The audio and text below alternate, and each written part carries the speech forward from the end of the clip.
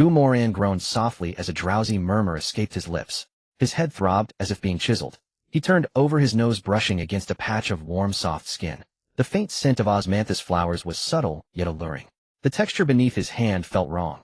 Not the jade bed of his mansion, but smooth, cool silk that slipped away as soon as his fingers touched it. He struggled to open one eye. What met his gaze was a pale, fair shoulder half hidden under the bedclothes with a collarbone hollow that could hold a fish.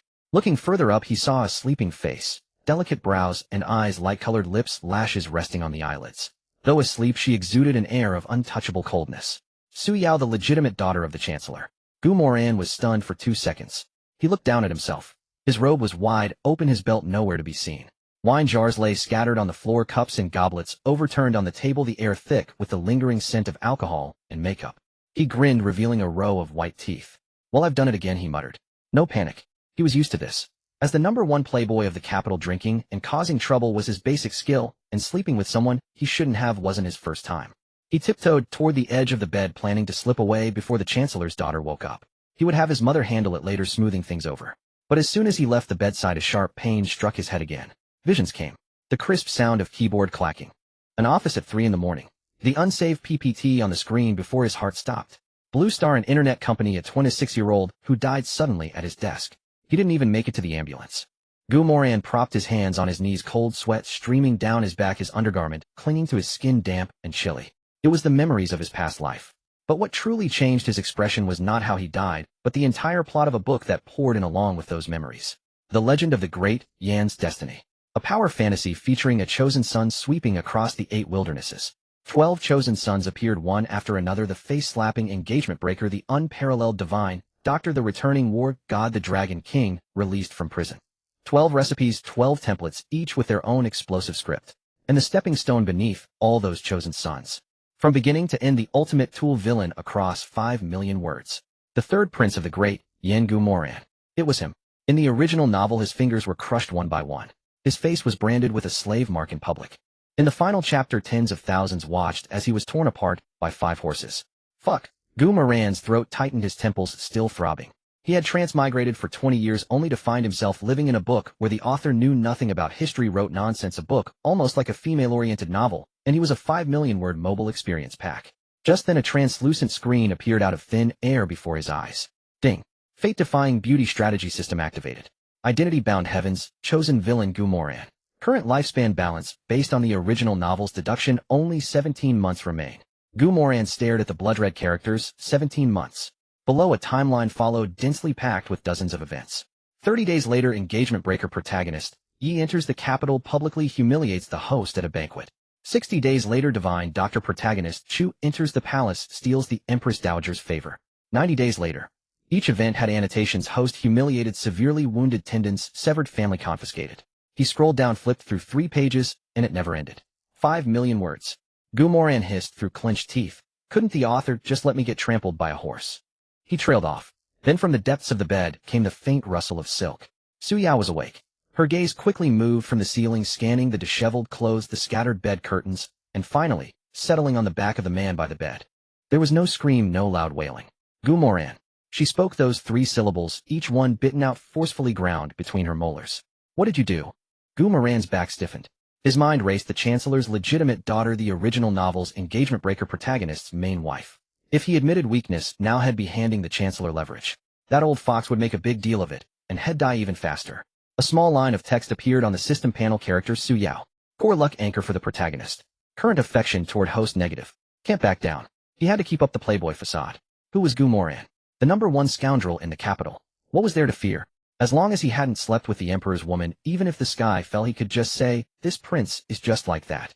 He rubbed his face, adjusted his expression, and when he turned around, that carefree, roguish smile was perfectly plastered on his face. He leaned against the bedpost, arms crossed. "Miss Su, that's quite an interesting remark. You were moaning quite loudly last night, weren't you?" He continued. "Last night, whose banquet was it? Whose wine was served? You were there when they poured cup after cup, weren't you?" Su Yao's fingers clenched the corner of the blanket, veins bulging on the back of her hands. "I didn't even." "Oh, you didn't."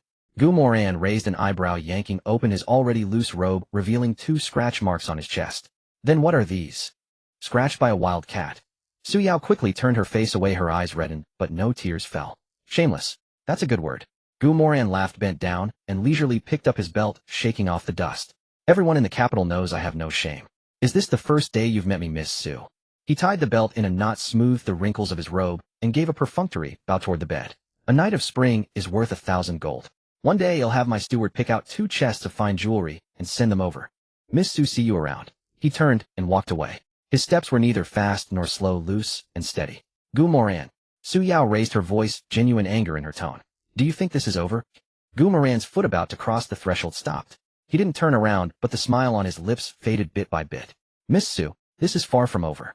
Our good days are long ahead. The sound of porcelain smashing against the wall came from behind. The porcelain shattered into pieces, scattering across the floor. He walked out the back gate of the Chancellor's mansion. The cold wind on the street blew away the smell of alcohol. Steam rose from a bun shop, and a vendor selling candied hawthorns was shouting his wares. A vivid living world. Gu Moran stopped on the bluestone path. The translucent screen at the upper right of his vision was still flickering. Warning: the chosen son Yi Qingyun is expected to arrive in the capital within 30 days. At that time, the core plot of the original novel, The Engagement-Breaking Banquet, will be triggered, and the host will suffer the first public humiliation. At that time, Su Yao will meet Yi Qingyun for the first time. Once her heart is moved, the destiny will be activated, and it will be irreversible. Returning to the E-Prince Manor, Gu Moran bolted the study door from the inside. He dismissed all the attending maids and pageboys with a simple reason: this prince is going back to sleep. Anyone who dares to disturb me will have 3 months' pay docked. No one dared to come. The entire manor knew the third prince's temper: reward a gold ingot, when pleased smash a inkstone, when displeased. Gu Moran's lazy demeanor faded completely. He turned and sat behind the desk, pulling up the system panel before him. Come. Let me see how this wretched book targets me. The panel displayed 4 words: original text replay. Gu Moran tapped it. The screen began to scroll. First chosen one, Yi Qingyun, born humble, gifted with talent, engaged since childhood, to Su Yao, legitimate daughter of the Chancellor's mansion, insulted at the engagement break banquet, abandoned literature for martial arts, cultivated in fury, returned to the capital 3 months later, crushing the antagonist situation.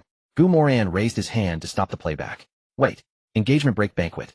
The system posted a supplement in the original text. The host coveted Su Yao forced the Chancellor to break the engagement, causing Yi Qingyun to swear revenge. Gu Moran stared at the line, then let out a laugh.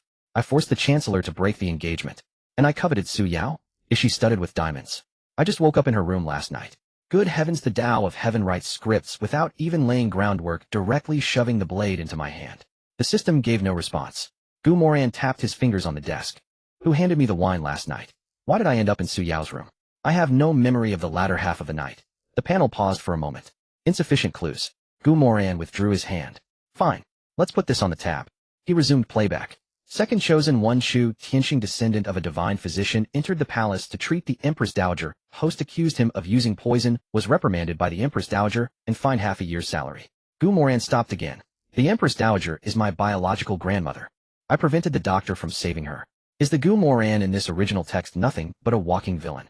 The system remained silent. Gu Moran waved his hand. Skip. The screen changed.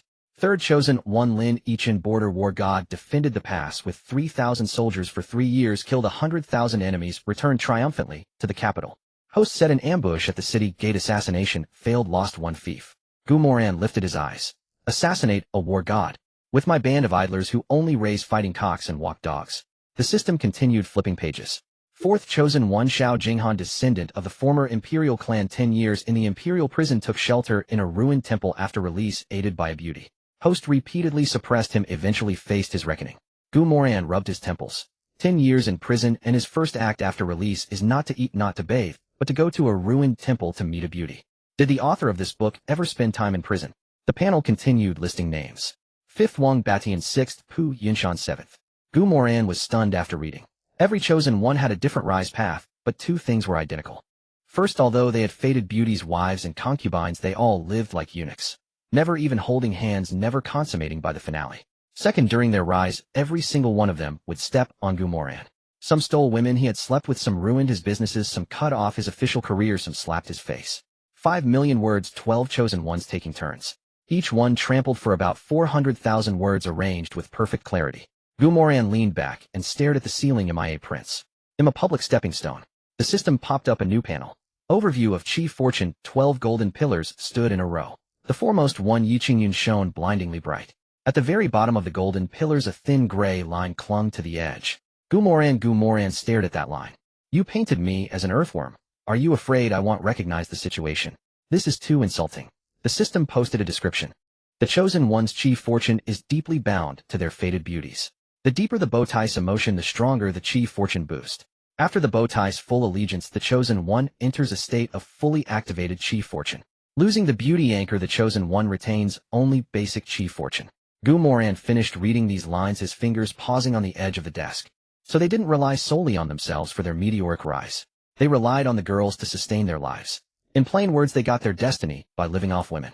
Gray text appeared at the bottom of the panel. Host's background data anomaly marker requires more clues to unlock. Moran's eyelids lifted slightly. My background. He reached out and tapped it. Insufficient clues. Moran withdrew his hand, his tone softening.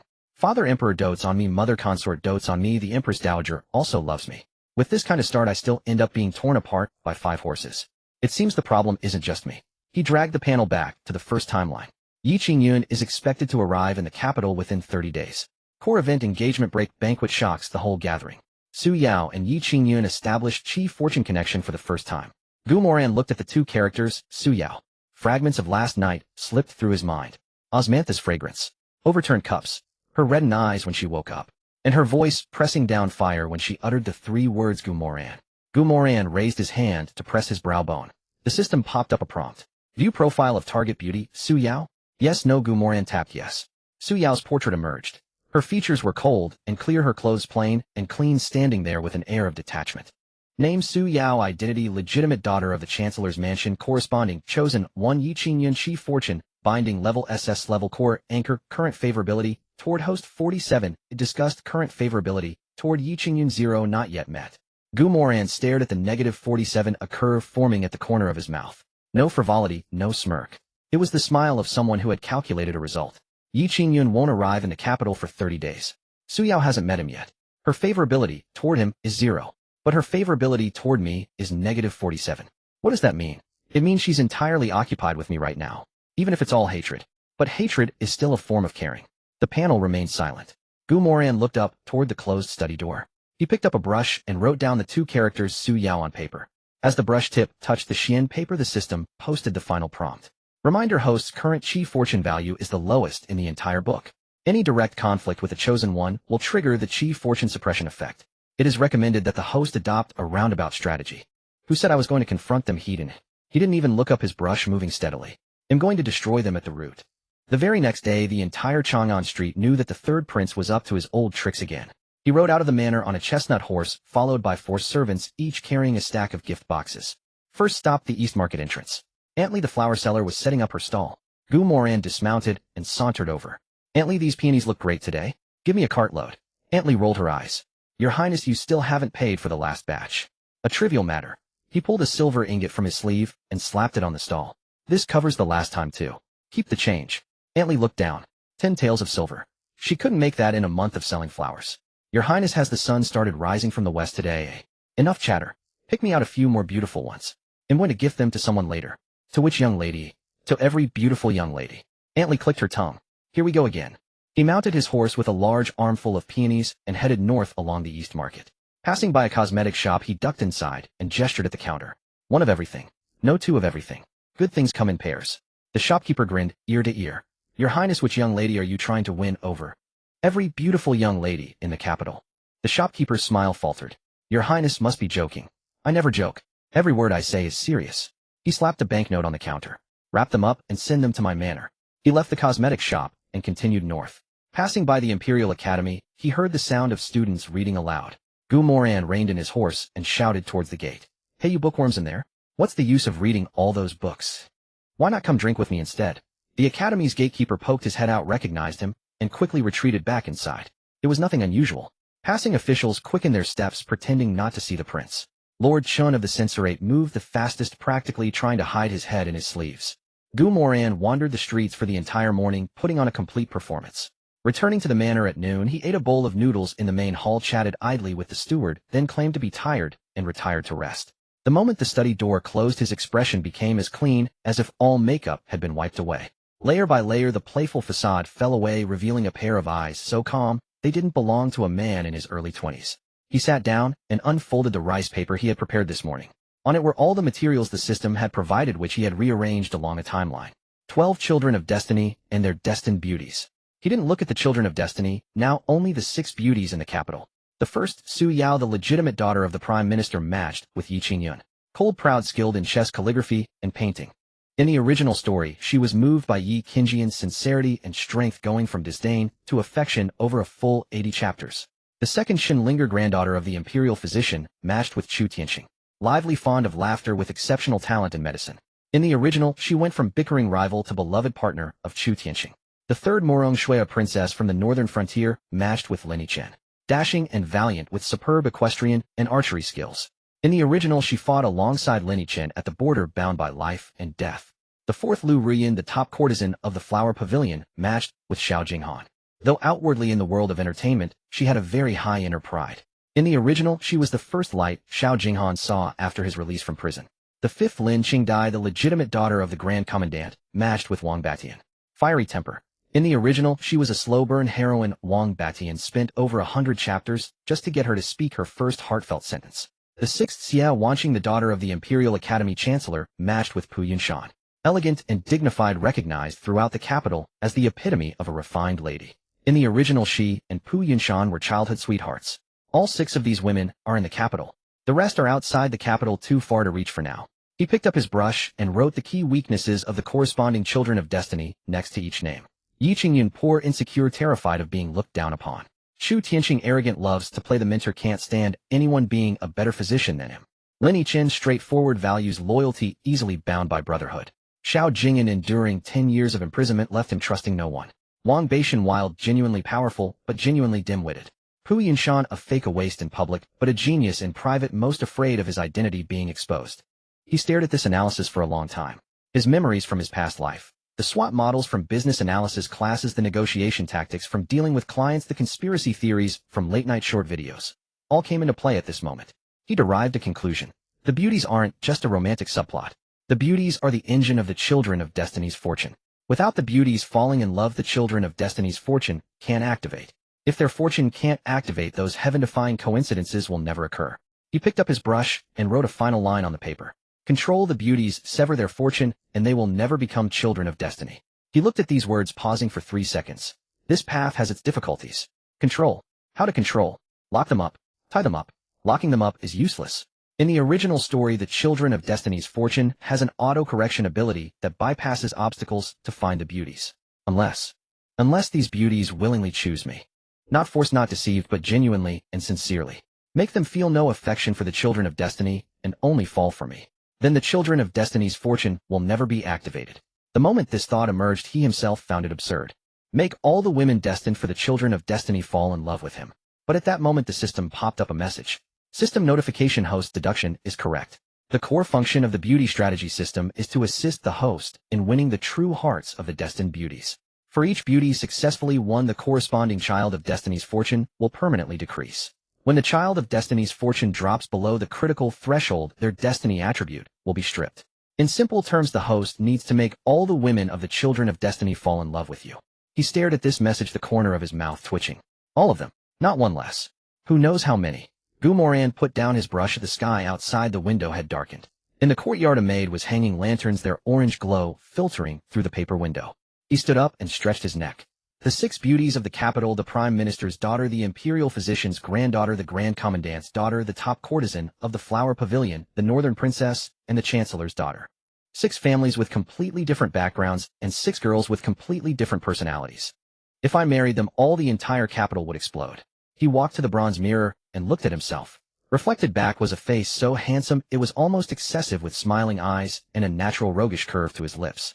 He had to admit his role as the villain was at least given some redeeming qualities, a good face. He grinned at his reflection. Moran, you worked yourself to death in your last life. This life lived differently. Damn heaven's mandate, don't even think about controlling me anymore. The system panel on the table spun quietly, and in the corner the red countdown continued to tick. Child of destiny, Yi Qingyun's arrival in the capital: 29 days.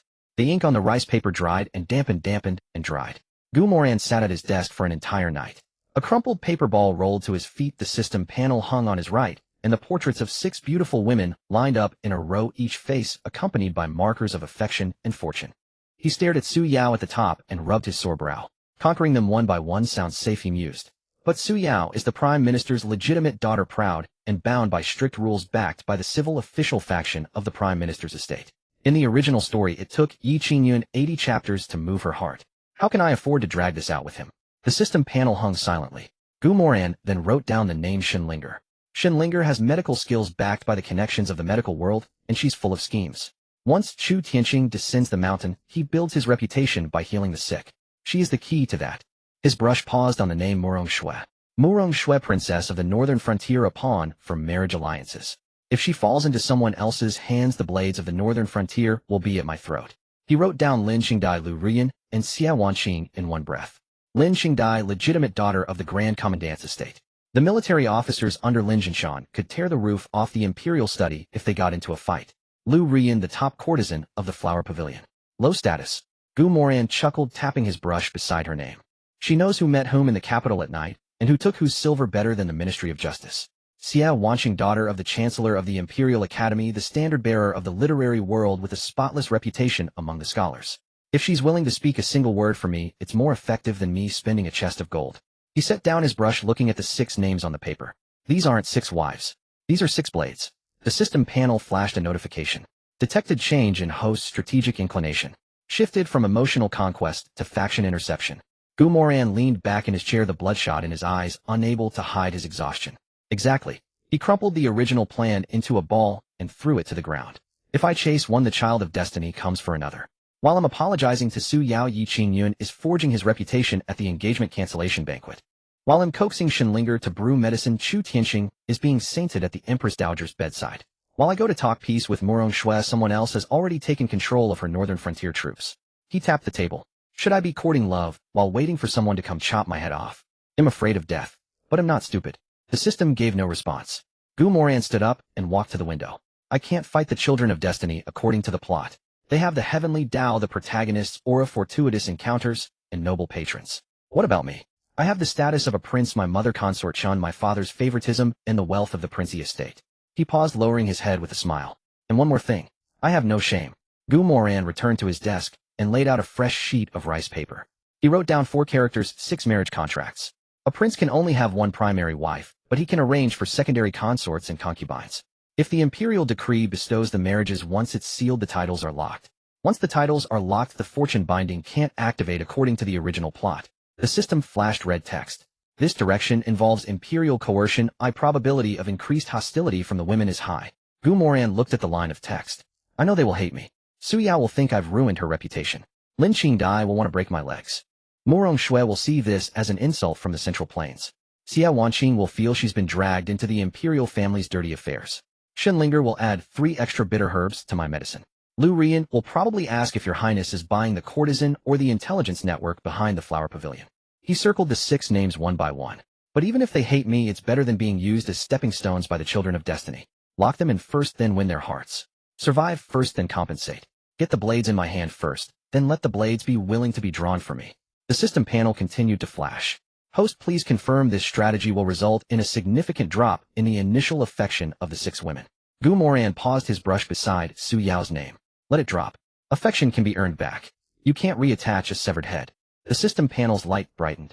Evaluating strategy. Too many variables. Recalculating. Calculating again. Moran waited for 10 breaths. The system displayed a full page of red text. Strategy evaluation, no similar cases in database. Risk level high. Item 1, overdrawing imperial credibility. Issuing 6 marriage contracts simultaneously will trigger court controversy. Item 2, hostility from the 6 women will increase if average affection drop estimated at 30. Item 3, children of destiny may advance to the capital, prematurely accelerating plot points. Item 4, if the host fails to deliver subsequent benefits, the 6 families may shift from forced cooperation to covert countermeasures. Benefit assessment, if successful within 30 days, the fortune foundations of the 6 children of destiny in the capital can be weakened, establishing a preemptive advantage. Overall conclusion, probability of success incalculable. System advises the host to think thrice. Moran reached out and dismissed the panel. I don't need to think thrice. He folded the paper and tucked it into his sleeve. I only care about one thing. How do I get my father to agree? A rooster crowed from outside the door. Dawn was approaching. Moran felt even more alert. My father dotes on me, sure. But 6 marriage contracts aren't like asking for a horse or a mansion. If I take this to the imperial court, my father will think I drank too much last night. He wrote down the characters for father and circled them. But what does my father want? Balance in the court. The Prime Minister's estate is too stable, the Grand Commandant's estate too rigid, the Northern Frontier envoys too slippery, the Imperial Academy too pure, the Flower Pavilion too dirty, the medical world too scattered. Each of the 6 families has its own temperament, and none bows to the other. He reached out and connected the 6 circles to his own name. But if they're all bound to an idle prince who doesn't scheme for power, they'll check and balance each other. My father loves balance the most. So I'll position myself as the counterweight. He wrote down the name Consort Shin next. Mother is the first hurdle. Father listens to her the most. And she's the smartest one of all. Moran narrowed his eyes at the system interface. Su Yao, the blade of the civil officials. Lin Qingdai, the blade of the military. Moran Shui, the blade of the border. Shen Linger, the blade of the medical arts. Lu Rian, the blade of the shadows. Xiao Wanqing, the blade of the scholars. He placed his brush back on the rest. 6 blades sheathed, and the sheath is the princely estate. Mother will understand. The sky outside the window had turned pale, and the crowing of roosters drifted from afar. Moran had sat in his study all night, his neck too stiff to turn, his eyes bloodshot. But he was more clear-headed than ever. He walked to the bronze mirror, splashed cold water on his face, and retied his disheveled hair. Once his attire was neat, he burned all the papers and pushed open the study door. The morning light was dazzling. A servant boy in the courtyard dozing off was startled awake by the door and hurried over to stand at attention. Your Highness is up. Breakfast is ready. Will you take it in the front hall, or shall I bring it to the study? Moran stepped over the threshold. No need. Prepare the horse. The servant boy froze. So early. Where is your Highness going? Moran descended the steps without looking back. To pay respects to my mother. The servant boy opened his mouth speechless. Prince E, the third prince, usually paid respects to Consort Shun in the afternoon. And even then only after the palace had urged him 3 times would he reluctantly drag himself over. To go voluntarily, and at dawn. The servant boy glanced at the sky. The sun wasn't rising from the west. Moran had already mounted his horse. The sound of hooves shattered the morning's stillness, heading towards the palace. In his sleeve was that list. 6 names. 6 blades. To ask his father for the betrothals, he had to pass his mother's test first. The beloved Consort Shin's residence was called the Hall of Embraced Radiance, situated in the deepest recesses of the harem, closest to the Emperor's Hall of Supreme Harmony. This location alone spoke volumes. When Moran arrived, Consort Shin had just risen and was seated before her vanity, having her hair dressed by a palace maid. Upon seeing the third prince, the maids merely offered a salute and retreated to the side. Mother. Moran stepped through the palace gates, his face already adorned with that signature profligate smile. 3 parts fawning, 3 parts coquettish, 4 parts insufferable. Consort Shin glanced at him in the bronze mirror without turning around. So early. Didn't sleep last night. I slept like a log. Your eyes are red. Moran grinned broadly, strolled over to the vanity, grabbed a chair, sat down with an air of familiarity, and casually picked up a pastry from the table. Mother, is this osmanthus cake newly delivered from the imperial kitchen? It tastes wonderful. Consort Shin waved a hand, and all the maids and the lady-in-waiting tending her hair withdrew. As the palace gates closed, mother and son were left alone. Consort Shin turned to appraise her son. She was 37, but well-preserved, appearing to be just over 20. Her phoenix eyes held authority, her features were as delicate as a painting, and she was once hailed as the foremost beauty of the capital. Yet her ability to overshadow the empress in power was not due to her looks alone. Speak, what is it? Your son wishes to marry. Consort Shin took a sip from her teacup, unhurried. Which young lady has caught your eye? Moran swallowed his pastry and began counting on his fingers. Su Yao, the Prime Minister's daughter. Consort Shin didn't even raise an eyelid. Shen Linger, the granddaughter of Grand Physician Shun. The teacup remained motionless in her hand.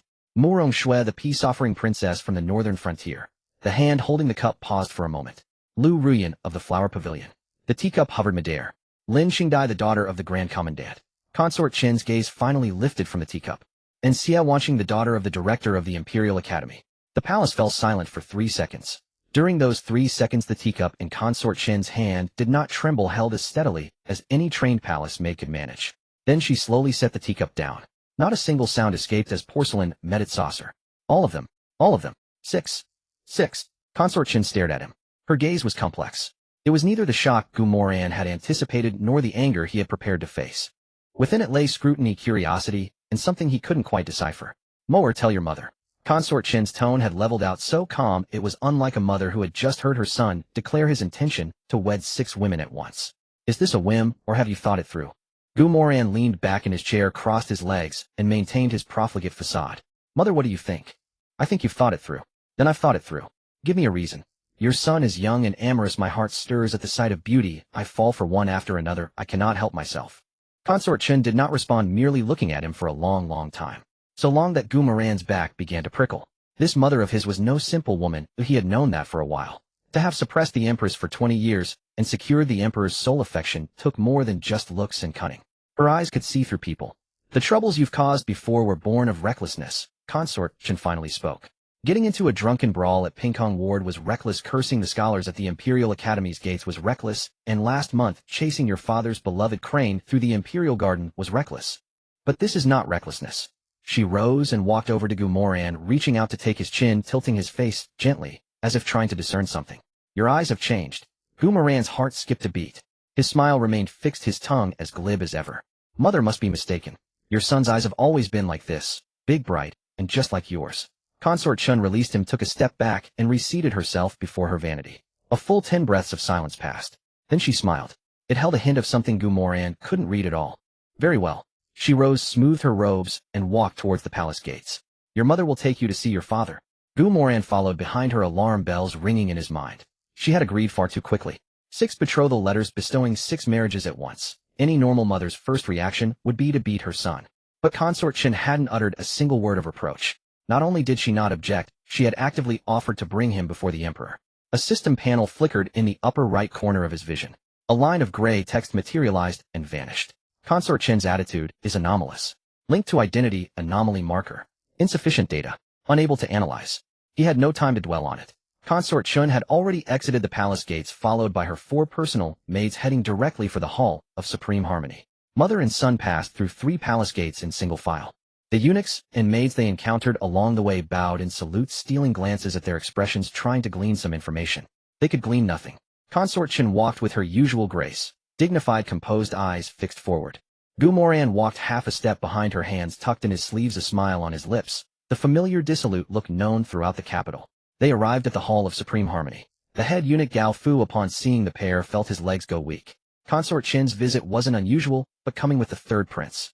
The last time was 3 years ago, when the 3rd prince had dropped the ancient bronze tripod passed down from the previous dynasty, and the emperor had dragged him by the ear and scolded him for half an hour. Imperial Consort 3rd Prince His Majesty is currently reviewing memorials.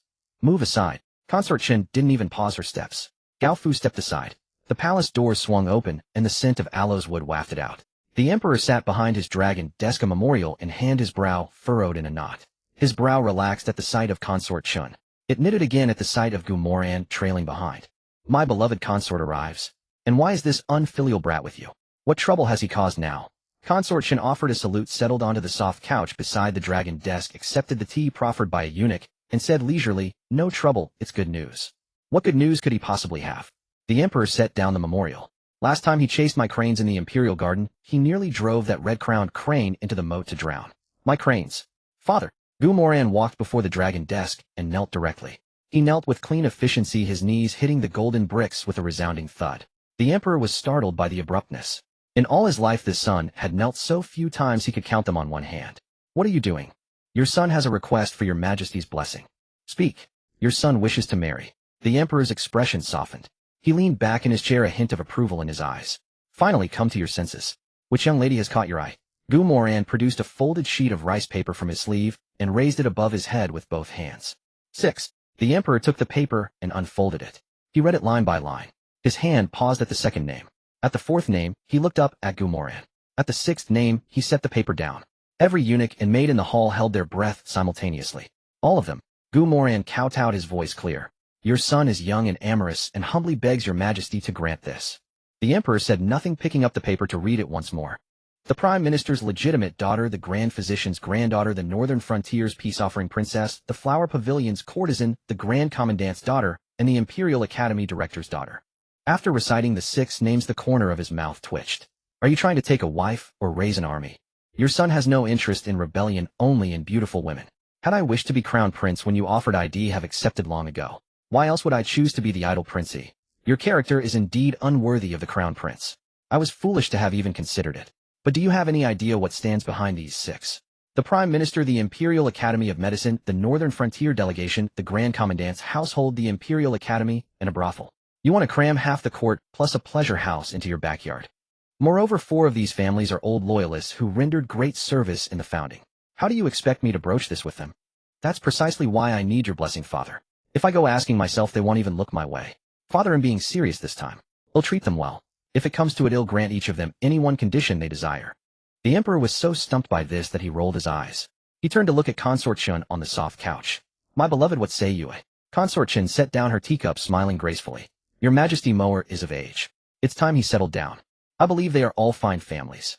The court is in aside, the other 5 are indeed fine families, but altogether they're a powder keg. Your Majesty is the son of heaven. A marriage decree is a heavenly grace. Who dares to object?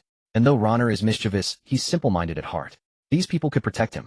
The emperor opened his mouth only to find he couldn't refute her logic. Indeed, after his own passing, would the new emperor tolerate Ronner?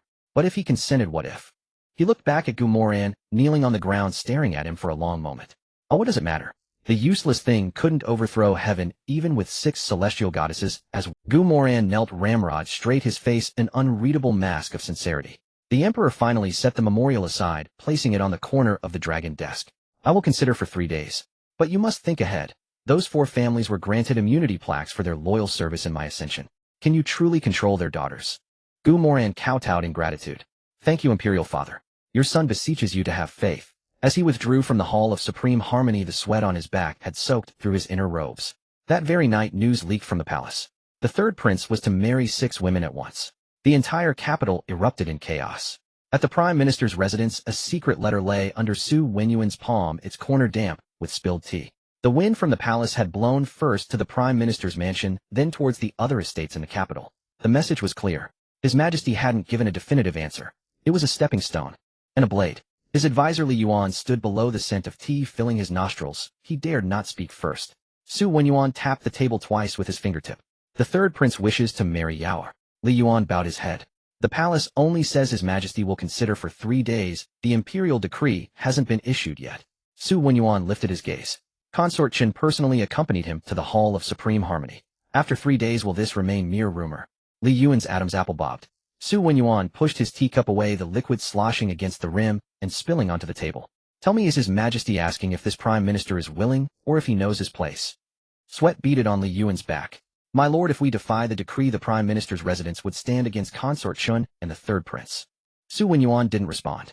Li Yuan paused, then added, if we comply, the young lattice reputation will suffer. Su Wenyuan stared at him. A street vendor could tell me that. Li Yuan paled, stepping forward half a pace. My lord, this subordinate has a thought, though I know not if I should speak it. Speak. Since you cannot defy the decree, perhaps. That matter weighing on your heart, the old marriage contract with the Yi family, could be buried by the imperial decree. Su Wenyuan's hand holding the teacup froze. The bamboo blinds outside the hall clattered in the wind. This was the point. That marriage with the Yi family was a vow made by the late patriarch out of loyalty. The Yi family's standing was too low now. If the Prime Minister's residence were to break off the engagement on its own, the censorate would decry him for snobbery by morning. But an imperial betrothal was different. The Yi family, no matter how aggrieved, could not march into the palace to plead their case. Who would bear the infamy? The third prince for his absurdity. The imperial authority for its coercion. The Su family would only face a few whispers. The calculation was simple. Su Wenyuan set the teacup down. One must fear imperial power, but also know how to wield it. Well reasoned. Since the royal family offers us a condition, I shall make one. Li Yuan looked up. My lord intends to agree. Su Wenyuan's gaze drifted toward the rear hall. From behind the screen, a faint scent of osmanthus drifted. Yao was there. Su Wenyuan picked up his brush and wrote out a list of demands. When Li Yuan saw the third item, his brow furrowed. My lord, will this be too harsh? Su Wenyuan didn't stop writing. It must be harsh for His Majesty to see. He took a sip of the cold tea, the bitterness settling on his tongue. If I make no demands, His Majesty will think the Prime Minister's residence is easy prey. If I slam the table and refuse, His Majesty will suspect us of treasonous intent. To present conditions without refusing the decree, that is the proper measure. The beaded curtain at the rear hall stirred. Su Yao stood behind it, not emerging. Su Wenyuan's hand holding the brush paused. Yao, go back. A moment of silence from behind the curtain. Su Yao's voice came through the beads. Father, do you see this as a good thing? Su Wenyuan's knuckles tightened, then relaxed. Many things in this world are not judged by good or bad. He pressed the list of conditions under the paperweight. Only by whether one can survive to walk further. The beads clinked softly. Su Yao left. There were no tears, no protests. The more composed she was, the heavier Su Wenyuan's heart felt. That same day at the Grand Commandant's residence, Lin Zinshan's blade rested on the desk. Though sheathed, the table leg had already been kicked askew half an inch. The steward stood guard at the door, afraid to even breathe heavily. Lin Qingdai leaned against the screen, a ledger still in her hands. She looked at the table leg first, then at her father. Father, don't chop. Lin Jinshan glared at her. I haven't even drawn the blade. If you do, the Jiangnan purple sandalwood is gone. Lin Jinshan choked on his words. This is no time for your ledgers. Lin Qingdai turned a page. It's precisely because I'm to be married that I must examine the accounts. Who said you're to be married? Lin Qingdai closed the ledger. Does father intend to surround the palace with troops? Lin Zinshan's face darkened. Nonsense. Then that's settled. She stepped out from behind the screen and stood before the desk. You are the Grand Commandant holding the troops outside the capital. If you say no to the marriage and word reaches the palace, what will His Majesty think? Lin Jinshan pressed down on the scabbard the wooden desk, groaning. I still want send you into that good for-nothing's residence. Gu Moran may be a wastrel, but he has His Majesty and consort Qin behind him. Lin Qingdai looked at the blade. Father cannot defy the decree, but you can follow the royal family's lead and set conditions. Besides, with my martial skills, if I'm unwilling, could he ever get close to me? That same day in the rear hall of the Imperial Medical Institute, Old Master Shin sat before the medicine cabinet, a silver needle held between his fingers. The scent of herbs mixed with lamp oil the room, so quiet one could hear the needle tip-tap against the box. Shin Linger stood before him in a goose-yellow dress, her hair in twin buns, her face round and soft. Grandfather, so the third prince wants to marry me. Old Master Shin snorted. Not just you. He's marrying 6. Shin Linger blinked. Wow, his kidneys must be busy. Old Master Shin nearly bent the silver needle. Girl, mind your tongue.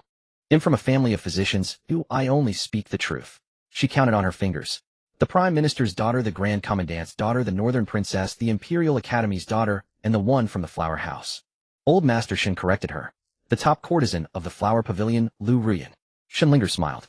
These 6 together. The Prime Minister, the Grand Commandant, the Imperial Medical Institute, the Imperial Academy, the Northern Envoys, the Flower Pavilion. She looked up at Old Master Shin. Grandfather, is he marrying a wife or forming a cabinet? Old Master Shin's needle paused. You see it too? Shinlinger's face still wore a sweet smile. See what? I'm just a young girl. Old Master Shin placed the needle back into its box. If you were just a young girl, you wouldn't have sent the second prince's advisor into a rash of hives with a bowl of tonic last year. Shinlinger spread her hands. He's allergic to astragalus. Is that my fault? Old Master Shin looked at her without speaking. Shinlinger blinked twice, her act of innocence failing. She dropped it. Fine. Old Master Shin asked, what do you make of this? Shinlinger ran her fingers along the edge of the medicine cabinet. The wood long steeped in medicinal vapors left a bitter trace on her fingertips. I can marry. Old Master Shin's beard twitched. What, if the conditions are right? What conditions? Shinlinger lifted her face. Since he's offering conditions, he'll have the third prince come and negotiate with me in person. That same night at the Northern Envoy's residence. Batter slammed a hand on the table's edge, rattling the wine bowl. Moran Shui sat on the windowsill sharpening a blade. Stone dust fell onto her skirt, the edge of the knife catching the moonlight. Batter gritted his teeth. Princess, the Central Plains Emperor goes too far. He said the marriage candidate would be chosen after 3 months. Moran Shui didn't look up. He hasn't issued the decree yet.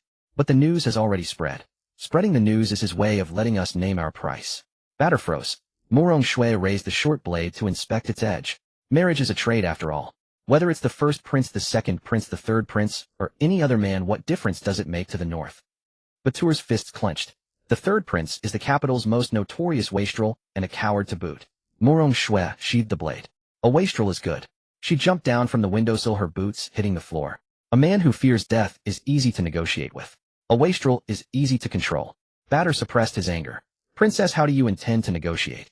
Moran Shui walked to the table, picked up a wine bowl, and drank. The strong liquor burned down her throat, yet her brow didn't even twitch. Why is your name like a man's, and your temperament like one too? Our condition is this: well, follow the northern custom. Test his courage. At the same time, in a private room on the 2nd floor of the Flower Pavilion, Madame Chun clutched her handkerchief.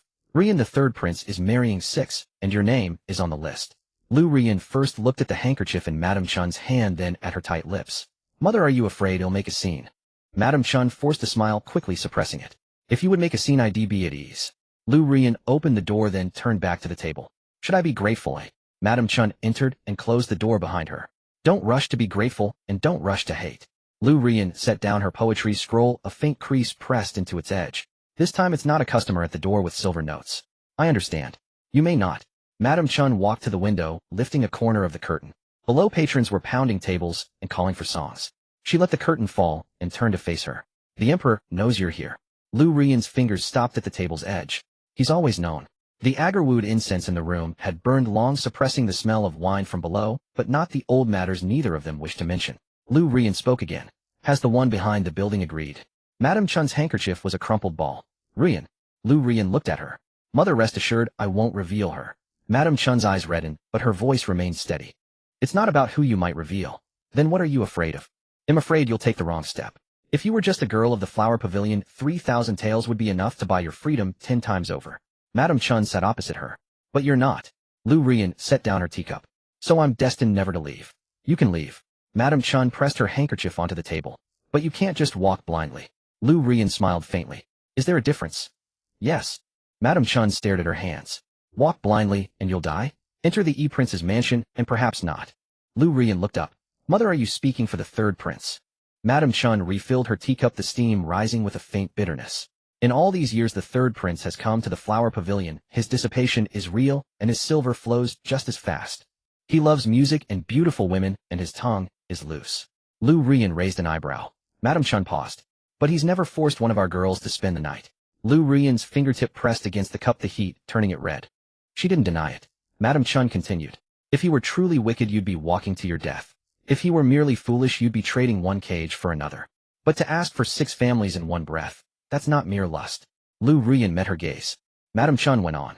He's pulled half the capital to a single table. Lu Rian lowered her eyes to the tea's surface. Below, cups clinked and laughter pierced the room. Madam Chun softened her voice. Rian, when you can't see clearly, there's still room to maneuver. Lu Rian was silent for a long while. In her mind, she saw the osmanthus tree in her grandfather's study and the narrow alley behind the Grand Tutor's mansion. The smell of blood, the firelight, the one who carried her to safety. She pushed the images back down, her hand still resting on the cup. Mother, but I still hate them. Madam Chun's expression shifted. Don't say such things again. Lu Rian looked at her. The Empress Dowager says she owes the Lu family a life, yet she didn't stop her son from wiping out my entire clan. Madam Chun rose, hurried to the door, and listened. The corridor was empty. She turned back, her voice hoarse. Only the living have a future. Lu Rian took a sip of hot tea. It was bitter, but as it went down, a slow sweetness emerged. I live only by the Emperor's whim. If he decides to hunt me down, even the Flower Pavilion can't shield me. Madam Chun whispered, no one can fight the royal family. Lu Rian set her cup back on the table, her voice barely audible. Then he'll marry. This is no longer something the Flower Pavilion can stop. Lu Rian rose, walked to the vanity, and opened a small box. At the bottom of the box lay an old jade button.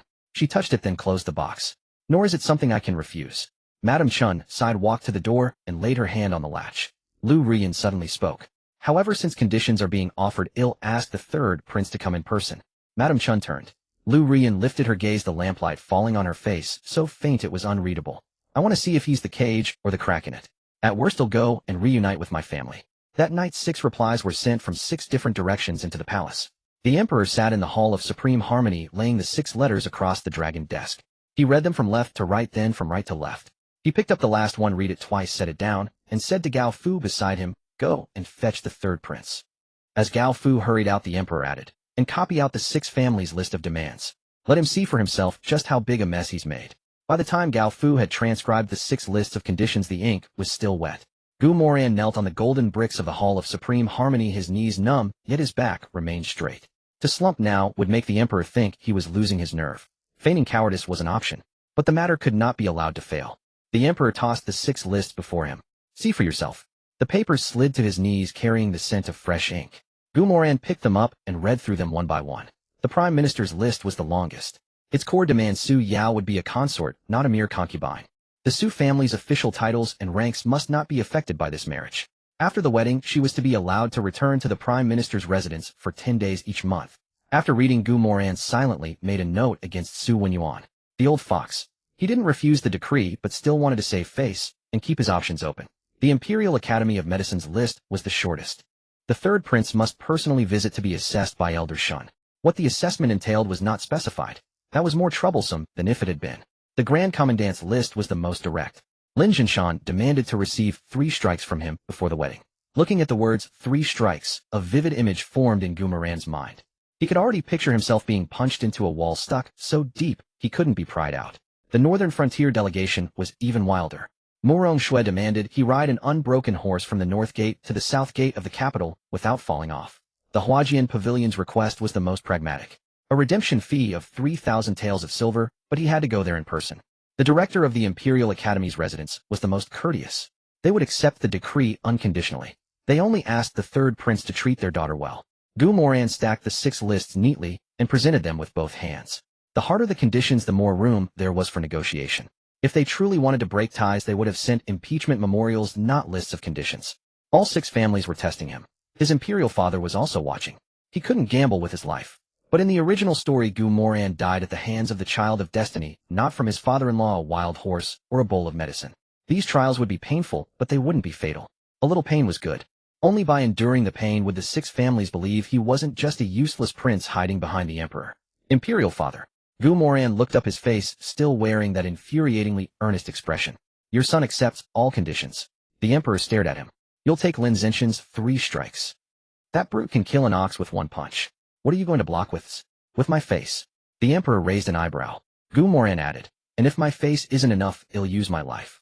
After all, your son has taken a liking to his daughter. The emperor let out a cold laugh. And you'll ride Moran Shue's unbroken horse. Last time you rode a mare, you nearly smashed through the fish pond in the imperial garden. Your majesty has a good memory. Moran sighed. That horse wasn't innocent either. It glared at your son first. Gao Fu lowered his head, his shoulders trembling with suppressed laughter. The emperor tapped the dragon desk with a memorial. Enough jokes. Moran immediately straightened his expression. Your son will train in advance. The emperor asked again, do you know what Elder Shin's assessment is? That old man doesn't know his own strength. Then let your son set a precedent for the Imperial Academy of Medicine. What precedent? The precedent of still being able to breathe after the assessment. The emperor said nothing. The scent of imperial incense mingled with the ink in the hall. Moran's knees were burning from kneeling, but his hands remained steady. The emperor picked up the 6 lists of conditions and placed them on the right side of the dragon desk. 6 names were also pressed there. Ronner. Moran's back tensed. That form of address was wrong. The emperor rarely called him that in the Hall of Supreme Harmony. Are you hiding something from me? Moran lowered his eyes. If he retreated, his father would grow suspicious. If he said too much, his father would investigate. The safest move was to give an answer the emperor would be willing to believe. Your son would not dare. You've never done anything serious in your life. The emperor looked at him, suddenly wanting to marry 6 women at once. Even I, with all my indulgence, have to ask why. Moran raised his head. Does imperial father want to hear the truth? Speak. Your son does indeed like beautiful women, that's true. He paused, his tone as flippant as ever. But your son is not stupid. The emperor's finger stopped on the memorial. Moran continued, the prime minister's residence holds political power, the grand commandant's residence holds military power, the Imperial Academy of Medicine holds medicine, the Imperial Academy holds talent, the Northern Frontier Delegation holds the realm's border prestige, and the Huajian Pavilion holds the capital's intelligence. Once your son marries into these 6 families, he can walk sideways in the capital. Anyone who wants to move against him will have to think twice. And when you are old, your son can also protect his own life. Gao Fu's eyelids twitched. Those words were shameless. But within that shamelessness lay a mind full of calculated schemes. The emperor stared at Moran for a long moment, then suddenly laughed. He had personally lived through the succession crisis after the Grand Emperor's death, and knew all too well how many brothers' bones lay beneath the path of princes vying for the throne. You little wretch. He slapped the dragon desk, and stood up. I actually thought you only knew how to eat, drink, and play. Moran quickly interjected. Imperial father is mistaken. Your son works very hard at eating, drinking, and playing too. Shut up. The emperor looked towards the hall outside. Gao Fu stepped forward. Your servant is here. Issue the decree. At tomorrow's morning court, I will announce the marriages before all the civil and military officials. Gao Fu accepted the order and withdrew, his steps half a beat faster than usual. Moran prostrated himself and kowtowed. Your son thanks imperial father for his blessing. As his forehead touched the golden brick, a chill seeped into his skin. The first hurdle was cleared, but he didn't relax. An imperial decree could secure titles and positions, but it couldn't secure people's hearts. That was the real problem. On the 4th day, at the hour of Mao, around 57 a.m., the Grand Court Assembly was held in the Hall of Supreme Harmony. Civil and military officials lined up on both sides. The emperor sat on the dragon throne with 6 bright yellow marriage contracts laid out before him. The vermilion seals pressed on the silk were glaringly red. A decree is issued today. Gao Fu stepped forward and unrolled the first one. By the grace of heaven, the emperor decrees the 3rd Prince Moran, having come of age, is to be wed. It is hereby decreed that Su Yao, the legitimate daughter of Prime Minister Su Yuan, is to be married to him as a secondary consort. An auspicious day shall be chosen for the wedding. Respect this. Someone in the hall's hand, holding a ceremonial tablet, tilted half an inch. Gao Fu didn't stop unrolling the second edict. It is decreed that Shin Linger, granddaughter of Elder Shin, the director of the Imperial Academy of Medicine, is to be married to him as a lady of excellence. An auspicious day shall be chosen. Respect this. The murmur of whispers had just begun when it was suppressed by the 3rd decree. It is decreed that Princess Moran Shui of the Northern Frontier is to be married to him as a secondary consort. An auspicious day shall be chosen. Respect this. The northern frontier envoy stood at the back of the hall, his face tense. The fourth decree. It is decreed that Lu Ruyan of the Huajin Pavilion is to be married to him as a lady of excellence. An auspicious day shall be chosen. Respect this. Censor-in-Chief Chun stepped forward in one stride. Your Majesty, your subject has a memorial to present. The emperor didn't look at him. Suppress it. Gao Fu unrolled the fifth decree. It is decreed that Lin Qingdai, daughter of Grand Commandant Lin Jinshan, is to be married to him as a secondary consort. An auspicious day shall be chosen. Respect this. Lin Jinshan stood at the head of the military officials, the tendons on the back of his hand standing out, but he remained silent. The sixth decree. It is decreed that Xia Wanqing, daughter of Xia Huaiyan, the director of the Imperial Academy, is to be married to him as a lady of excellence. An auspicious day shall be chosen. Respect this. After all 6 decrees were read, Gao Fu closed the marriage contracts and stepped back. In the Hall of Supreme Harmony there was only the rustle of robes and the sound of breathing. Censor Chen knelt down. Your Majesty, this act is against propriety. Although there is no limit on the number of concubines a prince may take, issuing 6 marriage contracts on the same day has no precedent in the court. Among them are a woman from a pleasure house and a foreign princess. If they are all brought into the prince's household, it may damage the dignity of the state. Your subject begs your Majesty to withdraw the decree. 3 censors behind him knelt as well. The emperor picked up his teacup and blew on the floating foam. My decree. You want me to withdraw it? The 4 censors pressed their foreheads to the ground.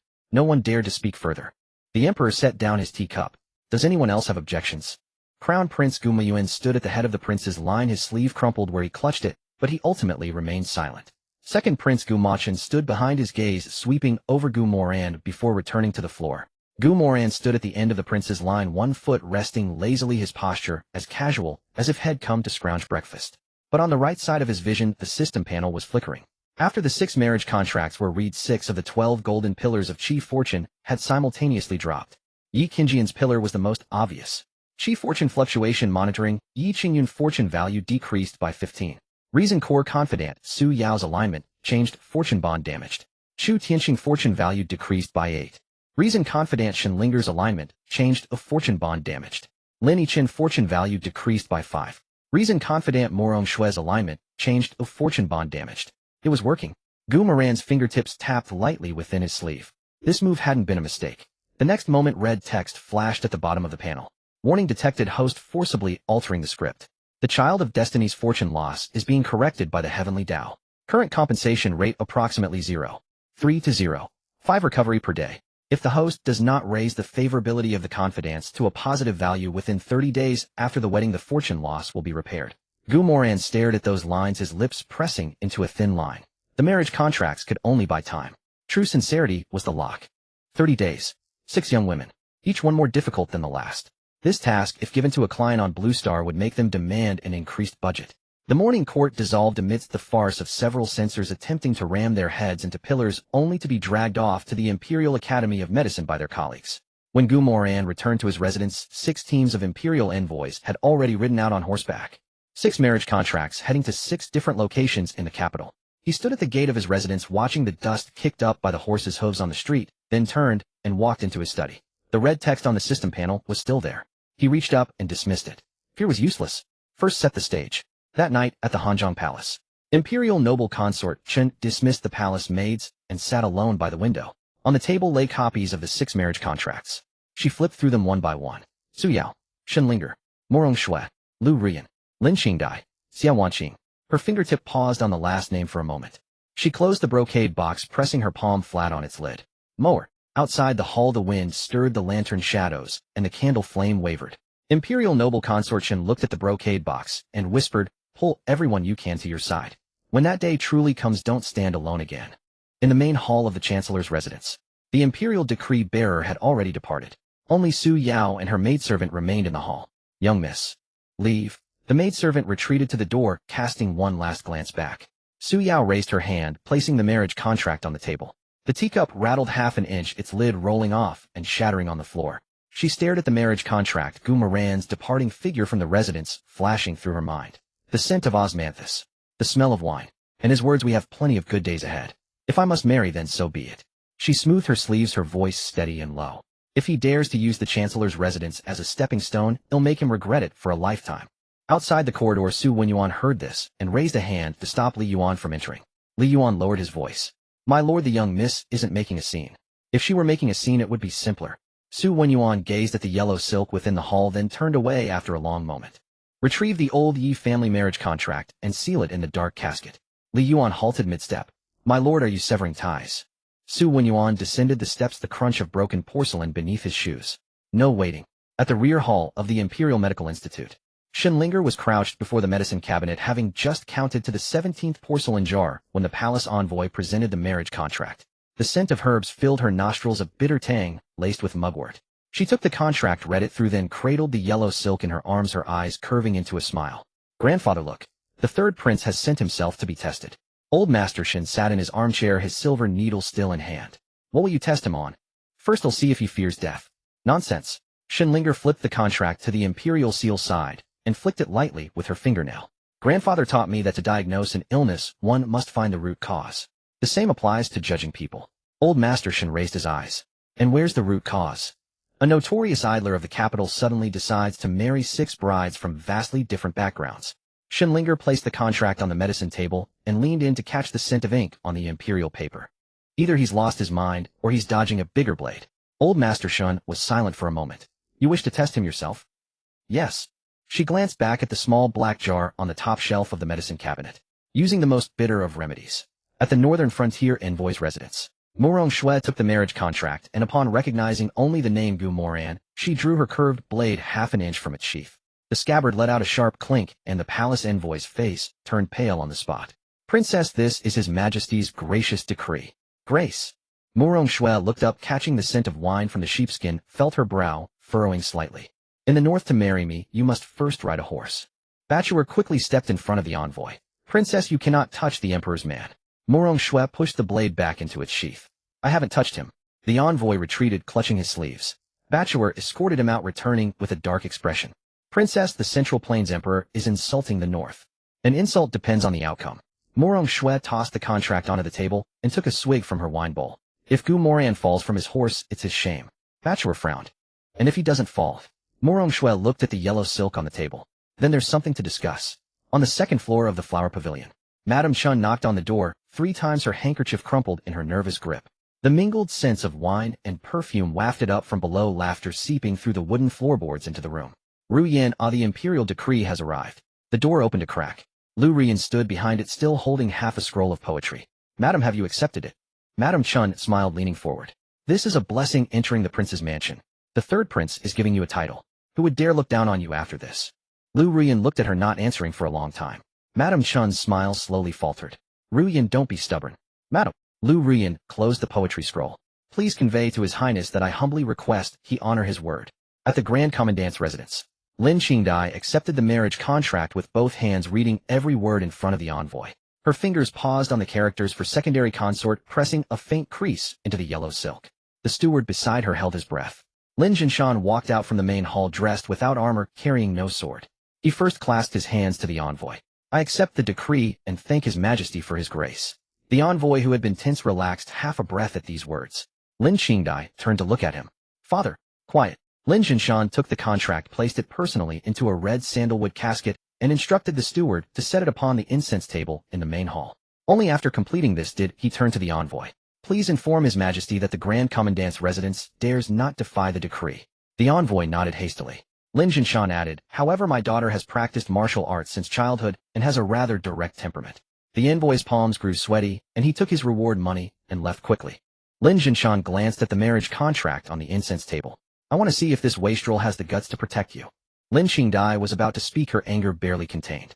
Lin Jinshan picked up his teacup, but didn't drink. The imperial decree is on that table. Do you want to overturn it and drag the whole household down with you? Lin Qingdai was taken aback. What about the 3 moves? If he can't take them, the wedding will naturally be delayed. Lin Jinshan set the cup down. If he can take them, at least it proves he's not just a coward hiding behind the emperor. Lin Qingdai fell silent. Watching his daughters retreating back, Lin Jinshan added, Qingdai, a warrior can be hard, but not stupid. At the Imperial Academy's rear courtyard, Xiao Wanqing was watering the roses when the marriage contract arrived. The earth soaked up the water, the scent of damp soil, mingling with ink from the study window. She received the decree with both hands and bowed to the envoy. Thank you for your trouble, sir. Please inform His Majesty that Wanqing accepts the decree with gratitude. After the envoy left, her maidservant whispered, Miss, are you all right? Xia Wanqing held the contract close, her fingertips touching the imperial seal, a wave of heat rising to her eyes. Close the door. The maidservant hesitated, then obeyed. As the door shut, a very soft sob escaped from within. 3 breaths later, the door opened again. Xia Wanqing stepped out, her face composed, her robes neat. Move this pot of roses to the study window. The maidservant hurriedly replied, yes. The blooming season is nearly over, let it get more sun. That same day the capital was in an uproar. Tea house storytellers had crafted a new tale, the prince's sixfold wedding, performing it from morning till night. Red paper was pasted at the entrance of the gambling den. Odds on whether the third prince would survive his wedding night were set at 1 to 1.5. For which bride would strike first. Moran was ranked first, Lin Qingdai second. When the news reached the prince's mansion, Moran was in his study staring at his system panel. Su Yao affinity 67, reason forced marriage contract. Shun Linger affinity 12, reason curiosity outweighs aversion. Moran affinity 55, a reason contract binding northern customs conflict. Lu Rian affinity 30, no change. Lin Qingdai affinity 78, a reason imperial decree pressure grand commandant's residence temporarily not defying. Xia Wanqing affinity 5, a reason passive acceptance emotional suppression. Moran stared at Lin Qingdai's entry, tapping his fingers on the desk twice. Negative that much. He flipped to the Lin family's conditions. Grand Commandant's residence proposes a premarital trial. Lin Jinshan requires the host to withstand 3 strikes hidden. System assessment. This act by Lin Jinshan is not a defiance of the decree. True purpose 1. The Grand Commandant's residence accepts the decree but will not be easily manipulated. True purpose 2. To justify the marriage to Lin Qingdai, proving it's not selling his daughter. True purpose 3. To gauge the host's performance and assess potential for future cooperation. After reading, a scene of the training grounds formed in Moran's mind. A large blade, green bricks, and the miserable sight of himself being carried back to the mansion. He raised a hand and rubbed his knee. This father-in-law sure knows how to play the game, just doesn't care much if I live or die. The system displayed another line. Newbie compensation has been issued. Numbing pain pill after taking it. Pain perception is reduced by 90 for 2 days without affecting movement or judgment. Moran's smile froze as he read the last line. While this newbie compensation is a bit thoughtful, the countdown for Yi Qingyun on the system panel jumped to a new number. Countdown to chosen one Yi Qingyun's arrival in the capital, 23 days. 23 days. His gaze turned cold and hard once more. Within 23 days he had to turn at least one person's affinity positive. The system promptly displayed a new notification. Wedding preparation quest generated. It is recommended that the host add personalized details to the wedding to create a contrasting impression, establishing a foundation for subsequent interactions. Do you suggested plan? Moran clicked yes. As the plan unfolded, his brow furrowed at first, then gradually relaxed. Interesting.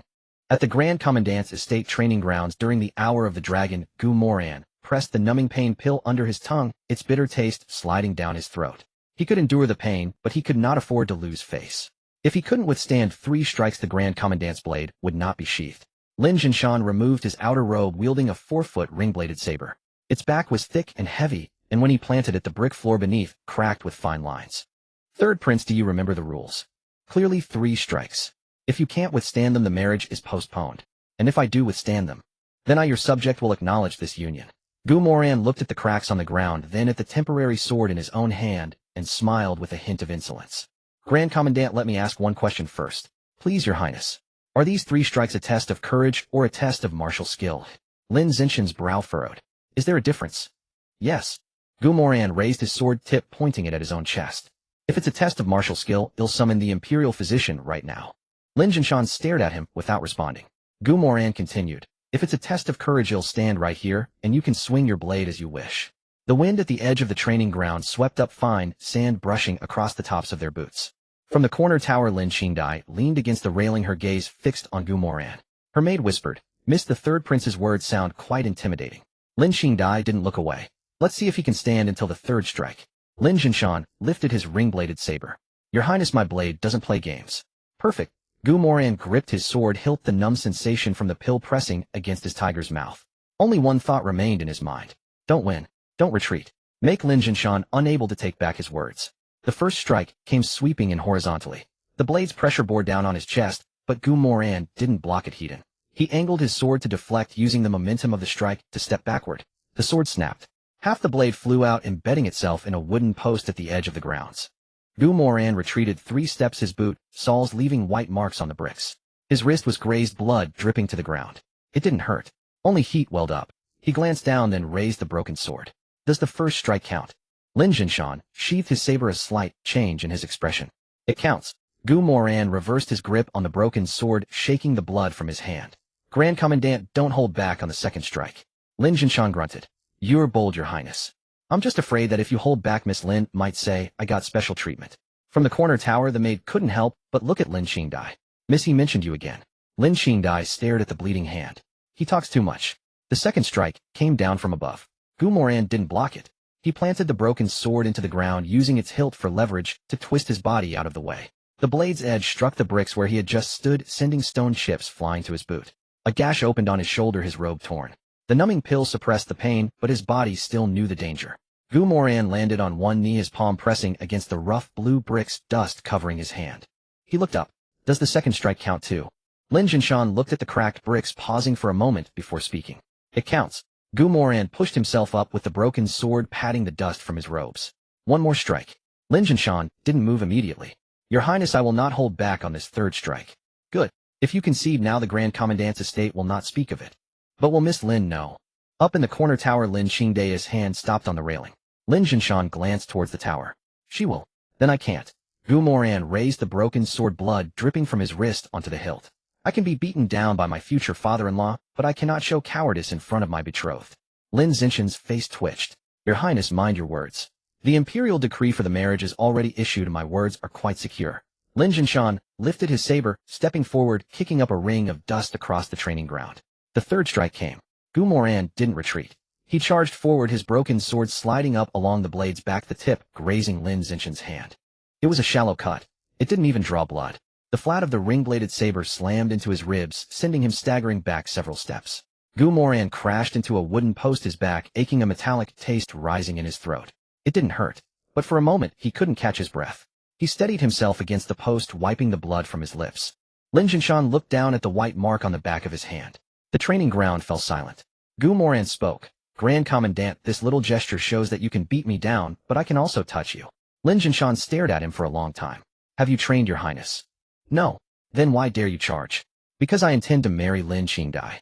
Moran tossed the broken sword to the ground, the sharp clang of metal echoing briefly. She is the daughter of the Grand Commandant's estate. If I don't even dare to face your 3 strikes, how can she trust me to protect her when we face even harder trials ahead? At the corner tower, Lin Qingdai pressed her lips together, saying nothing. Her maid whispered, Miss, he made it through. Lin Qingdai released the railing. I saw. Lin Jinshan sheathed his saber and clasped his hands in a salute towards Moran. The 3 strikes are complete. I will report to His Majesty that the Grand Commandant's estate accepts the imperial decree. Moran returned the salute. Thank you, father-in-law. Lin Zinshan's face darkened. The marriage isn't official yet. It's only a matter of time. Your Highness should go tend to your wounds first. Moran looked down at his battered body. He'll make a trip to the Imperial Medical Bureau on the way. Lin Jinshan frowned. In your condition? The Shin family also awaits to test me. Lin Jinshan was silent for a moment, then turned to instruct his steward. Prepare the carriage to take the third prince there. Moran waved his hand. No need.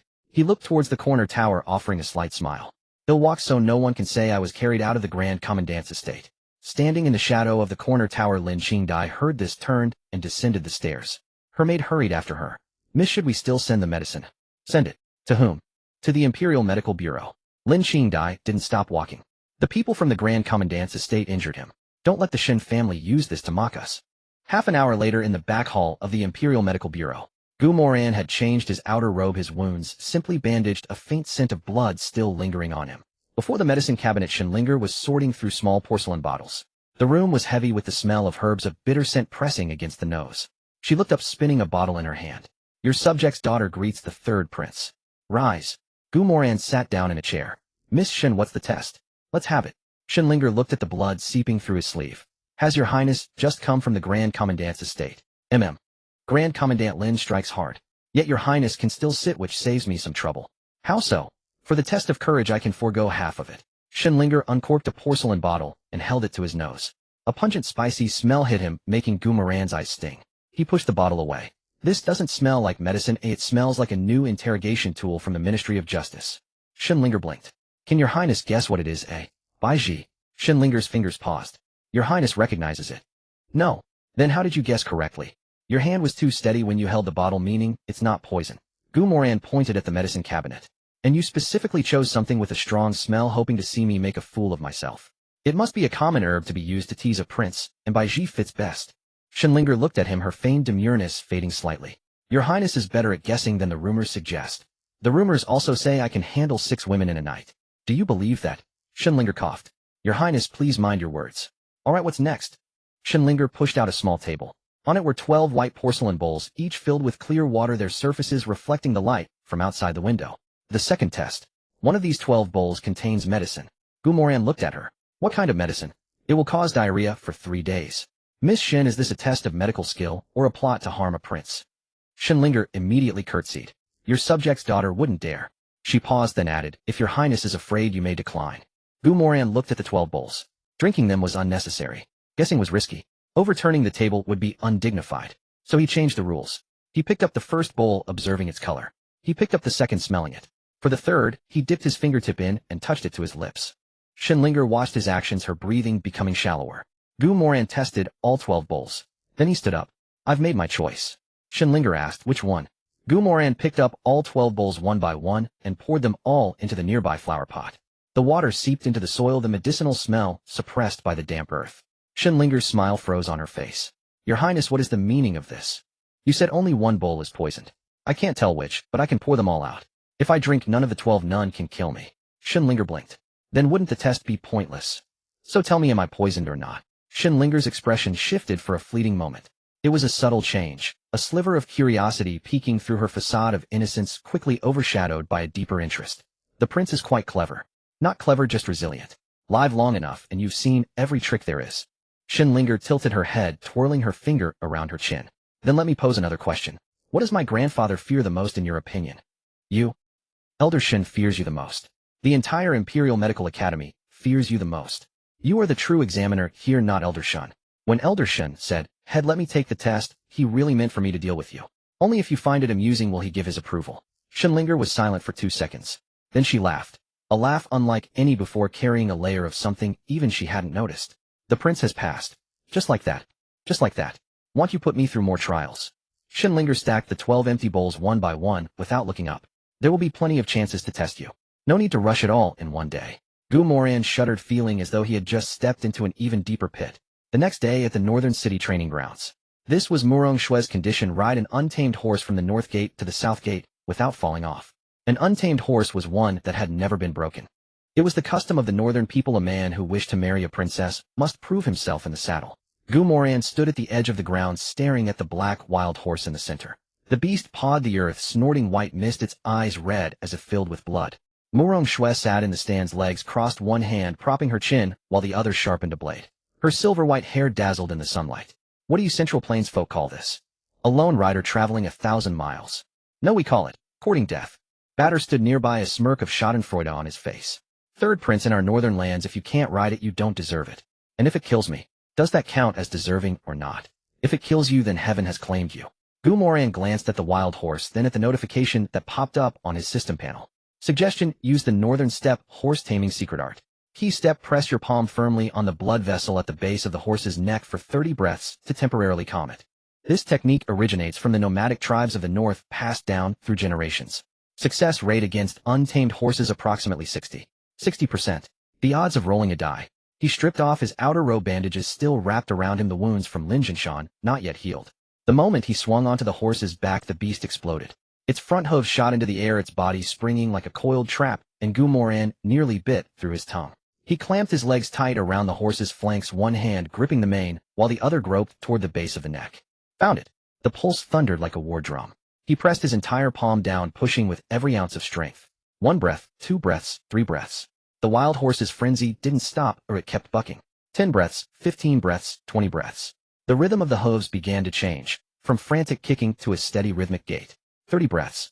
The wild horse snorted, planted all 4 hooves on the ground, turned in a circle twice, and actually calmed down. In the stands, Murong Shue's hand sharpening the blade stopped. Hey, Batur's expression changed too. How does he know that move? That's the horse taming technique passed down by our clan elders. Murong Shue leaped down from the stand, strode over to the horse in 3 quick steps, and looked up at the man on its back covered in blood and bandages. Her eyes lit up. Who did you learn that from? From a dream. Liar. Princess, I've already ridden it. Does it matter who I learned it from? Murong Shue stared at him for 3 seconds, then grabbed the horse's mane, swung herself up, and sat behind Moran. Let's go. From the north gate to the south gate. You drive ill watch. Why did you get on? It takes 2 people's weight to qualify. Anyone can ride alone. Then at least put that knife away. It's digging into my back. That's the scabbard. The scabbard is still uncomfortable.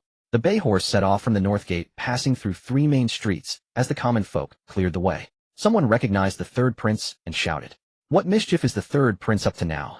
Horse riding. What's with the bandages?" From the grand commandant's beating, they reached the south gate. When he reined in, the horse's legs were trembling so badly he couldn't dismount. It was Moran who jumped off first and pulled him down. He landed on the ground with a thud, looking up at the silver-haired princess. "Did I pass?" Moran drew her curved blade from its sheath, spun it once in the sunlight, and slid it back. "Barely." She turned and took 2 steps, then suddenly looked back. "That horse-taming technique of yours. I'm going back to teach it to batter." She's practiced for 8 years and still hasn't mastered it. That's because her hands are too stiff. "And yours, eh?" Moran looked down at his own hands covered in scars and bandages. "Mine. Soft as silk. Want to feel for yourself?" Moran let out a snort of laughter, flashing a small canine tooth, then turned and walked away. The 3,000 taels for Hua Jianlao's redemption had already been sent over by the steward. At the Imperial Academy, Xia Wanqing accepted unconditionally, no further tests required. That left Su Yao. Su Yao had set no test. Because her test wasn't before the wedding, it was after.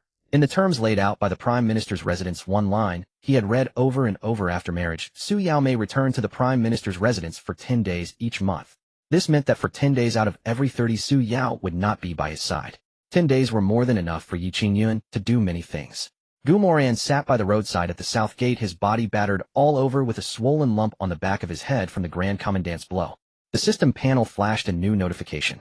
Days until the child of destiny, Yi Qingyun, arrives in the capital. 21. 2 red lanterns hung at the entrance of the flower pavilion, their silk shades embroidered with twin lotus blossoms. They swayed in the breeze, their shadows dancing on the stone steps like a pair of watchful eyes. Moran stood at the door, still wrapped in bandages, a bruise discoloring his left cheek from the Grand Commandant's training grounds.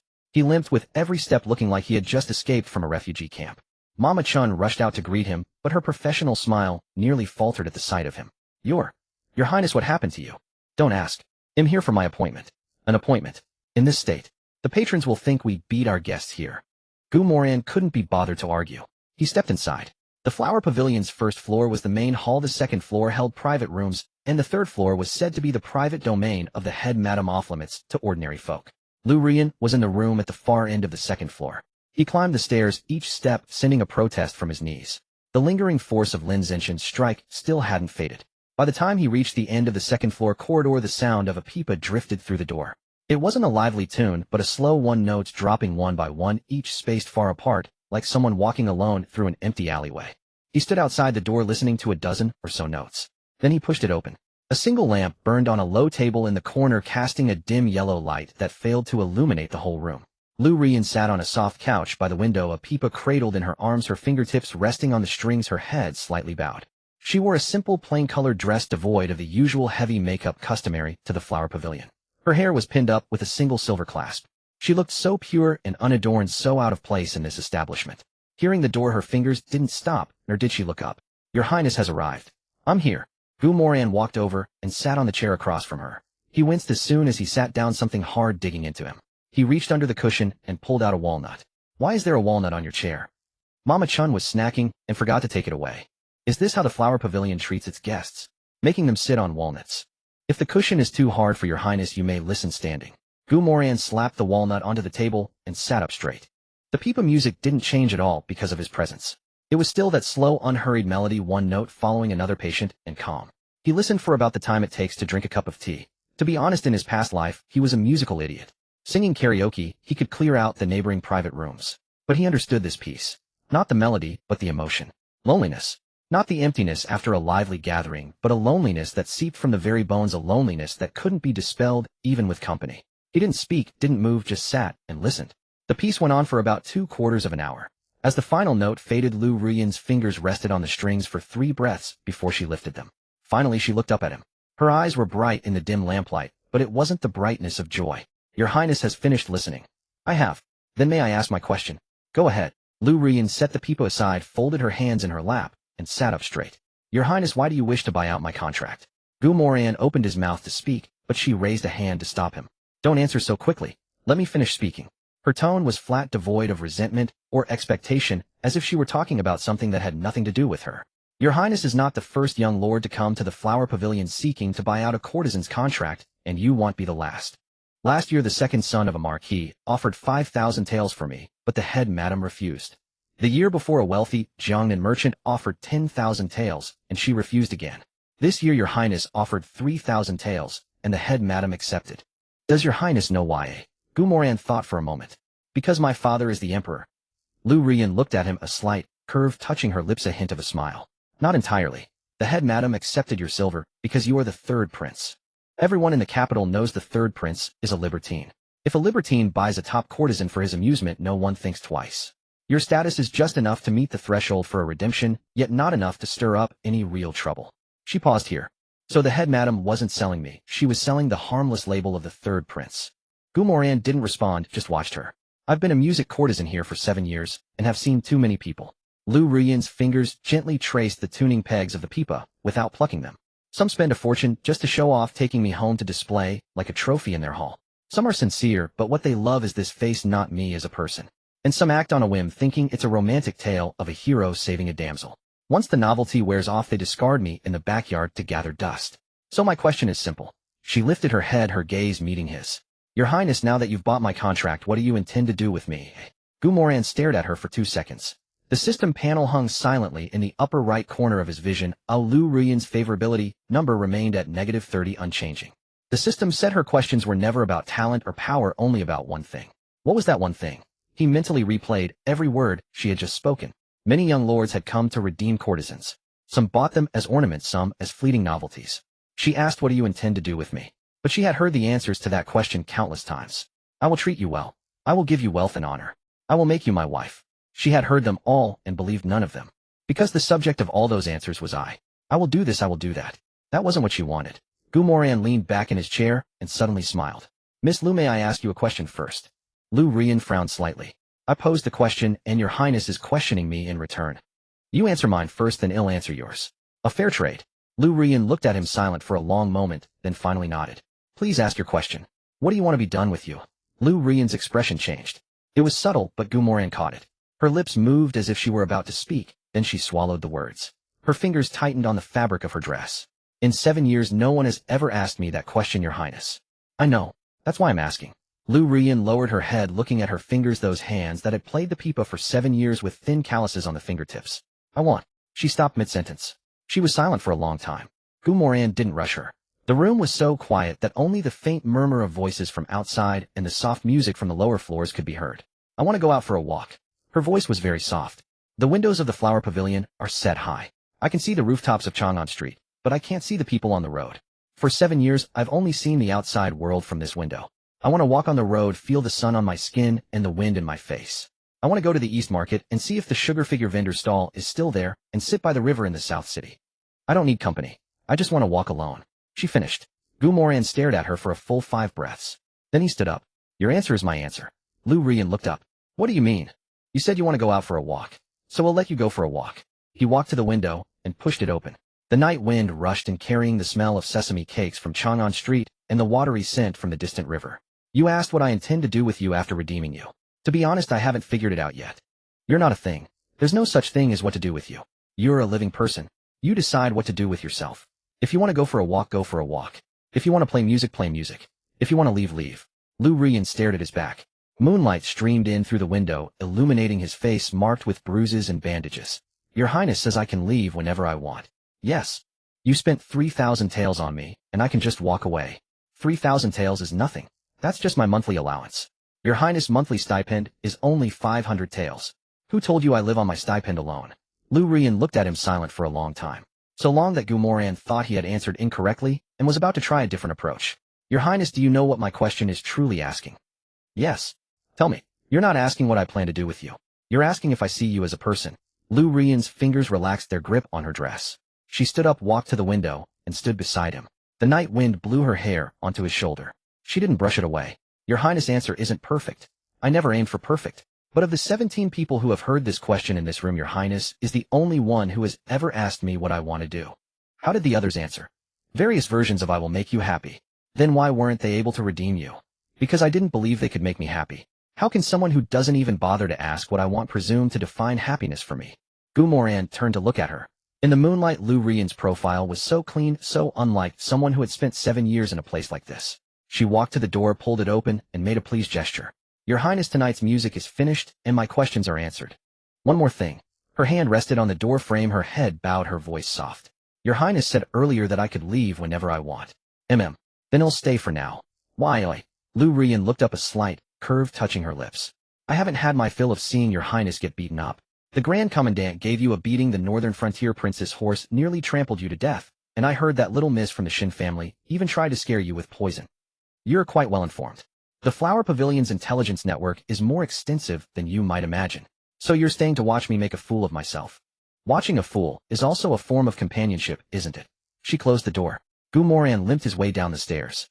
As he passed through the main hall, Mama Chun caught up to him and pressed a box of medicinal balm into his hand. Your Highness, this is a bruise-relieving balm our girls commonly use. Apply it to that bruise on your face for a couple of days, and it'll clear right up. Do the girls here get beaten often? Your Highness jokes. They often get bruised from dance practice, not from beatings. Oh, that's good to hear. How much? For you, 5 taels. 5 taels for a box of balm. Does your Highness find the Flower Pavilion's prices too high? Fine, here you go. The wedding was set for 7 days later. When the news reached the Ministry of Rites, Minister Qian was having dinner, a piece of braised pork held between his chopsticks. 7 days. 6 weddings, all within 7 days. The braised pork dropped into his soup bowl, splattering his face. Minister, the decree says on the same day. The same day, Minister Qian pushed his bowl away. There isn't even enough red carpet to lay out for this. The Ministry of Rites worked through the night. The Golden Registry Office rushed to make ceremonial robes, dispatching 6 teams to measure 6 brides simultaneously. The wedding banquet menu was revised 8 times due to the vastly different dietary habits of the 6 brides. The Northern Frontier Princess wouldn't eat freshwater fish. Lu Rian from the Flower Pavilion avoided spicy food, and the Grand Commandant's daughter would eat anything but never tolerate a loss. The entire ministry was in an uproar. On the second day of preparations, Moran took over the entire process design, citing his notorious love for extravagance. No one found this strange. The third prince's grandiose tastes were well known, and it would have been odd if he hadn't meddled in such a grand affair. But his methods left the ministry officials utterly baffled.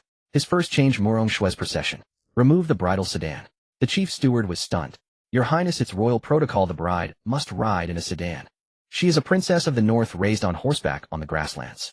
Putting her in a sedan is like caging an eagle. Then what should she ride? A warhorse. Pick the most spirited one from the northern delegation's herd. Also change the procession's music to northern style, with war drums leading the way. The steward was dumbfounded. Your Highness, war drums at a wedding. That's too what? Too grand. That's exactly the point. His second change: Lu Rian's departure point. She will not depart from the Flower Pavilion. Then from where? From my Prince Mansion. This statement silenced the entire ministry for a moment. For a prince taking a concubine, it was customary for her to depart from her own residence. Lu Rian's residence was the Flower Pavilion, so protocol dictated the procession go there. But that meant one thing. The prince's wedding procession would have to stop right at the entrance of a brothel. All of the capital would see it. My consort will depart from my own gates. Have her move to the mansion's side courtyard immediately. If anyone dares object, let them come speak to me. The steward's hand trembled as he wrote this down. His third change was the most subtle, so subtle no one noticed. He ordered the head matron to fill the area where Su Yao would perform the bowing ritual with potted white plum blossoms. When asked why, he simply said they're pretty. No further explanation. But inwardly he knew the system file noted Su Yao's love for white plums, a detail she never shared with anyone. He also altered Shin Linger's wedding dress. The outside looked the same, but the lining was replaced with a top-grade herb-infused cotton from the Imperial Medical Academy. It was warm against the skin, and the herbal scent was calming. The system file noted Shin Linger suffered from mild cold intolerance with cold hands and feet in winter, which could affect her pulse. Lin Qingdai's bridal sedan was specially reinforced with 3 extra layers. When asked why, he said she has a temper. If she kicks the sides a couple of times, it would be embarrassing if it fell apart. The steward chuckled nervously and said nothing. For Xiao Wonking's veil, he sent someone to secretly inquire about a specific embroidery style at the Imperial Academy's rear courtyard. It was a technique passed down in the Xie family, taught to Xiao Wanqing by her late mother, and used only for the most important occasions. He had the embroiderers craft a veil using this exact method. None of the brides knew about these details. 6 days passed. The gambling houses in the capital were doing unprecedented business. New highly popular betting lines covered the entire walls. Which bride will cause an incident at the wedding? Su Yao killing her husband, odds 8-1. Shin Linger poisoning someone, odds 3-1. Moran Shui drawing her blade, odds 1. 2-1 is the most popular bet. Lin Qingdai flipping the table, odds 2-1. Lu Rian fleeing odds 5-1. Xia Wanqing fainting from tears odds 10-1. All 6 brides were on the board, each scenario more absurd than the last. There was also a main betting pool. Will the third prince survive his wedding night? Odds were 5-1, meaning most people bet against him. When the news reached the prince's mansion, the steward, old man Fu, stomped his foot in anger. Your Highness, these people are going too far. They're betting on your marriage. Should I have the Shuntian prefecture? No. Moran lay in a rocking chair in his study, flipping through a book, a slight smile on his lips. Let them bet. The more commotion the better. But your Highness' reputation. Has my reputation ever been good? Old man Fu opened his mouth to argue, but found he couldn't. For that main pool, place a bet of 500 taels for me. What? Bet that he'll survive the wedding night. 500 taels. Your Highness. At 5-1 odds a win gets me 750 taels, a profit of 250. Not a bad deal. Old man Fu thought his prince had lost his mind. But he placed the bet anyway. The night before the wedding, the mansion was brightly lit, servants bustling about, hanging red silk, arranging flowers, and the kitchen's cleavers chopping from dusk till midnight. The entire mansion was decorated so thoroughly it looked like it was ablaze with red. Moran dismissed everyone. He sat alone in his study. The system panel was spread on the desk, the affection levels of his 6 beauties lined up in a column, each one a red negative number, like 6 swords hanging over his head. The noise from outside filtered through the window paper. In the distance, someone was setting off firecrackers in premature celebration. Closer, maids whispered about tomorrow's banquet menu. He wasn't listening. He was staring at the countdown timer at the bottom of the panel. Countdown to Destiny's Child, Yi Qingjian's arrival in the capital, 14 days. 14 days. The wedding was just the beginning. A marriage contract could bind a body, but not a heart. The heavenly Taoist correction force was daily restoring the eroded luck a little each day. 0. 3-0. 5. It wasn't much, but it added up. In 14 days, when Yi Qingyun arrived, if Su Yao's affection was still at -67, a single poem from him at the engagement-breaking banquet could topple everything he had painstakingly built.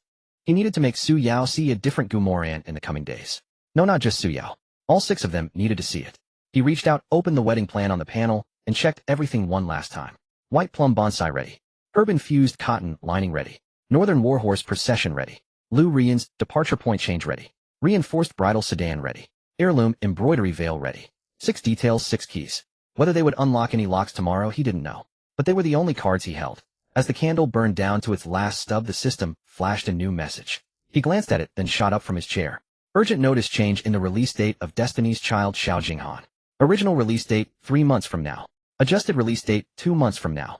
Reason: interference from the heavenly Taoist correction force accelerating Xiao Jinghan's fate line to compensate for the loss of luck caused by the change in Lu Rian's allegiance. 2 months. Moran stared at the message, his fingers slowly tightening on the back of his chair. The heavenly Tao had already begun its counterattack. Crimson silk cascaded from the dome of the Qinshian Hall, layer upon layer, so dense they blocked out the light.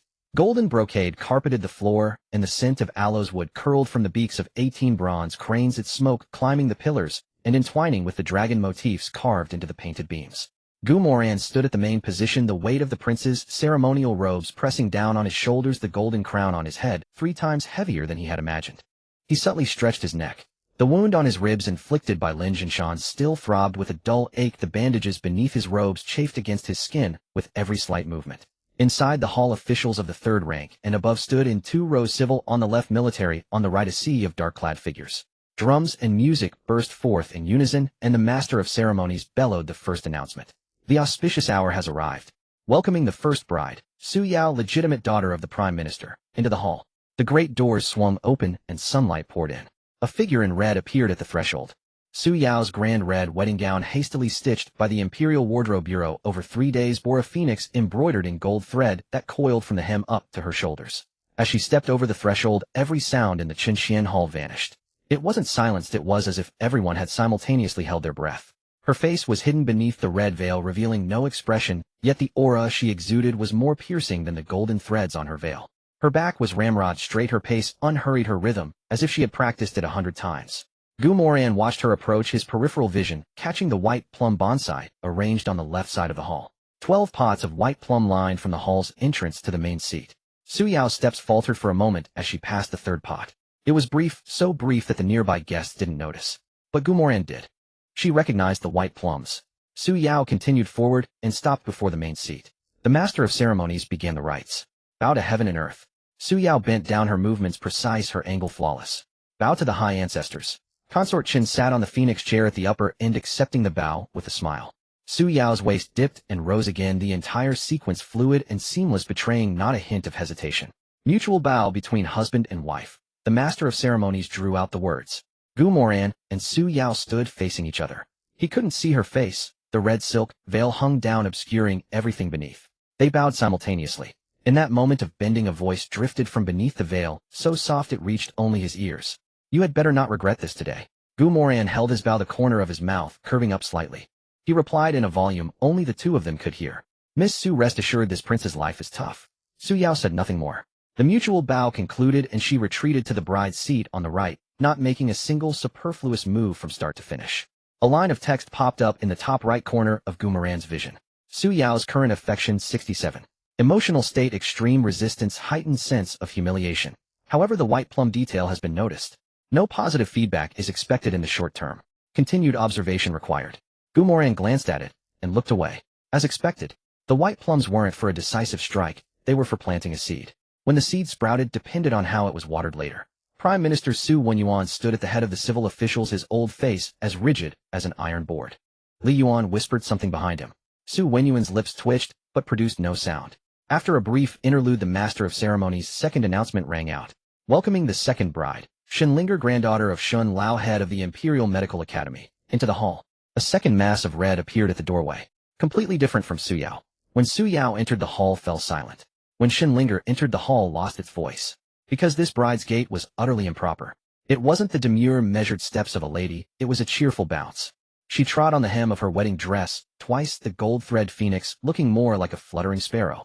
The noble ladies watching exchanged uneasy glances. Official Chun from the censorate opened and closed his mouth, opened and closed it again, then finally chose to turn his head away, as if he hadn't seen a thing. Shenlinger bounced to a stop before the main seat, and tilted her head in Moran's direction. A sweet voice emerged from beneath the veil. Husband, I've arrived. Moran looked at her, his smile perfectly maintained. What a good girl. The master of ceremonies wiped the sweat from his brow, and steeling himself began the rites. Bow to heaven and earth. Shenlinger's bow was 2 inches deeper than the standard, nearly knocking her head on the floor tiles. When she straightened up, she wobbled and muttered a soft complaint about how heavy everything was. The wedding attire was indeed heavy, layers upon layers, totaling over a dozen jean. But Moran knew he had replaced the inner lining of her gown with medicinal cotton. Bow to the high ancestors. Consort Chen watched this bouncing bride, a slight smile curving her lips.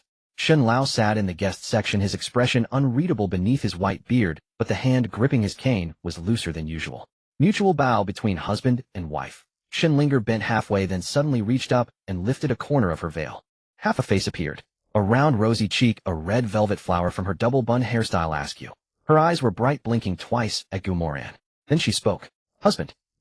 Did you know I like feeding medicine to my husband? Her voice was as soft and sticky as a freshly steamed glutinous rice ball. The entire Qinxian hall turned to stone.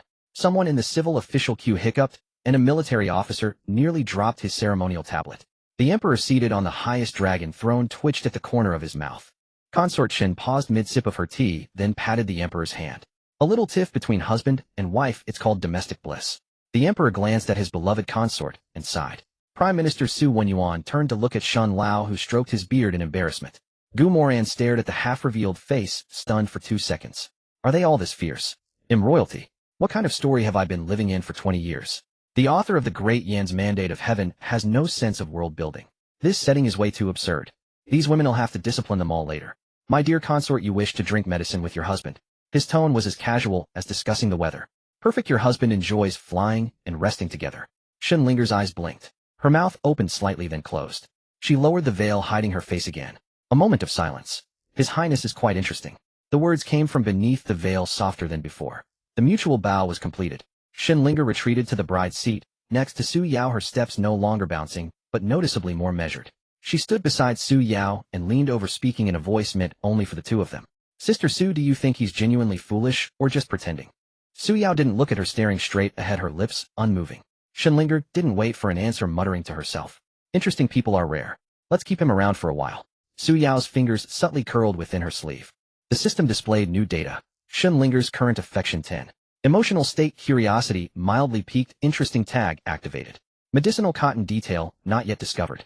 Moran glanced at the number. -10. 2 points higher than when the marriage contract was first issued. Not much, but the direction was right. Xinlinger's strategy was completely different from Su Yao's. Su Yao needed slow simmering, Xinlinger needed counterintuition. She was used to being the hunter used to controlling the situation. His words just now meant one simple thing: you can't poison me to death, but you can't escape me either. When a hunter finds its prey not following the expected pattern, the first reaction isn't to give up, but to chase and see what's going on. The guests in the hall were still whispering amongst themselves. Crown Prince Gumayuan stood at the head of the prince's row watching Xinlinger's retreating back, a slight smile pulling at his lips. Second Prince Gumachan behind him leaned in, his voice very low. Big brother, that girl from the medical academy is a bit interesting. Gumayuan didn't respond. Gumachan added in a low voice. Third brother's wedding is quite lively, all six are thorns. Can he handle it? Gumayuan held his ceremonial tablet, his gaze shifting from Moran to Su Yao, then to Xinlinger. It's better if he can't. His voice was so soft that only Gumachan, half a step behind, could hear it. Gumachan smiled and stepped back to his position. The master of ceremonies wiped his brow for the third time and unfolded the register to announce the third bride's name. As he opened his mouth, a sound utterly foreign to the ceremonial music of the Central Plains echoed from outside the hall. Drums. Not the festive drums of a wedding procession, but war drums. The somber beat of cowhide drums rolled in from the distance, each thud striking the ground, making the floor tiles of the Qinxian hall vibrate. The drumming grew closer, heavier. A cacophony of startled cries rose from the commoners outside. Everyone turned to look at the hall's entrance. In the sunlight, a snow-white warhorse stepped onto the marble steps before the Qinxian hall, its hooves keeping time with the drums. Astride it sat a figure in red, long silver-white hair, cascading from beneath the bridal veil, streaming in the wind. A curved saber hung at her waist. Moran Shui had arrived. When the snow-white warhorse halted at the palace gates, 3 Ministry of Rites officials rushed forward. Princess horses are not permitted within the hall. Please. Bachelor emerged from behind the horse, her imposing frame of nearly 6 feet towering over the 3 men. The officials' words caught in their throats as they retreated 2 steps. Moran Shui swung off the horse, her leg clearing the saddle with the same agility one might use to scale a wall, the hem of her crimson wedding dress tracing an arc through the air. Her boot heels struck the stone steps with a sharp resounding click. Not embroidered slippers, riding boots. The chief clerk's face turned green. Moran Shui strode toward the hall, casting a glance at the 3 officials as she passed. Move aside. They moved. She entered the Chengxian hall without a bridal veil upon her head. Strictly speaking, there was one, but she had refashioned it into the style of a war mask. Crimson silk veiling the lower half of her face, leaving only her eyes exposed.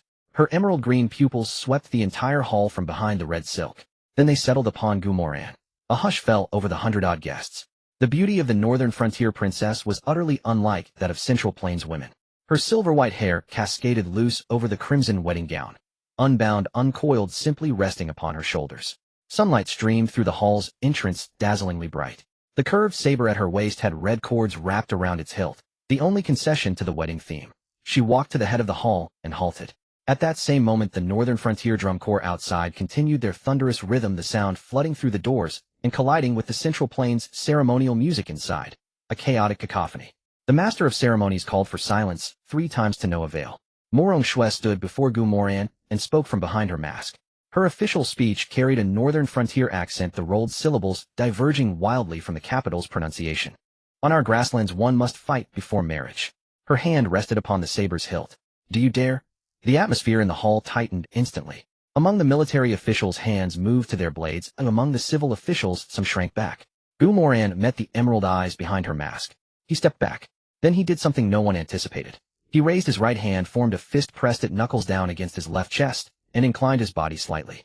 The northern frontier warriors salute. On the grasslands it signified, I acknowledge your strength, and I offer you my sincerity. Only those who had dealt with the northern frontier would recognize it. And he performed it flawlessly. The fist position, the angle of the bow, even the pause in between, all correct. Moran Shui's emerald eyes flickered. Her fingers relaxed upon the saber's hilt. Where did you learn that? From a book. What book? The Northern Frontier Records Volume 3 writes, chapter page 17. Moran Shui stared at him, her expression unreadable behind the mask. A silence of 2 breaths. You Central Plains folk and your books. Her hand fell completely away from the saber. No fight today, it's inconvenient in wedding attire. Another time. The entire hall exhaled in unison. The wedding ceremony began. First bow to heaven and earth. Moran Shui's bow was as stiff as someone tightening a screw. Second bow to the elders. She stared at Consort Shin for 3 full seconds before bending her emerald eyes, tracing the consort's face twice in that span. The couples bowed to each other. She bent halfway, then abruptly straightened and leaned close to Moran's ear. That warrior's salute of yours, not bad. Her lips curved behind the mask. But on the grasslands, a man who offers the warrior's salute and then fails to defeat the woman before him gets tied to a horse's tail and dragged 3 laps. Moran grinned. Princess, could you refrain from such remarks during the ceremony? Why, nothing. It's just that the censor beside us is about to faint. Look at his face. Moran Shui turned to glance at Censor Chun. Censor Chen's face was indeed as pale as rice paper. Moran Shui let out a short laugh. The bow was completed. She withdrew to the bride's seating area, pausing a step as she passed Su Yao and Shinlinger. She studied Su Yao for 2 seconds, then Shinlinger for 2 more. Su Yao kept her gaze straight ahead. Shinlinger waved at her, beaming like a blooming flower. Moran Shui's emerald eyes lingered on Shinlinger's face a moment longer before she looked away and took her position. The system displayed data. Moran Shui current affection 40. Emotional state surprise emotion generated. The warrior's salute triggered a faint resonance at the level of cultural identity, yet her overall assessment remains Central Plains weakling. Moran finished reading and withdrew his gaze. The warrior's salute was something he had pulled from the system database the night before. If it worked, at least had registered a foothold. The lingering echoes of the Northern War drums still hung in the air. The master of ceremonies unrolled the registry for the 4th time, his hands trembling. Welcoming the 4th bride, Lu Rian of the E Estate. Enter the hall. This time the atmosphere was unlike the previous 3. When the first 3 brides entered, the guests' expressions were shock or tension. For this one it was complexity. The Chancellor's daughter, the Imperial Physician's granddaughter, the Northern Frontier Princess. Whatever their startling identities, none overstepped convention. A courtesan marrying into the Imperial family, that overstepped. Whispers spread, some frowned, some sneered. A top courtesan from the capital's most renowned pleasure house, becoming a prince's consort. No precedent existed in the entire annals of the Dian dynasty. Footsteps sounded at the hall's entrance. Unhurried, each step landing firmly. Lu Rian walked in. Her bridal procession had departed from Prince Yi's estate, not from the floral pavilion. This detail was noticed by everyone the moment she crossed the threshold, because the guide board held before the procession read Yi Estate. Where floral pavilion should have been written, it had been replaced. Low-ranking officials failed to grasp the implication, but mid to senior officials all understood. Departing from the husband's home meant the woman had already been received into the household before the wedding. That was the treatment for a principal wife, not a concubine. The murmuring grew louder. Lu Rian either didn't hear or didn't care. Her makeup was subtle. From a distance, she didn't look like a courtesan at all. No heavy rouge and powder, no stacked jeweled hairpins. Just a thin layer of base makeup, a touch of pale red on her lips, her hair coiled in a simple bun secured with a plain silver pin. The wedding dress on her was not flashy, it was dignified. She stopped before the head of the hall. The master of ceremonies began the recitation. This time no one stole lines, no one drew a blade, no one bounced about. First bow to heaven and earth. Second bow to the elders. Consort Chen's gaze lingered on her face for 2 breaths, held back tears, then nodded with a smile. The couple's bow. As Lu Rian bent down, her gaze swept the floor tiles beneath the veil. The golden bricks of Chengxian Hall were polished to a mirror sheen, reflecting images clearly. She saw her own reflection. Crimson wedding dress, silver pin, simple bun. The guide board behind her had already been set aside in the corner.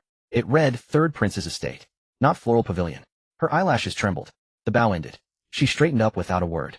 Quietly she retreated to the bride's seating area, standing alongside the other 3. Moran watched her retreating figure. The system data had already appeared. Lu Rian current affection 22, up 8 points from the marriage decree. Emotional state, the change of departure location triggered emotional fluctuations. The being respected tag activated for the first time, yet trust remains extremely low. Up 8 points. He calculated silently. Su Yao unchanged, Shinlinger up 2, Moran Shui unchanged, Lu Rian up 8. Lu Rian had yielded the highest return so far, because what she wanted was the simplest and the hardest to give. Not power, not gold, just to be treated as a person. The brief stillness in the hall was shattered by a loud crash from outside. Everyone turned toward the entrance. Beyond the doors, a large crimson bridal sedan sat crookedly at the foot of the steps. There was a hole in the sedan's wall, a fist-sized hole. The bearers huddled nearby, faces ashen. The matron in charge rushed up from beside the sedan, drenched in sweat. Your Highness, Miss Lin has. She kicked a hole through the sedan wall. Splinters of wood fell from the sedan's frame, and the nearest bearers hopped back 2 steps. The curtain was pushed open from within. Lin Qingdai stepped out, 1 foot landing on the sedan's edge, her bridal gown catching a few splinters, the golden phoenix embroidery crumpled in her grip. Miss Lin, mind your bearing, the minister called out, steadying his hat. Lin Qingdai didn't even glance his way. This sedan is too flimsy, Vim, just strong. She strode toward the hall, her bridal train fluttering around her ankles, and she paid it no mind. Entering the hall, she swept her gaze across the assembled crowd. Su Yao stood at the bridal station, facing forward with perfect poise. Shinlinger tilted her head, arms crossed, grinning at her. Moran Shui leaned against a pillar, her emerald eyes tracking her with a slow turn. Lu Rian stood with lowered eyes, quiet and demure. Then Lin Qingdai's gaze landed on Gu Moran. She glared at him. Humph. The court official's eyes darted back and forth between Lin Qingdai and Gu Moran. Lin Jinshan stood at the forefront of the military officials, his square face a complex mix of emotions. There was the exasperation of a father whose daughter never made things easy and a hint of inexplicable pride. Above to the left of the Phoenix, throned Empress Wei sat motionless, her gaze drifting over the clamor to rest on Lin Qingdai. The corner of her mouth twitched, neither a smile nor a frown. She had been sitting there since the ceremony began, a cup of tea in hand for half an hour, never setting it down. Consort Qin sat to the right of the Phoenix, thrown her seat, half a step lower, yet her posture was even more relaxed than the Empress. In the back rose a line of lesser-ranked consorts, sat in a row. Consort Shu was examining the bride's gown. Consort Do whispered to a palace maid, and Consort Xian sat expressionless, her gaze occasionally flickering toward Crown Prince Gu Moyuan. Consort Xian was the Crown Prince's birth mother. Gu Moran watched Lin Qingdai approach. The bridal gown on her looked less like a wedding dress, and more like battle armor. He broke into a full roguish grin. Miss Lin. He paused. Nothing else matters, but my lady looks stunning today. The hall fell silent. Lin Qingdai's face flushed. Not from shyness, but from holding back her temper. Don't you get slick-tongued with me, she hissed through gritted teeth, her molars grinding audibly. The master of ceremonies approached for the 5th time, the corner of his roster damp with sweat. If we might, the bowing. Lin Qingdai snatched the red veil and draped it over her head, spinning on her heel with a sharp turn to face the front. First bow to heaven and earth. She bent so fast she practically snapped down and back up in a single motion. Second bow to the elders. At the head sat 3 figures, the emperor in the center, the empress on the left, Consort Qin on the right. They received the same bow with 3 different expressions. The emperor nodded, his face impassive.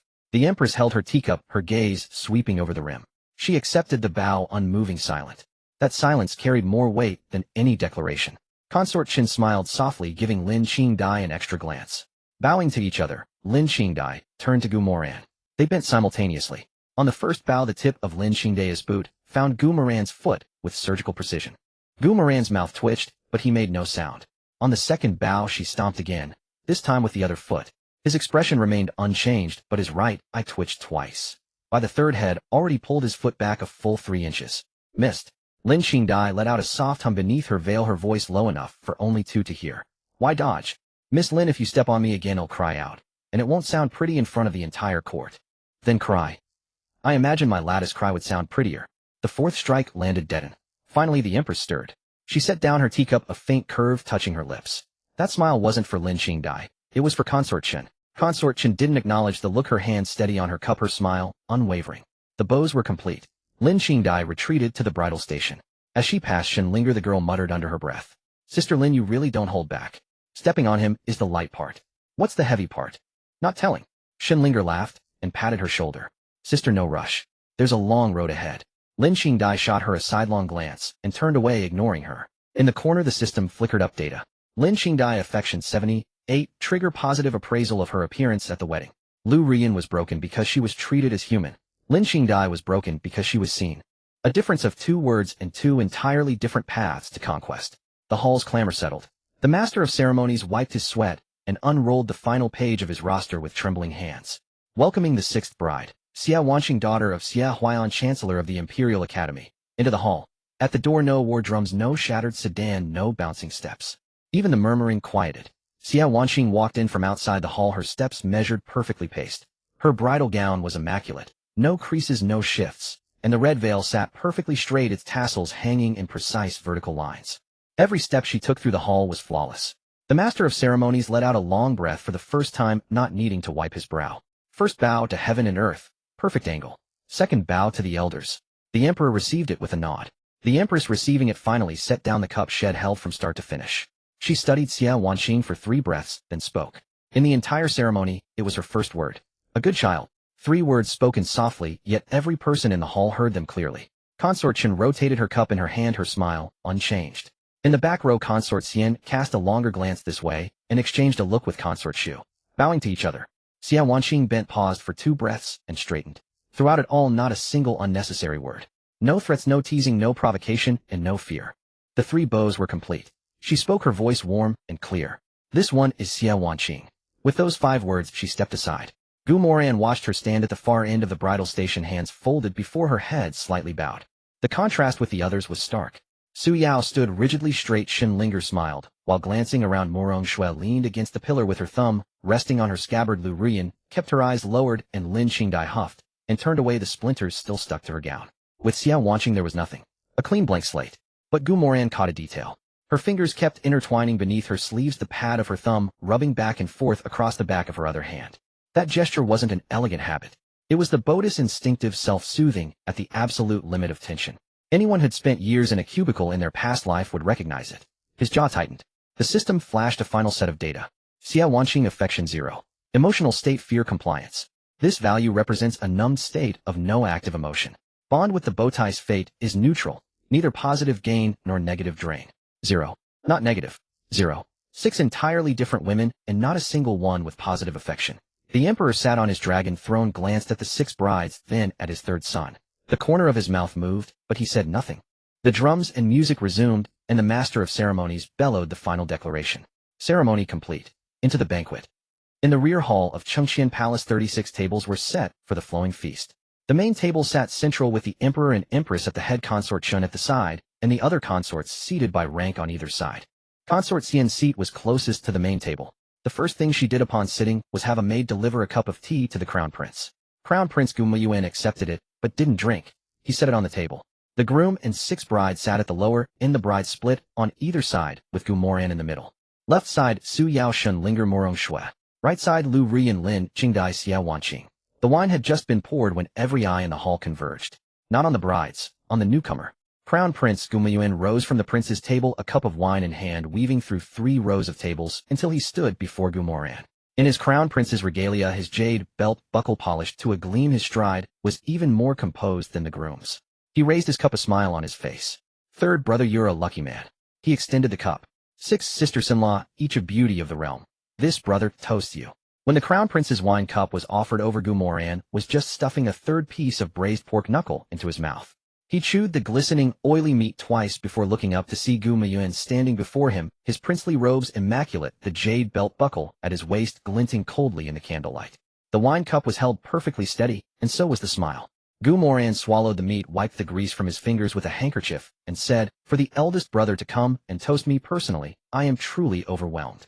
He picked up his own cup from the table, deliberately swaying as he stood, as if already a bit drunk. Gu Muyuan extended his cup a little further. "On your joyous wedding day, brother, wouldn't it be remiss of me not to say a few words?" The 2 cups clinked together with a crisp sound. Gu Moran tossed his head back and drained his. Gu Muyuan did the same, but after setting his cup down he didn't leave. Instead he cast a glance to the side. His gaze landed on the bride's table. 6 figures in red sat there, candlelight reflecting off their gold thread embroidery dazzlingly bright. "You've certainly turned the capital upside down this time, third brother." Gu Muyuan's voice was pitched just loud enough for those within 3 zhang of the main table to hear. The Prime Minister's daughter, the Grand Commandant's daughter, the Imperial Physician's granddaughter, the Chancellor of the Imperial Academy's daughter, and the Northern Barbarian Princess sent for peace. He counted them off on his fingers, stopping at the 5th. He didn't raise a 6th finger, but a hint of a smirk tugged at the corner of his mouth. "And the top courtesan of the Blossom Pavilion." He singled out these 6 words, setting them apart from the previous 5. The first 5 were about status, this last one was about origin. The arrangement itself was a deliberate jab. Half the court's power now counts you as their in-law. The moment those words were spoken, chopsticks around the main table froze simultaneously. Prime Minister Su Wenyuan's eyelid twitched. Grand Commandant Lin Zenshin's hand holding his wine glass paused. At the side table to the left, the virtuous consort's gaze shifted from the crown prince to Gu Moran's face, then back again. The expression on Gu Moran's face was one the entire capital knew well. A raised eyebrow, a wide grin, his whole face screaming, "What did you just say? Brother, what are you saying?" He slapped his own chest, his voice 3 times louder than the crown prince's, loud enough to make people at neighboring tables turn their heads. "Your little brother is just fond of beautiful women. What does that have to do with the court?" He took another gulp of wine and wiped his mouth with his sleeve. "My greatest ambition in this life is to hold a beauty and drink wine. Just hearing about court affairs gives me a headache.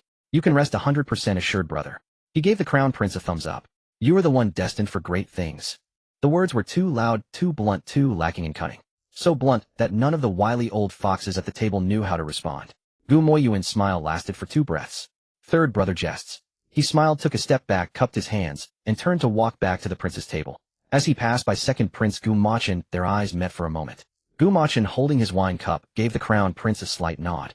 Once the crown prince was far away, Gu Machin lowered his head and took a sip of wine. His gaze swept over the rim of his cup towards Moran's direction, paused briefly, and then retracted. The strategist behind him leaned forward half a step, his lips just parting when Moran's index finger lightly tapped his wine cup. The strategist stepped back without saying a word. Moran took all of this in. He shoved another piece of knuckle into his mouth, chewing with his face full of grease, looking utterly disconnected from the political undercurrents of the table. But in the pauses between his chewing, his gaze remained fixed on the system panel in the upper right corner of his vision. Analysis of Crown Prince Moran's toast, probing in nature, aimed at publicly labeling the host with the political tag of seizing power through marriage, guiding court officials to be wary of the host. Fine. Let him slap on labels. He had enough labels on him already, one more wouldn't make a difference. He dismissed the panel and glanced over at the bride's table.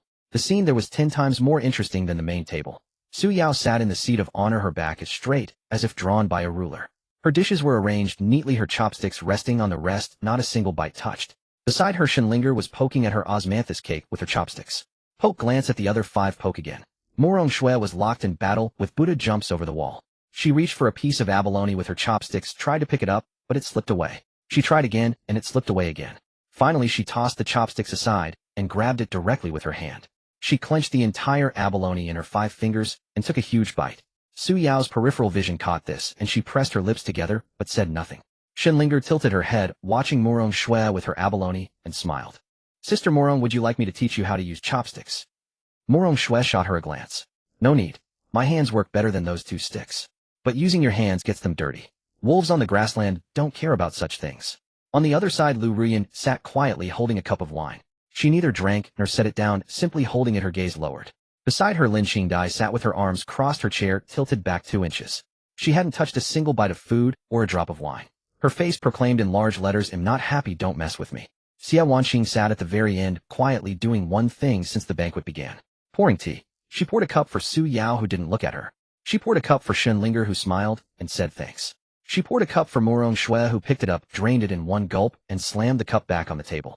She poured a cup for Lu Ruyan, who gave a slight nod. She poured a cup for Lin Qingdai, who scoffed, but took it and drank. 5 people, 5 cups of tea, 5 different reactions. Xia Wanqing noted them all, her expression never changing from start to finish. Moran watched from across 3 tables, tapping his chopsticks on the rim of his bowl twice. 6 women seated at the same table, outwardly harmonious, but inwardly divided. Yet Shinlinger was making friends, and Xia Wanqing was serving everyone. These 2 were on a different path from the other 4. He picked up his 4th cup and downed it. The steward Old Fu leaned in and whispered, "Your Highness, please drink more slowly. That's your 4th cup already." "Not enough," Moran belched. "It's my wedding day. Drinking anything less than 7 or 8 cups would be disrespectful." He downed 3 more cups in succession. A perfect flush crept up his face, and he slumped crookedly against the back of his chair, the very picture of a drunken wastrel. But beneath the table his hand was clutching several handkerchiefs. 4 of the 7 cups of wine had been secretly spat into them. The banquet continued. Well-wishers came in an endless stream, and Moran refused no one, draining every cup, his polite platitudes circling through the same few phrases. "Oh, Minister Wang, you're too kind. Minister Li, you flatter me, you flatter me. Thank you, thank you. He'll treat you to a drink another day." Every sentence was meaningless, yet each one perfectly maintained his persona. Midway through the banquet, consort Shun rose from her seat at the head. She walked over to the bride's table, and all 6 brides stood up simultaneously to pay their respects. "Please sit." Consort Chen's gaze swept across all 6 faces, finally resting on Su Yao. "Does the food not suit your palate? Why haven't you touched your chopsticks?" Su Yao answered evenly. "This daughter-in-law isn't very hungry, mother." Consort Chen smiled, and didn't press further, turning to Shinlinger instead. "Linger seems to be enjoying the meal." Shinlinger, her mouth half full of osmanthus cake, mumbled back, "Mother, this pastry is delicious." "Then eat more if you like it." She then glanced at Moran Shui. Moran Shui was still clutching the abalone, her fingers slick with oil. Consort Chen said nothing, only had a palace maid behind her offer a handkerchief. Moran Shui took the handkerchief, wiped her hands, and tucked it into her sleeve. Tucking a wiping handkerchief into one sleeve was in Central Plains etiquette equivalent to accepting a gift from the elder, an acknowledgement of her authority. A faint smile curved Consort Chen's lips. She paused for a step as she passed Lu Ruyan. Lu Ruyan stood to pay her respects, her posture flawless. Consort Chen looked at her and said, "The manor's courtyards are spacious. Walk around more in the future." Lu Ruyan's eyelashes trembled slightly. "Yes, thank you, mother." Consort Chen turned and returned to her seat at the head. As she passed Moran's table, she didn't stop or look at him, but her lips moved slightly in the instant she walked by. Moran understood the shape of her lips. 2 words, not bad. By the time the banquet dispersed, the sky was completely dark. 3 rows of lanterns hung outside the Qinxian hall, stretching from the entrance all the way to the palace gates, their fire illuminating the entire path brightly. Guests trickled out in 2s and 3s, some discussing the dishes, others commenting on the bride's beauty. Many more were chewing over the crown prince's remark about half the court's power now counting as your in-law. Moran was supported out by 4 servants, his steps unsteady, still muttering, "One more cup. I can still drink." The 6 brides had already been escorted into their carriages by their respective maids. 6 carriages lined up in a single file, departing from Qinxian Hall, crossing half the imperial city, heading towards Yi Manor. The wheels rumbled over the bluestone pavement with a low, continuous grumble. The 6 carriages maintained an even distance between them, neither hurrying nor lagging. But behind every curtain a pair of eyes was peering out through the gap, each looking in a different direction. Su Yao was looking at the moon. Shenlinger was looking at the street vendors. Moran was looking at the soldiers patrolling the city walls. Lu Rian was looking at the pedestrians passing by on the street. Lin Qingdai was looking at her own fists. Xia Wanqing was looking at the rear of the carriage in front. When they returned to the manor, Moran stood on the stone steps of the front courtyard, watching the 6 carriages come to a stop one by one within the grounds. The 6 brides, aided by their maids, walked into 6 separate courtyards: Jingshuang Court, Biluo Court, Songlong Court, Yanba Court, Taimei Court, and Jingma Court. The 6 courtyard gates closed one after another, 6 red lanterns swaying above their respective gateways. The steward, Old Fu, approached, wringing his hands, his face more bitter than if had eaten a mouthful of coptis root. "Your Highness, which lattice chambers will you be visiting tonight?" Moran looked towards the 6 courtyards. 6 lights, 6 directions, 6 personalities, 6 negative numbers. He patted Old Fu on the shoulder. "They'll go to Su Yao's first." Old Fu bowed and retreated. A notification popped up in the upper right corner of his vision. Friendly reminder: Su Yao's current affection is 67. Emotional state is extremely resistant. It is advised the host prepare defensive items. Moran glanced at the line of text and dismissed the panel. The night wind swept through the space between the 6 courtyards, making the red lanterns above the gates sway incessantly. He straightened his collar and walked towards Qingshuang Court. The gate of the Qingfrost courtyard was shut. Crimson lanterns swayed above the doorhead, their copper nails flickering in the shifting light. Moran stood at the threshold, raised his hand, and knocked twice. No answer. He knocked again. Still silent. After the 3rd round of knocking, a maid's voice drifted from within, trailing off in a courteous, unhurried tone. "The lady has retired for the night, weary from her journey." Moran gave a cold snort inwardly. He didn't knock a 4th time, nor did he push the door open. Instead, he stepped back 2 paces and glanced at the bare branches visible above the courtyard wall. White plum blossoms. The white plum trees he had ordered planted had taken root. Though it wasn't the blooming season and the branches were bare, their form was exquisite. Carefully pruned, each limb reaching towards the sky, nestled in the plain pottery pots he had personally selected. "The white plums by the gate," he said, his voice pitched to carry just through the closed door. "If sleep eludes you, perhaps enjoy the view." With that, he turned and walked away. The door behind him remained still. But after he had taken 10 steps, a faint, soft footfall echoed from within the courtyard walls, the sound of someone moving to a window. Su Yao stood by the casement. Under the moonlight, the white plum branches in the courtyard stretched out, slender and elegant. She recognized the variety. Cold fragrance. In all the capital, fewer than 10 people could successfully cultivate this breed, for it was exceedingly delicate, demanding specific soil and water conditions. In her youth, she had nurtured one in the rear garden of the Grand Chancellor's estate, awaiting 6 years for its first bloom. She had never once mentioned it to anyone. Her fingers pressed against the windowsill, then relaxed. After a long moment, she turned and sat back down at the table, her expression utterly unchanged. "Bu." The maid Bu peeked out from behind the folding screen. "Yes, miss." "When were those white plums planted?" "They were brought in with the courtyard's preparation the day before yesterday, miss. The prince's men said he specifically had the gardener select them from the nursery outside the city." Su Yao tapped a finger on the table. "I see." Bu glanced at her, dared not say more, and retreated behind the screen. A line of text flickered across the system panel in Moran's vision. Su Yao affection 65, to source precise match of white plum variety to personal preference, causing slight confusion. 2 points. Not much, but the white plum was planted, its roots were taking hold. Second stop, the Biluo courtyard. Before he even reached the gate, Moran caught a whiff of medicinal herbs. A scent of a dozen blended botanicals, invigorating at first, but headache-inducing with a second deep breath. The gate of the Biluo courtyard was wide open. Inside, lights blazed. A tea set rested on the table, steam curling from the spout. Shenlinger sat at the table, chin resting on her hands, beaming at the doorway. "Husband, you're here. I've been waiting for ages." Moran paused half a step on the threshold as he entered. It wasn't hesitation, he was using his nose to discern the scent rising from the teapot. The system panel flashed with a rapid analysis. He glanced at it, then looked away. Shenlinger had already risen to pour him a cup of tea, offering it with both hands, her smile radiant as a flower. Husband, you've worked hard all day. Have a calming cup of tea. Moran took the cup, brought it to his nose, and inhaled. Fragrant. He lifted the cup and took a sip. The moment the liquid touched his tongue, he felt it. A numbness spread across the tip. He lowered the cup, his expression unchanged. Shinlinger tilted her head, watching him with wide blinking eyes. What's wrong? Not good. It's good. Moran nodded, setting the cup on the table. Then he looked at the cup in front of Shinlinger. Poured from the same pot, served in the same cup.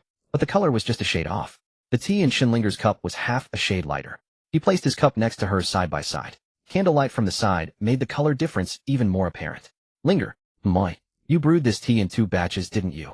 The first steep for yourself, and the second steep with something added for me. Shinlinger's smile remained fixed, but her blink rate quickened. Husband, what are you saying? I'm not that wicked. Then take a sip from my cup. Too afraid to drink. Shinlinger stared at him for 3 seconds. Then she picked up his cup and took a genuine sip. She stuck out her tongue as she set it down. Numb. A little. What was it? Croton powder, a tiny amount. At worst it would send you running to the latrine for a couple of hours. Shinlinger said with an air of righteous indignation. I wasn't trying to harm you, just wanted to see how you'd react. And I saw it. She rested her chin on her finger. Husband's nose is sharper than I thought.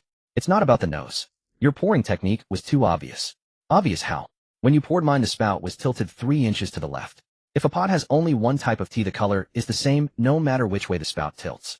Tilting it 3 inches means the pot has a divider. Normal tea on the left, spiked tea on the right. Shinlinger's mouth fell open. Closed. Opened again.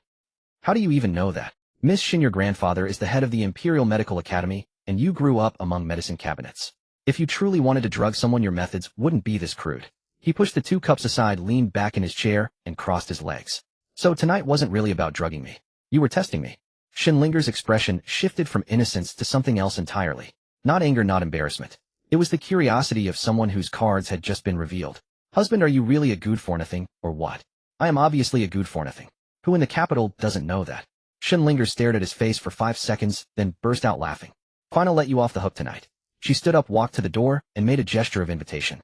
Husband still has 5 more courtyards to visit. I won't keep you. You're kicking me out already. I need to count my medicine bottles, and I can't focus with you here. You're counting medicine bottles on your wedding night. Better than running to the latrine on my wedding night. Moran grinned, rose, and headed for the door. As he reached the threshold, Shinlinger called out from behind him. Husband. My. That sip you took, the dose was really tiny. But if your stomach starts aching at another courtyard tonight, be sure to come find me. Her voice was syrupy sweet. I have the antidote. Moran didn't look back. No need. My stomach is made of iron.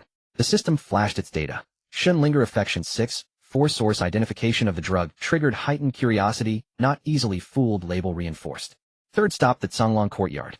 The moment he stepped through the gate, he heard the whistle of something cutting through air. A curved blade whizzed past his right ear, embedding itself in the doorframe behind him, the handle vibrating with a low hum. He glanced sideways at the red cord wrapped around the hilt. It was the same blade he had seen at the wedding.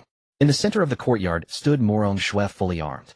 No wedding dress now, as she wore the leather armor of the northern frontier, her silver-white hair tied back in a high ponytail, dazzling under the moonlight. She held a second blade in her hand. On the grasslands, a man must prove he is worthy before entering a woman's tent. Moran Shui held the second blade before her, the edge pointing at him. You are not worthy. Moran looked at the blade in her hand, then at his own empty hands. Princess, may I say a few words? Speak. First, when you rode from the north gate to the south gate of the city today, sitting behind me, your weight was around 90 jin, and your belt held 3 sabers, 2 daggers, and a water pouch totaling about 12 jin. What are you getting at? Second, when you wield a blade with your right hand, you tend to shift your weight onto the balls of your feet, and your cutting angle is upward, suited for opponents taller than you. Moran Shui's blade tip lowered 2 inches. What are you trying to say? I'm saying this style is enough for ordinary opponents. But if you were facing a true warrior of the grasslands, that angle would be countered, and your blade would be dead. He paused, then added, the curved saber technique of the Moran tribe relies on speed. The key lies in the transfer of waist power, not brute arm strength. That slash you just made used arm strength. Under the moonlight, Moran Shui's jade green eyes fixed on him without blinking. Silence for 3 seconds. Moran Shui sheathed her blade. Not because she was convinced, but because the detail he mentioned was correct. She pressed her lips together, and the motion of sheathing her sword was a beat slower than drawing it. She walked up to him, stopping 2 steps away, and looked up at him. You've read our tribe's military texts. I read widely in my spare time. You Central Plains people call military strategy spare time reading. I call all books spare time reading. Moran Shui stared at his face, her green eyes swirling in the moonlight. Then she reached out, grabbed his collar, dragged him to the gate, and shoved him out. No fight tonight, but you owe me one. The gate slammed shut in his face. He stood outside for 2 seconds rubbing the ear that had nearly been shaved off by the blade. The system flashed a message. Moran Shui Affection 45, 10 source knowledge of Northern Frontier military tactics struck a deep cultural chord central, Plains weakling label wavering. 10 points. The highest return of the night so far. Moran rubbed his ear surveying the lights of the remaining 3 courtyards. The Taimei courtyard was the brightest. The Yanba courtyard was the dimmest. The Jingma courtyard was neither bright nor dim, right in between. He rolled his neck and the wound from Lin Jinshan on his right ribs began to complain again. The bandage chafed against his skin and after running through 3 courtyards he was drenched in sweat, the wound stinging and itching in the damp. This body was severely depleted. The imperial physician said he had a deficiency in both qi and blood with a cold and weak spleen and stomach. After visiting all 6 courtyards, he'd probably collapse. Stay overnight. He couldn't stay at any of them. Not that he didn't want to, he simply lacked the stamina. System, please give me a hand, help me out. 3 more trials to go. The 4th stop was the Misty Waves courtyard. This residence was unlike the others. It was neither noisy nor dim nor cold. The door stood open and a lantern rested on the stone table in the yard. Its flame burned steadily within the glass shade, casting a warm halo of light upon the flower beds surrounding it. Lu Rian stood by the doorway. She had changed out of her bridal attire into a set of moon-white casual robes. Her hair was redone, still held by the same silver hairpin. Upon seeing Moran enter, she took a step back and bowed deeply in the standard morning and evening salute of a concubine. This humble one greets your highness. Rising, she gestured for him to enter, then brewed tea, arranged dishes, laid out cushions, and offered a warm towel. Every movement flowed seamlessly into the next, betraying neither haste nor superfluous motion. Within the time it takes to brew a cup of tea, the table was set with 4 plates of pastries, a pot of tea, and 2 bowls of plain congee. She then retreated to the opposite side of the table and stood. She did not sit. She waited for him to pick up his chopsticks first. Moran looked at the table's setting, then at the empty chair opposite him. He did not pick up his chopsticks. Instead, he rose, walked around the host's seat, and sat down in the guest seat across from her. Lu Rian's eyelashes fluttered. The guest seat. He had taken the guest seat. The host's seat was left vacant. You need not do this. He took a sip from the teacup, his tone as casual, as if making small talk. Tonight you may do as you please. I merely came to see if you were settling in comfortably. Lu Rian lowered her eyes. This humble one is well suited. Is the courtyard spacious enough? Would you like a few more potted flowers? It is sufficient, thank you, your highness. Very well. He stood up. Rest early. I have a few more courtyards to visit. As he walked out of the gate, Moran glanced back. Lu Rian remained where she was, one hand resting on the edge of the table, her fingers slowly tracing patterns upon its surface. That hand was steadier than when he had first entered. The 5th stop was the Iron Plum courtyard. Before he could even push the door open, a clattering sound echoed from within.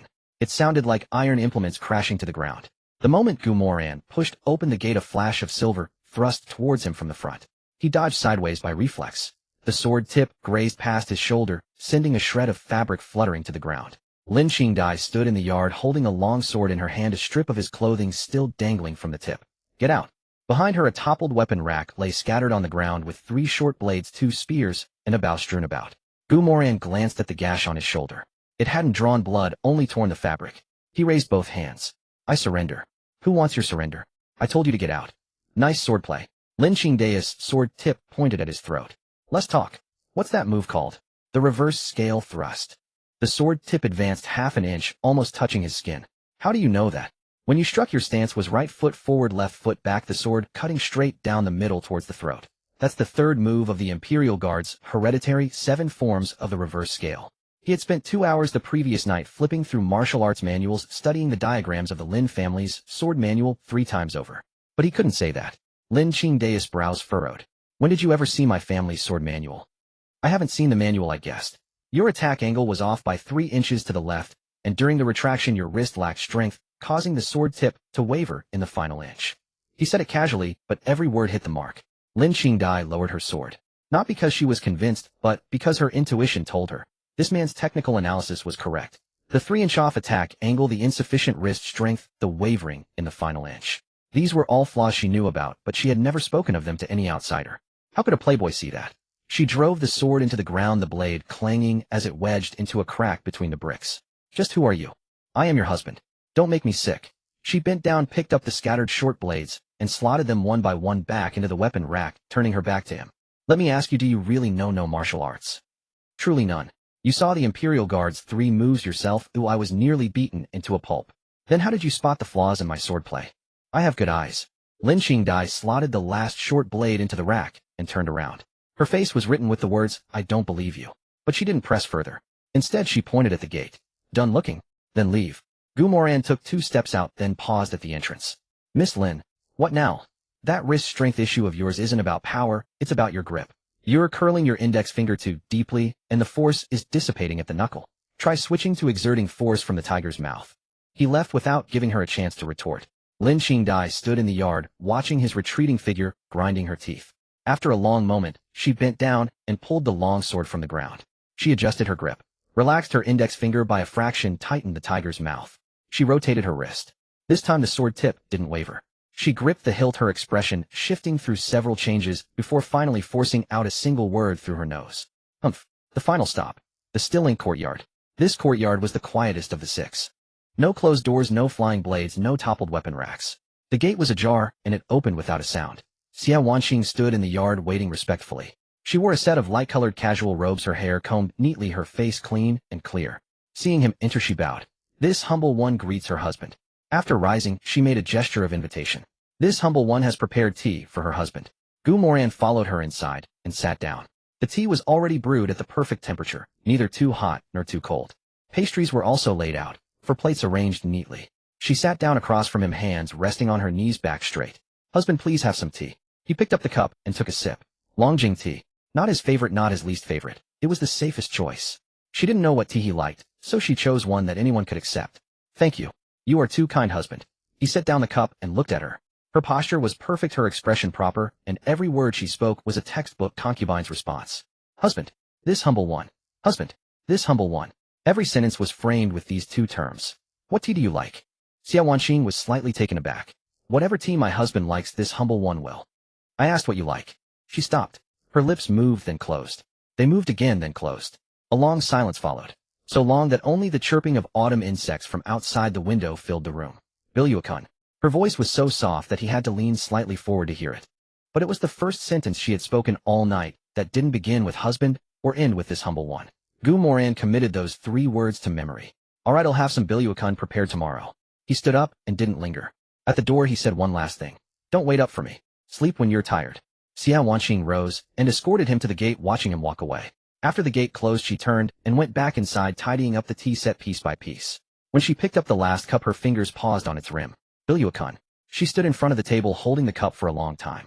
The tour of the 6 courtyards was complete. When Moran returned to his study, a sliver of grayish-white light was already appearing on the horizon. His body hadn't fully recovered, and he was tired. He had neither the energy nor the strength to force anything upon anyone. He sat down at the desk, and the system panel automatically unfolded. The favorability ratings of his 6 wives lined up in a row. Su Yao 65, 2 fluctuation sourced the precise match of the white plum variety to her personal preference has triggered a slight sense of confusion. Shun Linger 6, 4 fluctuation sourced the foiled drugging has escalated her curiosity. The not easily fooled label has been reinforced. Murong Shui 45, 10 fluctuation sourced the warrior's salute elicited a faint response on a cultural identity level. Her primary judgment remains Central Plains weakling. Lu Rian 22 fluctuation sourced the act of proactively taking the guest seat has triggered a faint cognitive conflict. Signs of the first interruption in her perfect service mode have appeared. Lin Qingdai 62, 8 fluctuation sourced the accuracy of the technical swordplay details has resonated on a martial arts identity level. The puzzled label has been generated. Xia Wanqing 1 note, first proactive expression of personal preference, a microcrack has appeared in her numbness state. All 6 numbers had risen. The smallest increase was Xia Wanqing's single point. But 0 had turned into a positive number. He leaned back in his chair, stretching his sore neck. He had won the bet at the gambling house on whether the 3rd prince would survive his wedding night. Odds of 1 to 1.5 with a principal of 500 taels netting a profit of 250 taels. I have the entire capital's lack of faith in me to thank for that. He pulled the panel down to the bottom. The countdown was ticking away silently. Countdown to the arrival of the child of destiny, Yi Qingyun, in the capital 14 days. Heaven's correction force activity low. Daily recovery rate 0. 30. 5. Countdown to the release of the child of destiny, Shao Jingyan, from prison 65 days. The 2 timelines were converging on him. He stood up and walked to the window, pushing it open. The cool morning air rushed in, clearing his head somewhat. 14 days.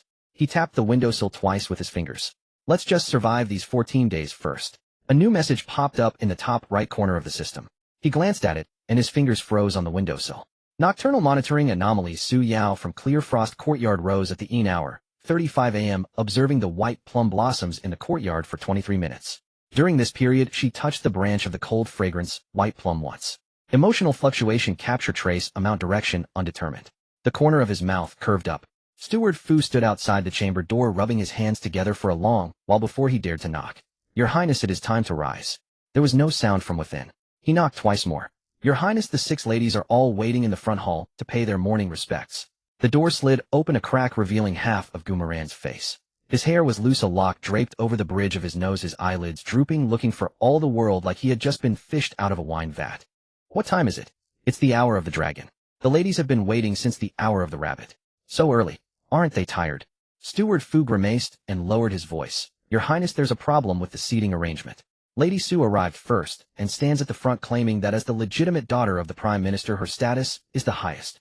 Lady Lin wouldn't yield, saying that a family of military merit is not inferior to civil officials. Princess Moran directly stood in front of Lady Su, declaring that as the princess of the northern frontier, she outranks everyone. And then, oi. Lady Su said nothing, but Bu and Batter have squared off. Batter placed his hand on his sword hilt, and Bu produced a pair of scissors from her sleeve. Scissors, say? Bu said they were for embroidery. Revealing embroidery scissors during morning greetings, what kind of flower does she intend to sew? Steward Fu did not dare to answer. Moran rubbed his temples. Without combing his hair or straightening his robes, he shuffled towards the front hall in his slippers. The scene in the hall was just as Steward Fu had described. Su Yao stood at the front, right, her back straight, eyes fixed forward. Moran Shui stood half a step ahead of her, arms crossed, chin raised. Lin Qingdai stood parallel to Su Yao, a foot of space between them, neither yielding an inch. Shenlinger stood at the very back against the wall, holding a cup of tea.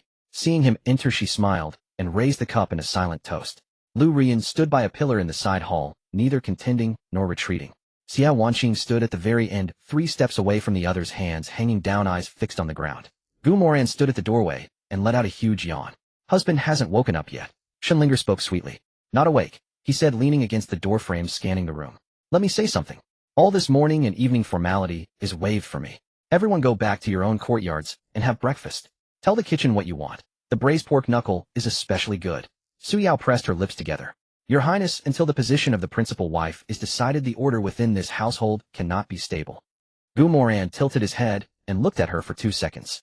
Lady Su, who do you think the principal wife should be? The front hall fell silent. Lin Qingdai's gaze shot over. Moran Shui's arms dropped from her chest. Su Yao did not answer. See, no one can say it. Moran waved his hand. Enough talk, go back and eat. He had already turned and was walking away. Passing the flower trellis in the courtyard, he casually plucked a peony and tucked it behind his ear, strolling out lazily. Where is your Highness going? Su Yao called from behind. Out for a drink. He mounted his horse and rode off. After the sound of hooves faded, the front hall was quiet for a few breaths.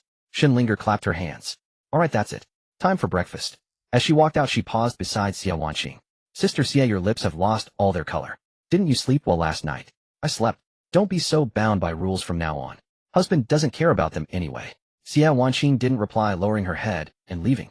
Shenlinger watched her retreating back, her smile fading before following her out. Only Su Yao and Lu Ruyan remained in the front hall, leaving silently one after the other. Moran left the prince's mansion and headed towards the flower street, turning into a tea house at the eastern end of the alley and ascending to the 2nd floor. The tea house owner, surnamed Zhao, was a hidden agent of the prince's mansion. Your Highness, news of Yi Qingyan has arrived. Boss Zhao pushed a letter across the table. Where is he now? He has left Jizhou. Based on his pace, he will reach the capital in 12 days. Any anomalies on the road? In Jizhou, he met a wandering Taoist who gave him an ancient scroll. We couldn't ascertain its contents. An ancient scroll, the first lucky treasure Yi Qingyun obtained in the original story, containing a lost cultivation technique. The timeline matches up. He folded the letter and tucked it under his teacup. He sat in the tea house for 2 hours reviewing all the information that could be gathered. Then he slipped out the back door, took a roundabout route, and swaggered back in through the main gate of the prince's mansion. Upon entering, he yelled at the gatekeeper. The wine today was terrible. Watered down. Those profiteers are always trying to cheat me out of my silver. The gatekeeper shrank his neck and offered an apologetic smile. Halfway across the courtyard, he encountered a maid carrying a bowl of medicine. Moran tilted his head and leaned in to sniff it. Who was that for? Your Highness, it's Lady Xie's calming decoction. Calming decoction. He plucked the peony from behind his ear and stuck it squarely into the medicine bowl, splashing some of the liquid onto the maid's hand. Tell Lady Xie that I said if she can't sleep, she should count sheep. She'll fall asleep once she reaches 100. The medicine is bitter, I don't drink it. The maid stared at the flower in the bowl, opened her mouth, then turned and left with the bowl. He hummed a tuneless ditty as he entered the study. The treatise on statecraft he had been reading last night lay spread on the desk. He flipped to volume 7 and placed the pages filled with his annotations on top. Su Yao's courtyard was less than 30 steps from this study. In the afternoon after her calligraphy practice, she would likely come out for a stroll. The Prime Minister's legitimate daughter, someone raised amidst piles of books and documents, couldn't possibly resist a study with its door left ajar. He opened the book, placed it in the center of the desk, and got up to pull the door until only a sliver of an opening remained, just enough to show the light within. Then he returned to his bedroom, closed the door, and took a nap. Afternoon. Su Yao practiced calligraphy in Qingshuang courtyard, wrote 3 pieces in regular script, was dissatisfied with all of them, and crumpled them into balls. She put down her brush, paced around the room twice, and stopped at the doorway. Across the way was the study, the door ajar, silent. She stood for a while, then walked over. Not deliberate prying, just passing by. She told herself this. Before pushing the door, she glanced back down the corridor. No one was there. The door swung open. The study was cleaner than she had imagined. 6 brushes hung on the brush rack, the inkstone was washed clean, and the ink sticks were stored in a box. The incongruous thing was the treatise on statecraft lying open on the desk. The founding Grand Tutor's treatise on governance, 12 volumes. Over half of the Imperial Academy's students couldn't get through the first 3. This one was flipped to volume 7, the margins filled with tiny cramped handwriting. She lowered her head to look. The flaw in the 15% tax system lies in its execution, not in the tax rate itself. Local officials impose arbitrary surcharges under the guise of meltage fees, pushing the actual burden on the people beyond 30%. If this continues, it will inevitably lead to widespread unrest and refugees. The next line. The solution lies not in reducing taxes, but in purifying the bureaucracy. To speak of tax cuts without addressing official corruption is akin to cutting off one's own flesh to feed a tiger. Another line below. The Grand Tutor's thesis is lofty and comprehensive, but it remains too general. It fails to address the ills of the petty functionaries at the grassroots level. This is a scholar's armchair theory, not a policy for the fields. Every sentence struck at the heart of the matter. Taxation, bureaucracy, grassroots, execution. The 3 layers of analysis were intricately linked. She flipped through a couple more pages. It got even more detailed. The salt and iron monopoly, water transport reform, frontier army pay. Each topic had a complete analysis and rebuttal. Some viewpoints she had heard her father discuss with his advisors in the Prime Minister's mansion, but conclusions that took them 3 days to reach were refuted in a single sentence in this book, and refuted with sound reasoning. The capital's most notorious good-for-nothing. Moran, who drank wine, chased cranes, and stuck flowers in medicine bowls. He could write something like this. She closed the book, walked quickly out of the study, and pulled the door back to its ajar angle. Her steps back to her courtyard were noticeably faster than when she had arrived. Bu was waiting at the courtyard gate. Miss, where did you go? For a walk. Su Yao entered the room, sat down, and poured herself some tea, taking a couple of sips. Bu, I need you to investigate something. Yes, miss. Find out if there are any formidable advisors in this mansion, or any scholars who often ghostwrite for His Highness. Investigate thoroughly, but don't alert anyone. Bu acknowledged and withdrew. Su Yao sat at the table, tracing the rim of her teacup with her finger round and round. She recognized the handwriting of those annotations. It was identical to the name signed on the red envelope at the wedding. It was Moran's handwriting. Outside the window, a branch of white plum blossoms swayed gently in the breeze. In the study, the system panel quietly flashed a line of text. Su Yao Affection 63, 2 Fluctuation Source Host Preset Treatise on Statecraft Annotations Triggered Cognitive Dissonance. Confusion Emotion Marker Intensity 1. The next day, Shinlinger closed the 3rd medical book, tapping her fingertip twice on its cover. Moran had slept in the study again last night. 6 brides had entered the manor, and he hadn't touched a single one. For anyone else, this would be called restraint. For Moran, it was called a sickness. Though looking at his facial features, he did seem to have kidney deficiency. Chui'er stood nearby, holding a handkerchief, her back tensing as she watched her mistress begin counting medicine bottles again. The last time the young lady was this idle, 3 apprentices at the Imperial Medical Academy ended up with 2 days of diarrhea. Chui'er. Yes, miss. Shinlinger placed the small black bottle back on the medicine rack, her smile honey sweet. I must go pay my respects to my husband. Chui'er nearly dropped the handkerchief. Madam, didn't His Highness say yesterday there was no need for that? That's my husband being considerate. Shinlinger picked up the plate of osmanthus cakes, her thumb grazing the rim. I'm a new bride. Etiquette cannot be neglected. Chui'er stared at the cakes. The osmanthus fragrance was strong. So strong it made her even more afraid. The Biliu courtyard wasn't far from the study, just past a moon gate. The study door was open. Moran sat behind his desk, flipping through a leisure book, feet propped on the edge, radiating an effortless practiced laziness. Shinlinger knocked twice at the door. Husband, I've come to pay my morning respects. Moran looked up, his gaze first landing on her face, then on the pastries. Arriving this early. And bringing food. Either she's poisoning me, or she's fishing for information. He drew his feet in and closed the book. What brings Linger here today? I was simply at leisure. Shinlinger set the plate on the table, the sweet scent of osmanthus dispersing. This is an old family recipe from my grandfather. You can't buy it anywhere. Moran picked one up and brought it to his nose. Fragrant. He turned the cake over in his fingers twice. He didn't eat it. Shinlinger blinked. Want you try it, husband? My stomach has been sensitive lately. I must avoid sweets. Which imperial physician said that? Your grandfather. A corner of Shinlinger's mouth twitched. Her grandfather had been busy all day needling those old officials who'd failed their suicide attempts by ramming into pillars at the censorate. He didn't have time to worry about Moran's stomach. Liar. Keep lying. Then what does my husband like to eat? He'll make it next time. Anything. Sweet. Salty. Spicy. Anything. What does my husband do for leisure in the manor? Drink. And besides drinking, sleep. Shinlinger rested her chin on her hand, her smile turning even softer. When does my husband sleep? Before the sun is high. And when does he rise? When the sun is high. Then husband only sleeps for a short while. This prince has abundant energy. What do you want to be, my high son? Chuyer, standing outside the door, felt her ears grow hot. If this conversation continued, it would cease to be proper. Shinlinger wasn't swayed. She changed her angle. When my husband studied at the Palace Academy, which subject did you like best? None. I slept through all of them. What did the tutors say? They said this prince was fair and impartial to every subject. Has my husband ever finished reading a book? Yes. What book? The Collection of Flowers. Poetry. Poetry written by courtesans. Shinlinger's fingers tapped 7 times within her sleeve. 7 questions. 7 answers. All evasive. All useless.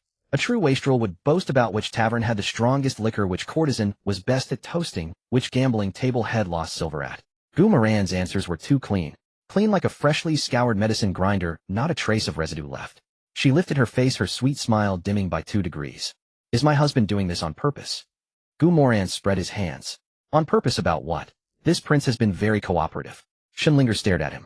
That mask of a wastrel was worn too steadily. So steadily it made one want to prick it with a needle to see if it would leak air. She reached out to take the plate. Moran was faster, pressing his hand on the plate's edge. Their hands were an inch apart. Shinlinger stopped. Husband, it would be a shame to take away the cake you made. Moran picked one up and held it to her lips. This prince can't eat sweets. Why don't you try it for me, Linger? The pastry hovered before her mouth. Within the osmanthus fragrance, a faint medicinal scent was buried, one only she could detect. Pu Huang. After eating it, one was prone to speaking the truth for about half an hour. It had originally been prepared for Moran. Now it was her turn. Shinlinger took half a step back, her smile obediently sweet. My husband is so caring, but I've already had breakfast. Moran placed the cake back on the plate.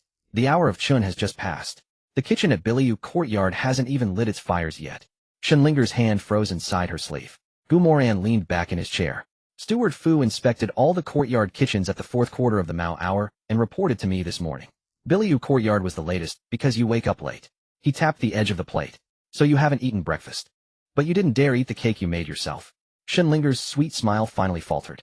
Outside, Chuyer stared at the ground. It's over. The lady went fishing, but the fish swallowed the hook and stole the fishing rod too. Moran flipped the cake over, revealing a trace of pale yellow powder on the bottom. Care to explain? Shinlinger was silent for 2 breaths, then decided to confess. Pu Huang. Her tone was crisp and professional, the sweet girl persona, clocking out for the day. It makes people speak more honestly. Lasts about half an hour. Too bad my husband wouldn't eat it. Moran nodded. Good medicine. Shinlinger raised an eyebrow. Husband isn't angry. Why would I be? Moran set the cake back down. You came all this way. This prince has profited. Profited from what? First, mixing Pu Huang into osmanthus cake without changing its color or taste shows your pharmacological skills are more refined than old man Shun's. Shinlinger's eyelids lifted slightly. Second, your 7 questions had a sequence. First, casual talk, then probing habits, then investigating connections. It's the method of a medical consultation. Moran looked at her. Third, you are very interested in me. Shinlinger didn't respond. Someone who wasn't interested wouldn't spend a whole morning making this plate of cakes. The study fell silent. A breeze passed the window, carrying in a hint of ink and osmanthus. Shinlinger watched him for a long moment, then suddenly laughed. This time it wasn't feigned. Husband is quite amusing. This prince has many virtues. You'll discover them in time. Shinlinger picked up the plate and turned to leave. At the door she looked back. Husband should focus on fixing his health first. He'll come again another day. Moran reminded her. You can bring cakes, but no extra ingredients. Shinlinger replied with a beaming smile. That would be so boring. She left carrying the plate. Not a single piece eaten. Back at Biliu Courtyard, Chuyer hurried over. Madam, how did it go? Shinlinger shoved the plate at her and sat down at the table. The sweet smile was gone from her face. Chuyer. Yes, miss. Go find the Imperial Medical Academy's manual on Qi observation technique. Chuyer was stunned. Qi observation. Isn't that the thing Master Shin uses to assess a patient's constitution? Shinlinger tapped her fingers on the table. I'm going to use it on people. On who? Shinlinger looked towards the study. On this husband of mine to see just how many masks he's wearing. In the study, Moran leaned back in his chair picking up the osmanthus cake again.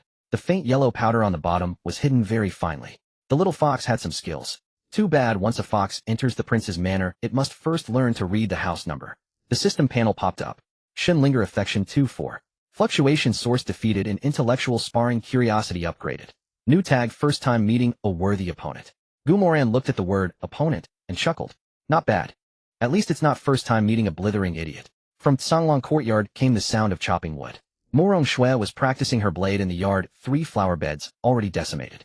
Batter squatted by the wall gnawing on a lamb leg sighing at the scattered petals. Princess the gardener just planted those yesterday. Morong Shui sheathed her blade, eyeing the 4th bush. Plant more. Batter shut his mouth and continued gnawing. Morong Shui wiped the sweat from her brow, her gaze drifting over the eastern wall. That was the study. She still hadn't figured out that northern warrior's salute from last night. Where did a Central Plains wastrel learn something like that? And learn it so perfectly? As she returned to her room, her fingers brushed against the handkerchief on the corner of the table. The one from Imperial Noble Consort Shun. Morong Shui pushed the handkerchief away and lay down on the couch. These Central Plains people. So much trouble. At Taimei courtyard another table had been lost. Zitong knelt outside the door, her voice weak. Miss, if you keep kicking tables apart, there won't be anywhere left to write. Lin Qingdai's voice came from inside. I'm not writing anymore. After a moment the room fell silent. Zitong pushed the door open a crack. Lin Qingdai sat on the floor gripping the longsword. Her grip had changed. Her index finger was loose, her tiger's mouth pressed down on the hilt. She rotated her wrist. The sword tip traced a half circle. This time it didn't veer off. Zitong stared in a daze. The young lady had cursed up a storm, but she'd actually been learning. Jingma courtyard was the quietest. The window was open, the door closed. Xia Wanqing stood before the bookshelf, her fingers moving slowly across the spines of the books. All the books on etiquette had been moved to a corner. At the front were 3 travelogues, 2 collections of strange tales, and 1 book on flower cultivation. The servant who delivered the books said the prince told her to pick whatever she liked, no need to return them. No one had ever asked her what she liked to read. Moran had asked. Even if it wasn't in person. She pulled out travels through mountains and rivers, and sat by the window.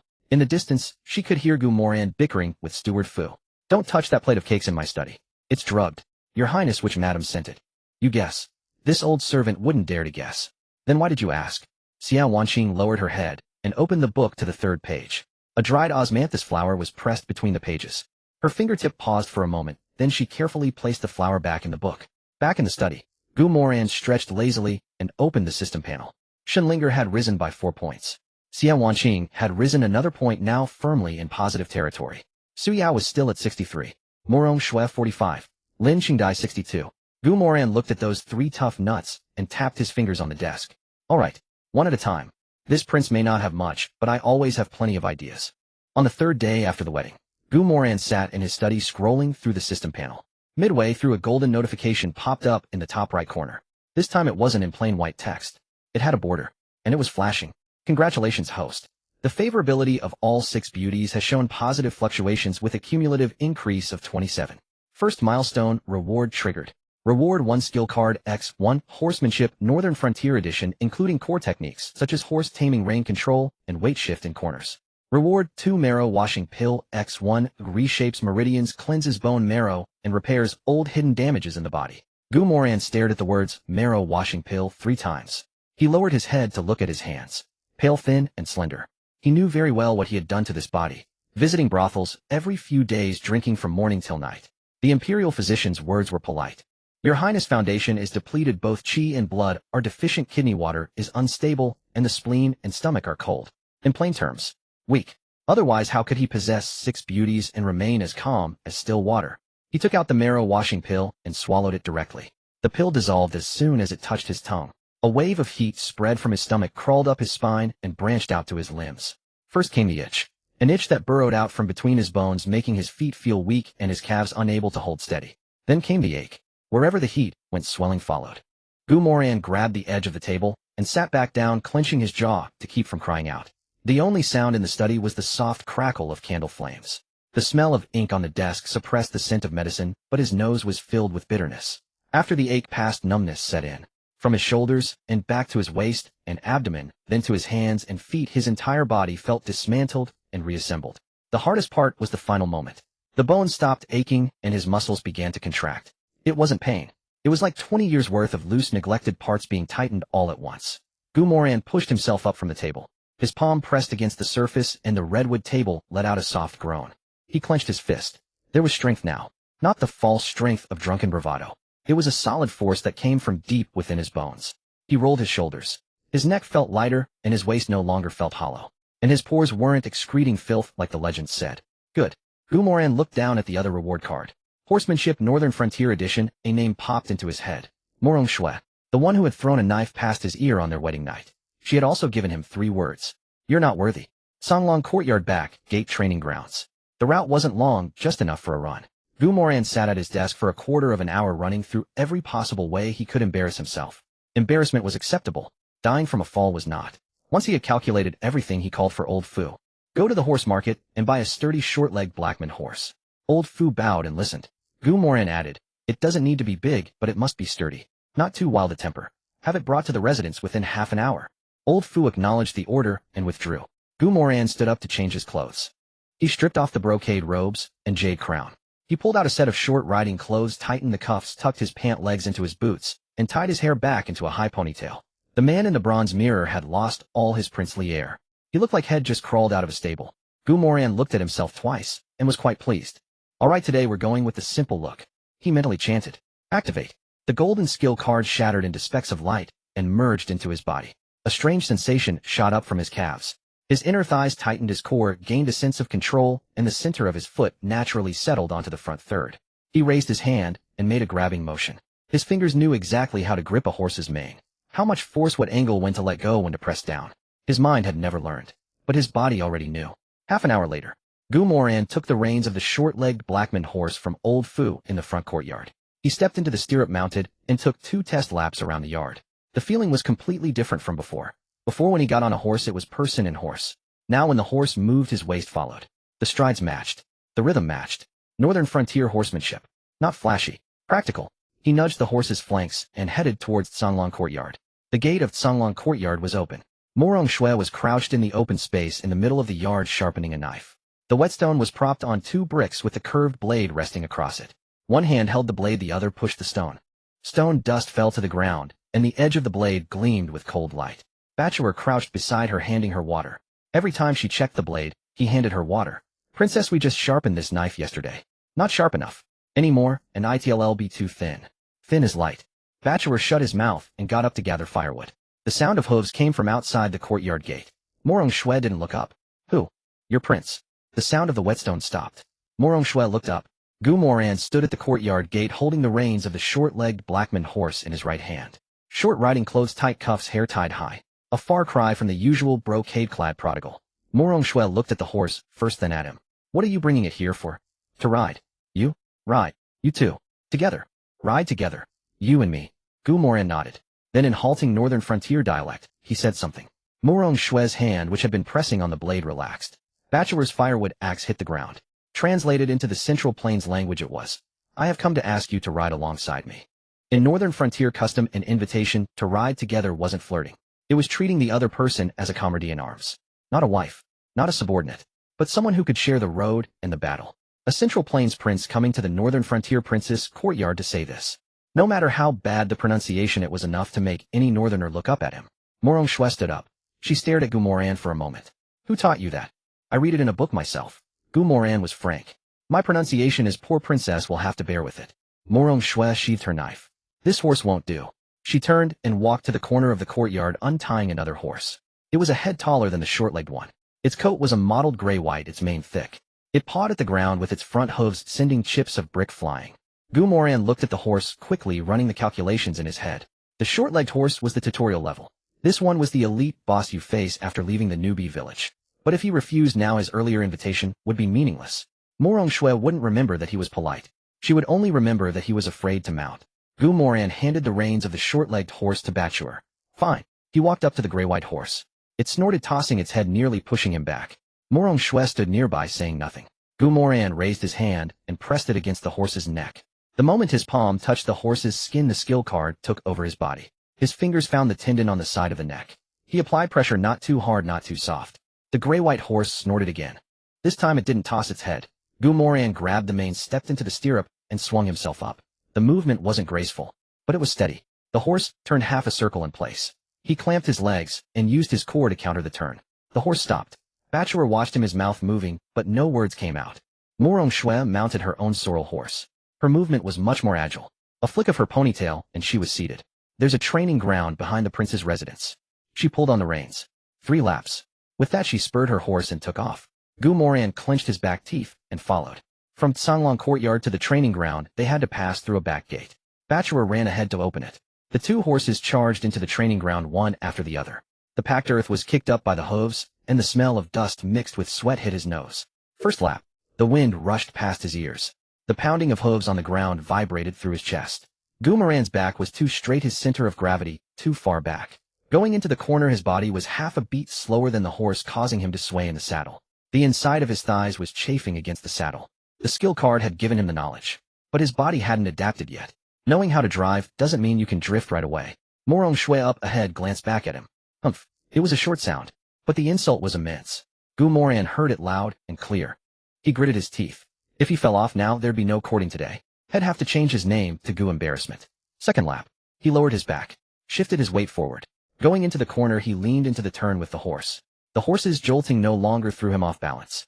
1, 2. The rhythm began to match. The gray-white horse's ears twitched, and its pace steadied. Moran Shui didn't look back, but she sped up, not to shake him off, but to test if he could keep up. Moran tightened his grip on the horse's flanks and lowered the reins. The gray-white horse surged forward half a length. The wind stung his face. Third lap. A curve. Moran's horse stepped on a loose brick while entering the bend, its front hooves stumbling. The horse's body tilted to the right. He slid off the horse's right side. The skill card could provide the correct muscle reaction, but it couldn't save him from a sudden crisis. His left hand gripped the mane, fingers digging in strand by strand.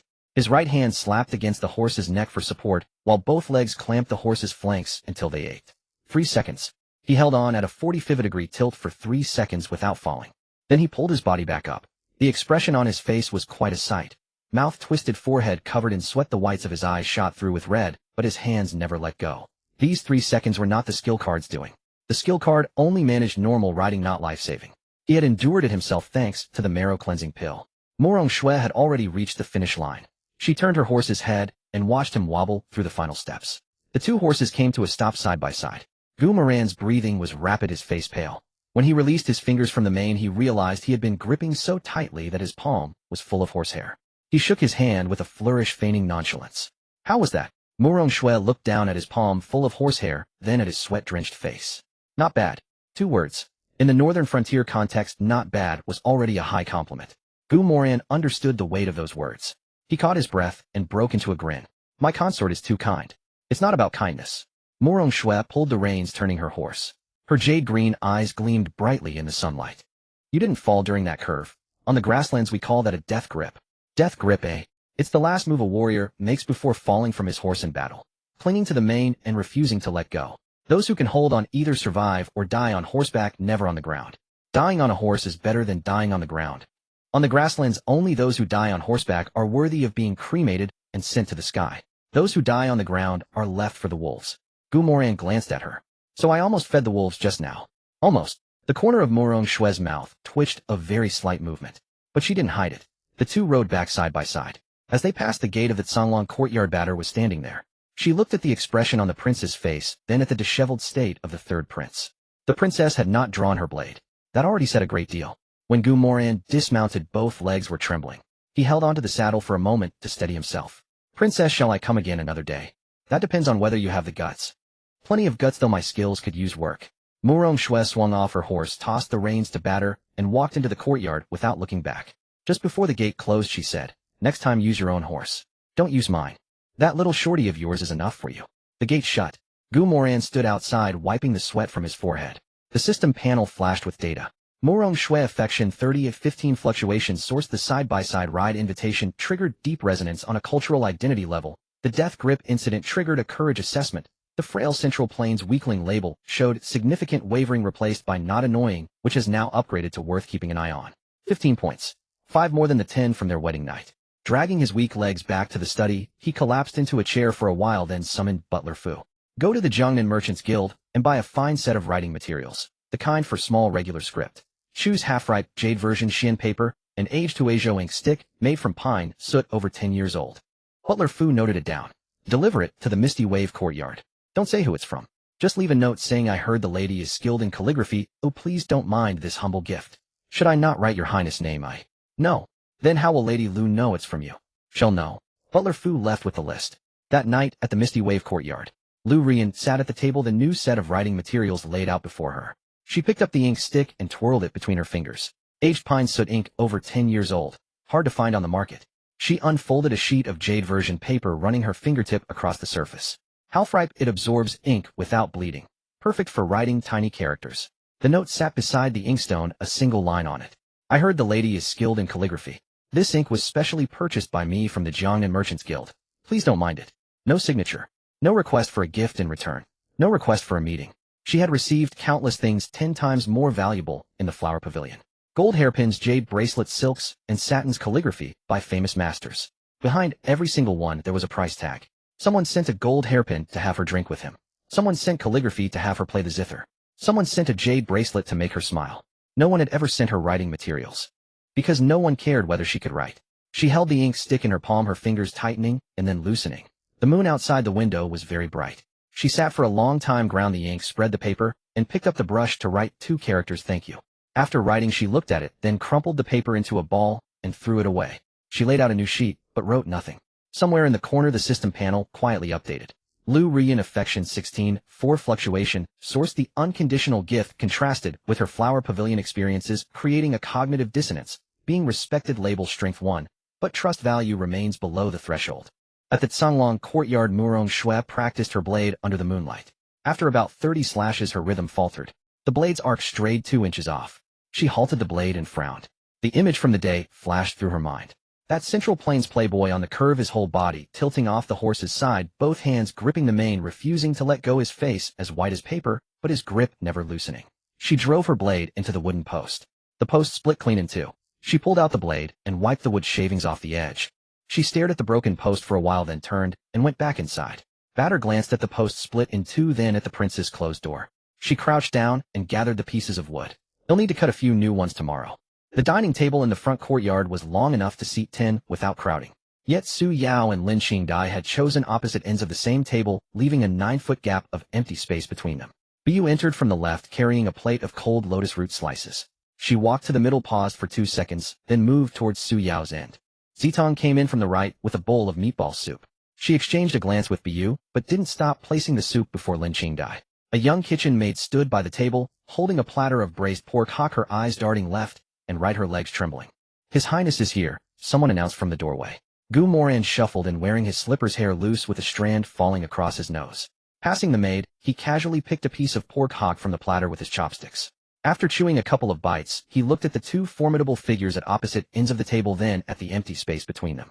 He walked over, picked up half the pork hock, and held it aloft in the very center. Is the food from your own kitchens not good enough?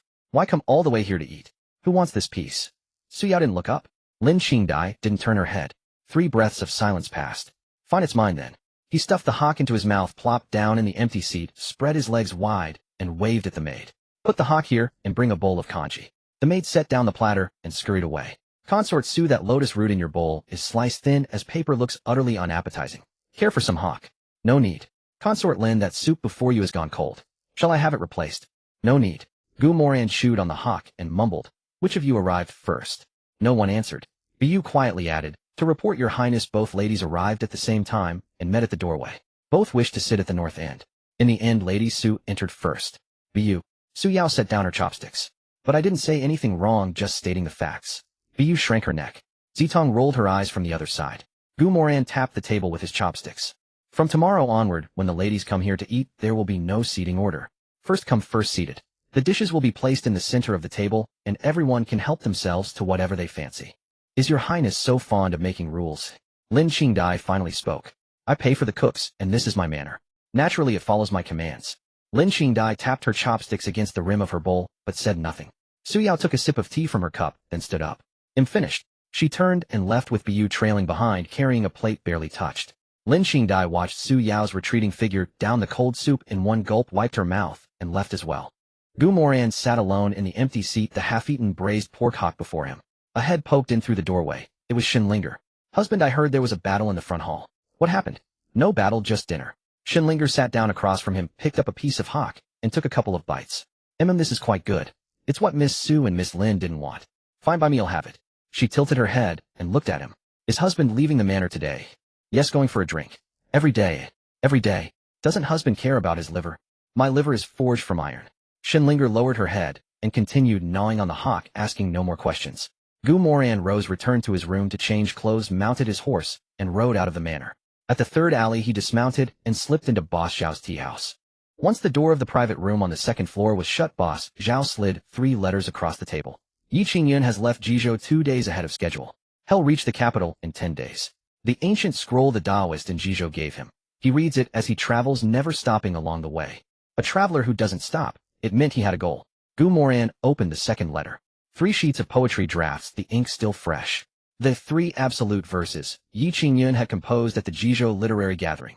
The students at the Imperial Academy were already copying them. He read each one through, then laid them flat on the table. The prosody was meticulous, the allusions refined, the metaphors seasoned, flawless. But the second couplet of all 3 poems used the same structure, a dip, a rise, then a twist. 1 poem was a style, 3 poems written this way was a template. Skilled in technique, yet lacking in life experience. A 20-year-old scholar from a poor family who had never seen great rivers or vast seas could not write true grandeur. Beside the first poem, he wrote 4 characters, gifted yet powerless. One more thing. Boss Zhao lowered his voice. Li Yuan, an aide to the Grand Chancellor, met with a book merchant from Jizhou 2 days ago. He carried Yi Qingyun's poems and a joint recommendation letter from the literary circles. Yu had spoken with Li Yuan's servant last time she returned to the Chancellor's residence to fetch clothes. Yi Qingyun hadn't even entered the capital, yet his connections had already reached the Chancellor's mansion. Gu Moran picked up the 3rd letter. The second prince's residence submitted a memorial to the palace yesterday. The messenger on his return went to the Imperial Academy and met with the Chancellor Xia Huaian, Xia Wangqing's father. Among the 5 families, the Xia family had the weakest foundation. In terms of favorability, he was the only one with a positive score among the 6, and even that was just 1. The second prince had chosen the easiest piece to pry loose. Daily reports on Yi Qingyun's movements. Add a line to watch Li Yuan at the Chancellor's residence. Keep the second prince's activities on a separate list. He left through the back door, circled around, and re-entered the manor through the front gate. As he walked in, he announced loudly, the wine today was terrible too, more watered down than yesterday. The gatekeeper offered an apologetic smile. The study door closed, and the poetry drafts were pressed beneath the inkstone. The system panel flashed a line of text. Countdown to Destiny's Child, Yi Qingyun's arrival in the capital 10 days. Anomaly detected. Shinlinger is developing a new concoction in the Bailuo courtyard today. Consumed herbs include Pu Huang, trace amount. Pu Huang, the main ingredient of the last truth-telling potion. From outside the window, a faint sound drifted from the direction of the Bailuo courtyard. The residual effects of the marrow-cleansing pill were still present, sharpening his senses. He heard Shinlinger's words. I've thought of a new method. This time I guarantee he won't notice. Gu Moran propped his feet on the edge of the desk and stared at the ceiling. Miss Shun, if you can truly fool me, I'll call you master myself. The afternoon of the next day, a note arrived at the green bamboo courtyard. The note was delivered by Chuier, who stood smiling at the study door, holding a paper folded into the shape of a flower petal. Your Highness, my mistress said she has blended several new incenses and invites you to come and sample them. Gu Moran unfolded the note. On it was a crookedly drawn little flower with a line of text beside the petals. Husband, since you have nothing better to do, come on over. The handwriting was adorable, and the tone even more so. But he knew perfectly well what kind of feeling lay beneath that adorable exterior. A little black sesame, Tang Yuan, that's what she was. He tucked the note into his sleeve and followed Chuier to the green bamboo courtyard. The courtyard's arrangement was different from 2 days ago. The tables and chairs had been moved to the center, and 6 bronze incense burners were arranged in a semicircle spaced 2 feet apart, each lid carved with different patterned holes. 6 wisps of smoke rose from the 6 burners, each varying in color and trajectory. Shinlinger sat at the center of the semicircle, a plate of pine nut candy by her hand, her chin resting on the back of her hand. When she saw him enter, her eyes curved into crescents. Husband, you came so quickly. When Linger summons, this prince runs. Sit. She patted the chair beside her. I've been researching incense blending lately. I've made 6 varieties. Please, husband, pick the one that smells the best. Gu Moran didn't sit down immediately. He first took a walk past the 6 burners. He moved slowly, pausing for 2 or 3 seconds before each one, his nostrils flaring slightly. The first one a sandalwood base, quite strong with something mixed in that he couldn't immediately identify. The second a floral-type jasmine, at its core smelling perfectly normal. The third a woody type with a scent of turpentine, but with a very faint sweetness in the middle. Benzoin. He lingered a moment longer before the third burner. Benzoin combined with those medicinal herbs the system had reported yesterday. Mint leaves to stimulate the mind, clove powder to mask the odor, benzoin to calm the spirit. Song Shin-san. He had gone through her records at the Imperial Medical Institute and knew that Song Shin-san was a secret formula of the Shin family. It was meant to treat palpitations and insomnia, but its side effect was to make one let down their guard and loosen their tongue. Last time she had crudely mixed cattail pollen directly into the pastries, and he had seen through her on the spot. This time she had gotten smarter using incense and letting him smell it himself. He moved away from the third burner and continued down the line. The fourth a medicinal scent, somewhat bitter, not like a trap, more like a filler. The fifth so faint it was almost imperceptible. He leaned in to smell it, it was just plain mugwort. No other herbs added. The sixth a fruity scent, pleasant to the nose, but unrelated to Song Shin-san. Having circled the 6 burners, he walked over and sat down in front of the fifth one. Shinlinger's eyes lit up. Sure enough, head sat before the safe incense. She had anticipated he would choose the most harmless one. Husband, you pick this one. This one smells the best. Really? I think the third one is better. The third is too sweet. This prince doesn't care for sweet. Shinlinger tilted her head, seemingly lost in thought. Moran sat beside the fifth burner, his body relaxed against the chair's back, his right hand resting on the armrest, fingers hanging casually. Then his index finger brushed against the edge of the third burner's lid. It was a very light touch, like an unconscious gesture. The lid shifted half an inch. That half-inch changed the direction of the smoke vent from the third burner. The smoke, which had been rising straight up, now drifted with the breeze towards where Shinlinger was sitting. Shinlinger didn't notice. Her attention was entirely on his expression, trying to find a trace of whether or not he had fallen for it on his face. The two of them, separated by 6 incense burners, looked at each other. Husband, may I ask you a question? Ask. Do you think him pretty? Yes. How pretty? Top 3 among the 6 wives. Only third. Shinlinger pouted. Who are the top 2? Lu Rian and Miss Su. You and Moran Shui are tied for third. If I don't accept that. If you don't accept it, you can work on it. Howie. Less poisoning, more smiling. Shinlinger opened her mouth to retort, but the smoke from the third burner had been wafting around her for a while now. The effect of Song Shin-san wasn't strong. It wouldn't make one drowsy, just relax the nerves and make one speak without thinking too much. It was her own concoction, and she knew the dosage best. But she hadn't expected the smoke to blow back into her own face. Moran lifted his finger from the armrest, picked up a piece of pine nut candy from her plate, and popped it into his mouth. Linger's hands are quite skilled. What hands? The hands that blend incense. The heat control on all 6 burners was just right, and the smoke volume was even. It shows you put effort into the temperature and the ratio of ingredients. Shinlinger's mouth was half a beat faster than her brain. Husband's fingers are nice looking too. The words were out. She froze. Moran chewed on the pine nut candy, didn't respond to that, just looked at her. Shinlinger's mind took 2 seconds to catch up, and she realized what had happened. The smoke from the third burner was drifting her way. She turned her head to look. The lid of the third burner was tilted half an inch. She turned back to look at Moran. His right hand rested on the armrest, and the position of his index finger was just enough to reach the lid of the third burner. You moved my burner. This prince hasn't touched a thing. You? Linger, I'm very pleased that you said my fingers are nice looking. He stood up, walked over to her, and reached out to straighten the lid of the third burner. His sleeve brushed across the back of Shinlinger's hand. It wasn't a touch, it was a brush. The fabric grazed her skin, carrying a faint, cool sensation. Shinlinger's hand retracted. She looked up, and the distance between them was less than a foot. Linger, I'm very happy you complimented me. Moran lowered his head and pecked her earlobe, then turned and walked away, waving his hand behind his back without looking back. Farewell, your highness. Shuier called out from the courtyard gate. Shinlinger sat motionless in her chair. She touched her ear. It was hot. Shuier. Yes. Close the door. The door was closed. Shinlinger jumped up from her chair, rushed to the medicine shelf, pulled out the Shun family pharmacopoeia, and frantically flipped to the page on Song Shin-san. Side effects causes one to let down their guard, weakens emotional control, may lead to unconsciously revealing true thoughts. Her eyes scanned down. Precaution, Song Shin-san is equally effective on the person who blended it. Care must be taken with the direction of the wind. She closed the book, then opened it again. Looked at the line about unconsciously revealing true thoughts. Closed it again. Clutching the book, she stood before the medicine shelf, her ears turning from red to pink, and from pink back to red. Did I speak the truth? She asked Shuier. Shuier didn't understand. What truth? That his fingers are nice looking. Shuier gave her a look. Madam, have you been hit by your own medicine? Shut up. Shinlinger shoved the book back onto the shelf, sat down at the table, and poured herself a cup of cold tea, gulping it down. After finishing, she traced the rim of the cup with her finger round and round. His fingers were indeed nice looking.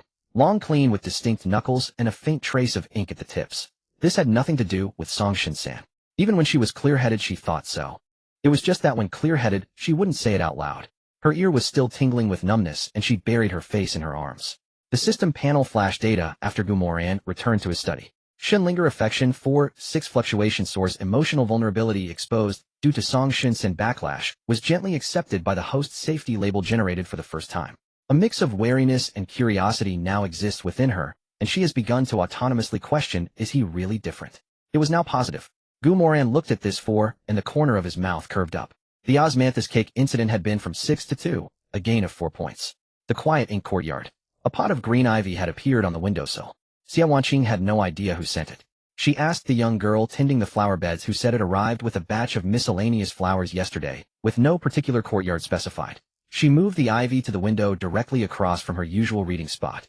She had already turned to the last page of that book, Travels Through Mountains and Rivers. The book described 12 places from the northern grasslands to the southern river towns. The prose wasn't ornate, but each chapter ended with a personal reflection from the author written in such faint ink it seemed meant only for his own eyes. On the back of the final page there was an even fainter line of text. If given the chance I would most like to see the moon over Daunting Lake. She read that page over 3 times. She recognized the handwriting. The name signed on the red envelope on their wedding day. The habit of the strokes, the slight upward curve at the end of the final brushstroke. It was written by Moran. The page was nestled deep in the spine of the book, undiscoverable unless one read to the very end. Perhaps he had jotted it down while reading and forgotten about it. Who would have thought this book would end up in her hands? She closed the book, her fingertips pausing on the cover for a moment. If given the chance I would most like to see the moon over Daunting Lake. This sentiment didn't match the Moran she knew. The man who wore a peony behind his ear, who stuck flowers into her medicine bowl, who yawned in the front hall and said the braised pork knuckle was especially well made. Would that man want to see the moon over Daunting Lake? She flipped open the last page again, staring at the line for a long time. Then she folded a corner of the page. She closed the book and placed it by her pillow. Outside the window the ivy leaves swayed gently in the breeze. She sat by the window, hands clasped on her knees, her thumb no longer rubbing the back of her other hand. A line of text popped up in the corner of her vision on the system panel. Affection increase for Xia Wanqing 3-1. Source of fluctuation, the personal handwriting in Travels triggered a cognition of authenticity. The information that he also has a place he wishes to go conflicted with the established impression of him as a wastrel, widening the crack in her numbness state. The Iron Plum courtyard. Zitong stood outside the door, hearing the sharp cracking sounds from within. She peeked through the crack in the door. Lin Qingdai was practicing the 7 forms of the counterscale sword in the courtyard. First form cleave. Second form lift. Third form thrust. The sword moved straight down the center line, her steps right forward, left back. A textbook counterscale thrust. She completed the move. The sword tip stopped midair. It didn't tremble. Zitong rubbed her eyes and looked again. Indeed, it didn't tremble. For 10 years, whenever her mistress practiced this move, the sword tip would always quiver at the end. It wasn't a matter of strength, it was a technique she could never quite perfect. Today it didn't tremble. Mistress, when did you change your grip? Lin Qingdai sheathed her sword with a fluid, clean motion. Figured it out myself. She said these words a pitch higher and a beat faster than usual. Zitong had served her for 12 years and knew this was her mistress' habit when lying. But she didn't press further. Lin Qingdai hung the sword back on the rack, took 2 steps away, then turned back and took it down again. She drew the sword, executed the move, and sheathed it. She tried it once more. The sword tip was perfectly steady. She stared at the motionless blade, gritted her teeth, and slammed the sword heavily onto the rack. Humph. Zitong heard the sound from outside the door, and a small smile tugged at her lips before she quickly suppressed it. The clear frost courtyard. Bu entered the room carrying a stack of winter clothes. You're back. Su Yao was practicing calligraphy by the window, not lifting her head. I'm back. I've collected the winter clothes. Bu set the clothes down and stood still for a moment. Su Yao's brush paused. How is everything at home? Bu bit her lip. Mistress Young Master Yi is expected to arrive in the capital in about 10 days. Su Yao's brush continued to move. The master received a letter of recommendation from the Jizhou Literary Circle written on behalf of Young Master Yi. The master went to the ancestral hall that very afternoon. The brush stopped. A drop of ink fell from the tip, spreading into a dark, bean-sized blot on the white paper. The ancestral hall. Her father only went there for one reason: to pay respects before the late Grand Elder's spirit tablet, the betrothal that the Grand Elder had arranged during his lifetime. Su Yao stared at the ink blot for a moment, then set her brush back on the rest. I understand. Mistress. I said I understand. Bu withdrew. Su Yao stood by the window, one hand resting on the frame. Outside were the white plum trees past their blooming season. The branches bore no flowers, but they were well-nurtured and vibrant. She tapped her fingers twice on the window frame, then turned and sat down at the desk. At the corner of the desk lay the investigation report Bu had brought back the day before. The prince's mansion had no advisors, no ghostwriters. The annotations in the copy of The Art of Governance in his study were written in his own hand. She unfolded the investigation report and flipped to the last page. Bu had added a supplementary note at the end. Investigation shows His Highness has not displayed any calligraphy, painting, or literary works in any public forum in the past 3 years. His classmates at the Imperial Academy described his handwriting as not even straight enough to be considered proper. Not even straight. But the tiny script she had seen in his study, every stroke precise, the structure exact, the interlinear annotations logically interlinked. The flaw of the 1/15 tax lies in its execution. Cleaning up the bureaucracy must precede tax reduction. The Grand Tutor's discourse is lofty, but lacks specificity. These words, if spoken at her father's council meeting, could silence Li Yuan for a full half-hour. A wastrel prince known for his illegible handwriting sat in his own study and dismantled the founding Grand Tutor's entire governance strategy piece by piece in tiny precise script. Not refuting it, deconstructing it. Refutation is an act of emotion, deconstruction requires a system. She closed the report, her fingers resting on the paper for 3 breaths. Yi Qingyun arrives in 10 days. Her father went to the ancestral hall. The annotations of that man in the study were more accurate than her father's own advisors. 3 matters tangled together, and she couldn't make sense of them. She pressed the report back under the corner of the desk, pulled out a blank sheet of rice paper, and picked up her brush again. She wrote a single character and stopped. On the ink still wet paper there was only one word: goo. She crumpled the paper into a ball and tossed it into the wastebasket. Lunch, the front hall. Gu Moran was absent, said to have gone out for drinks. The 6 wives took their seats, their positioning noticeably smoother than the first couple of days. First come, first seated, no squabbling. Shenlinger sidled up, next to Moran, Shui holding her bowl, and asking with a grin, "Sister Moran, was that horse-breaking technique the prince used the other day from your northern border, taming methods?" Moran Shui tore at her meat with her hands, not lifting her head. The movements were right, but the strength was way off. "Then why don't you teach him?" "He never asked me." Shenlinger smiled, but didn't press further. Su Yao, watching as usual, made a round of pouring tea for everyone. When she reached Su Yao looked at her. "You don't have to do this. It's just a small courtesy." Su Yao's cup was full, so Xia Wanxing didn't insist and returned to her seat. That was one more sentence exchanged than yesterday. After the meal, everyone returned to their own courtyards. Gu Moran returned in the afternoon. He ran into Fu Bo at the gate, and Fu Bo's expression was grim. "Your Highness, someone from the palace has arrived." "Who?" "A eunuch messenger from Hanzhong Hall. The noble consort requests the presence of all 6 wives for tea at Hanzhong Hall tomorrow afternoon." Gu Moran's footsteps faltered. All 6 of them. This event didn't exist in the original story. The original Gu Moran had never even married. A new plotline, and the system had no contingency plan.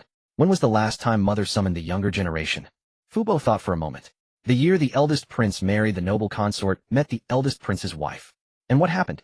The princess came out crying and didn't leave her room for 3 days.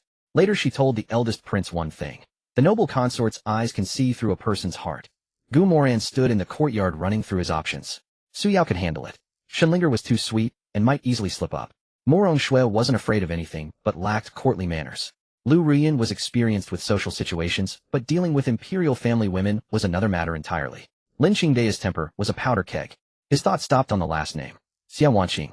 Her affection had just turned positive, and her emotional state had just cracked open from numbness.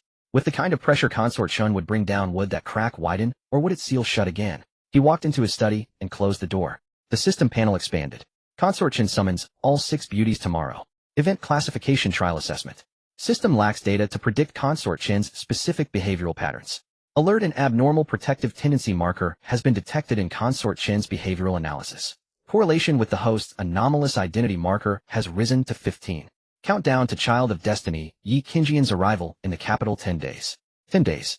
The consort summons is tomorrow, and Yi Qingyun arrives in 10. 2 events converging. He dismissed the panel and picked up a brush from the holder. "Before I send them into Hanzhong Hall tomorrow, I need to make some preparations." He opened the drawer and took out 6 sheets of rice paper, writing one name on each followed by a single sentence. Su Yao, just act with poise. Shenlinger, watch your tongue. Moran Shui, stay your blade. Lu Rian, no need to perform. Lin Qingdai, endure. Xia Wanqing. The brush hovered for a long while. The first 5 had too many thorns, she had none. A woman without thorns was the most dangerous before consortion, for she could be seen through at a glance. He wrote, "Just be yourself." He folded the notes and summoned Steward Fu. "Deliver these to the 6 courtyards. Will His Highness accompany them tomorrow?" "My mother did not summon me." "But what if?" "What if what?" "Afraid they'll tear down Hanzhong Hall." He crossed his legs. "Don't worry, they know their place better than you do." Steward Fu left. Gu Moran was alone in the study. The countdown in the corner of the system panel ticked away. Countdown to the Son of Destiny, Yi Yunqian's arrival in the capital 10 days. With enemies at the gates on one side, and an internal assessment on the other, he stared at the ceiling for a while then dismissed the panel. The next day outside Hanzhong Hall, 6 women stood on the stone steps, 6 different outfits, 6 different postures. Su Yao stood at the front impeccable in her propriety. Moran had changed into plain clothes. Lin Qingdai held her hands behind her back, chin lifted. Shenlinger stood half a step behind, Su Yao clutching her sleeve. Lu Rian stood in the quietest corner. Xiao Wanqing stood at the very end 2 steps away from the others. Eunuch Zhang emerged from the hall. Her Grace has instructed that you shall enter one by one each with the time it takes to drink a cup of tea. Su Sai consort, please enter first. Su Yao stepped into the hall. After a cup of tea, she came out, her back still straight, but the furrow between her brows that had been there for days had relaxed slightly. Shenlinger rushed up. Sister Su, what did Mother Consort ask? Su Yao glanced at her. It was fine. She said no more. Shenlinger entered the hall. The furnishings were simpler than she had imagined. A soft couch, a low table, a few pots of orchids, no excess ornaments. Consort Chen sat on the couch, her posture relaxed, as if expecting a casual visit rather than an audience with her daughter-in-law. Is the prince's residence comfortable? Yes, His Highness treats me very well. I heard you started studying pharmacology at the age of 5. How many formulas can you compound now? Over 300 common ones, and I can recognize 70 to 80% of the less common ones. Consort Chen nodded. My hands and feet have been cold since autumn began. The imperial physicians have prescribed countless remedies to no avail. Do you have any ideas? Shenlinger hadn't expected a serious discussion of pharmacology, and her tongue outran her mind. Mother Consort, this isn't a cold deficiency, it's liver qi stagnation. In autumn the metal of the lungs overcomes the wood of the liver, and qi and blood withdraw inward, leaving the extremities cold. The root is in the liver, not the kidneys. Warming tonics won't work, you need to soothe the liver. Buplurum 8 fun, white peony 6 fun, eu angelica 4 fun, mint 2 fun, 3 slices of ginger to guide the medicine. Take before meals. Avoid spicy food. Only after finishing did she remember who she was speaking to. Consort Chen looked at her. Linger, your grandfather taught you well. She came out with her lips curved, unable to suppress the joy of being praised by an elder. Moran strode and sat down on the embroidered stool and spread her legs apart, as if riding a horse. Consort Chen did not correct her posture. How far is your home? Half a month by fast horse. Do you miss it, eh? No. Truly. Moran was silent. The hall was quiet for a few breaths. Then Consort Chen spoke, not in the Central Plains language. Hesitant with inaccurate tones and unclear enunciation, but every syllable was correct. The northern frontier tongue. Translated into 6 Central Plains words, child, you have been wronged. Moran throat moved. It was a long moment before she spoke. Where did you learn that? In my youth I had dealings with the northern frontier envoy. I learned a few phrases and have forgotten most of them. This one I remembered. Moran rose. She pressed her right fist to her chest and bowed. A northern frontier military salute. Thank you. Lin Qingdai went in with a tense face and came out with her head bowed. Shenlinger asked her what Mother Consort had said.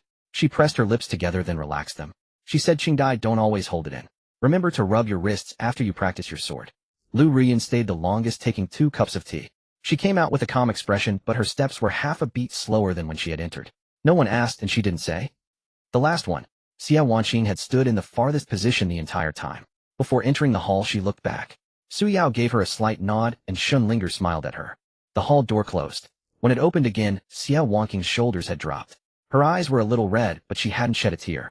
Shenlinger hurried over. Sister Xia, are you alright? Xiao Wanqing opened her mouth, her voice thick with a nasal tone. The consort is very gentle. The 6 of them walked together towards the palace gates. 6 carriages were waiting, their wheels grinding over the blue stone slabs, heading back towards the prince's residence. Inside Hanzhong Hall, Consort Chen sat alone for a while. These 6 girls, he chose them well. Eunuch Zhang bent over. Does your grace mean His Highness has good taste? I mean he has a heart. She walked to the window. A true wastrel wouldn't line a bride's wedding clothes with herb-scented cotton for a girl who fears the cold. She returned to the couch and picked up the half-finished knee warmer. She paused for 2 breaths, then set down her needlework. Eunuch Zhang investigates something. Find out what the 3rd prince has been reading and who he has been meeting in his study. Quietly. Yes. It was already dark when Moran returned to the residence. He staggered through the door shaking a wine flask and shouting, the wine today is watered down again, and weaved his way back to the study. The door closed and his smile vanished. He pulled out the reports Steward Fu had brought back. 6 slips of paper, all returned, each with something added. Su Yao's was untouched, but the fold had changed from a square fold to the envelope fold of the Chancellor's mansion. She had read it, but didn't want anyone to know. On Shenlinger's, a funny face had been drawn on the back. Moran was pinned to the table with a dagger. Next to the words "Stay your blade" was a crookedly written character, okay. Lu Rian's was returned clean without a trace. but the paper held the faintest scent of fragrant powder. Lin Qingdais had been torn in two, but both halves were there as she hadn't thrown them away. Below Su Yao Wangqing's note a small line of writing had been added. Your concubine will remember. He collected the 6 slips of paper and pressed them under the inkstone. The system panel popped up. Changes in affection after the 6 beauties assessment at Hanzhong Hall. Su Yao 63, Xinlinger 8, for Moran, Shui 21-9, Lu Rian 13-3, Lin Qingdai 57-5, Xia Wanqing 7-4. Overall assessment consort Chen's acceptance has generated a mother-in-law approval effect on the 6 beauties, indirectly enhancing the host's perceived familial belonging in their hearts. All 6 had gone up. He leaned back in his chair and tapped his fingers on the table twice. An increase was good, but the biggest increase was Moran Shui's by 9 points. Mother consort helped a lot, but this kind of externally driven affection is unstable. I need to secure it myself. He dismissed the panel and picked up the half-read governance strategies. After reading 2 pages, he heard footsteps in the courtyard outside. Very light, one person wearing soft-soled shoes. His ears twitched.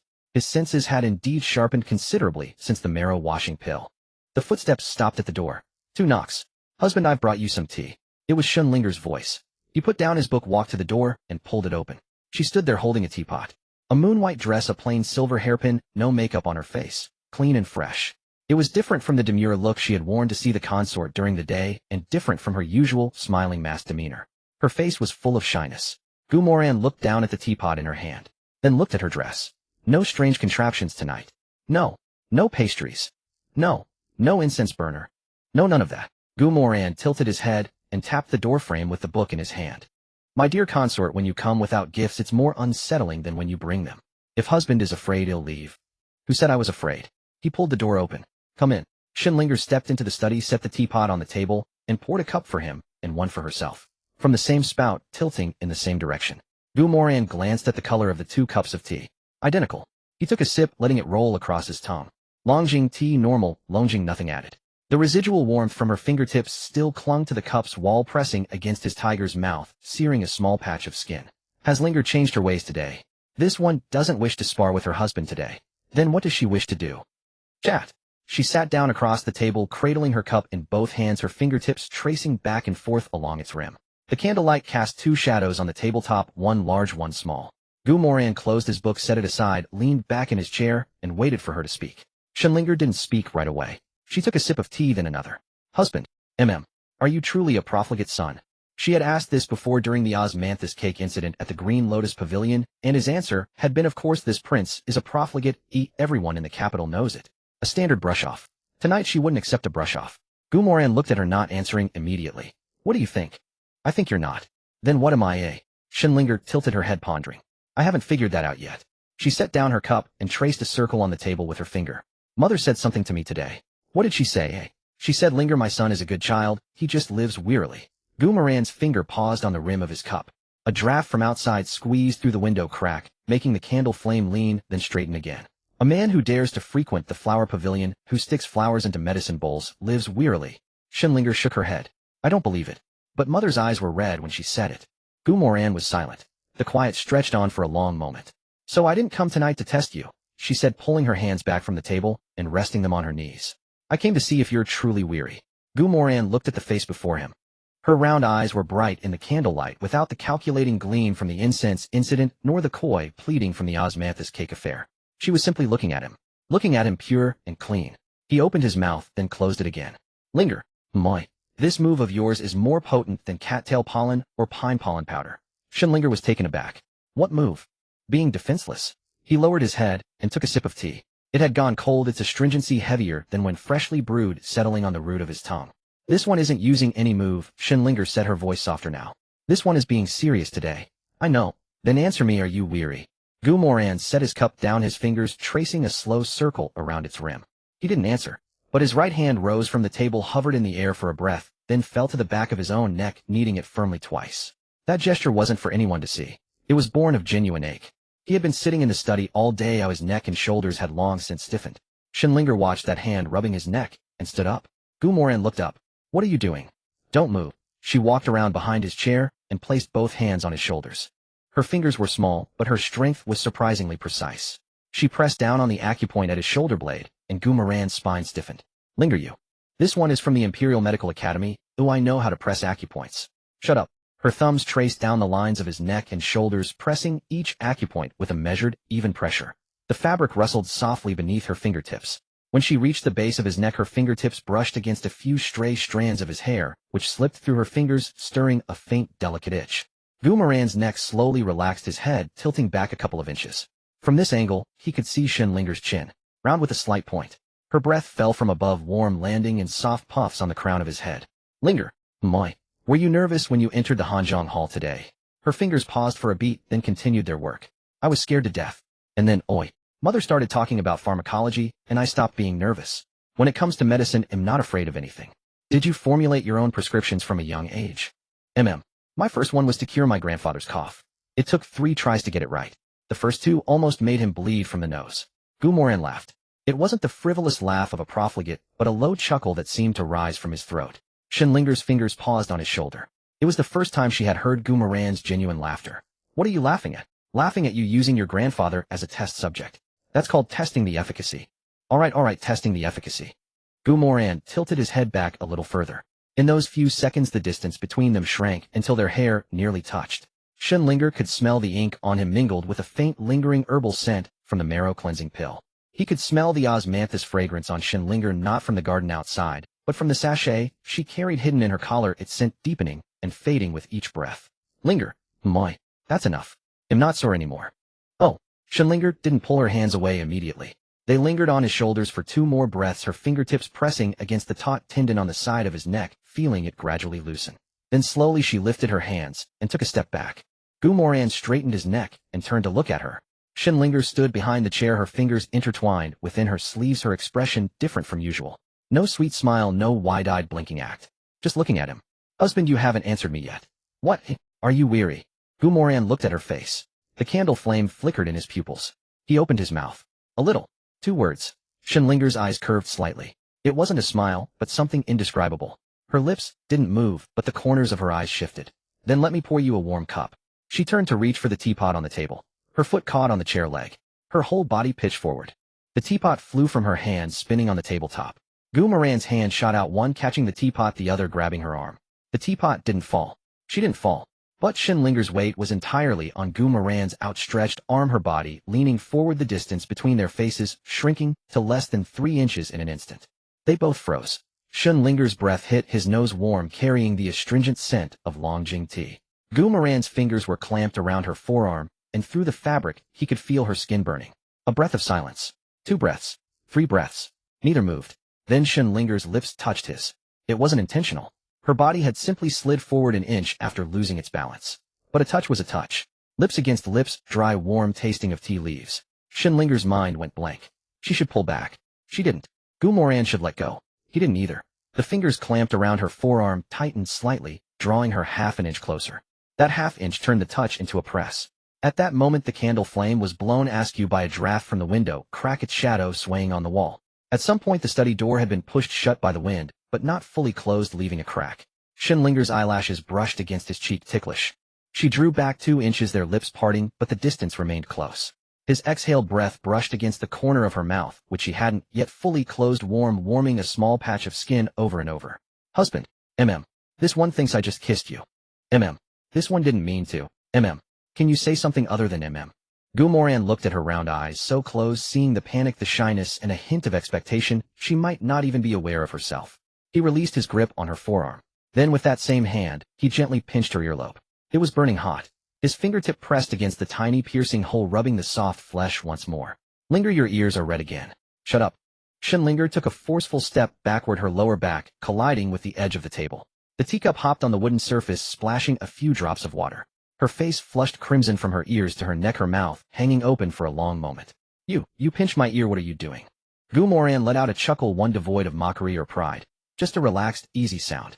Linger, don't call me that. If you want to leave, the door is behind you. Linger's toes nudged against the chair leg.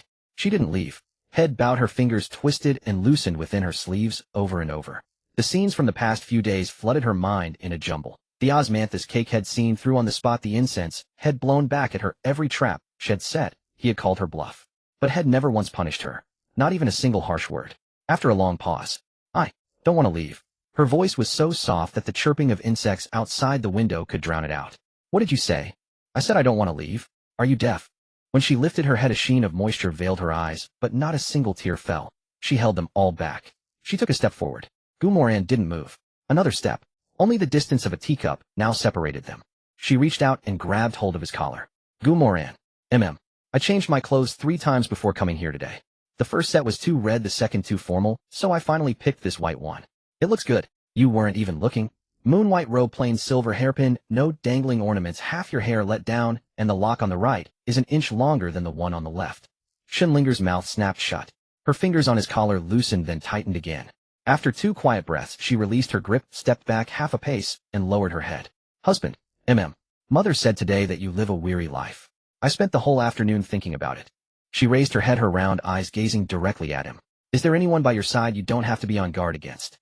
When those words struck home, what flashed through Moran's mind wasn't Shinlinger's face. It was the 12 golden pillars on his system panel, and the gray line hugging the ground at the very bottom. Every morning, when he opened his eyes, the first thing he did was calculate. What to say to whom today, what expression to wear, which move to make next. There was no one before. And now, he didn't answer. Instead, he reached out and tucked that lock of hair an inch longer on the right behind her ear. His fingers brushed against her ear. Shinlinger's breath hitched. Husband, don't treat me like a pawn. Who's treating you like a pawn? I'm being serious. I know. Moran withdrew his hand and placed it on the table. Linger, if you stay here tonight, the entire manor will know by tomorrow. I know. Su Yao will know, Lin Qingdai will know, Moran Shui will know too. I'm not afraid. Have you thought this through? Shinlinger sniffled.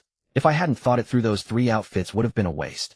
She rose on her tiptoes and brushed her lips against the corner of his mouth. It wasn't an accident. It was deliberate. Afterward, she blushed, first her entire face burning hot enough to fry an egg. Moran stood still, a trace of warmth lingering at the corner of his lips.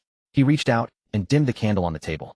The study's light softened into a hazy amber glow. Shinlinger's voice came out muffled. Moran, what are your true feelings toward me? A brief silence fell. Do you like me, oi? The system panel flickered in the corner of his vision, a gray notification popping up. Detected core emotional threshold of a key companion approaching breakthrough point. It is recommended that the host provide a positive emotional response to maximize favorability gains. Moran mentally dismissed the line. Not because of the system's suggestion. Of course I like you. You answered too fast. I don't believe you. Then what would make you believe it? Shinlinger stared into his eyes for 2 seconds. Kiss me. Moran's brow twitched slightly. I said if you kiss me, I'll believe you. Her voice trembled as she spoke, but her eyes remained fixed on him, without blinking, her round pupils reflecting a single flickering candle flame. Moran looked down at her for 2 breaths. Then he leaned in. His lips landed on her brow, pausing for a heartbeat. Trailed down to the tip of her nose. Finally settled on her lips. It wasn't a fleeting peck. It lingered there, carrying a tentative quality unlike the style of anything else he did. Shinlinger's fingers clutched the fabric of his chest, gripping tightly. She closed her eyes. When Moran pulled back, hers were still shut. Linger. She didn't speak. Open your eyes. She didn't. If you don't open them, I'll assume you want another. Shinlinger's eyes flew open. You're taking advantage. You told me to kiss you. I only said once and you kissed 3 times. The brow and the nose don't count. Why don't they count? Because I wanted to kiss you. Shinlinger was rendered speechless. Moran took her hand and took a step toward the inner chamber. Shinlinger's steps faltered for a moment, but she didn't pull her hand away. She followed him. The door to the inner chamber closed behind them. Her hand was still in his, her palm slick with sweat. Moran went to adjust the wick of the bronze lamp in the corner. The light flickered twice, illuminating the embroidered twin lotus pattern on the bed curtain. Shinlinger's gaze swept the room before finally settling on the made bed. 2 pillows lay side by side. Who made the bed? The steward. How did he know to set out 2 pillows? Because I instructed him to. Shinlinger's ears burned hot, but she refused to back down verbally. Well, you had it all planned out. You changed 3 outfits before coming to see me. Who planned further ahead? She was left speechless, so she turned around, presenting her back to him, and stared at the landscape painting on the wall. Soft footsteps sounded behind her. Moran stopped close behind her, near enough that she could smell the scent of pine ink on his robes. Scared? Who's scared? Your back is trembling. I'm cold. His hand landed on her shoulder with a feather-light touch, just resting there, the warmth seeping through the thin fabric of her clothes. Turn around. She didn't move. His hand slid from her shoulder down to her wrist, his thumb pressing against her pulse. Your heart is racing. Stop touching me. You want me to let go? Shinlinger bit her lip and didn't answer. After 2 breaths. I didn't say that. Moran chuckled, his breath brushing against her ear. Then turn around. She slowly turned halfway, eyes cast down, refusing to lift her head. His other hand rose, his fingertip resting under her chin, gently tilting her face up. Their eyes met. Shinlinger saw what lay in his gaze, not the cold, calculating clarity of daytime. It was a different kind of warmth, one that had been suppressed for a long time. Your eyes are red, she said, her voice unsteady. It's the lamplight. The lamplight is warm yellow. What's in your eyes isn't. His thumb traced from her chin to the corner of her lips, brushing over that soft spot, pausing for a heartbeat before drawing back. Shinlinger nuzzled her nose against his chest, her voice thin and soft. Gu Moran. From now on you're not allowed to smile at anyone else. All right. His arms closed around her, drawing her fully into his embrace, his chin resting on the top of her head. Then take your time believing it tonight. Shinlinger clutched the fabric of his chest tightly. Are you coaxing me? Yes. Then will you always coax me like this? Depends on whether you're obedient. When am I ever disobedient? Right now? I tell you to let go, and you don't. I tell you to step back, and you don't. That's because you're holding me and won't let me leave. I'm holding you. Did you struggle, eh? Shinlinger pressed her lips tightly together. The answer was too obvious. She hadn't struggled even once. When his lips descended, something in Shinlinger's mind seemed to ignite, a flame racing from her brow all the way down her spine. The kiss was featherlight, like a fallen leaf touching the water's surface, sending ripples spreading outward in endless rings. Her fingers still clutched the front of Gu Moran's robe, knuckles aching faintly from the strain, yet she couldn't let go. Gu Moran drew back a hair's breadth, his nose brushing against hers, his breath spilling across the corner of her lips. Afraid? Shinlinger remained silent, her chest heaving violently, as if she had just surfaced from the depths for a gulp of air. If you don't speak, you'll take it as you're not afraid. You're pushing your luck. You're the one who didn't struggle first. Gu Moran's voice was pitched low, like night wine squeezing through a window crack, carrying a languid indolence that weakened one's knees. He extinguished the lamp. Shinlinger bit her lower lip, her heart racing far too fast. Gu Moran, light the lamp. What for? I can't see a thing. It's better that you can't. His hand slid from her jaw to the side of her neck, his palm pressing against the thin skin, there feeling her pulse thrumming wildly beneath his touch. Your pulse is more honest than your words. Shinlinger turned her head to evade, but his palm caught the back of her neck, the pressure gentle, as if cradling a startled creature. Not letting her flee, but not letting her come to harm either. Don't hide. Let go of me. Answer me one question first. What question? He didn't speak immediately. His thumb slowly traced the hairline at the nape of her neck, the skin there as delicate as early spring peach petals, the sensation making his fingertips tighten slightly. Tonight, are you willing to stay? Shinlinger's breath hitched for a moment. In the darkness, she couldn't see his expression, but she could feel his gaze upon her face, heavy with a seriousness she had never witnessed before. Am I not already here? That's not what I meant. Of course she knew it wasn't what he meant. You're a bully. I haven't even started yet. This statement set Shinlinger's ears ablaze. She raised a hand to push against his chest, but the moment her palm met the fabric of his robe, he caught her wrist. His fingers encircled her wrist bone, neither tight nor loose, like a warm bracelet. Your hands are so cold. Nervous? No, I'm not. Then why are you trembling? I'm cold. Cold. He let out a low chuckle, a laugh with almost no sound, only a faint vibration from his chest that traveled through her palm and into her very bones. Then let me warm you. He pulled her hand towards him, covering it with his own, interlacing their fingers, and tucked them beneath the blanket. He turned her over, and she found herself encircled between his arm and chest, her back pressed flush against his front, the folds of her clothing flattened completely. She could feel his body heat seeping through the layers of their clothes, scalding her, as if she were immersed in a pool of warm water. You're too close. I can get closer. His chin rested in the hollow of her shoulder, his lips brushing her earlobe, each word seeming to be expelled only after being held in the mouth. You smell wonderful. I used some scented balm. It's not the balm. Then what is it? He didn't answer, instead burying his face into the skin of her neck, his nose gliding from behind her ear down to her shoulder, as if searching for the most fragrant spot on a flower. Shinlinger's shoulders drew in, a ticklish numbness crawling up her spine. She bit her lip, afraid to make a sound. Don't bite your lip. How do you know I'm biting it? I can hear it. Hear what? Your breathing changes when you bite your lip. Your inhales become short, like you're holding something back. Shinlinger's eyes suddenly felt hot, not from grievance, but from an indescribable emotion swelling in her chest, tightening her throat. Gu Moran's fingertip touched the sash at her waist. The thin knotted cord felt like a delicate barrier beneath his touch. May I? Shinlinger buried her face into the pillow, her voice muffled, squeezed out from the cotton. How am I supposed to answer that? If you don't answer, I won't move. You know I can't say it. Then nod.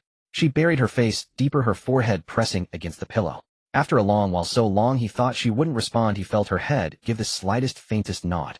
The movement was as small as a butterfly's half flap of its wing. Gu Moran's breath deepened. His fingers slowly pulled the sash free, the silk fabric loosening by an inch, revealing the stretch of her shoulder skin, so pale, it was almost translucent. Your shoulders are trembling. I'm scared. Of me, eh? Scared you'll laugh at me. He pressed his lips to her shoulder, not a kiss, just a gentle touch, as if using the warmth of his mouth to seal away the exposed chill. I haven't laughed at you since the day you came to me. Shinlinger turned over. In the darkness, she reached out her fingers, finding his face, tracing his brow bone, then sliding down to his eyelashes. Their breaths intertwined in that small space, indistinguishable one from the other. Her outer robe fell to the edge of the bed. Her middle garment slipped to her elbows. The last thin layer of underclothing was caught by his fingers at the collar, stopping at her collarbone. One last time, do you want me to stop? Linger's hands climbed to his neck, her fingers threading through the long hair that spilled over his shoulders, summoning the greatest courage of her life. If you stop now, I won't know you tomorrow. Moran laughed, a genuine laugh, this time the sound landing on her collarbone, making her go weak all over. Then I won't stop. Moonlight filtered through the gaps in the window lattice, casting a thin layer of silver over their entwined shadows. The bed curtains fell, shrouding all light, and all the words that could no longer be spoken. The chirping of insects outside the window had ceased at some point, and the night wind held its breath. It seemed as if nothing existed in the world but the beating of their two hearts within the canopy. Each beat heavier and closer than the last until they merged into a single rhythm. That rhythm echoed through the night until the first pale light of dawn appeared in the east, slowly subsiding into calm. Chuyer waited all night in the Biluo courtyard. From the hour of Su to the hour of Hai, from Hai to Z, from Z to Yin. She swept the fallen leaves in the courtyard twice, wiped the bottles on the medicine shelf once, and folded and unfolded the bedding repeatedly. At the third quarter of the Yin hour, she pressed herself against the window and glanced towards the study. The lamp was still lit. What in the world is the young lady doing? She asked herself this all night, not daring to let her thoughts wander in that direction even once. As dawn approached, the door to the Biluo courtyard was pushed open from the outside. Chuyer jumped up from her chair. Linger walked in, her steps slower than usual, draped in a man's outer robe. Ink blue with the dark emblem of the E-Prince's mansion embroidered on the collar. She wore her own moon-white dress underneath, her hair half undone, the hairpin askew. Chuyer's mouth gaped to its limits. Madam, you don't ask. Linger walked past her to the bed, dove into the blankets, and pulled the corner up to the tip of her nose, leaving only her eyes exposed. Chuyer followed her. Madam, would you like some water? No. Would you like to wash up? No. Then would you like? Chuyer, please leave. Chuyer retreated to the door, her hand resting on the doorframe. She took one last look at the eyes peeking out from the blanket. They were bloodshot, but the upward curve at the corners couldn't be suppressed. After the door clicked shut, Linger buried her face in the pillow. Her fingers clutched the blanket corner, knuckles tightening. The pillow muffled a sound indistinguishable as laughter or something else. After a long moment, she extended a hand from under the blanket and touched her own earlobe. It was no longer hot, but her heartbeat still pounded in her ears. In the study, Moran sat at the desk, his teacup already empty. 2 cup rings stained the tabletop. His outer robe was gone. Linger had worn it away. A system panel flashed a stream of data in the upper right corner. Linger affection 4840. Fluctuation source non-strategic emotional interaction triggered a breakthrough of deep trust thresholds. Core assessment upgraded from interesting opponent to someone worth drawing close. 40 points. In a single night, more than all the previous times combined. He stared at the number for 2 seconds. He scrolled the panel down. At the bottom, a line of red text. Warning: the consummation event will trigger emotional fluctuations in the other 5 confidants with an anticipated collective decrease in affection. He looked at the line of text, leaned back in his chair, and picked up his cup for a drink. The cup was empty. Too smooth. This round was worth it. He got up to find a clean set of clothes. He paused at the door. From the crack, he heard a door opening from the direction of the Qingshuang courtyard. Su Yao's maid Bu walked out of the Qingshuang courtyard carrying a bowl of morning tea. The path she took happened to pass right by the study door. The study door was left ajar. As Bu passed by, her peripheral vision swept inside. Moran stood behind the door, and for a fleeting moment their gazes met through the gap. Bayu's steps faltered for a beat. She saw the 2 teacups on the table. She saw his changed clothes. She saw a plain silver hairpin lying on the floor behind the chair. Linger's hairpin. Bu averted her gaze, picked up the teapot, and left. Her steps were 2 paces quicker than when she had arrived. When Bu entered Qingshuang courtyard, Su Yao was practicing calligraphy by the window. Her brush was dipped in ink, the tip hovering 2 inches above the paper, unmoving. Bu, how long were you gone? Exactly a quarter of an hour. A quarter of an hour to fetch morning tea. Which route did you take? Bu placed the teacup on the corner of the table, her finger lingering on the rim for a moment. I passed by the study. Su Yao's brush did not move. What did you see? Bayu's lips parted slightly. Miss Madam Shen stayed the night at the prince's residence. The brush touched the paper, and a drop of ink spread into a round, bean-sized blot. Su Yao stared at the blot, then set the brush back on its rest. I see. Miss. Close the door. Bu retreated, and the door slid shut from within, silent. Su Yao sat at the table.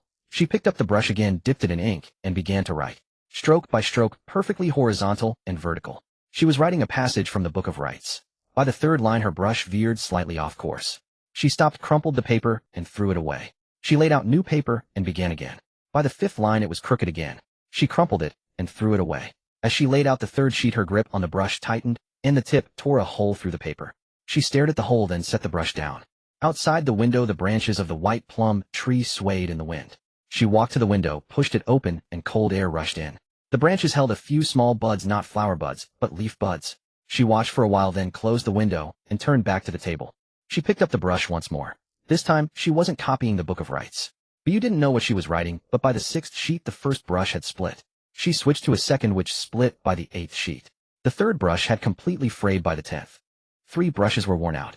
Within half a day the news had spread through all 6 courtyards. Though no one had seen the evidence of Shun Linger's outer robe and hairpin, a glance from Bu reached Zitong, a word from Zitong, leaked to Chuyer. Chuyer's expression was seen by Bachelor, and Bachelor told Morong Shui. In the Canlong courtyard Morong Shui was squatting in the middle of the yard sharpening a blade. Bachelor stood nearby setting up freshly cut wooden stakes one by one. Princess, they're all ready. Morong Shui walked to the first stake and raised her knife. One strike, and the stake split clean down the middle. She moved to the 2nd. One strike it split. The 3rd. One strike it split. The 4th. This swing was off the stake, didn't break, just left a jagged gash. She looked at the jagged gash then struck again. It broke. The 5th stake. She stood before it, blade raised, but didn't bring it down. Bachelor watched her. Princess. That idle rich kid from the Central Plains. Who he beds first. What's it to me? Bachelor said nothing. Morong Shui brought the blade down, and the 5th stake shattered into 3 pieces. She sheathed her knife and turned to go back inside. At the doorway she glanced back at the debris scattered across the yard. Cut 10 more tomorrow. Bachelor crouched to gather the splintered wood, muttering under his breath. At this rate, there won't be a tree left on the mountain. In the Taimei courtyard Zitong entered with a basin of hot water, finding Lin Qingdai seated before the weapon rack. She was polishing her blades. One by one from handle to edge, from spine to point. Each one was buffed to a gleaming shine. As she reached the 7th, Zitong heard a sharp crack. The scabbard had split. Lin Qingdai gripped the broken scabbard, her fingers tightening. Miss, the scabbard is broken. Let's get a new one. No. Then let's wrap it in cloth so you don't cut yourself. It won't cut me. Lin Qingdai tossed the broken scabbard to the ground and drew the long sword from within. She shifted her grip, loosening her index finger. Her wrist turned in an arc and the sword's tip traced a line of light through the air. Steady. Miss, please don't be angry. His Highness he, who said I'm angry. Then you. I'm practicing my swordsmanship. Zitong set the hot water on the table and retreated to the doorway. Who he beds is his business. I couldn't care less. She struck again. I can't be bothered.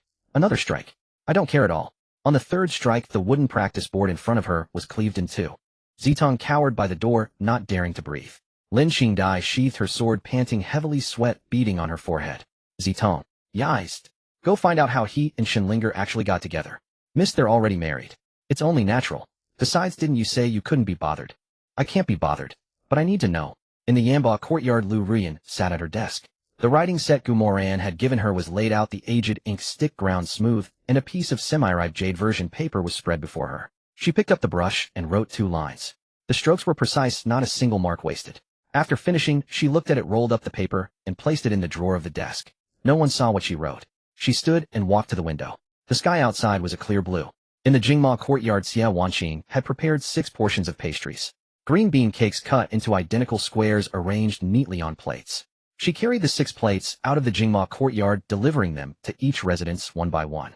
At Qingshuang courtyard, Bu answered the door saying her mistress was writing and couldn't be disturbed. Xia Wanqing handed over the plate and left.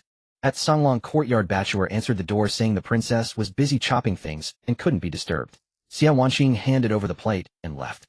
At Taimei courtyard, Zitong answered the door saying her mistress was practicing swordsmanship and couldn't be disturbed.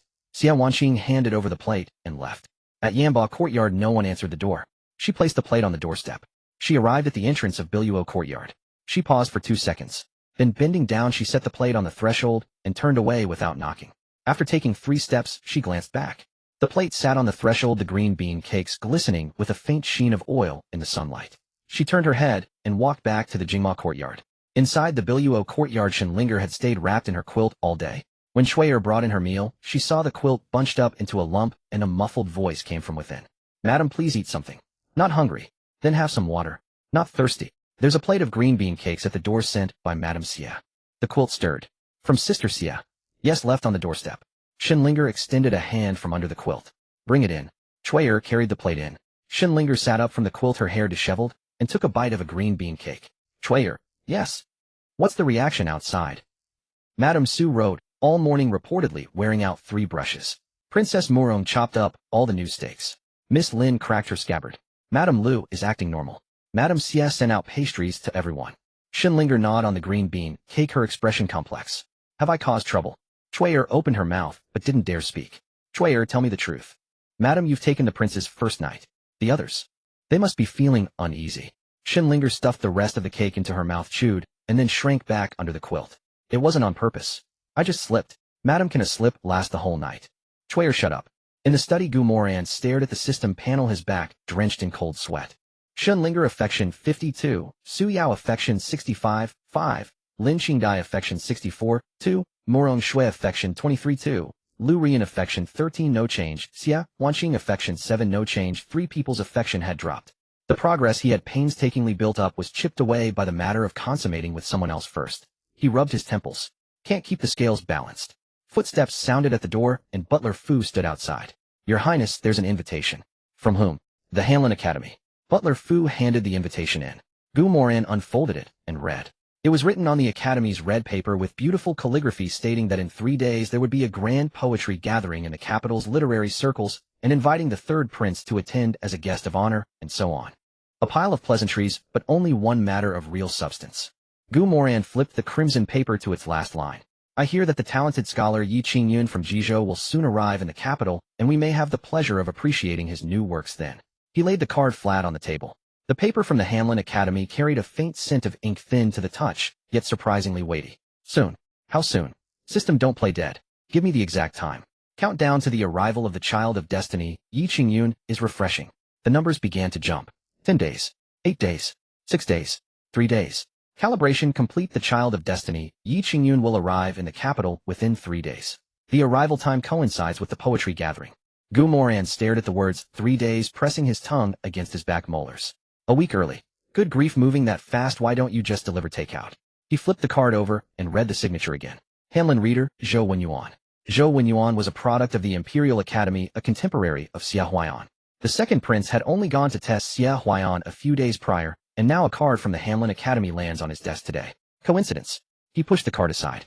I've been in the capital for 20 years, and the one thing I trust least is coincidence.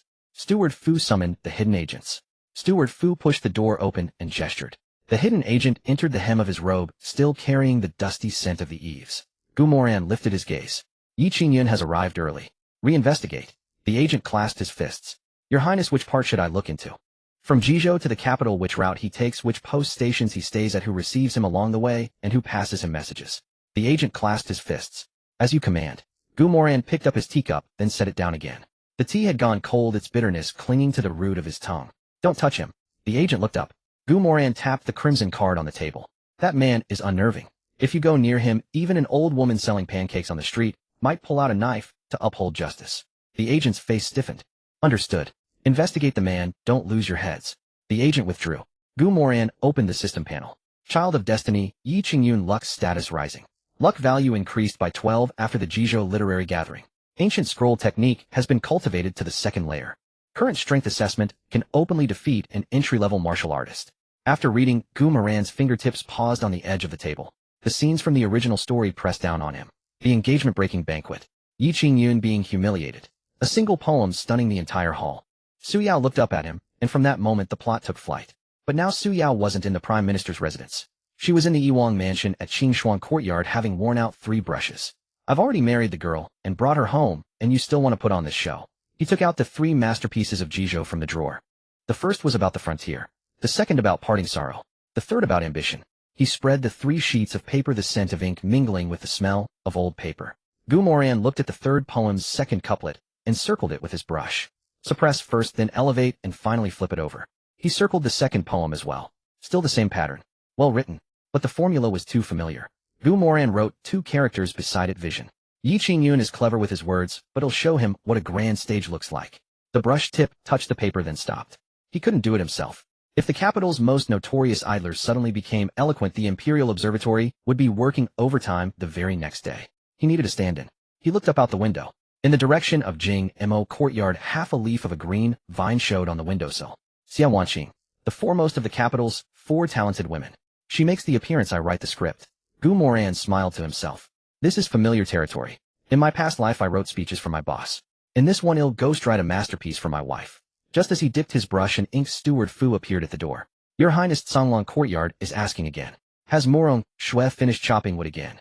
Yes, Batter said there are no more logs, and asked if he should go up the mountain to cut more. Let him cut. Gu Moran didn't look up. Cut as much as he wants. As long as she's happy, just don't tear down my mansion. Steward Fu acknowledged, but didn't leave. Taimei Courtyard also sent word. Zi Tang said Miss Lin is practicing her sword today, would your Highness like to watch? Gu Moran looked up. Not today. What about Qin Shuang Courtyard? Steward Fu's expression turned complicated. Madam Su had buy you go out, and buy 5 new brushes. Gu Moran rubbed his brow. 5. She had already worn out 3 before. The anger still hadn't dissipated. The name Su Yao pressed into his mind. The scent of osmanthus, the sound of shattering porcelain, the lamp in Qin Shuang Courtyard that never went out at midnight. Steward Fu, your Highness, go and pass a message. Tell her that I have prepared new tea in my study this evening, and I invite Madam Su to come and sit for a while if she has the time. Steward Fu waited. That's all. That's all. Steward Fu rubbed his nose. This old servant will go at once. After Steward Fu left, Gu Moran unrolled a fresh sheet of rice paper. He wrote half a line of poetry, then stopped. Xia Wanqing needs to be negotiated with. Su Yao needs to be stabilized. Yi Qingyun arrives in 3 days. And the second prince is still handing out knives. This isn't a backyard. Gu Moran looked in the direction of the 6 courtyards. This is a 6-line operation. Anyone with slow hands would just uninstall the game. The sky gradually darkened. The study smelled of ink, and the evening breeze carried the scent of flowers and trees through the window. When Steward Fu returned, his expression was even more complicated than before. Your Highness, Madam Su has sent a reply. Gu Moran put down his brush. Speak. Steward Fu cleared his throat. Madam Su said no need for the new tea. If your Highness has the time, perhaps you could first close the doors of Biluo Courtyard more tightly. The wind in this mansion is too strong, and it's disturbing the peace of all 6 courtyards. Gu Moran was silent for a moment. Well said. Not a single curse word, but the blades are all hidden in there. He shook his head with a smile. A girl raised in the Prime Minister's residence knows how to deliver a scolding with style. Steward Fu asked cautiously, will your Highness still extend the invitation? No. Gu Moran stood up and opened a cabinet. Inside was a set of purple clay teapots, a gift from Imperial Noble Consort Shen. The teapot felt warm and smooth with a fine sandy texture. He took it out and placed it in Steward Fu's hands. Send this to Qin Shuang Courtyard. Steward Fu's hands trembled. Your Highness, you never let anyone touch this set. That's exactly why I'm sending it. Any message to pass along? No. Gu Moran closed the cabinet door. Shall understand. Steward Fu hesitated, holding the teapot. What if Madam Su asks why it's being sent? Gu Moran returned to the desk and picked up his brush again. Just tell her the wind in my study is also strong and the teapot can't sit still. I'm sending it over to help suppress her fire. Steward Fu's mouth twitched, but he left with the teapot. Gu Moran pulled out the paper from under the inkstone and continued writing. These famous poems couldn't follow Xia Wanqing's usual style. They couldn't be subtle. They couldn't be small. They had to make Yi Qingyun realize the moment he stepped onto the stage of the poetry gathering that the capital was not Jizhou. The system panel lit up in the corner. Monitor Hanlin Academy reader Zhou Wenyuan entered the palace this afternoon to meet the emperor. Content of the audience unknown. After leaving the palace, he passed by the second prince's residence and stopped for about 15 minutes. Gu Moran's brush stopped on the paper, the ink blot spreading. Zhou Wenyuan. The second prince. The Hanlin Academy poetry gathering. Yi Qingyun's early arrival. He stared at the ink stain, his smile fading slightly. Second brother. Are you setting the stage for Yi Qingyun or digging a pit for me? The last trace of twilight sank below the horizon. One by one the lights in the 6 courtyards flickered to life. The moon had just risen. Bu stood at the study door holding a celadon plate, knocking twice on the doorframe. Your Highness, my lady sent me to deliver some pastries. Gu Moran withdrew his gaze from the system panel and rose to open the door. The plate held 6 pieces of white plum blossom cakes, each the size of a fingernail. They were not perfectly shaped, with visible traces of handiwork at the edges. My lady said she was just trying a new recipe and made extra.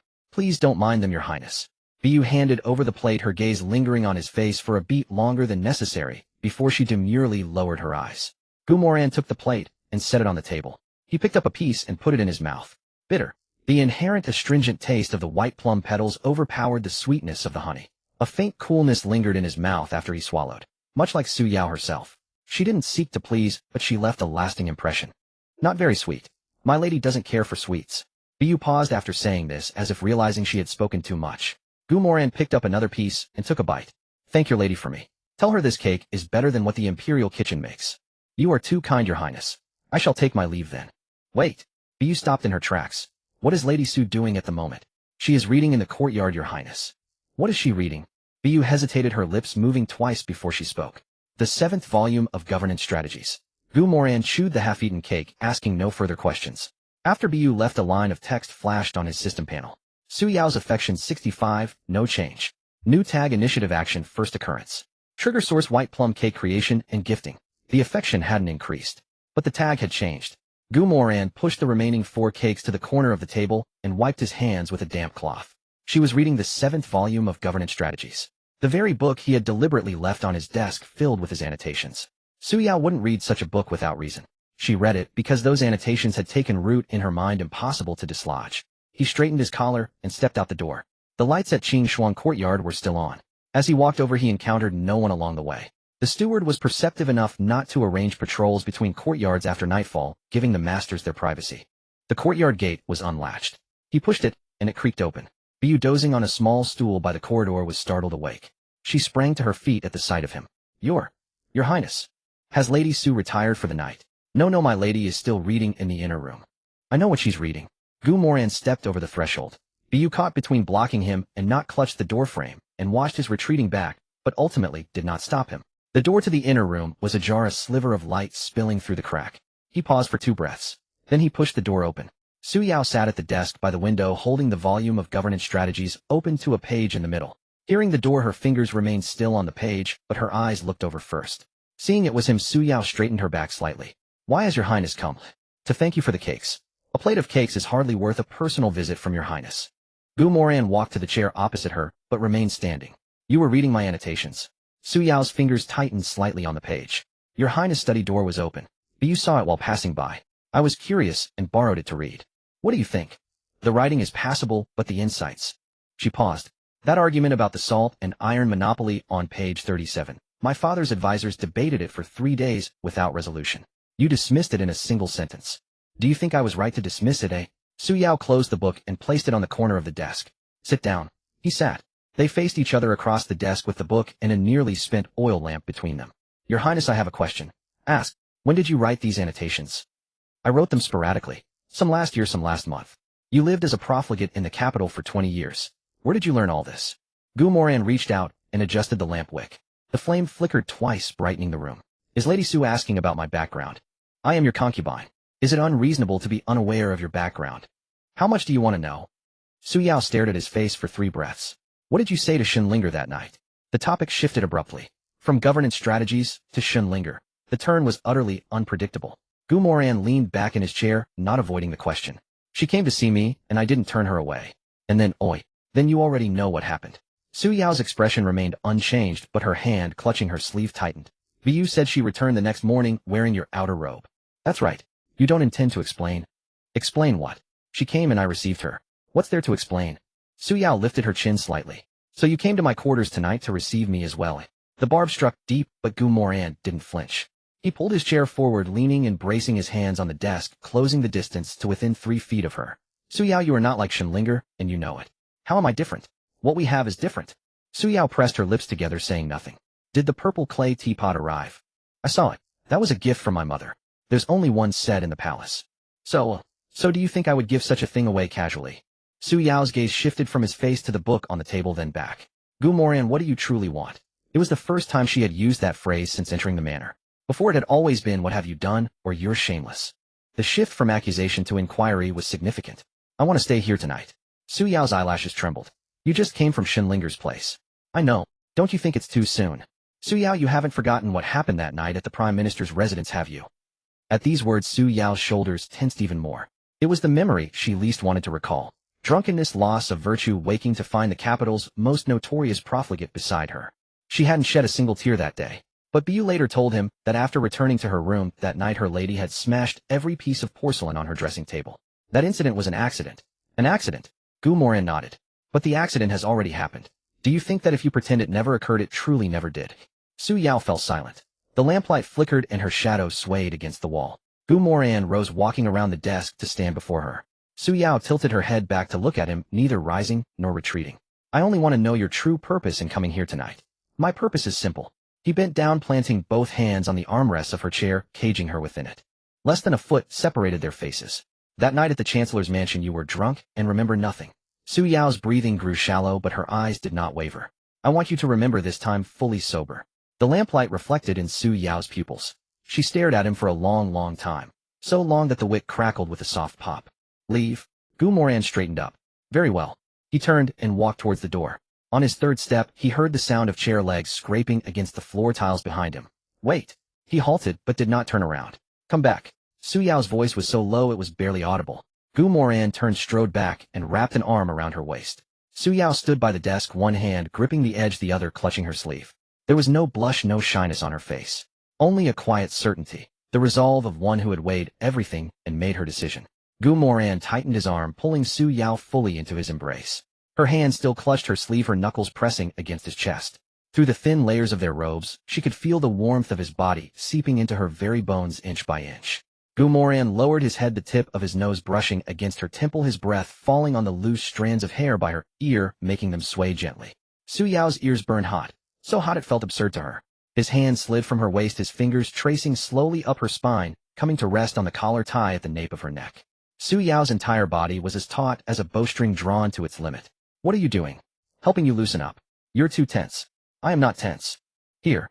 Moran pressed his thumb against the tendon at the nape of her neck, kneading it with a gentle but firm pressure. Su Yao's shoulders trembled. The hand clutching her sleeve released, then quickly grabbed it again. Moran, don't push your luck. But the way you're gripping your sleeve looks like you're waiting for me to untie it for you. That was too much. Su Yao raised her other hand to push against Moran's chest, but the moment her palm touched him, he caught it. His fingers wrapped around her wrist, his thumb pressing on the delicate pulse point on the inside, feeling her heartbeat, rapid and intense. Your heart is racing. Are you afraid of me, or of yourself? Su Yao pressed her lips together and said nothing. Moran studied her face for a moment, then suddenly smiled. It was a small smile, just a slight curve at the corners of his mouth, but something surged deep within his eyes. Su Yao, do you know what you look like right now? Like what?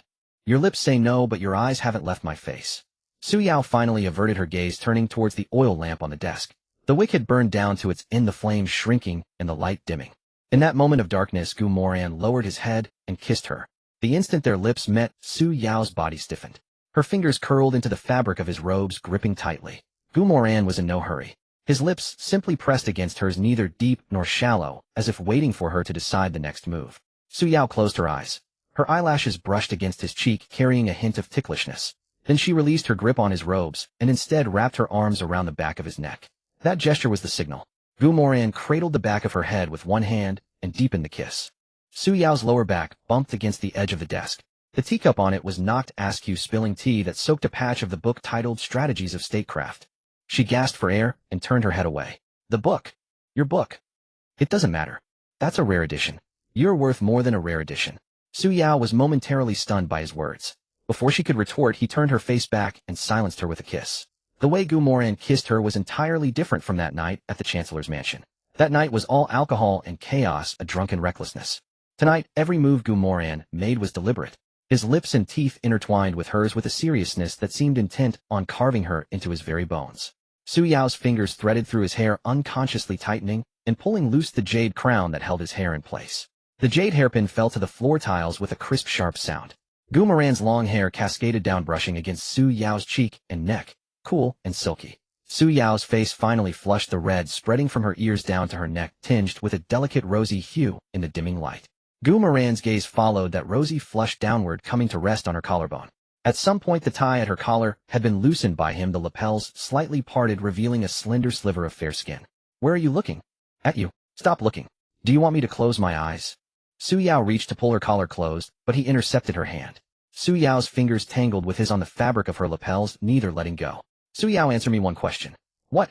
After that night at the Chancellor's mansion, did you ever think of me? Su Yao bit her lower lip, refusing to speak. Not even once. No. Liar. Believe what you want. Moran pried her fingers off his lapels one by one, then drew her hand to rest over his heart. His heartbeat thrummed through her palm, heavy and fast, drumming against Su Yao's hand. Fine, I believe you. Moran kissed her again, harder than before, carrying a fierce urgency long suppressed and finally unleashed. Moran pinned her waist against the writing desk, pressing her onto its edge, her legs dangling in the air. Her skirt cascaded from the table's edge, pooling in a pale moonlit fold within the shadows. Be gentler. Does it hurt? I find you rough. I can be rougher. Su Yao nudged him with her knee, light and brief. Moran let out a muffled grunt, tilting his head to look at her, his eyes holding 3 parts exasperation and 7 parts indulgence. He reached out, brushing the damp strand of hair from her forehead, his fingertip tracing her earlobe, pausing on the small pearl earring there. This is lovely. You picked it. Thank her for me. Why thank her? For making you look so beautiful, so I have something worth seeing when I come. Su Yao's hand moved from his chest to his shoulder, uncertain whether to push him away or pull him closer. Her nails dug into the thin fabric of his robe, feeling the defined contours of his muscles beneath. My dear consort, stop pinching, or you'll leave marks. And if I do, then tomorrow the other wives will ask questions. At that, Su Yao's expression turned cold, and her grip tightened with real force. Moran drew a sharp breath, seizing her hand and pressing it flat against the desk. I was teasing. Mention another woman again, and see what happens. Tonight it's only you and me in this room. Moran interlaced his fingers with hers, pressing them to the desk, and leaned down until his forehead met hers. Their breath mingled, hot and rapid, carrying the scent of tea and night air intertwined. At last the lamp was extinguished. The final wisp of flame retreated into the wick, and the room was swallowed by moonlight and darkness. In the dark, only the rustle of fabric remained, along with a faint breathy hum from Su Yao as she was kissed breathless. Bu sat on the porch all night, without moving, clutching a pot of tea that had long gone cold. In the last hour before dawn, she heard low voices from the inner room. Indistinct, but she could make out two tones, one low and one higher, speaking in fragments. It didn't sound like an argument, nor anything else. It sounded like talking, serious talking lasting a very, very long time. At the hour of Mao, Moran emerged from Qingshuang courtyard. His robes were neat, his belt fastened properly. As he passed Bu, he paused for a step. Go make your mistress some porridge. Her throat's dry from the night. Bu didn't dare raise her head. Back in the study, the data flashing on the system panel dispelled most of his drowsiness. Su Yao affection 2144. Source of fluctuation, deep cognitive restructuring. Intellectual attraction from annotations on statecraft strategies continues to ferment. Physical contact triggered old memory anchors. The label autonomous choice in a clear state of mind has been generated for the first time with extremely high weight. New label worth knowing, medium intensity. 44 points. The fruit of one night's labor. He glanced at the red countdown flickering in the corner of the panel. Countdown to Destiny's Child Yi Qingjian's arrival in the capital. 2 days. 2 days. Moran didn't sleep. He pulled 3 blank sheets of rice paper from the bookcase and laid them on the desk, picking up his brush and dipping it in ink.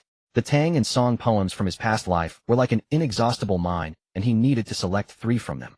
They couldn't be too famous nor too reminiscent of any one poet's style, but they had to be weighty, grand, and overwhelming. Yi Qingjian's poetry excelled in delicacy, rigorous structure, meticulous allusions, each piece leaving one impressed by his cleverness. Cleverness is a virtue, but it's also a ceiling. No matter how exquisite, delicacy remains small. What he needed was grandeur. Grandeur so vast that Yi Qingyun standing beside it would look like a man painting a fan suddenly confronted with another's grand central scroll. It's not that your work is poor, it's that the scale of vision falls short. His brush touched the first sheet. The first poem was a safety net, steady in style, frontier-themed, matching Yi Qingjian's first piece in subject, but grander in scope. The second was the killing blow, about the nation and its people, its themes soaring directly to the heights of the court, not competing on wordcraft, but on breadth of vision and foresight. The third was a backup, light and ethereal in case the first 2 didn't fit the atmosphere. This one could save the day. After writing all 3, he blew on the paper to dry it, folded it neatly, and tucked it beneath the inkstone. He pushed open the window. Daylight flooded in, and the courtyard was dense with birdsong. He summoned Zhao Laoban's man. The hidden agent had waited outside the door for nearly half a quarter hour before being called in, and upon entering, he first handed over a new piece of intelligence. Yi Qingyun took the official road from Jizhou, no detours, and rested at 3 relay stations along the way. Was anyone there to receive him? Yes. The Jizhou Merchant Guild gave him a fast horse at the 2nd relay station and 100 taels of silver for travel expenses. Whose money backs the Jizhou Merchant Guild? The agent rubbed his hands together. We traced it. The largest shareholder of the Jizhou Merchant Guild is the cousin of Zhou Wenyuan, a reader-in-waiting at the Hamlin Academy. Zhou Wenyuan. He had entered the palace for an audience with the emperor, and after leaving he stopped for a quarter hour before the 2nd prince's residence. Now it turned out his cousin was funding Yi Qingyun with money and horses. The threads connected. Where will Yi Qingyun stay once he arrives in the capital? Qingyun Inn in the southern district. The name is a coincidence. The innkeeper has no connection to him. One more thing, the guest list for the poetry gathering. It wasn't on the invitation. Go to the Hamlin Academy and probe around. The agent acknowledged and left. Moran washed his face, changed into clean clothes, and headed toward Jingma Courtyard. The steps before the courtyard gate were swept spotless, and a string of freshly woven dried flowers hung from the doorframe. He knocked. The maid Xiaodai opened the door and bowed upon seeing him. Your Highness, the lady is practicing calligraphy. He'll go in and sit. No need to announce me. Xiaodai stepped aside, and Moran walked into the courtyard. Xia Wanqing sat at a small table on the porch, a half-written sheet of calligraphy paper spread before her brush resting on its stand, a cup of Biluakan tea at her side. Hearing his footsteps, she rose and offered a proper bow. "My lord, sit, don't stand." They both sat down on the porch and shouted, "I serve tea." Moran didn't drink. Instead, he first glanced at the calligraphy paper before her. It was a 5-character regulated verse, neat, elegant, with refined word choice. "Did you write this yourself?" Xia Wanqing gave a slight nod. "A few days ago, while reading Travels of Mountains and Rivers, I felt inspired and wrote a few lines. Nothing structured." Moran picked up the paper and read it twice. The poem was indeed well written, but it excelled in delicacy and propriety. Every character sat obediently within the metrical rules, not daring to step out of line. Just like her. "Wanqing, do you know there's a poetry gathering in 3 days?" "Yes. The Hanlin Academy is hosting it. An invitation from the Imperial Academy was sent to my father. Would you like to go?" Xia Wanqing's finger paused on the rim of her cup. "It wouldn't be proper for me to attend. The gathering is hosted by the Hanlin Academy, and I'm just a woman. What's improper about the foremost of the capital's 4 talented women attending a poetry gathering?" Xia Wanqing lifted her head. "You want me to go? I need your help with something." It was the first time he had used the word ask when speaking to her. Her hand holding the cup steadied itself as she waited for him to continue. "A man will be at the poetry gathering. Yi Qingyun of Jizhou. Have you heard of him?" "Yes. The Academy has been buzzing about his 3 masterpiece verses of Jizhou. What do you think of his poetry?"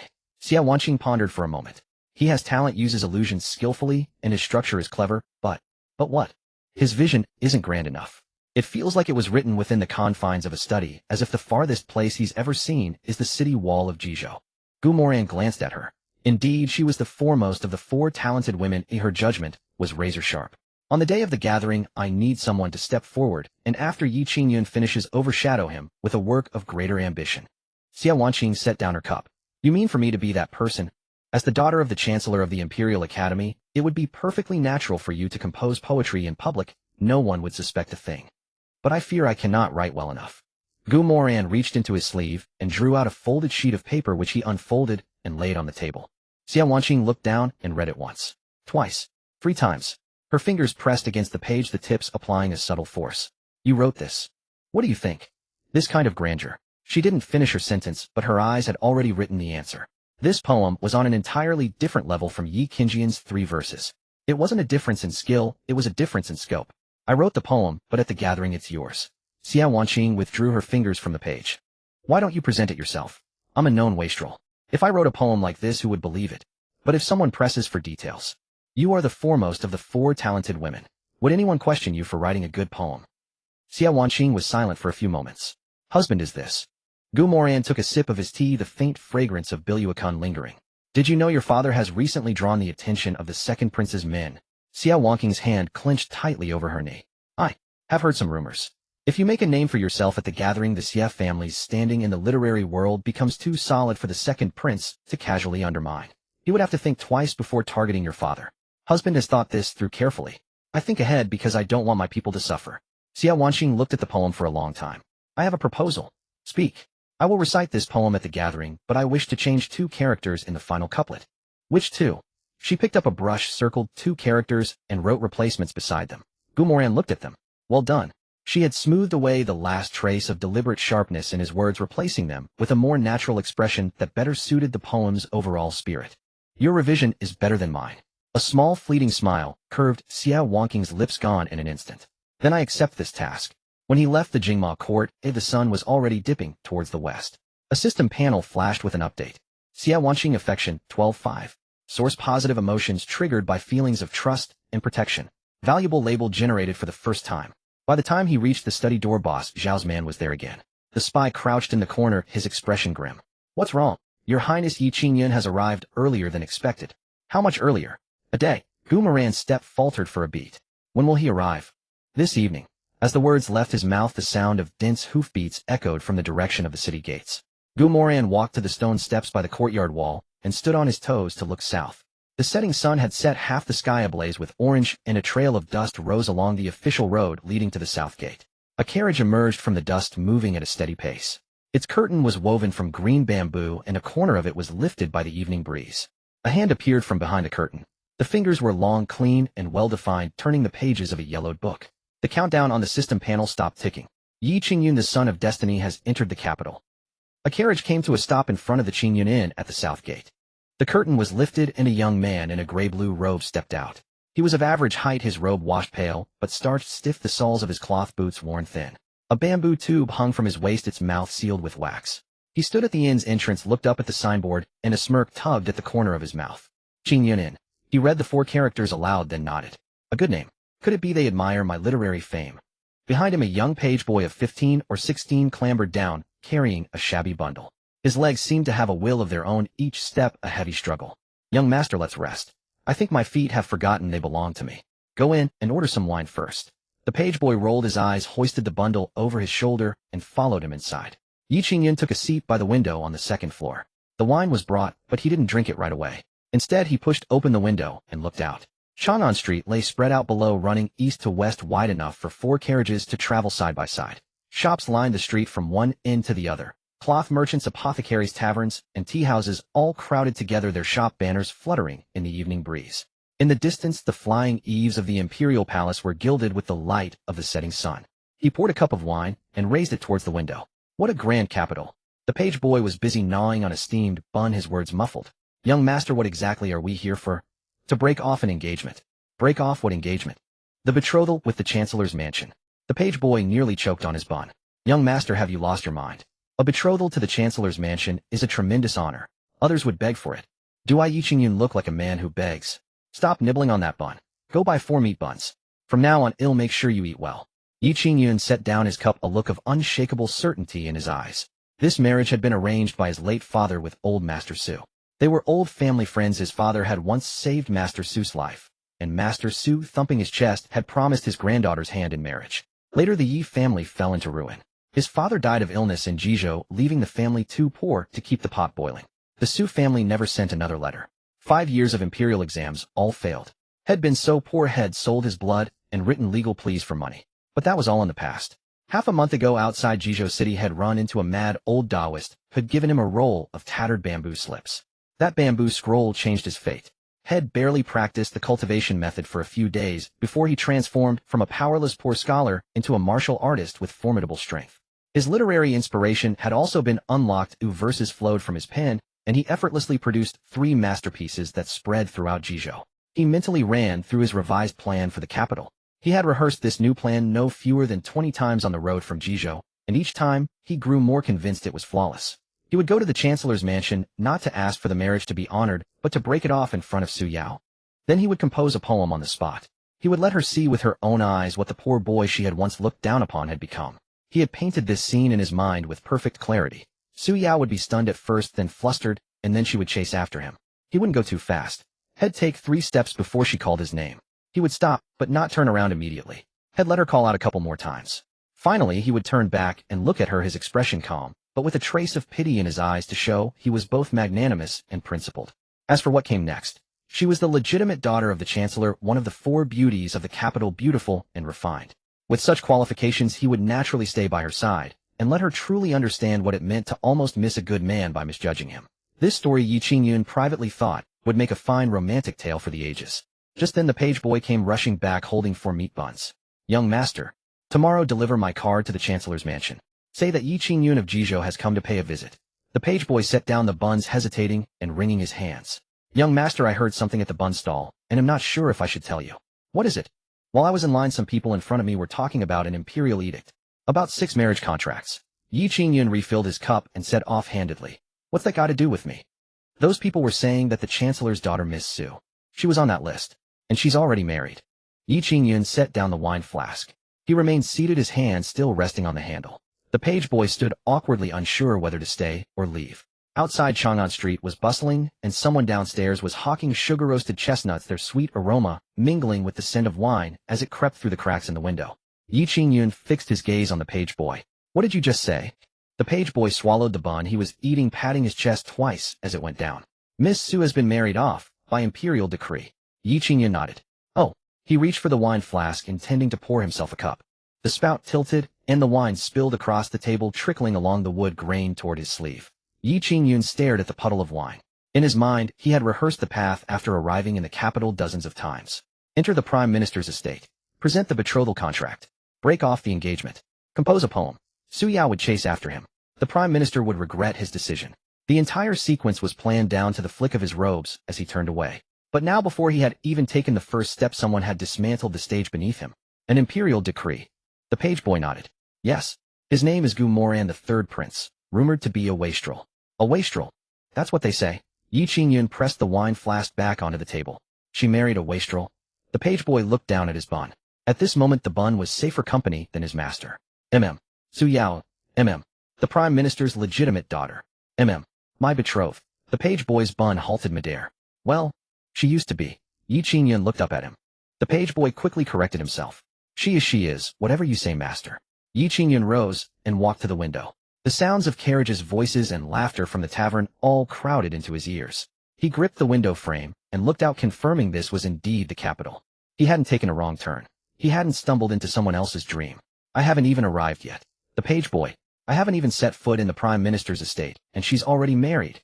The page boy opened his mouth. Perhaps. The imperial decree came faster. Yi Qingyun turned to look at him. The page boy stuffed the bun into his mouth, deciding silence was the safest course. Yi Qingyun paced across the room, his soles leaving a damp print where they crossed the spilled wine. I came here to break off the engagement, he said with utter seriousness. So seriously that even the page boy felt embarrassed for him. Now she's married. Yi Qingyun's expression darkened. So who am I supposed to break it off with? The page boy's lips moved. I heard the third prince took 6 wives at once. Miss Su is one of his concubines. Yi Qingyun's breath caught in his throat. 6 wives? Su Yao a concubine amongst 6. The prime minister's legitimate daughter, one of the 4 beauties of the capital. She wouldn't be my first wife, but she'd be a concubine. The page boy swallowed the last of his bun. With an imperial decree, there's no way around it. Yi Qingyun walked back to the table, raised a cup, and drained it. The wine burned his throat, pressing his brows together. But that burn couldn't suppress the images flooding his mind. He had imagined Su Yao standing before the prime minister's estate, Aridid calling his name. Now that image was replaced by 6 bridal sedan chairs entering the prince's manor together.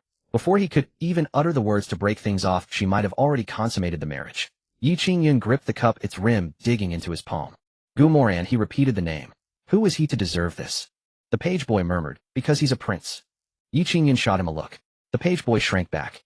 Or maybe because of the decree. Yi Qingyun set down the cup and snatched up the letter on the table. Let's go. The page boy nearly stumbled. Where? The prime minister's estate. Now. It's already dark and she's already married. What's there to do, master? Yi Qingyun tucked the letter into his sleeve, walked to the door, and halted. Laughter from the patrons downstairs drifted up, stinging his ears. He couldn't let this go. I'm going to ask for answers. The page boy grabbed his bundle and chased after him. Ask what? Yi Qingyun stepped down the stairs. Ask Su Yuan why he married Su Yao off before Yi Qingyun could even arrive in the capital. The page boy followed behind his steps, a chaotic scramble. Master, weren't you here to break off the engagement? Yi Qingyun didn't turn back. The page boy muttered under his breath. Sounds more like you're here to demand an explanation. The two of them exited the Qingyun Inn. The night wind rushed into his collar, sobering Yi Qingyun slightly. But with clarity came a heavier fury. He touched the bamboo tube at his waist. The ancient scroll beneath the wax seal pressed against his clothes, radiating a faint warmth. That warmth gave him confidence. He was no longer the poor scholar he once was. He had his reputation, his ancient scroll, and the old pact of the Yi family. His arrival in the capital should not have begun like this. Before the prime minister's estate, 2 red lanterns hung on the vermilion gates. A servant was sweeping the steps. Yi Qingyun stepped forward and produced the letter from his sleeve. Yi Qingyun of Jizhou requesting an audience with the prime minister. The servant took the letter, glanced at the name, then at his clothes. The gray-blue robe was washed pale, the cloth boots frayed at the edges. The servant closed the letter. Young Master Yi, the prime minister is not receiving guests today. Come back another time. Yi Qingyun stood his ground. Please pass on my request. The servant frowned. Young Master Yi, it's getting late. I have an old pact with the prime minister's estate. The servant's broom paused. The letter was delivered inside. Yi Qingyun waited outside the gate. A quarter of an hour later the door opened. The one who emerged was not Su Yuan, but the advisor Li Yuan. Li Yuan was thin with little flesh on his face, and his eyes swept over Yi Qingyun from head to toe, finally resting on the bamboo tube at his waist. Young Master Yi. Yi Qingyun clasped his hands in greeting. Master Li is the prime minister in. He is, Li Yuan answered without hesitation. Yi Qingyun paused. Then why won't he see me? He is unwell. The lanterns swayed in the wind, their red light flickering between the 2 men. Yi Qingyun suppressed the fire rising in his chest.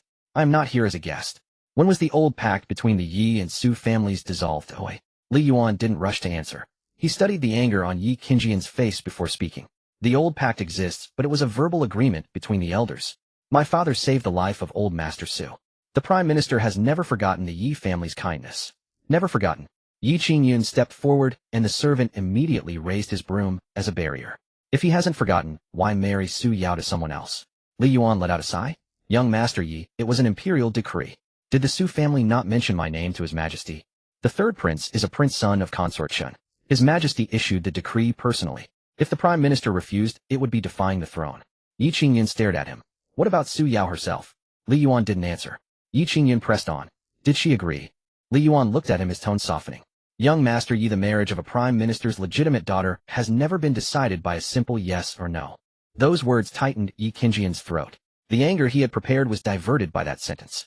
If Su Yao hadn't agreed willingly, then she too had been forced. Moran, a wastrel prince using an imperial decree to steal his betrothed. The stage in his mind was erected once more. But this time he was no longer the one breaking off an engagement. He was the one coming to her rescue. Li Yuan watched the shift in his expression, then drew a folded paper from his sleeve. The Prime Minister asked me to give you this. Yi Qingyun took it and unfolded it. There was only one line on the paper: at the poetry gathering in 2 days I await you. The seal at the bottom was Su Wenyuan's private stamp. Yi Qingyun stared at it for a long time. The Prime Minister won't see me, but he wants me to go to a poetry gathering. Li Yuan said, some words are better spoken at a gathering than before a gate. Yi Qingyun folded the paper and tucked it into his sleeve. Will Miss Su be there? Li Yuan didn't answer directly. On the day of the gathering, many of the capital's elite will attend. That was enough. Yi Qingyun turned. The page boy stepped forward. Master, shall we return to the inn? Yi Qingyun didn't speak. He touched the bamboo tube at his waist. The warmth of the ancient scroll seeped through the cloth into his palm. The poetry gathering in 2 days. He repeated the words to himself. Yi Qingyun raised his head toward the imperial city. The scene they owe me I will reclaim at that gathering. In the study of the Prince Emansion, Moran had just raised his teacup when the system panel materialized before him. Warning: Yi Qingyun, the child of destiny, has made contact with the Prime Minister's residence. Fortune growth rate increased to 3 daily. Poetry gathering countdown 2 days. Su Yao emotional anchor detection after Yi Qingyun's arrival in the capital. The Heavens Mandate Correction Forces pull on her has intensified to 17. Before the tea's aroma reached his lips, a hint of bitterness touched Moran's tongue. He stared at the final line. The Heavens Mandate Correction Force was pulling at Su Yao, pulling her back onto the rails of the original storyline. Was the heavens insane? This was his wife, damn it. He turned his gaze towards Qing Shuang Court. The lights were still on there. Moran reached out and pressed his hand upon the inkstone. Yi Qingyun, you want to make a scene at the poetry gathering? Fine. Moran pressed the inkstone onto the paper. This prince will make the occasion lively. That night, he slept in Qing Shuang Court once more, and Su Yao's voice was left utterly hoarse. The following morning, just as Moran returned to his study, an agent from Boss Zhao's network arrived. The agent placed an oil paper package on the desk, his sleeves still damp with morning dew.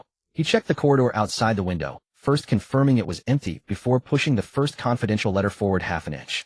Your Highness, the list of judges for the Hanlin Academy Poetry Gathering has been released. Moran did not rush to open it, his fingers pausing on the edge of the envelope. If the list was composed entirely of upright officials, literary talent alone would suffice. If it included men loyal to the second prince, then tomorrow's contest would be about more than just poetry. He broke the seal and unfolded the paper. 5 names were written upon it. Zhou Wenyuan, Reader-in-Waiting of the Hanlin Academy. Xia Huaiyan, Chancellor of the Imperial College. Feng Shoujing, Left Vice Minister of Rites. Han Heading, the Great Confucian Scholar. Su Wenli, Chief Steward of the Court of Sacrificial Worship. Moran's gaze moved between Zhou Wenyuan and Su Wenli.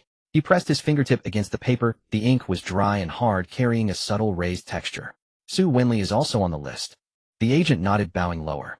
The Su family borrowed money from the second prince's residence 3 months ago. The transaction went through the West City Silk Shop. The amount wasn't large, only 3,000 taels, but Su Wenli's son was admitted to the Imperial Academy just last month. Moran set the list down, his fingertip tapping Zhou Wenyuan's name. Zhou Wenyuan paves the way for Yi Qingyun. Su Wenli helps to suppress the opposition. Feng Shoujing upholds the rights. Han Heading provides the facade, and my father-in-law sits in the middle, a weight that no one dares to offend. The agent's mouth twitched slightly at the word father-in-law, but he quickly lowered his head again. Your Highness, there is a second letter. Moran opened it. The writing was denser, detailing Yi Qingyun's movements from the previous night.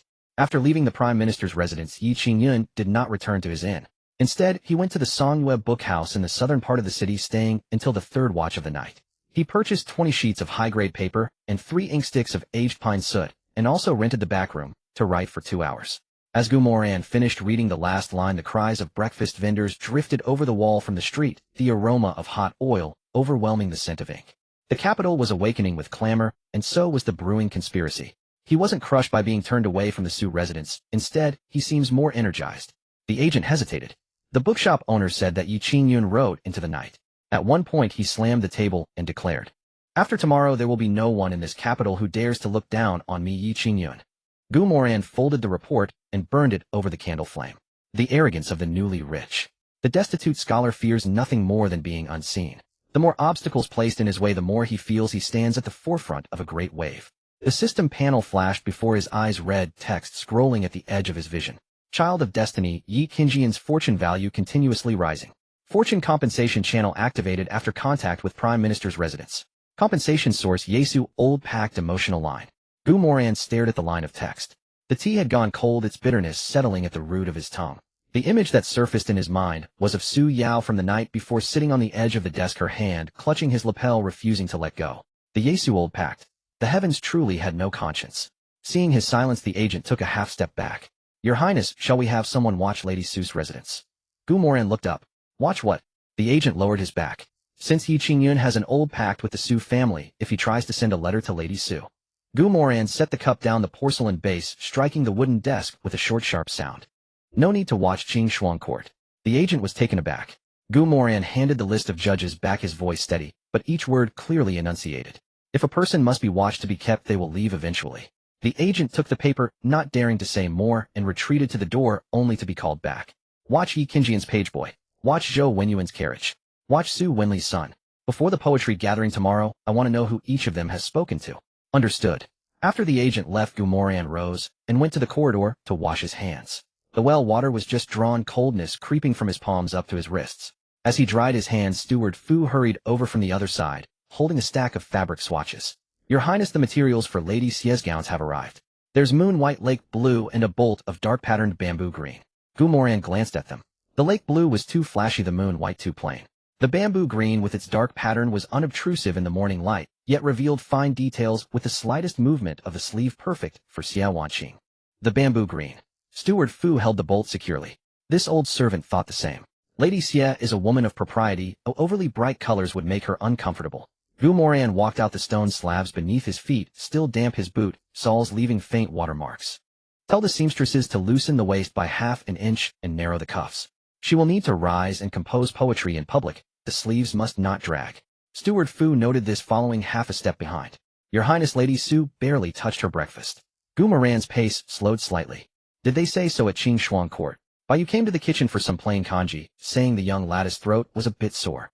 A breeze passed through the flower trellis from the corridor, carrying the faint cold fragrance of white plum blossoms. Gu Moran pressed his fingers together within his sleeve, but said nothing more. As he turned the corner of the covered walkway, he saw Su Yao approaching from the opposite direction, limping slightly. She wore a light green RU skirt today, her hair neatly tied up, her expression colder than the night before. In her arms, she held the 7th volume of The Art of Governance, its spine bent into a shallow curve from the pressure of her thumb. 2 steps apart, sparrows perched on the eaves, pecking at water, their faint rustlings filling the gap between them. Su Yao's gaze rested on his face for a moment. She did not bow, nor did she speak, her throat aching too much. Her eyes swept over Gu Moran's brow, paused at his collar, then quickly looked away. Gu Moran knew what she was looking at. The collar was neatly fastened. Last night, he had pleased Su Yao well, and his own neck bore many love marks. Su Yao tightened her hold on the books in her arms and sidestepped past him. Her skirt brushed against the corridor pillar, a cold fragrance trailing past Gu Moran, identical to the scent in Su Yao's hair from the night before. She walked 3 steps, her pace slowing half a beat, but she did not look back. Gu Moran did not chase after her. Fu Bo, standing behind, finally spoke in a low voice. "Your Highness, won't you say a few words, eh?" Gu Moran watched the pale green figure turn toward the direction of Qingshuang Courtyard, the chill of the well water still lingering in his palm. "No," he said. Fu Bo was puzzled. Gu Moran stepped toward Jingma Courtyard. Haste makes waste. Jingma Courtyard was quieter than Qingshuang Courtyard. The aroma of tea drifted from the corridor. Bilyukan. Xiao Wanqing was already waiting for him. Today she wore a plain long dress with poetry drafts spread on the table, and beside them a blank sheet bearing 3 lines of revised characters. Gu Moran walked to the table, but did not take the seat of honor, sitting instead across from her. Xiao Wanqing slid the poetry draft toward him. "Husband, I have revised another passage." Gu Moran picked up the paper, read it, and set it down. "Good. It lacks the sharp edge, but gains more confidence." Xiao Wanqing's shoulders relaxed slightly. Gu Moran did not praise further. He flipped the draft over face down and tapped his finger on the blank space. "The poem is done. Now let's talk business. Have you reviewed tomorrow's schedule? Su Yao expression turned serious. I have inquired. The poetry gathering has 3 rounds. First, self-selected pieces, second, impromptu on a given theme, third, free theme. Where will Yi Qingyun place his bet? Su Yao pondered. The 3rd round. With no restrictions, he carries the reputation of the 3 unique verses of Jizhou into the capital. He won't compete in the first 2 rounds. Those are merely warm-ups. He aims for the finale. Moran nodded. She had read Yi Qingyun's habits more thoroughly than he had expected. And you? I will also make my move in the 3rd round. No. Su Yao fingers paused on the rim of her teacup. Moran pushed his cup aside, leaned forward, and rested his elbows on the table. Erase what you should do. Su Yao brow twitched. Moran drew a paper from his sleeve and spread it before her. On it were 6 words: moon, spring, border, return, history, and path. These are the frequent themes in the Hanlin Academy's impromptu contests over the past 3 years. Zhou Wenyuan has judged 5 times, and 4 times he chose moon and return.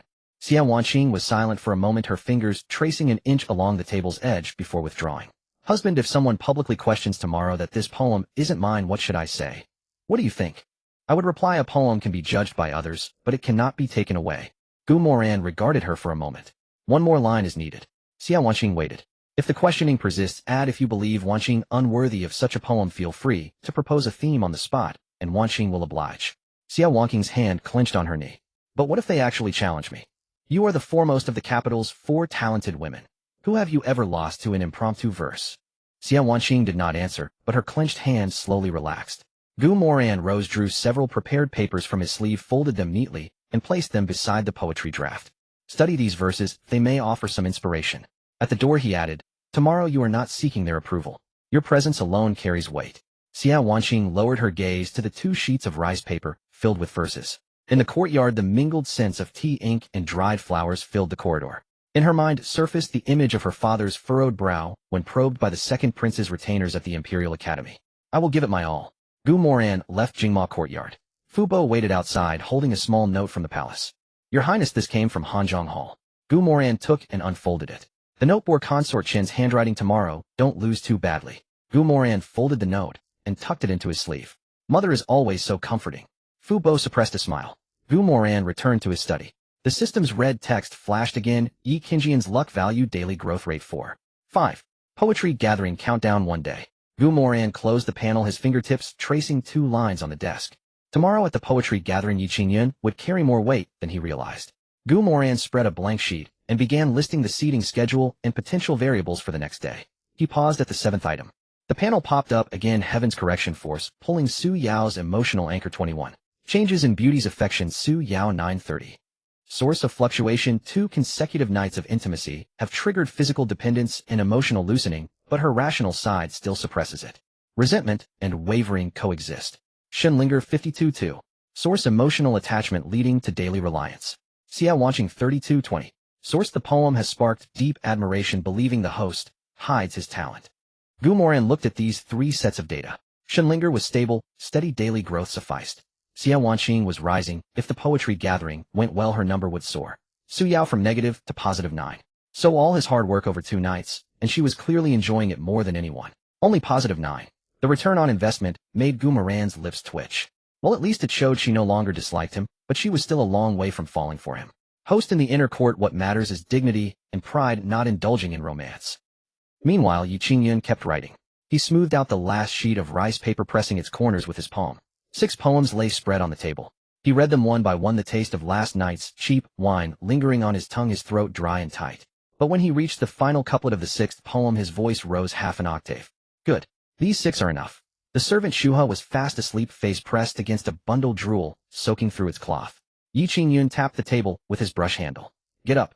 Shuha lifted his head groggily, his mind still foggy, but his mouth already moving. Master, done writing again. Yi Qingyun arranged the 6 sheets and pointed them out. Which 3 do you think are the best? Shuha rubbed his eyes, leaned in for a long look, and could only tell that there were many characters, and the ink was very black. Master, I can't read much. Yi Qingyun set down the brush. Then which one looks most likely to win? Shuha studied them carefully and pointed to the one in the center. That one. Why, it has the most ink. Yi Qingyun was taken aback, the brush twirling half a turn in his palm, before he raised a hand to push Shu He's head aside. Go fetch some water. Shu He wiped his mouth, grabbed the wooden basin, and thundered down the stairs. The innkeeper cursed at him from below, but he pretended not to hear. Yi Qingyun turned his gaze back to the 6 sheets of poetry. The first 2 spoke of ruin. Tattered robes entering the capital, the cold lamplight of the long streets casting shadows on a chilled frame. The middle 2 spoke of defiance. A stolen betrothal, a humble house that refused to bow. The last 2 spoke of soaring ambition. Ascending the stage tomorrow, a single stroke of the brush to silence the capital. Read together, they were the story of his life's journey from Jizhou. He pressed the paperweight down on the 3 chosen sheets and read them through again from start to finish. With every line, the 2 red lanterns at the Prime Minister's estate blazed brighter in his mind. Su Yao was already married. She had been married off to a dissolute prince. Yi Qingyun closed his eyes. When he opened them again, his gaze settled on the bamboo tube at his waist. The ancient scroll sealed within it pressed against his clothes, radiating a faint warmth, subtle yet enough to steady his palm. 3 months ago, he had been copying legal petitions for others in Jizhou, his hands too numb with cold to even hold a brush. Now he stood in the capital. He returned with the water, his footsteps lighter than before, followed by a middle-aged man in a brown long robe. The man stopped at the threshold, not entering uninvited. He held a wooden box in his hands, a courteous smile fixed upon his face. "Young master, ye forgive my unannounced visit." Yi Qingyun flipped the 3 sheets of poetry over, hiding the words. "And you are?" The middle-aged man clasped his hands in a polite salute. "I am a strategist for Lord Zhou. My surname is Tian." Yi Qingyun's eyelids flickered at the mention of Zhou. "Zhou Wen Yuan." Strategist Tian's bow deepened by another inch. "Indeed. It shows great attentiveness that young master, ye has heard of Lord Zhou's name, even while in Jizhou." He set down the basin and moved to stand behind Yi Qingyun, his small eyes darting over the wooden box twice. Yi Qingyun did not offer him a seat. Strategist Tian didn't seem to mind. He placed the wooden box on the edge of the table himself, opening it to reveal a silver ingot and a schedule for the poetry gathering. "Lord Zhou, sympathizing with your long journey to the capital and fearing you might be unfamiliar with the gathering's customs, has specifically sent me to deliver this itinerary." Yi Qingyun looked at the paper but did not reach out. "Why is Lord Zhou helping me?" Strategist Tian pushed the schedule forward. "The literary circles of the capital haven't seen a new face in years. Your 3 quatrains of Jizhou reached the Hanlin Academy, and after reading them, Lord Zhou praised you, saying you possess the backbone of a winter pine."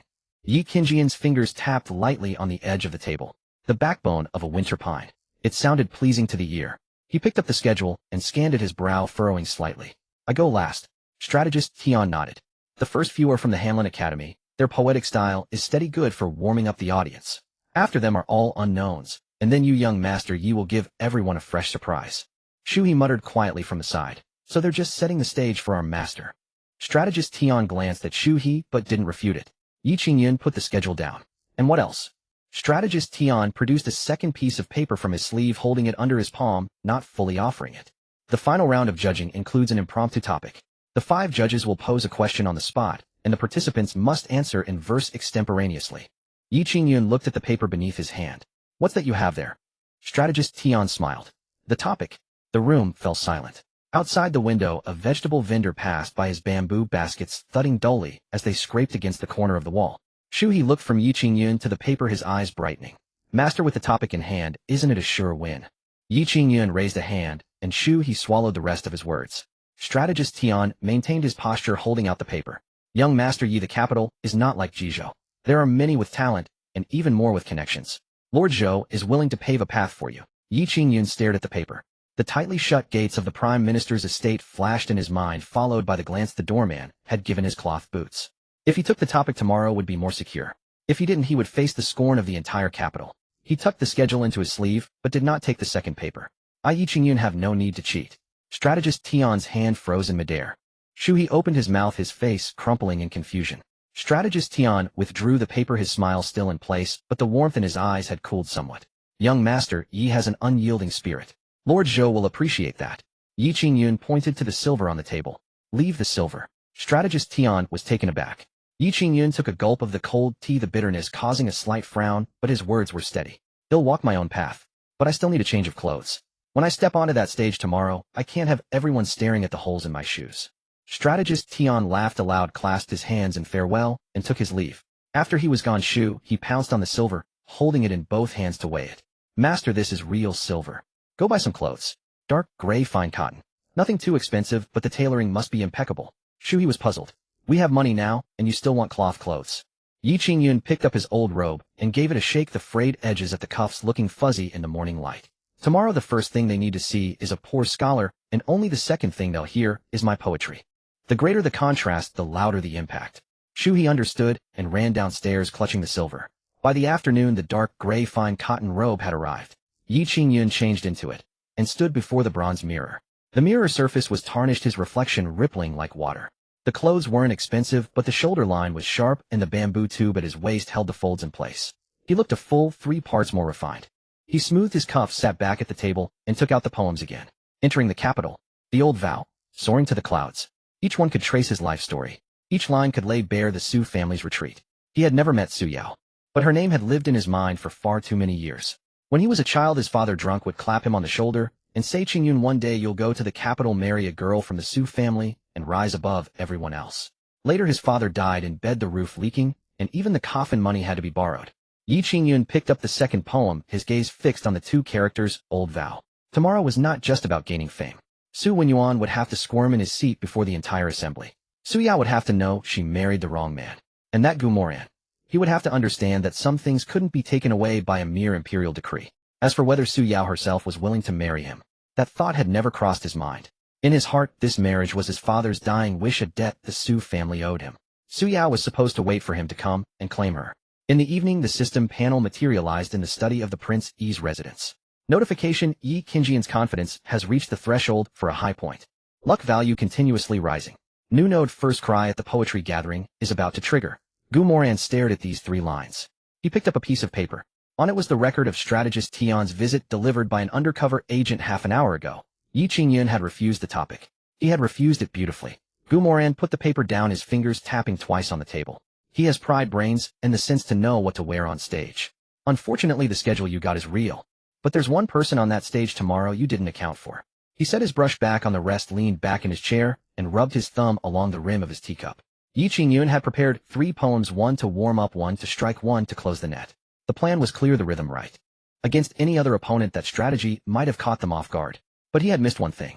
He thought his opponents tomorrow were the assembled scholars and the old prime minister of the Su family. Not at all. His true opponent wasn't even going to be standing in front of him. Moran set down his teacup, stood up, and walked to the window. Over in Jingma Court, Xia Wanqing had already silently recited the poem before her for the 7th time. When she finished, she flipped the page over face down on the table. It wasn't that it was written badly. It was that it was written too well. So while that for the first time she felt that stepping up onto that stage tomorrow wasn't just about fulfilling a task for someone else. It was something she herself wanted to do. Festive lanterns adorned the courtyard and moonlight cascaded across the stone steps like a silver carpet. Shenlinger stood at the entrance of Qingshuang Court, holding a bowl of white fungus soup. Bu, who was sweeping fallen leaves, paused mid-sweep upon seeing her and offered a respectful bow. "Madam Shun." Shenlinger was dressed simply today, with only a silver hairpin adorning her hair. The porcelain bowl in her hands emitted a gentle steam, its sweetness mingling with the subtle bitterness of lily bulbs. "Is Sister Su in?" Bayu's gaze fixed on the porcelain bowl, her lips pressed into a thin line as she made no move to step aside. Shenlinger smiled softly and extended the bowl forward. "Don't worry, I haven't added any poison." Bayu's lips twitched as if to speak, but she swallowed her words and remained silent. The rustling sound of pages turning drifted from within the room. After a few breaths, Su Yao's voice floated out from behind the door. "Let her in." It sounded hoarse. Usually every word Su Yao spoke landed with weight, but today her voice seemed muffled as if wrapped in a layer of cotton. Bu stepped aside to let her pass. Shenlinger stepped over the threshold. Su Yao sat behind the desk, draped in a light-colored robe, her hair bun looser than usual. She did not invite Shenlinger to sit. Shenlinger was in no hurry either. She placed the white fungus soup on the corner of the desk. "I heard Sister Su has a sore throat." Su Yao picked up the cold tea on the table and took a sip to moisten her throat. "Are you here to take my pulse?" Listening to her voice, Shenlinger sensed the root of the problem. Damaged fluids, a throat that must be red and inflamed. If left untreated for another 2 days, even eating would be painful. She didn't say it directly. "If I were here to take your pulse, I would have brought my medical kit." She stood by the table, her gaze sweeping over the dense annotations filling the pages of the book. Su Yao closed the book. "Is something the matter?" Shenlinger produced a small brown pill from her sleeve and placed it beside the porcelain bowl. "A throat-soothing pill, my grandfather's recipe. Just let it dissolve in your mouth." Su Yao did not take it. The steam from the bowl rose and dispersed, carrying the scent of lily bulbs across the desk. Shenlinger didn't press further and changed the subject. "Sister Su, do you know about tomorrow's poetry gathering?" "I do." The single word came out so hoarse that even Su Yao paused for a moment. Shenlinger picked up the conversation naturally. "Then do you think my husband will attend?" Su Yao did not answer. Shenlinger continued on her own. "I bet he will, and not just to watch the spectacle." Su Yao looked up. "You know him quite well?" Despite the hoarseness, the question was precise and pointed. It wasn't asking for a fact, it was drawing a line. Shinlinger picked up an empty cup, poured herself half a cup of tea, and drank it despite the bitterness without even a frown. Not really. Su Yao watched her. Shinlinger set down the cup. But I know he's not what he appears to be on the surface. She paused. Sister Su knows this too, doesn't she? Su Yao tapped her fingers on the edge of the desk twice. She did not deny it. Her gaze fell upon the bowl of white fungus soup where condensation had formed beads of water on the rim of the lid sliding down the porcelain wall. Is that all you came to say tonight? One more thing. Shinlinger lifted the lid of the bowl, releasing a wave of sweet fragrance. Yi Qingyun will be at tomorrow's poetry gathering. Su Yao's fingers resting on the book cover remained still. Shinlinger looked down at the rising steam, avoiding her gaze. I don't know what Sister Su thinks, and I want to ask about your matters with Yi Qingyun. But His Highness has seemed a bit weary these past few days. Su Yao spoke after a moment. Did he send you to say this? No. Shinlinger answered swiftly. If he knew I came to Qingshuang Court, he'd probably say I'm meddling. Su Yao looked at her for a long moment. Then why did you come? Shinlinger placed the porcelain spoon into the soup and stirred it gently. I don't like others taking my medicine stove, and I don't like others taking someone I've already set my sights on. She rested the spoon on the edge of the bowl. But I also don't want to make enemies and cause trouble for my husband. Biu, listening by the door, felt her hand tremble. Su Yao rose from her chair, looking at Shinlinger across the desk. Shinlinger, are you trying to show off your magnanimity by saying this to me? Shinlinger tilted her head. Sister Su has been angry for days, yet you haven't actually made a move against me. The room fell silent. Su Yao coldly uttered 2 words. Get out. Shinlinger bowed gracefully and retreated, leaving even more swiftly than she had arrived. At the doorway, she paused for half a step. Drink the soup while it's warm. Lily soothes the throat, and I use little sugar. She didn't mention the pill. Su Yao gave no reply. Shinlinger left Qingshuang Court, and Biu closed the door before hurrying back inside. Miss this soup. Su Yao looked at the table. The white fungus soup sat on the left, the pill on the right. After a long moment. Bring it here. Biu carried the bowl over. Su Yao picked up the pill first and placed it in her mouth. The medicinal shell dissolved on her tongue, a bitter pungent taste surging up first, followed by a cool sensation that traveled down her throat, soothing the inflamed area. Her throat relaxed. She scooped a spoonful of the white fungus soup and brought it to her lips. The sweetness was subtle, with the lingering bitterness of lily bulbs on her tongue. Biu whispered, Miss Madame Shinshi. Su Yao set down the spoon, her gaze drifting to the several branches of white plum blossoms outside the window. A smart one. In the study, Moran spread out 3 small terrain maps with the secret agents sent by Boss Zhao gathered around the table. He pointed the tip of his brush at the location of the tea house outside the Hamlin Academy. First, watch the people from the second prince's residence, especially the servant boy beside Su Wenli. If anyone passes a note within half an hour before the poetry gathering, note down who delivers it. The agent nodded. The brush tip moved to the back alley. Second, watch Yi Qingyun's book boy. He's young, loose-lipped, and the most likely to let something slip. He then moved to the carriage stop on the east side. Third, keep an eye on the Prime Minister's mansion spies. Don't block them, don't alert them, just see who they deliver messages to. An agent asked in a low voice. Your Highness, what if Yi Qingyun approaches Madame Su privately? Moran rolled up the terrain maps. He won't have the chance. But if he bypasses the mansion's people? Moran looked over. There was no anger or killing intent in that gaze. He simply looked. The agent's voice trailed off, the rest of his words dying in his throat. Moran waited for 2 breaths, then pushed the rolled-up maps to the corner of the table. Tomorrow, do not act rashly, do not try to be heroes. He swept his gaze across the 3 men. Those who act at the poetry gathering are merely holding the knife for someone else. After the agents withdrew, old Fu entered carrying a tray. Folded within it was a robe of bamboo green fabric, its subtle pattern subdued under the lamplight, barely discernible unless one looked closely. Your Highness, Madame Xia's dress is ready and can be worn tomorrow morning. Moran reached out and felt the edge of the fabric. The texture was fine and dense, neither slippery nor eye-catching. Good. What about the hair ornaments? A jade hairpin, no gold clasps, and small pearl earrings. Old Fu noted this down and asked how many carriages should be arranged. Moran thought for a moment. 1 for Xia Wanqing, and if Su Yao goes, prepare another. He paused. Shinlinger will probably tag along to watch the excitement, so prepare a 3rd for her. Old Fu hesitated. What about the other ladies? Lu Rian won't go. As for the other 2, you need not concern yourself with them. In Sanglong Court, Murong Shui was wiping a curved blade resting across her knees. Bachelor stood at the entrance of the courtyard. Princess, there's a horse race south of the city tomorrow. Will you go? No. But Princess, doesn't the princess love horse racing the most? Murong Shui sheathed the blade and looked towards the direction of the study. I'm going to watch a show tomorrow. What show? The Central Plains people are going to fight with their mouths. I want to see if it hurts. In Taimei Court, Lin Qingdai took a long sword down from the rack and unsheathed it half an inch. The lamplight reflected off the blade, catching Zitang's eye. Zitang rubbed her eyes and asked, Miss, are you going to watch the poetry gathering tomorrow? No. Zitang nodded. Remember to saddle the horses. Zitong. Lin Xingdai pushed the sword back into its sheath and tossed the polishing cloth carelessly into Zitang's arms. Not going to watch the poetry gathering. I'm going to watch Gu Moran make a fool of himself. Butler Fu glanced at Gu Moran. Will your highness make a personal move tomorrow? Gu Moran walked to the window and pushed open half of it, letting the night breeze carry the fragrance of flowers from various courtyards. No need. Butler Fu frowned. But if there are unexpected changes at the poetry gathering? Unexpected changes. Gu Moran rested his hand on the window frame, tapping it lightly with his fingertips. On the chessboard, what one fears most is not the opponent making a wrong move, but the opponent not moving at all. Butler Fu bowed and retreated. The system panel glowed in the darkness. Poetry gathering countdown the night before it begins. Yi Qingjian's luck value at a recent peak. The activity of Heaven's Tao correction force continues to climb. A highlight moment is about to unfold. The next day, before dawn broke, the tea houses on both sides of the Hanlin Academy were already filled with patrons. Waiters scurried around with copper kettles, the aroma of tea blending with the scent of pastries and the smell of horse dung all mixing into the morning mist. The entire street buzzed with restless energy. In the square before the main gate of the Hanlin Academy, a poetry stage was erected with white cloth, and above it hung a 4-character plaque Han Mo Chunqiu. At around 5:45 a.m. a carriage with green bamboo curtains stopped at the academy's entrance. Yi Qingyun stepped onto the stone steps, the hem of his gray cotton robe caught by the wind, revealing a wax-sealed bamboo tube at his waist. Shui followed behind, clutching a bundle jostled by the crowd. Young master, there are so many people. If there were few today, wouldn't be interesting. Yi Qingyun didn't look back, but raised his eyes to the plaque above the poetry stage.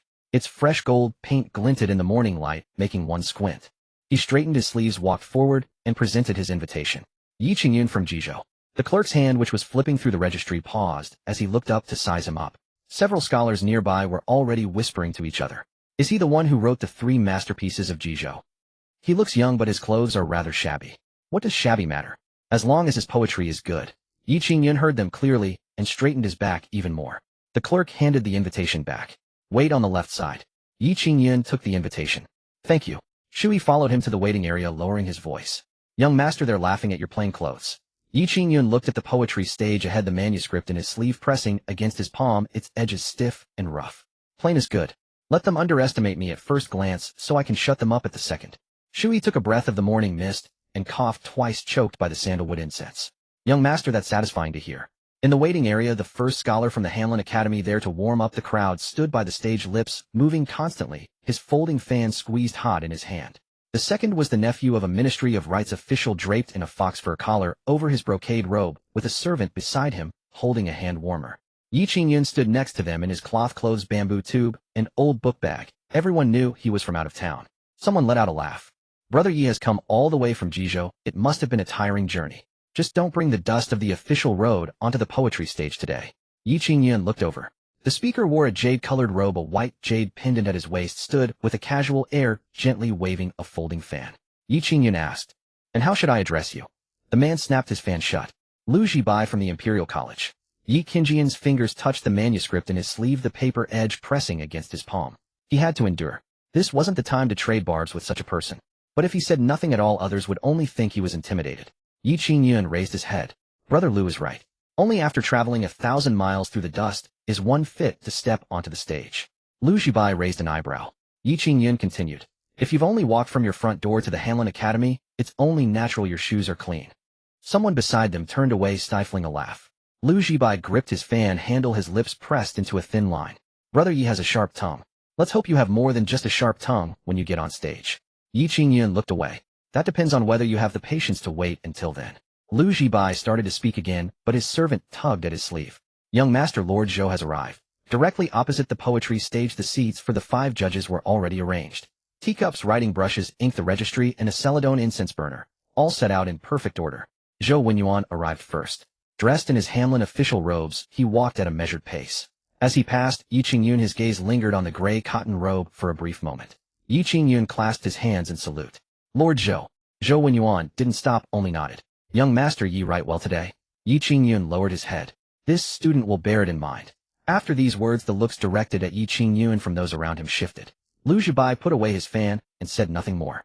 Su Wenli arrived next, accompanied by a young servant who wore a green sachet at his waist and kept glancing towards the eastern tea house as he walked. On the second floor of a distant tea house, one of Boss Zhao's men clutched his teacup, his gaze flickering to that sachet. The hot tea scalded his hand, but he didn't let go. In the eastern carriage area of the Hanlon Academy, the Prime Minister's carriage was parked inconspicuously. On the other side, the Xia family's carriage slowly came to a halt. Xiao Dai was the first to get off, helping Xia Wanqing out. She wore a dark green dress with subtle patterns, a single jade hairpin in her hair, and 2 small pearl earrings that swayed gently with her movements. Several students from the Imperial College turned to look. Miss Xia is here too. The top of the capital's 4 talented women, it's no surprise she's come to hear poetry. Xia Wanqing heard them and looked up at the judges' seats. Her father Xia Huaiyan had not arrived yet. Neither had Gu Moran's carriage. She stood still for a moment, then walked towards the women's seating area. Just as she sat down, Shenlinger's carriage arrived.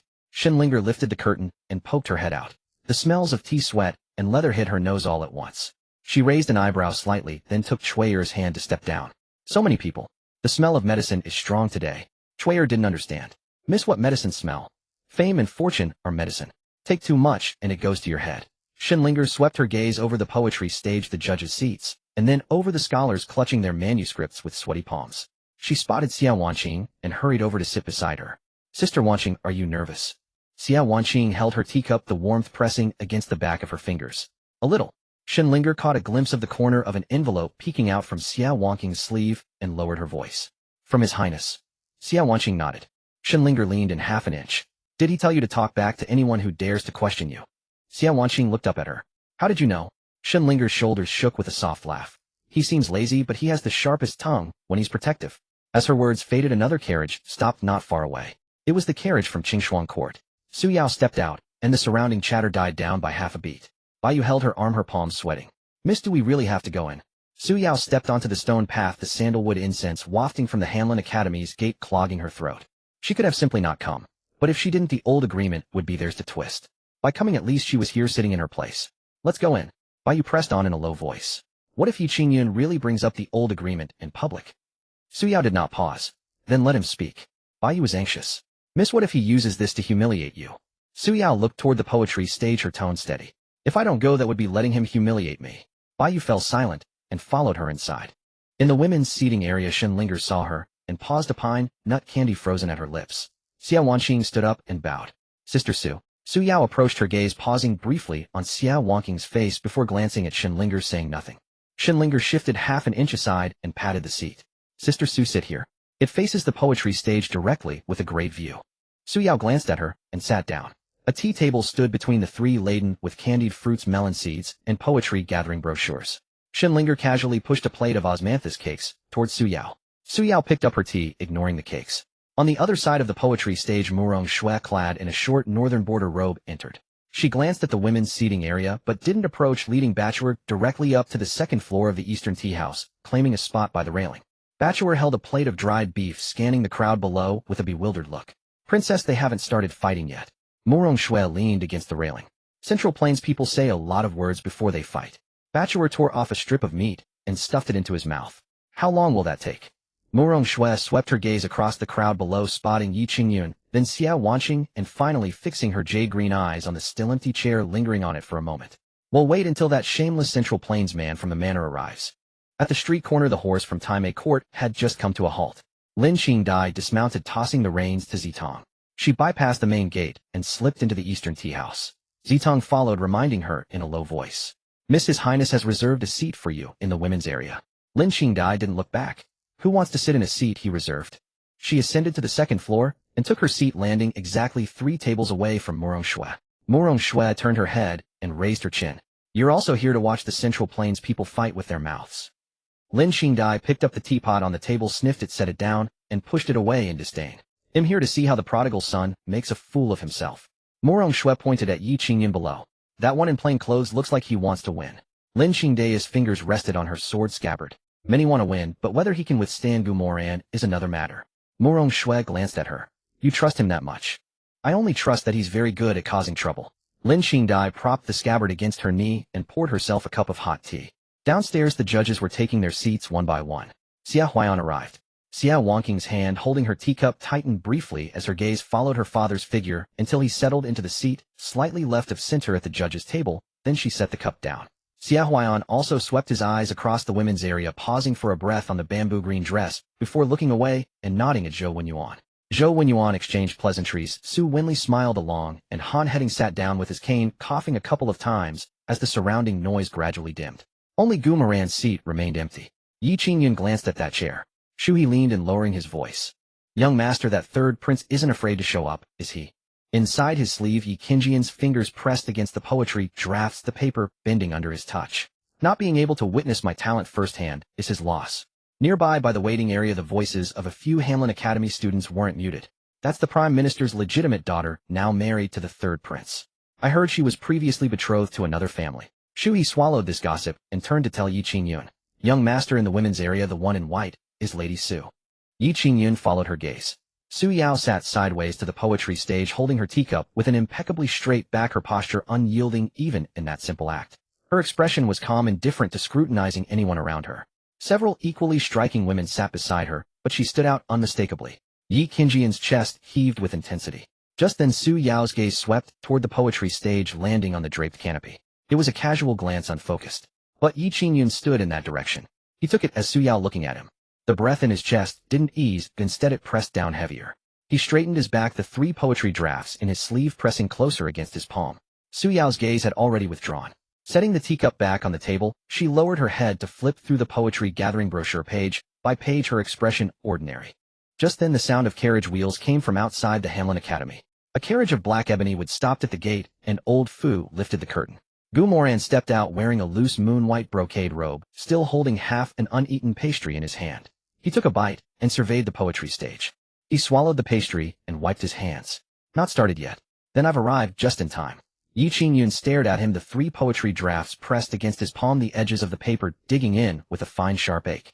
Zhou Wenyuan rose from the judge's table, smiling as he stepped forward to greet him. Princey, you've arrived just in time. The poetry gathering is about to begin. As Gu Moran stepped into the square, the first thing he smelled was sandalwood.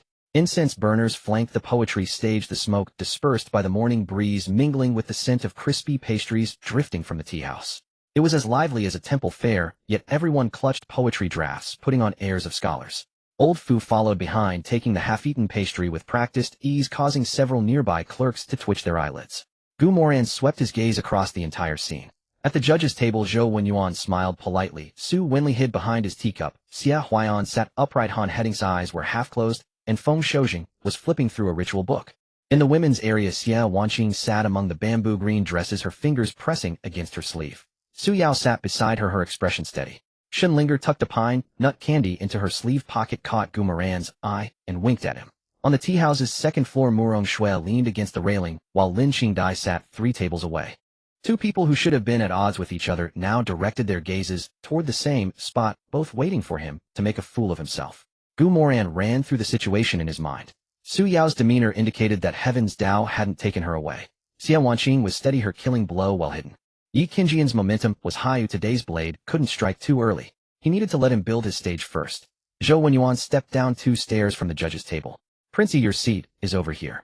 Gu Moran looked at the chair deliberately placed to the side and rear of the judge's table. The position was good. Able to see the whole scene while being seen by all. He didn't sit immediately. First he walked over to the women's area. Shenlinger spoke first. Husband, did you come to eat pastries today? Gu Moran glanced at the small bulge in her sleeve. You haven't been eating lightly either. Shenlinger immediately pressed her hand to her sleeve. I'm just guarding against hunger. Su Yao didn't look up, turning the teacup half a circle in her hand. Gu Moran shifted his gaze to Xia Wanqing. Are you well? Xia Wanqing raised her head. Husband, rest assured. She spoke softly, her voice trailing off without dispersing. Gu Moran nodded. If anyone speaks rudely, snap back at them. Your husband will have your back. Su Yao finally looked at him. Is your highness here today to teach people how to argue? Gu Moran met her gaze, the sunlight resting on the pearl hairpin at her temple, for a couple of breaths. The poetry gathering is also a battlefield. Winning is all that matters. Su Yao set her teacup back on the table. Then your highness had better not lose. With my beloved consort watching, how could I lose, eh? Su Yao's fingers paused on the rim of the teacup for half a breath, saying nothing. Shenlinger raised her teacup to shield her face, her shoulders trembling slightly. Xia Wanqing lowered her head to flip through the poetry gathering brochure, the tips of her ears quietly turning a shade of red. Gu Moran turned and headed to his seat. Before the gong sounded, Zhou Wenyuan stood at the front of the stage. Esteemed colleagues, esteemed scholars, today the Hanlin Academy hosts this poetry gathering, drawing upon the spirit of spring and autumn to debate the backbone of essays and judge the heights of poetic talent. Whoever ascends this stage regardless of birth shall be judged solely on their poetry. A low murmur of approval rippled through the audience. Yi Qingyun stood by the waiting area. Hearing the words, regardless of birth, his lips pressed into a thin line. The 3 poetry drafts in his sleeve clenched until the paper began to wrinkle. He held them tightly and did not let go. Zhou Wenyuan continued. Today's judges are 5 Zhou Wenyuan of the Hanlin Academy, Xia Huaian of the Imperial College, Feng Shoujing of the Ministry of Rites, Su Wenli of the Court of Sacrificial Worship, and the Venerable Scholar Han Heading. 5 judges, and all may listen. Han Heading coughed twice and raised a hand to quiet the crowd. Feng Shoujing opened the register. The poetry gathering has 3 rounds. The first is a free choice, the second a shared theme, and the third an impromptu response. Any exceptional work may be included in the Hamlin Academy's Poetry Anthology. The Hamlin Academy's Poetry Anthology. The moment these words landed, the breathing of several scholars waiting in the wings faltered. Yi Qingyun stared at the center of the poetry stage, the fire in his eyes barely contained. Shu Yi stood at the edge of the waiting area, rubbing his hands together until his palms turned red. Moran caught a glimpse of this, tapped his fingers lightly on the armrest twice, and said nothing. Upstairs in the tea house, one of Boss Zhao's men set his teacup down, his gaze fixed on Su Wenli's attendant. Since the poetry gathering began, that attendant had glanced toward the east staircase 3 times. On the third glance, a man in gray revealed half his face from the stairwell, then retreated back. Boss Zhao's man picked up his teacup, didn't drink, just held it tightly. On stage, the first scholar from the Hamlin Academy stepped up. Neatly dressed with all the proper courtesies, he unrolled his manuscript. A poem about spring willows. The lines were steady, the meter steady, the illusion steady. So steady it was flawless and utterly forgettable. After he finished, Zhou Wenyuan nodded, Feng Shoujing praised it as elegant, and Han Heading merely grunted. Polite applause rippled through the audience. Moran took a sip of tea. A decent warm-up act. Old Fu, standing behind him, lowered his voice. Your Highness, what do you think? Soup without salt. Old Fu held back his words, staying silent. The second contestant, a young man in embroidered robes, took the stage. His poem was about climbing high. A bold opening, 4 illusions stacked in the second couplet, a turn praising the capital's grandeur, and a closing line vowing to add splendor to this prosperous age. The applause was livelier than for the first, given his father's position in the Ministry of Rites and his many friends. Su Wenli spoke first. The young man has ambition. Feng Shoujing nodded. Flawless meters, splendid diction. Han Heading lifted his eyelids slightly. Too many illusions, not enough spirit. The young man in embroidered robes stiffened, but he still had to bow and thank the judges for their critique. Yi Qingyun, waiting in the wings, straightened his back a little more after hearing these 2 poems. So this is the capital's poetry gathering. Rules are rules, but the backbone is too soft.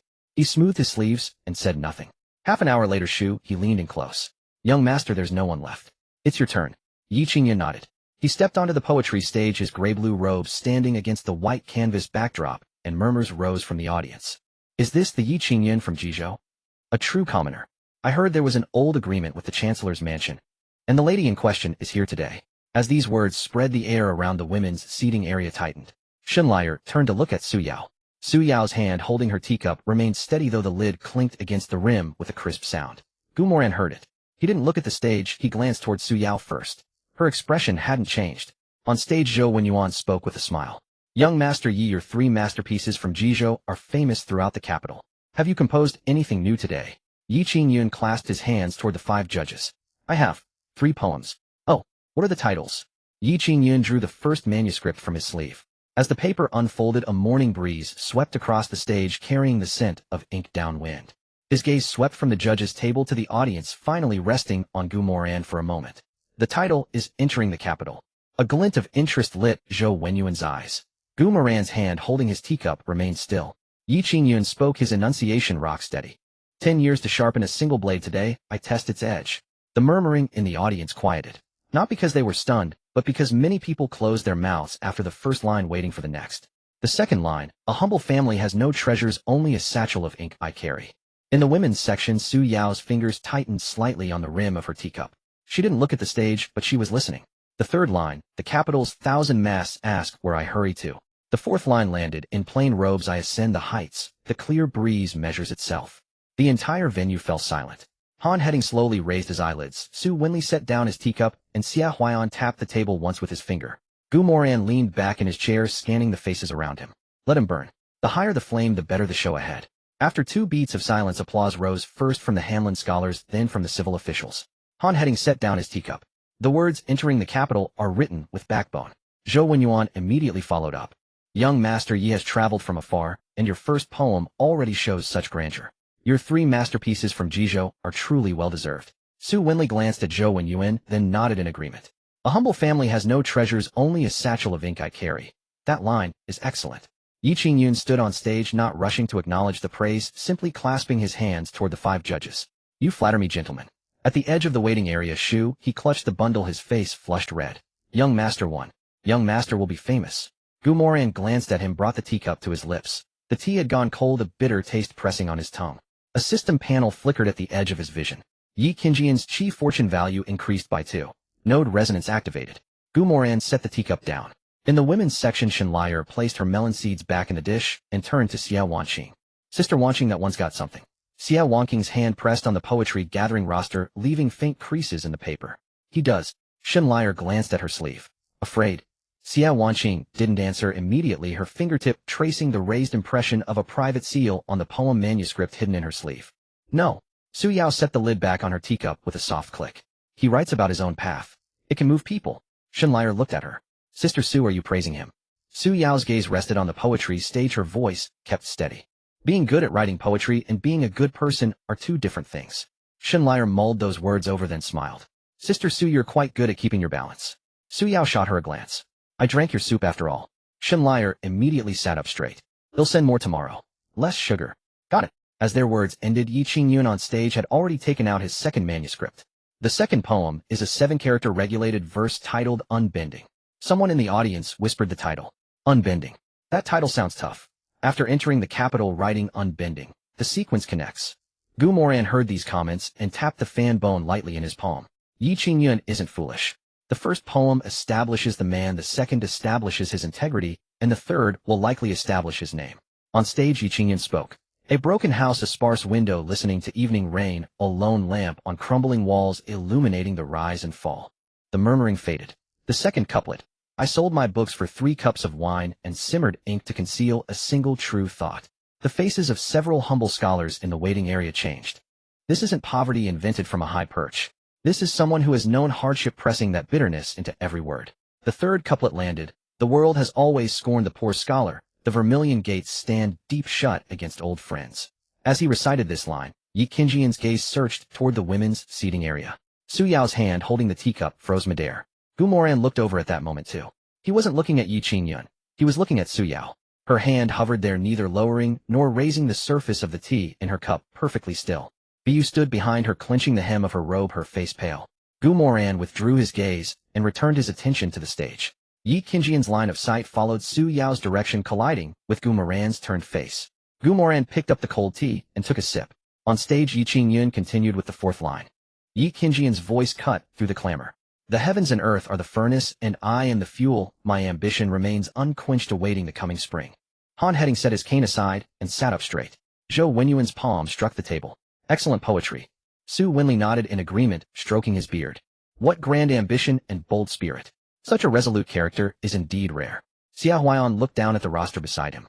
His finger paused next to Yi Qingyun's name. Moran closed his folding fan with a snap. This poor scholar actually has some real skill. Old Fu leaned in half a step from behind. Your Highness, this man has forged all his grievances into a burning ambition to climb. Moran's gaze drifted towards the ladies' seating area. He has genuine talent. The question is whether we can handle it. Xia Wanqing was watching the poetry stage intently. Her hands were clasped tightly together within her sleeves. Shenlinger nudged Xia Wanqing's arm with her elbow. Sister Wanqing, don't let him sweet-talk you into a trap. Xia Wanqing snapped back to reality. I understand. Shenlinger lowered her voice and leaned closer. He's over there playing the victim. When you go up, just hit him with your superior insight. Su Yao turned her head and glanced at Shenlinger. Who taught you such tactics? Shenlinger picked a pine nut candy from the plate. My husband taught me when he had nothing better to do. Su Yao retracted her gaze and straightened her posture. The cheers from below were noticeably louder than before. The spectators on the 2nd floor of the tea house also joined in slapping the tables and shouting. Murong Shui leaned against the wooden railing. That man in plain clothes from the Central Plains certainly has a sharp tongue. Batter stuffed half a piece of dried beef into his mouth. Princess, does this commotion mean he won? Murong Shui turned to look in Moran's direction. It's too early to tell. Lin Xingdai, seated at the next table, let out a cold snort. Why are you looking at Moran? If he only sat there sipping tea, that would be a disgrace. Murong Shui raised an eyebrow. Are you worried about that soft-boned man from the Central Plains? Lin Xingdai took a sip of her tea. I'm worried he's too useless to be helped and will tarnish the reputation of the Grand Marshal's estate. Murong Shui let out a scoffing laugh. The women of the Central Plains certainly have hard mouths. Lin Qingdai set down her cold tea with a heavy thud. And the women of the northern frontier have just as many empty words. Batter silently moved the plate of dried beef closer to protect it. Yi Qingjian's luck value increased by 3%. The resonance value of the entire venue has reached a critical point. Special amplification for the Child of Destiny activated. The system panel flashed before Moran's eyes. The atmosphere in the square grew even more fervent. Old Fu wiped the sweat from his brow. Your Highness, he has completely taken over this poetry stage. Moran tapped his palm with the fan's frame. If he insists on putting himself in the spotlight, then well, just let him. Old Fu was utterly bewildered. And why is that? Moran looked at the bamboo tube on Yi Qingjian's waist. If we suppress him, now people will have something to say against us. But once he has said everything we can act with full justification. At the nobility's seating area, Second Prince Gumachan had arrived with his entourage and taken his seat. His advisor bent down. Second Prince, this scholar on stage, seems to have some skill with words. Gumachan picked up his hot tea. Let's see if he can even walk off that stage alive today. Moran from across the crowd waved his fan in a distant greeting. Gumachan averted his gaze and simply lowered his head to blow on his tea leaves. Zhou Wenyuan looked at Yi Qingyun on stage with a beaming face. Young Master Yi has already shown remarkable talent with those 2 poems. How about a third masterpiece to broaden our horizons? Yi Qingyun folded the manuscript in his hand and tucked it back into his sleeve. He stepped towards the edge of the stage. All eyes in the venue were drawn to him. Yi Qingyun clasped his hands and bowed deeply towards the civil official's seating. Before I came to the capital, there was still an old account I had yet to settle. Su Yao's teacup froze midair. Shenlinger's pine nut candy fell back onto the plate. Xia Wangqing's back straightened even more. Zhou Wenyuan frowned and spoke up. Today is a gathering of literati, of such private matters are best discussed later. Yi Qingyun bowed deeply to him once more. If one is to listen to poetry, it must be poetry from a man of clear conscience. If one's affairs are not settled, the poetry cannot be written with ease. Zhou Wenyuan was rendered speechless by his words. Yi Qingyun turned towards the direction of the Prime Minister's seat. Prime Minister Su. Su Wenyuan remained seated, his expression unchanged. Yi Qingyun took a deep breath and puffed out his chest. My family and the Su family once made a verbal betrothal agreement. Today, with all these colleagues as witnesses. His voice echoed across the entire square. I publicly return it. After a moment of deathly silence, the crowd erupted into chaos. He dares to break off the engagement with the left Prime Minister's family to his face. But hasn't the Prime Minister's daughter already married the third prince? This poor scholar certainly has some nerve. Bu was trembling with anger, her fingertips shaking. Miss, how dare he humiliate you like this in broad daylight? Su Yao's throat ached along with her heart. Quiet. Shenlinger leaned in from the side, lowering her voice. Sister Su. Su Yao looked up at her. If I stood up and made a scene with him right now, I would just be playing right into his narrative of the heartless, privileged noble. Shenlinger brushed the sugar dust off her fingertips. My husband won't let him get away with this. Xia Wanqing pressed her fingers hard against the edge of her sleeve. He deliberately chose the word return to save face for himself. Moran, hearing this assessment, narrowed his eyes with satisfaction. Xia Wanqing was indeed a perceptive and intelligent woman. Then Yi Qingyun pulled a roll of yellowed old paper from the bamboo tube at his waist. He broke the wax seal and unfurled the paper fully towards the sunlight. This is the marriage contract left by my late father. Zhou Wenyuan stood up, pointing at him and shouting. Young master, you do not cause trouble here. Yi Qingyun held the paper high above his head. I am well aware that my family has fallen from grace, and I am unworthy of the Prime Minister's noble daughter. From this day forth, this old engagement is dissolved into thin air. He laid the contract flat on the dark wood table on the stage. With worldly matters settled. My third poem, a 7-character regulated verse, I shall title Qingyun. The murmurs from the crowd were still boiling over. A paper sealed in dust for decades today returned to its old acquaintance. The noble house remembers not the vows of the humble window. I shall raise my lamp and ascend to the 9th heaven. Yi Qingyun lifted his head and looked boldly towards Su Yao. Ask not who plucks the blossom as it falls, the long wind shall carry me across the mountain passes. His voice grew even more resonant and powerful. From this day forth, alone and unburdened, one stroke of Qingyun presses down upon all the realms. The square fell into a deathly hush. Then from the poor scholars section a cheer erupted that threatened to lift the roof. Immediately shouts of excitement rained down from the tea house. What a magnificent poem with the spirit to swallow a bull. This is the true, unyielding integrity that we scholars should possess. The Prime Minister's estate certainly ate a bitter silent loss this time. Bayu's eyes were red. Miss, this madman is clearly climbing up by trampling on your reputation. Su Yao pushed the teacup away steadily with 2 fingers. Do you think I can't see through such a contemptible scheme? Shenlinger gritted her teeth, suppressing her anger. So you and your father are just going to sit here and take it without a word? Su Yao turned her head and gave her a cold look. If I utter even half a harsh word to him, I lose all my dignity. Xia Wanqing lowered her head and smoothed out her bamboo green pleated dress. Sister Su, rest assured, I will get back everything for you with interest. Su Yao turned to look at her without a word. Xia Wanqing pressed her fingers tightly over the sleeve pocket containing the envelope.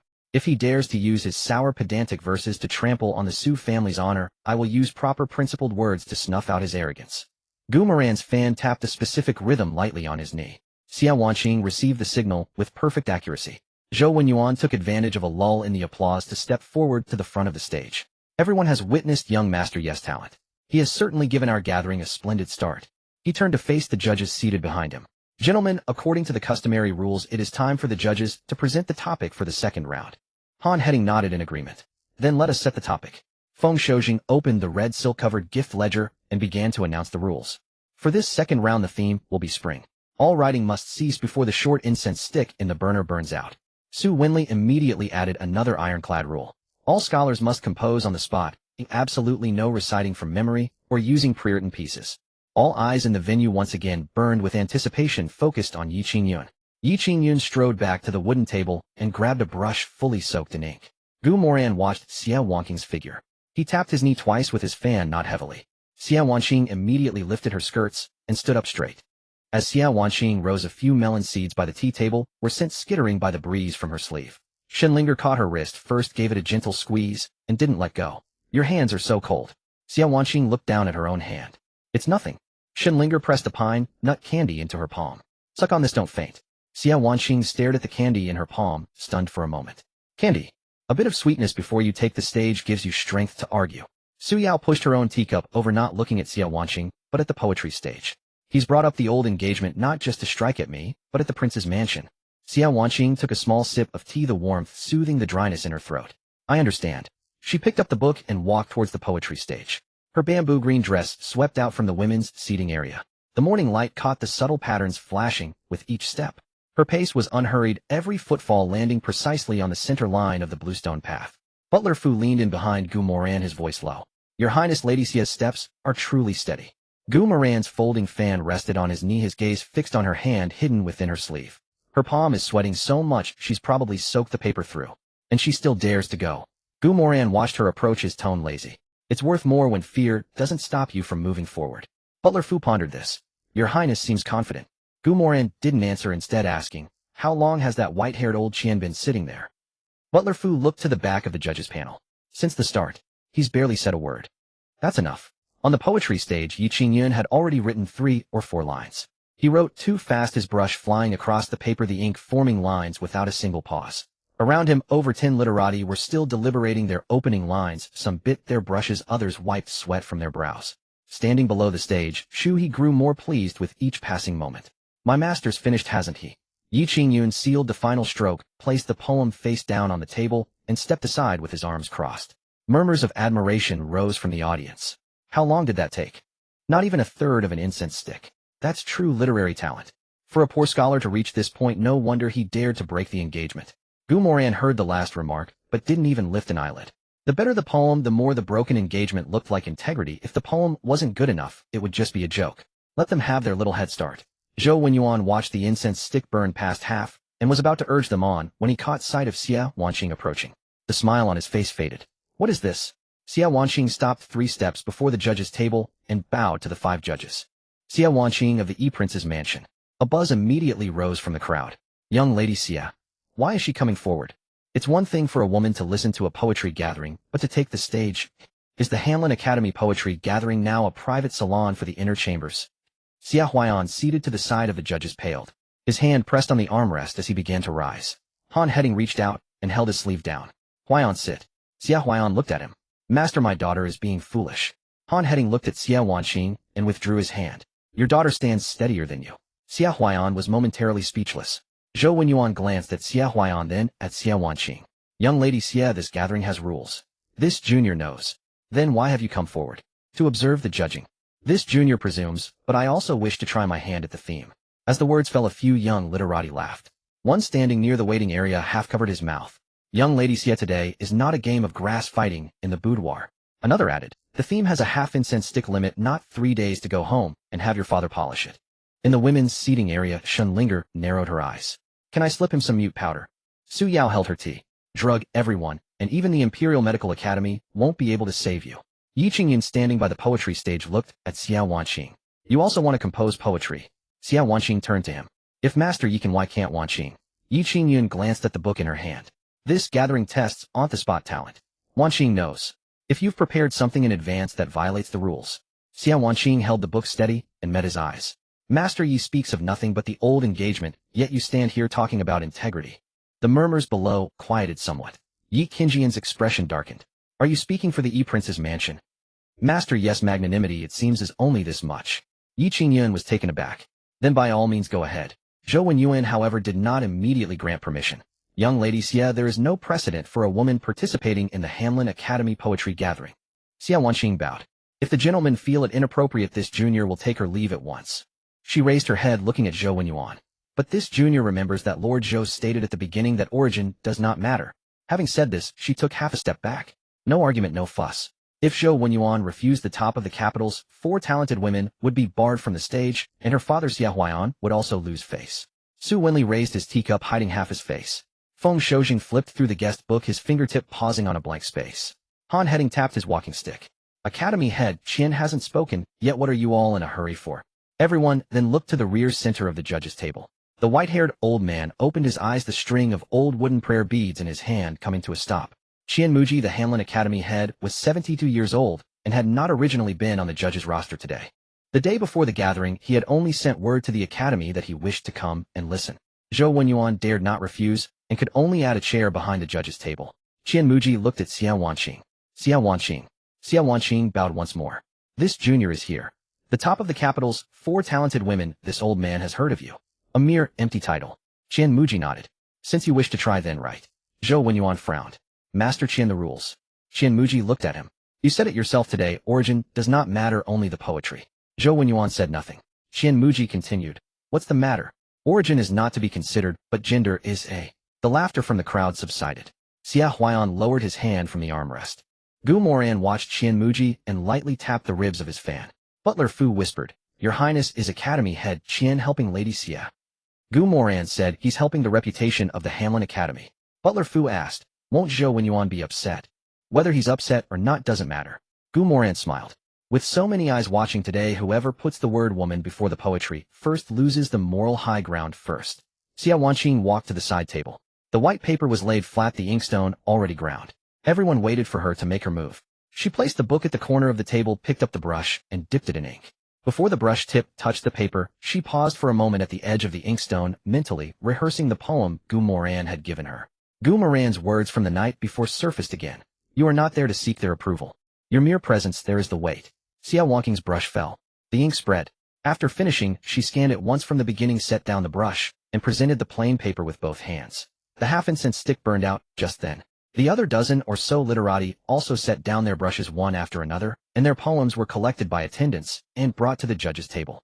Qian Muji flipped through them one by one. Some he placed to the left after 2 lines. Others he nodded at and placed to the right. In the end, only 2 sheets remained in his hands. Yi Qingyan's. Xiao Wanqing's. Han Heading leaned over. Master Qian. Qian Muji didn't answer, instead handing him Xiao Wanqing's paper. Han Heading took it, scanned 3 lines, and his coughing stopped. Feng Shoujing and Su Wenli both leaned in at the same time. One closed his guest book. The other set his teacup back down. Xia Huaian, sitting nearby, couldn't see the full poem, only the reactions of his old friends. His brow furrowed tighter and tighter. Yi Qingyan's arms crossed over his chest, slowly lowered. Shu, he whispered, Master, why is no one saying anything? Yi Qingyan didn't answer. The plain paper made a full circuit through the hands of the 5 judges. The confidence he had felt after finishing his poem was beginning to shrink. Xiao Wanqing stood by the table, her palm pressed against the other inside her sleeve, still damp with sweat. Finally, Qian Muji pressed the paper flat on the table, and smiling picked up Yi Qingyan's poem. Master Yi, would you be willing to let this old man read both aloud for everyone? Yi Qingyan glanced at Xiao Wanqing. I am willing. Qian Muji stood up. The noise of the crowd gradually fell. Today's theme was spring. Master Yi wrote on the spot, and young lady Xia acted on a whim. By the rules, Master Yi naturally has precedence. Yi Qingyan's expression relaxed slightly. Xiao Wanqing did not move. Qian Muji continued. But since this is a poetry gathering and everyone's ears are present, let's listen first, then discuss. I shall read Master Yi's poem first. Yi Qingyan stood a little straighter. Qianmuji read, spring enters the long street, horse hooves light, old snow melts, a traveler's dream awakens. Some in the audience nodded. Qianmuji continued reading, cold branches do not bow to the vermilion gates, wild grass grows from the cracks of stones. A cheer immediately went up from the poor scholars. Excellent. Qianmuji did not stop. A paper of fleeting fame drifts away with the water, 10 years of lamplight illuminate the dawn. Yi Qingyun looked towards Su Yao's direction.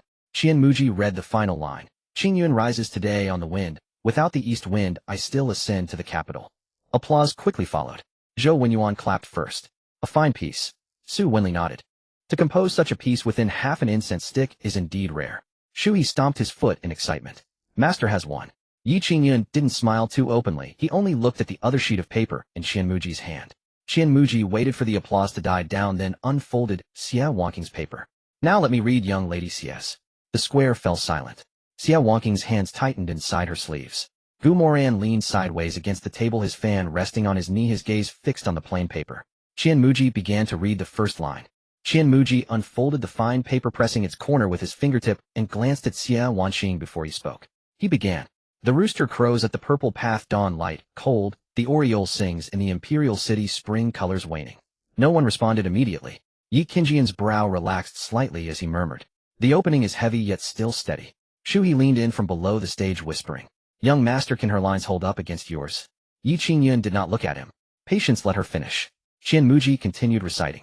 Golden gates open to 10,000 households at dawn's bell, jade stairs with celestial guards surround 1,000 officials. Han Heading raised his eyes, his fingers pausing on his cane. Xia Huaiyan, who had been reaching for his teacup, stopped, his fingertips lingering at the table's edge. In the women's section, Su Yao set down her teacup for the first time, looking directly at Xia Wangqing. Shenlinger pressed her handkerchief against her knee and whispered, Magnificent. Su Yao gazed at the poetry stage. She did not place spring on the flower branches.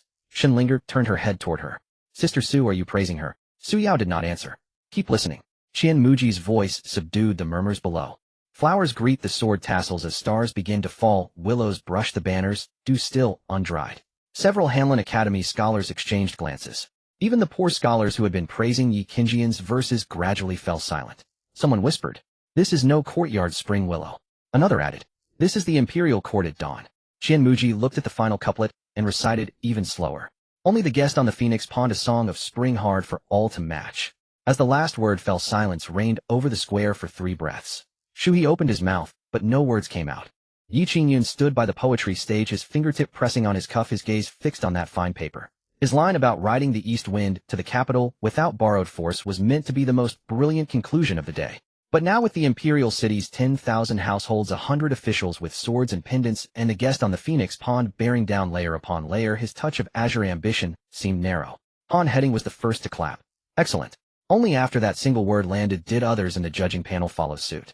As Xia Huaiyan rose, his sleeve knocked over the teacup lid, and the tea water seeped into the corner of the registry, yet he did not bother to write it. A masterpiece for the ages, an outstanding poem. Applause spread from the judges' panel to the civil officials' row, and then to the scholars. From the second floor of the tea house, someone also slapped the railing in approval. Moran leaned against the railing and asked Bachelor, Did you understand? Bachelor hugged his dried beef, shaking his head honestly. Not fully, but they clapped more in unison than before. Lin Qingdai held her teacup, speaking coldly. Unison is exactly the point. Moran looked at her. You understand too. Lin Qingdai set down her tea. I understand that Gu Moran doesn't have to lose face this time. Hearing the commotion upstairs, Gu Moran pressed the fan bone lightly on his knee. Fubo whispered, Your Highness, can Lady Xia's poem be included in the registry? Gu Moran looked at the fine paper in Qianmuji's hand. If old man Qian could bear to let this one go, the Hanlin Academy's plaque should be taken down and aired out in the sun. Qianmuji placed the fine paper on the desk and looked up at Xia Wangqing. Miss Xia, I wish to include this poem in the Hanlin Academy's poetry registry. Xia Wangqing bowed. Thank you, Master Qian. Zhou Wenyuan's expression changed, his fingers pressing on the table as he spoke. Master Qian, can such a poem truly have been written by a young woman? The murmurs below immediately grew restless. Zhou Wenyuan continued. The topic was only given on the spot today, and her status is unique. Should we not ask whether the topic was leaked in advance? All eyes turned to Xia Huaiyan, then some toward Gu Moran.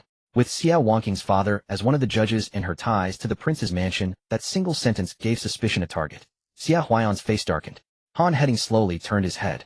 Lord Zhou, the poetry gathering was hosted by the Hanlin Academy. Qianmuji also looked up at him. Lord Zhou, words alone prove nothing. Zhou Wenyuan clasped his hands. I only speak for the fairness of the gathering. Qianmuji set the fine paper down on the desk. Then bring forth the evidence. Zhou Wenyuan paused. Xia Wanqing slightly furrowed her brow and bowed to Zhou Wenyuan. Wanqing never imagined that a 7-character poem would first be met not with critique, but with suspicion. Zhou Wenyuan frowned. Miss Xia, watch your words. Xia Wanqing looked at him. By questioning a leak, Lord Zhou suspects my father of favoritism. She then turned to the audience. By suspecting the E-Prince's mansion, Lord Zhou doubts the integrity of all the judges. She withdrew her gaze, her courtesy still impeccable. If Lord Zhou has evidence, Wanqing is willing to be questioned on the spot. If not, then today's slander stains more than just Wanqing. The whispers below grew denser. Shenlinger clutched her handkerchief tightly, lowering her voice. Beautifully said, Su Yao remarked. She did not beg for mercy. Shenlinger looked at Su Yao. She's handing him a blade. Su Yao picked up her tea, then set it down. Handing it back. Han Heading spoke. Lord Zhou, a poetry gathering is not a criminal court session. Feng Shoujing closed the ceremonial registry. Poetry is judged by quality, not by gender. He looked at the fine paper. When a masterpiece lies before us to debate not the poem but identity, lineage, and the inner chambers would be unseemly if it spread abroad. Su Wenli glanced toward the second prince's direction, picked up his tea, and said nothing. Zhou Wenyuan's hand pressed on the table, pausing for a few breaths. Since all the gentlemen deem it worthy of inclusion, then let it be included. Xia Wanqing bowed. Thank you, gentlemen. As she turned to leave, Yi Qingyun suddenly spoke. Miss Xia, please stay. All eyes returned to the poetry stage. Xia Wanqing stopped. Yi Qingyun walked to the judges' panel and clasped his hands toward Qianmuji. Master Qian, I presume to ask one thing. Qianmuji looked at him. Speak. Yi Qingyun looked at Xia Wanqing. His tone kept steady. Miss Xia's poem has vast vision and mature structure, truly a fine work.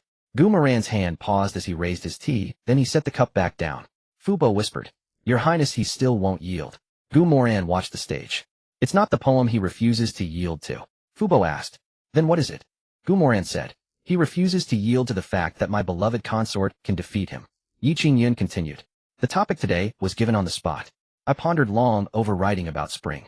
Yet Miss Xia composed a full piece in an instant, every word exquisite, every couplet perfectly matched, filled with the grandeur of the imperial city and the majesty of the court. Too composed, too effortless. Xia Wanqing looked at him, not rushing to respond. Seeing her silence, Yi Qingyun's voice grew steadier. Miss Xia ranks first among the capital's 4 talented women, renowned for her brilliance, and I hold her in high regard. But I come from humble origins, having seen broken houses and sparse windows, having sold books to trade for wine, and having seen great gates forget old promises. At this, some poor scholars below murmured in agreement. Yi Qingyun raised his hand to quell the noise. I can write about the poor because I have walked through hardship. How can Miss Xia, secluded in her chambers, write so completely of golden gates, 1,000 officials, and the splendor of court ceremonies? He looked at Qianmuji, then at the crowd. I do not presume to slight women. I only seek an answer.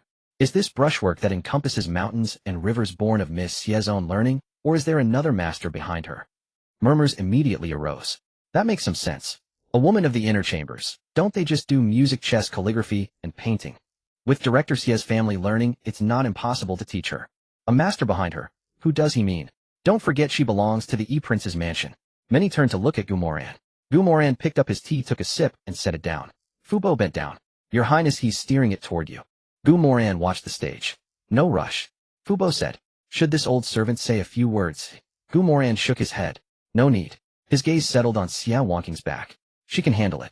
In the women's section, Shenlinger had already crumpled her handkerchief into a ball. That scoundrel can't take a loss. Su Yao looked at Yi Qingyun, pushing her teacup half an inch away with her fingertip. He can take a loss. Shenlinger was stunned. Su Yao said. He just can't let Sister Xia win too cleanly. Shenlinger gritted her teeth. So he's splashing dirty water on my husband. Su Yao looked at the poetry stage. Let's see how Sister Xia stands her ground. Xia Wanqing stood before the poetry stage, the wind brushing her bamboo green sleeves against her wrist. Her palms were still damp, but her voice did not waver. Does Master Yi believe that a woman of the inner chambers should not be able to see the spring dawn of the imperial city? Yi Qingyun said. I meant no such thing. Xia Wanqing stepped forward half a pace. Then does Master Yi believe that a woman should not know the grandeur of the court? Yi Qingyun's brow tightened. Miss Xia need not twist my words. Xia Wanqing looked at him.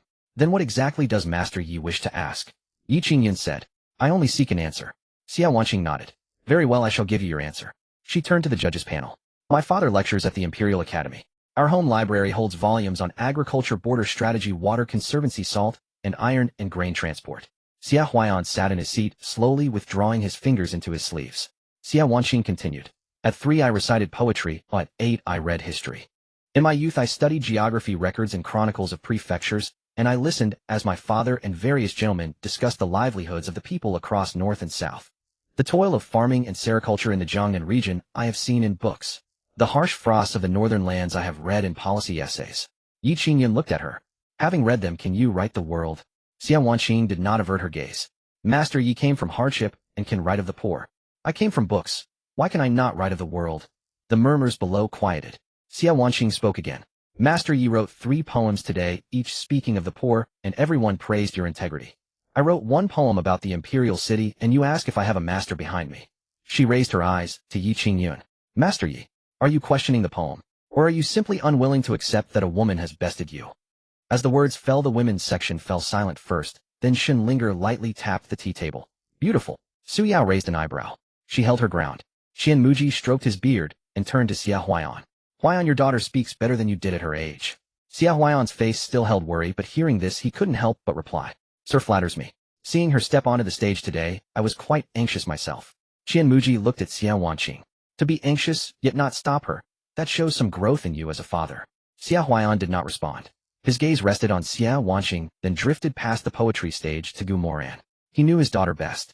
She had talent, and she valued propriety. In the past, her poetry emphasized elegance and restraint, rarely showing its edge. Having been married into Prince Yi's household for barely half a month today, she stood before the Hamlin Academy poetry stage and dared to ask Yi Qingyun publicly if he resented losing to a woman. Where did this boldness come from? Xia Huaiyan already had his answer. Han Heading looked at Yi Qingyun. Young Master Yi, is your doubt resolved? Yi Qingyun cupped his hands, his sleeve, brushing his palm, where sweat clung to his skin, reminding him of the cold, damp smell of wooden planks in the Jizhou examination hall. Half resolved. The entire venue fell silent again. Zhou Wenyuan pressed his fingertip against the registry, leaving a faint mark on the paper, but he said nothing. Yi Qingyun looked up, meeting Xia Wanqing's gaze directly. Miss Xie, you are well-read, and I admire that. But poetry is the truest test of talent. I dare to ask for one more contest with Miss Xia. Xia Wanqing did not answer immediately. If she accepted at once, he would pull her into his rhythm. If she retreated back to her seat, everything she had said would be re-examined. 3 plain slips of paper pressed against her wrist, inside her sleeve, their edges slightly stiff, reminding her of the lines written by lamplight last night. Moran had said that a reputation for talent must be established on one's own, not by having others shield you. Xia Wanqing raised her eyes. Before the contest, I have 3 more poems. Yi Qingyun watched her take the paper slips from her sleeve pouch, his brow furrowing slightly. 3. Xia Wanqing unfolded the first slip and presented it to Qian Muji with both hands. These 3 poems are my recent compositions. I do not claim they surpass others, but I ask the gentleman to hear them. Young Master Yi doubts my ability, so I will let my words speak within my poetry. Qian Muji took the first slip and looked down. Only 4 lines were written on the paper. His fingers paused at the edge of the paper, and he did not read aloud immediately. Han Heading looked at him. Qian Lao. Qian Muji read it once more before standing and holding the slip to his chest. The sun sets behind the mountains, the yellow river flows into the sea. Some in the audience nodded. Yi Qingyun's shoulders relaxed slightly. The imagery was broad and grand, but it did not yet suffocate him. Qian Muji continued. To see 1,000 miles further, ascend 1 more floor. As those final 5 words fell, every fragment of noise in the square was subdued. Han Heading tapped the ground once with his cane. Xia Huaiyan opened his mouth, but no words came out. Feng Shoujing pressed down on the gift registry that had slid to the edge of the table, his hand tensing. Qian Muji stared at the words on the paper, a soft sigh rolling from his throat. A fine ascend 1 more floor indeed. An old Hamlin scholar in the audience stood up first, and the applause spread from him. To see 1,000 miles further, ascend 1 more floor. Reading it again, it gains more flavor. The words are plain, even a child can understand, yet the vision is boundless. These words could hang on the gates of an academy. Xia Huaiyan looked down at the paper slip, only speaking after a long moment. He turned to Moran, lowering his voice. My daughter has finally dared to write toward the heights. On the 2nd floor of the tea house, Murong Shui straightened up. That woman from the Central Plains. Those last 10 words are sharper than everything that man produced combined. Bachelor chewed on dried meat and nodded. I could not understand much, but I could read their faces. Lin Xingdai held her teacup, setting it down only after a moment. She looked at Xia Wanqing below, then at Moran, her brow furrowing. This wastrel is somewhat interesting. Murong Shui looked at her. Didn't you come to see him humiliated, oi? Lin Xingdai pushed the teacup away. As it stands, it seems someone else is the one humiliated. Moran rested his fan on his knee, not looking up at the balcony. He heard the applause growing denser, but the first thing he caught was the bitter scent of cooled tea. Yi Qingyun had set himself too high upon taking the stage today. The heights are windy, and the fall hurts. Qianmuji pressed the first slip onto the table. The second poem. Xia Wanqing handed over the second one. Qianmuji unfolded it, and this time did not pause. Yellow clouds spread across the sky as the sun dims. North winds blow wild geese through flurrying snow. After hearing the first two lines, Yi Qingyun felt a breath return to his chest. A farewell poem. He had seen many of those. Qianmuji read the final two lines. Fear not that no one knows you on the road ahead. Who in this world does not know your name? Yi Qingyun's expression froze. Among the poor scholars, someone softly recited the lines first. The second time that person's voice grew hoarse. Fear not that no one knows you on the road ahead. Who in this world does not know your name? All of Yi Qingyun's grievances were swept away by these two lines. He wrote of closed vermilion gates. She wrote of companions on the road ahead. He wrote of old promises turning to ash. She wrote of the world knowing one's name. Han Heading picked up his teacup, then set it back down. Excellent poem. Excellent for not peddling misery. Excellent for pushing people forward. A poor scholar standing below the stage swallowed hard. Brother, you wrote of our frustrations today. Miss Ye's lines write of how we may still walk tomorrow. Someone beside him patted his shoulder. Stop it, or he'll start crying. Yi Qingyun's fingers tightened within his sleeve, the paper's corner softened by sweat. Zhou Wenyuan sat at the judge's table, hands pressed flat on the surface, offering no comment. Su Wenli glanced toward the nobles section. The second prince took a sip of tea, and when he replaced the lid, the porcelain note was faint. An advisor leaned in. Your Highness, these poems are too convenient. Gu Machan watched Xia Wanqing. Whether they are convenient matters little. What matters is how they are used. The advisor asked in a low voice. And Princey. Gu Machan set down his teacup. It seems I underestimated my third brother. Gu Moran sat in the crowd, his thumb gently tracing the fan rib. The motion was tiny. Su Yao withdrew her gaze and took a sip of cold tea. Bitterness settled on her tongue. She recalled the annotations in the study and the moments when Gu Moran had deliberately concealed his abilities. These poems likely came from his hand as well. Yet the one standing on stage taking the blows was Xia Wanqing. Gu Moran was willing to hand her the blade and also give her a path forward. And Xia Wanqing did not retreat. That was what made it impossible to look away. Xia Huaiyan was also watching Gu Moran. He had thought that with the emperor's marriage decree, the Xia family was merely a pawn drawn into a prince's inner quarters. But today Gu Moran had placed Xia Wanqing before the Hanlin Academy poetry stage. Not as a foil, as the protagonist. Xia Huaiyan raised his teacup, the veins on the back of his hand slowly relaxing. Master, Han Heading looked at him. What is it? Xia Huaiyan said in a low voice. I have harbored too much prejudice against Princey. Han Heading gave a light snort, his gaze deep and steady, and spoke slowly. Only now do you see clearly, your vision was still too shallow. Xia Huaiyan said nothing more. He looked at his daughter, then at the poem slip on the table, and the worry in his heart shifted its flavor. If Gu Moran were truly a wastrel, he would never have given such an opportunity to Xia Wanqing. If he were merely using the Xia family, he would not have let her establish her name so publicly. Xia Wanqing presented the third slip. The final poem. Qianmuji took it. He unfolded it, glanced at it, and his fingers lingered on the edge of the paper for a long time. Han Heading leaned over to look. Qianmuji pressed the paper flat on the table, not passing it over. Qian Lao. Qianmuji did not answer, only lowered the plain paper by half an inch. Yi Qingyun stared at that movement, and the breath he had just suppressed rose again. Shui stretched his neck and stood on his tiptoes below the stage. Young master, this third poem. It can't be more frightening than the previous two, right? Yi Qingyun lowered his voice. For the third poem, the danger is that the momentum wanes. Shui blinked. And what if hers doesn't wane?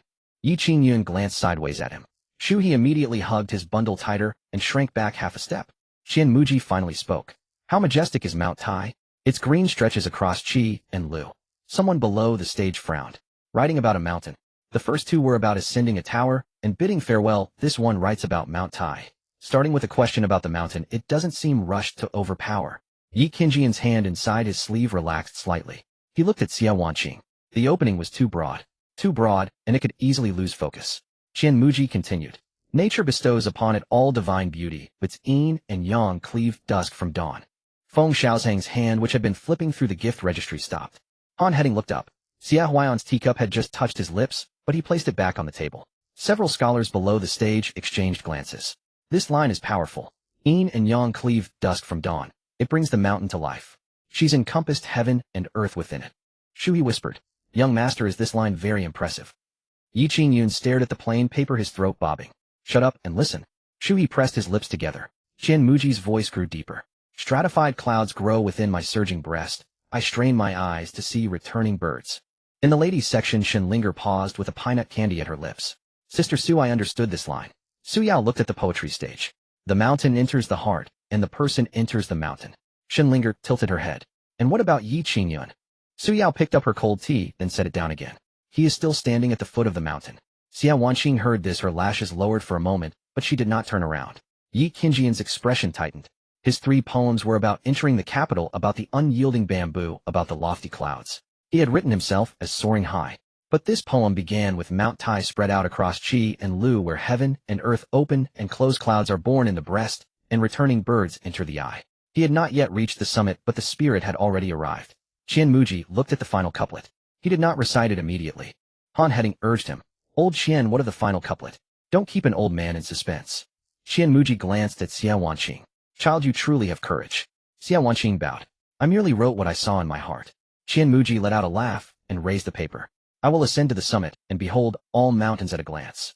As the final word fell, the square was silent for several breaths. Han Heading's cane hit the ground. Excellent. Xia Huaiyan stood up, his sleeve knocking over the teacup, lit the tea, soaking the edge of the registry, but he did not bother to write it. A line of ascension. This couplet alone is enough to seal the collection. Qian Muji placed the paper on the table, pressing it with his fingertip. The first 2 lines question the mountain. The middle 2 lines gaze upon the mountain. The next 2 lines take it into the heart. The final couplet ascends the summit. He looked at the crowd below. This poem writes of a mountain, but also of people. When one ascends to a high place, one should have such a vision. Among the impoverished scholars, someone repeated softly, I will ascend to the summit and behold all mountains at a glance. Another person added, this line is too grand. Brother, you wrote of lofty clouds, she directly writes of ascending the summit. Shu He's face crumpled. Young master, is she saying you haven't reached the top yet? Yi Qingyun glanced at him. Shut up. Shu He immediately lowered his head, clutching his bundle even tighter. The implication had already been savored by the crowd below. Yi Qingyun earlier said a stroke of clouds overwhelms the 9 continents. With Miss Xie's line, even the lofty clouds are at the foot of the mountain. It's not pleasant to say, but that's what the poem means. Yi Qingyun stood at the side of the stage, his fingers retracting into his sleeve, his palm clammy, with sweat cold and tight. He could refuse to concede to Xia Wanqing, but he could not speak a single disparaging word in front of this poem. Qian Muji laid the 3 papers out side by side. Xia Wanqing. Xia Wanqing stepped forward half a step. I am here. The first poem writes of ambition. The second poem writes of breadth. The third poem writes of momentum.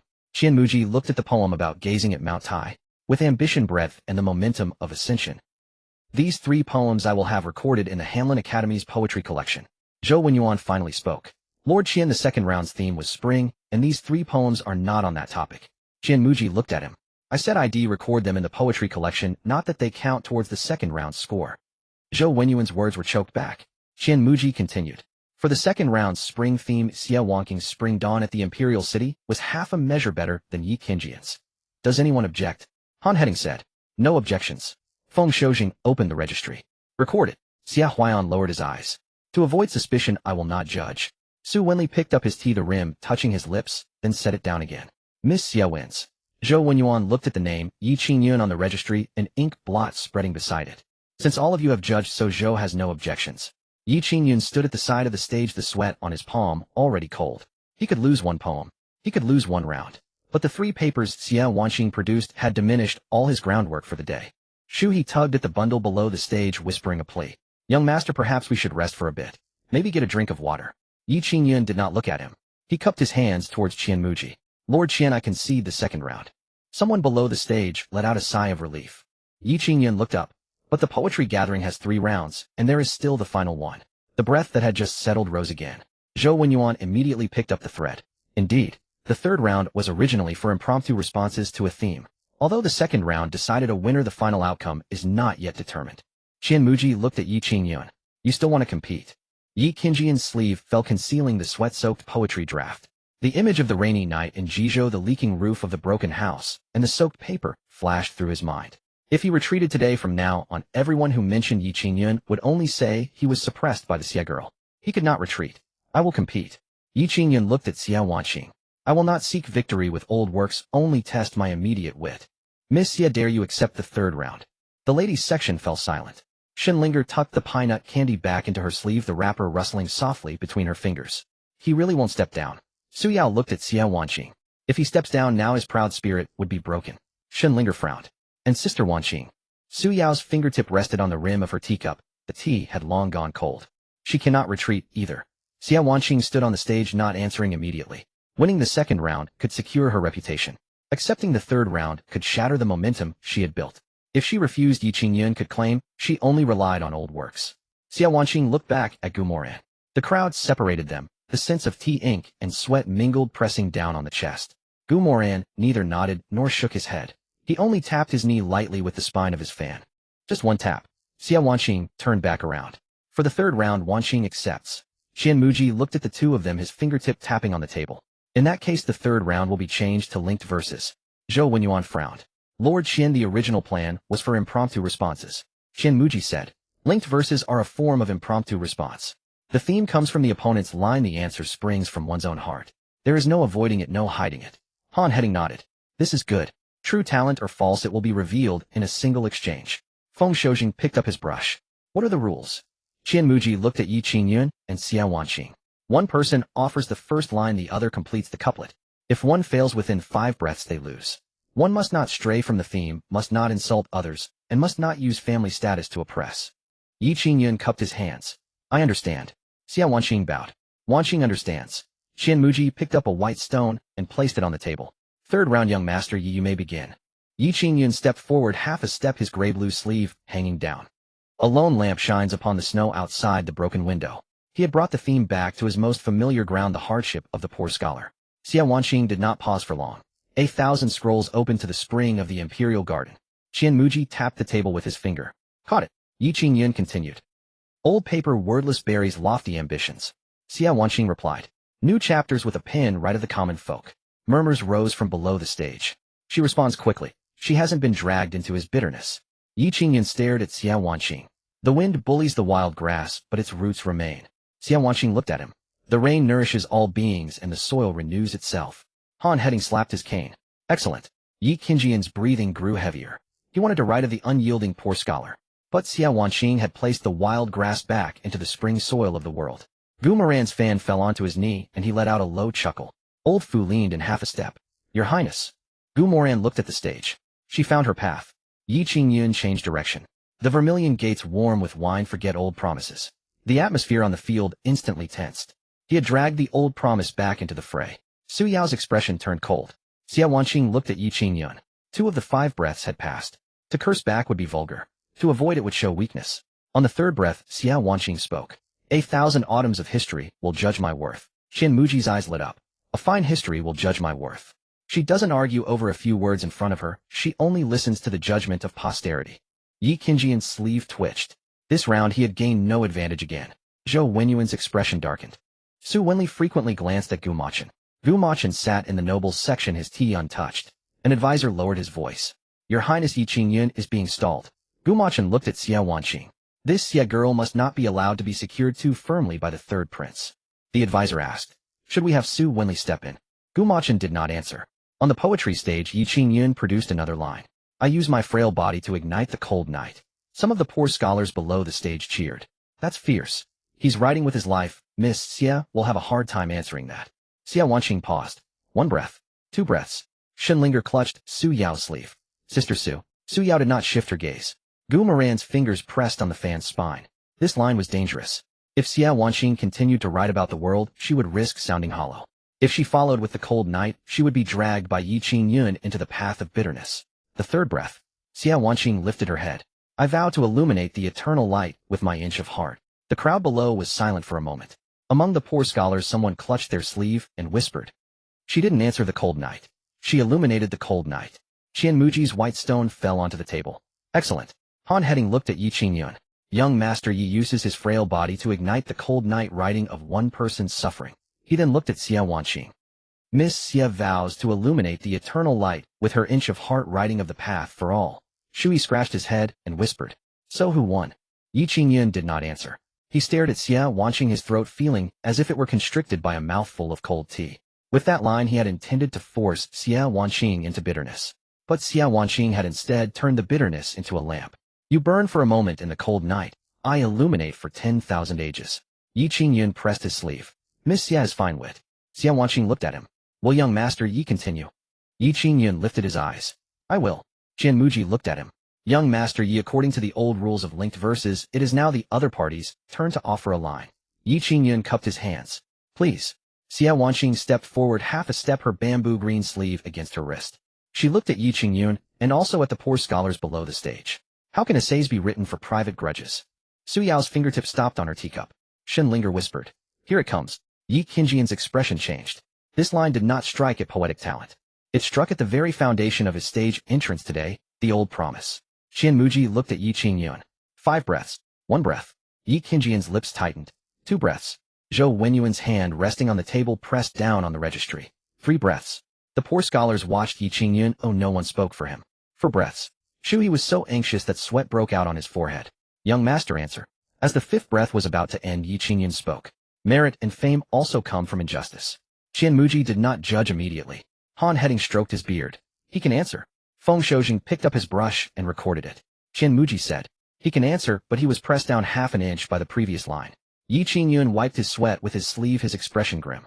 At this moment, he felt a flicker of panic. This woman was proving far more difficult to handle than he had imagined. Su Wenli set down his teacup, his movements unhurried but well-timed.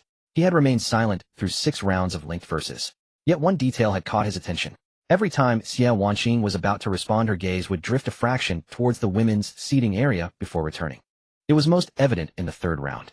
Her gaze had swept past Su Yao's shoulder, resting for less than a breath on Prince Yi's distant figure before she looked away. Others might have missed it. Su Wenli did not. Master Qian linked verse is a game of wit. He looked directly at Xia Wanqing. Miss Xia, your line, these words are not written for private grudges, carries a sharp mocking edge. The rules state that no personal insults are permitted. A hush fell over the women's seating area. Shenlinger glanced at Su Yao. Is this Lord Su hard of hearing? Su Yao pressed the lid of her teacup, not lifting her eyes. His hearing is fine. It's his seat that's crooked. Gu Moran overheard this, his folding fan pausing mid-turn in his palm before he snapped it shut. Old Fu leaned in. Your Highness, Su Wenli has entered the fray. Let's listen first. Qianmuji turned to Su Wenli. Lord Su, you believe this line was insulting? Su Wenli stated, Young Master Yi does have private matters today. Miss Xia weaving the phrase private grudges into her poem inevitably seems like an attack. Xia Wanqing turned, bowed gracefully, and spoke calmly. If Lord Su finds it objectionable, Wanqing can amend it. Su Wenli looked at her. How would you amend it? Xia Wanqing lifted her head. These words are not written for oneself alone. Murmurs rippled through the audience. Qianmuji slapped the table. Even better. Han Heading chuckled in agreement. Less sharp, but far more magnanimous. Su Wenli's expression darkened. Miss Xia's amendment is well done. However, the beauty of a linked verse contest lies in its clarity. He raised his eyes, first glancing at Su Yao, then towards Gu Moran. During the 6 rounds, Miss Xia glanced towards Prince Yi's seat before every verse. If someone offstage was feeding lines, then no matter how skilled the speaker, the contest loses its fairness. Zhou Wenyuan immediately chimed in. A valid point. Today, Madame Su of the Yi Prince's household is also present. It's only natural for women from the same inner chambers to look out for one another. But to bring matters of the inner court into a poetry gathering. Xia Huayan's face darkened. What exactly are you implying? Vice Minister Xia, please calm down. Su Wenli clasped his hands in a polite gesture, but his words remained firm. Lord Zhou and I believe this poetry gathering must provide an explanation to the scholars of the realm. Xia Wanqing gripped her sleeve, unmoving. If Lord Su seeks an explanation, then Wanqing will provide one. She turned to Qianmuji. Master Qian, during the linked verses, young master, you presented 6 lines, and I responded to 6. If someone were truly feeding me lines, I would have had to listen, think, and recite within the span of 5 breaths. She looked back at Su Wenli. If Lord Su can accomplish such a feat, I will accept your suspicion as justified. The crowd fell silent for a beat. Then a low chuckle emerged from the audience. Han Heading, leaning on his cane, spoke up, his voice clear. Would Lord Su and Zhou care to try? Su Wenli's face grew even darker. Zhou Wenyuan did not laugh. Miss Xia is clever, and can certainly craft a compelling argument. But from the 2nd to the 3rd round, your verses consistently pressed on young Master Yes past. To claim it was all coincidence is too convenient. Hearing this, Yi Qingyun straightened his back and looked at Xia Wanqing. Miss Xia, I acknowledge your talent. But this entire contest has consistently struck at my vulnerabilities. I have but one question. Xia Wanqing met his gaze. What would young Master Yi ask? I ask if there is someone behind Miss Xia. The murmuring in the audience started anew. Someone behind her. Who is that aimed at? The Yi Prince's household is right there. Shenlinger placed the pine nut candy back onto the plate. Is he ever going to stop? Su Yao picked up her teacup, then set it down. He's just a sore loser. Shenlinger said, then let's make him lose again. Su Yao looked at Xia Wanqing without speaking. Old Fu bent down. Your Highness, both Zhou Wenyuan and Su Wenli are steering the conversation towards the prince's household. Gu Moran glanced at the judge's table, then towards the tea house on the east side. Boss Zhao's man holding a teacup gave him a subtle press of the cup's bottom. Gu Moran averted his gaze. This is getting interesting. Old Fu whispered, "Will your highness step in?" Xia Huayan's hand was already on the armrest of his chair, his body leaning forward slightly. Moran caught this movement from the corner of his eye, his fan pausing in his palm. If Xia Huayan spoke now, everyone would only see a father protecting his daughter. The accusation of a father-daughter conspiracy would be impossible to shake off. Moran closed his folding fan. Xia Wanqing answered with poetry. "This offstage mudslinging is for this king to handle." He rose, but instead of walking straight to the stage, he first clasped his hands towards Qian Muji. "Master Qian, if I may ask a question." Qian Muji looked at him. "Whom does Princey wish to question?" "Lord Zhou." Zhou Wenyuan's finger paused on the registry, and ink dropped bleeding into the paper's edge. "Princey, please speak." Moran strolled to the side of the judge's table. His moon-white brocade robe was caught by the wind, the jade pendant at his waist making a faint clinking sound. He walked with the casual air of someone wandering into a tea house. "Lord Su mentioned offstage prompting earlier. I'm curious, what exactly does that mean?" Zhou Wenyuan replied, "In a poetry contest, if someone provides secret hints, that is considered offstage prompting." Moran nodded. "Reasonable." He turned to Su Wenli. "Lord Su agrees as well." "Naturally." Moran clapped his folding fan into his palm. "Then I'm relieved." Zhou Wenyuan's brow twitched. "What does Princey mean by that? I was worried I might be wrong about the rules." Moran smiled lazily. "Since both lords agree that offstage prompting is improper, would visiting someone's in before the contest also count as offstage prompting?" Zhou Wenyuan's brush stopped. Su Wenli's hand froze mid-motion, his teacup suspended in the air, neither set down nor brought to his lips. The square fell silent for a moment. Zhou Wenyuan spoke. "Prince, please watch your words." "I am being very careful," Moran said flatly. "I didn't say who went nor who was visited. Why is Lord Zhou so anxious?" Yi Qingjian's face turned ugly. He looked from Zhou Wenyuan to Moran. "Prince Yi, are you accusing me?" Moran turned around. "Young Master Yi, why are you anxious? Did I mention your name?" Yi Qingyun gripped his sleeve. "Today I am the only one at this gathering who has come from out of town." Moran looked at him. "Oh, so you do know how it feels to be suspected?" Yi Qingjian's face tightened, but he said nothing. Zhou Wenyuan quickly stepped forward. "Princey, the poetry contest is still underway. This matter can be discussed later." Moran raised a hand. "Fine. Let's finish the contest first." He looked at Yi Qingyun tapping his fan. "Young master, you don't be so quick to chase shadows. If you think you can beat Xia Wanqing, then beat her with your poetry. If you can't, then stop using baseless accusations as evidence." Yi Qingyun clenched his jaw. "If Princey wishes to shield Miss Xia, I have no choice but to accept it." Moran curled his lip. "Shield her? Young Master Yi, you overestimate yourself. My beloved consort is out there on that stage practically wiping the floor with everyone. Does she need me?" Xia Wanqing's fingers pressed against her sleeve, a wave of heat rushing to her ears. She straightened her back even more. Moran pointed his fan at Yi Qingyun again. "I heard those 3 poems of yours today. You have some talent." Yi Qingjian's jaw tightened. Moran took 2 steps forward. "Studying by a cold window, selling books for wine, listening to rain in a decrepit house. It all sounds quite tragic. I won't lie and say your poems are bad. A truly bad poem wouldn't have gotten you through the doors of the Hamlin Academy." Yi Qingyun remained silent. Moran tapped his folded fan against his palm twice. "But using the Su family's past affairs on stage and using a woman married into my household as a stepping stone for yourself, that's not integrity. That's just shamelessly latching on." The murmuring in the audience died down. Su Yao's grip on her teacup loosened. Shenlinger rubbed the back of her hand. "Now that's what I like to hear." Moran turned to Qian Muji. "Master Qian just set a rule that disregards birth and gender. Since I'm in a good mood today, allow me to add another rule." He pointed his fan towards the audience. "From now on, if any scholar tries to build their reputation by dragging the honor of a woman from the inner court through the mud, beware of this king knocking some sense into their head with my fan." Old Fu added from behind. "Your Highness, that fan is made of bamboo. It won't survive such use." Moran didn't look at him. "Then I'll break it and get a new one." Someone in the audience couldn't help but laugh. Qian Muji stared at the so-called ignorant prince for a long moment, then nodded. "The words are crude, but the principle is sound." Yi Qingjian's face hardened. "Does Princey believe I am not entitled to seek redress?" Moran unfolded his fan and fanned himself vigorously. "Seek it by all means. The Prime Minister's mansion doors are wide open, the Ministry of Rights hasn't collapsed, and the petition drum isn't just there to bake in the sun. But you chose a poetry contest. And after choosing it, you're afraid no one will notice, so you hold up that marriage contract higher than a funeral banner." Shui's face turned pale. Yi Qingyun suppressed his anger. "Prince, you watch your words." Moran stopped 3 steps away from Yi Qingyun. "My words are pleasant to the ear, as all the capital knows." He tapped his fan lightly against Yi Qingjian's sleeve. "What you seek isn't just an explanation. You crave a glory witnessed by all." Yi Qingjian's fingers clenched into his palms one by one within his sleeves. Shui glanced at his master, then at Moran, his lips moving, but no sound daring to escape. Zhou Wenyuan rose at once. If he didn't intervene, Moran would dismantle Yi Qingjian's reputation in public. Princey, your words are an affront to scholarly decorum. Moran turned. Minister Zhou, you see you're getting agitated again. Zhou Wenyuan frowned, but dared not retort. Su Winli withdrew the hand holding his teacup into his sleeve. Moran, weary of him, looked back at Yi Qingyun. Great talent, ye still wish to compete with my wife. Yi Qingyun swallowed his pride, his neck held stiffly straight. I do. Moran snapped his fan shut. Fine, you have guts.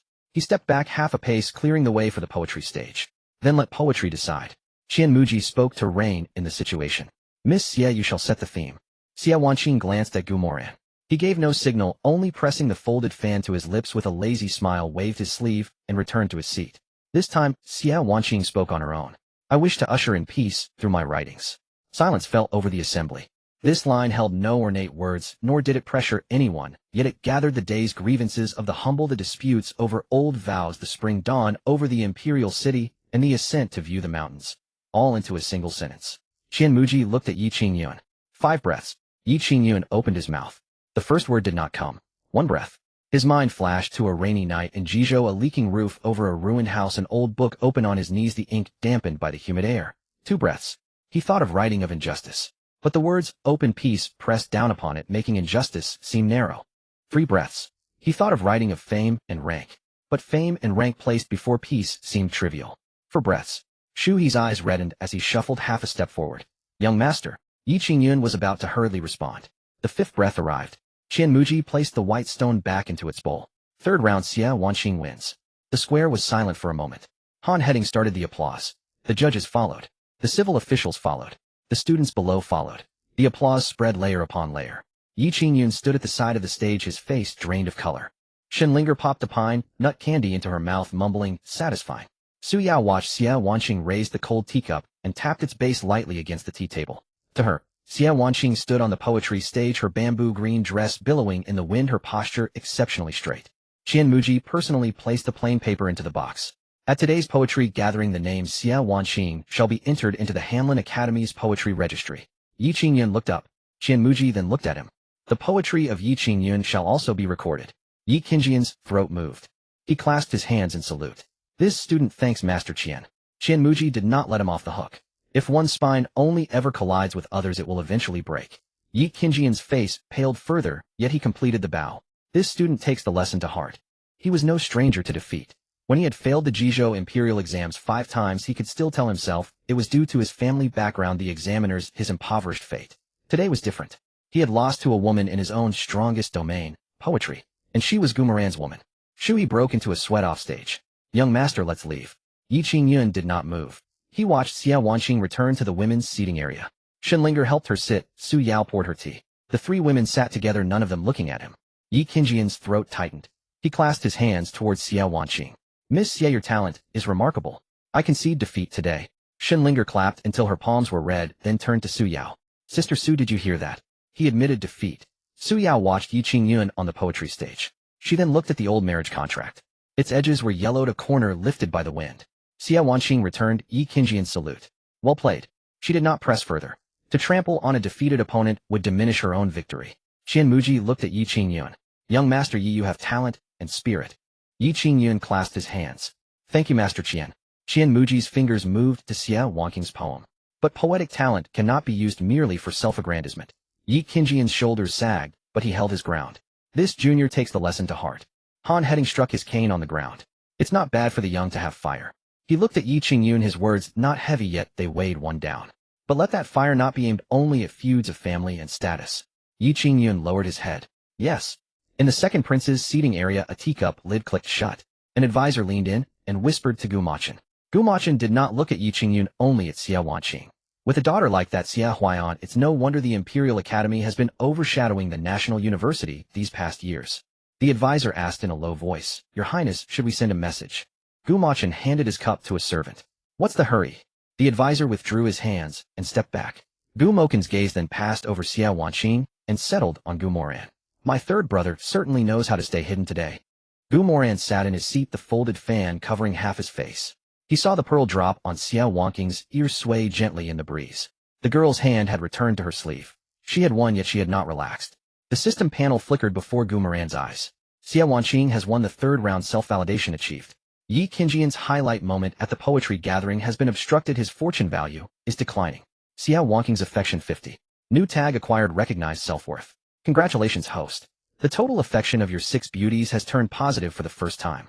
Milestone reward triggered. Host surges into the ranks of 6th rank martial artists. Martial arts annotation. In this world, martial arts are graded from 9th to 1st rank.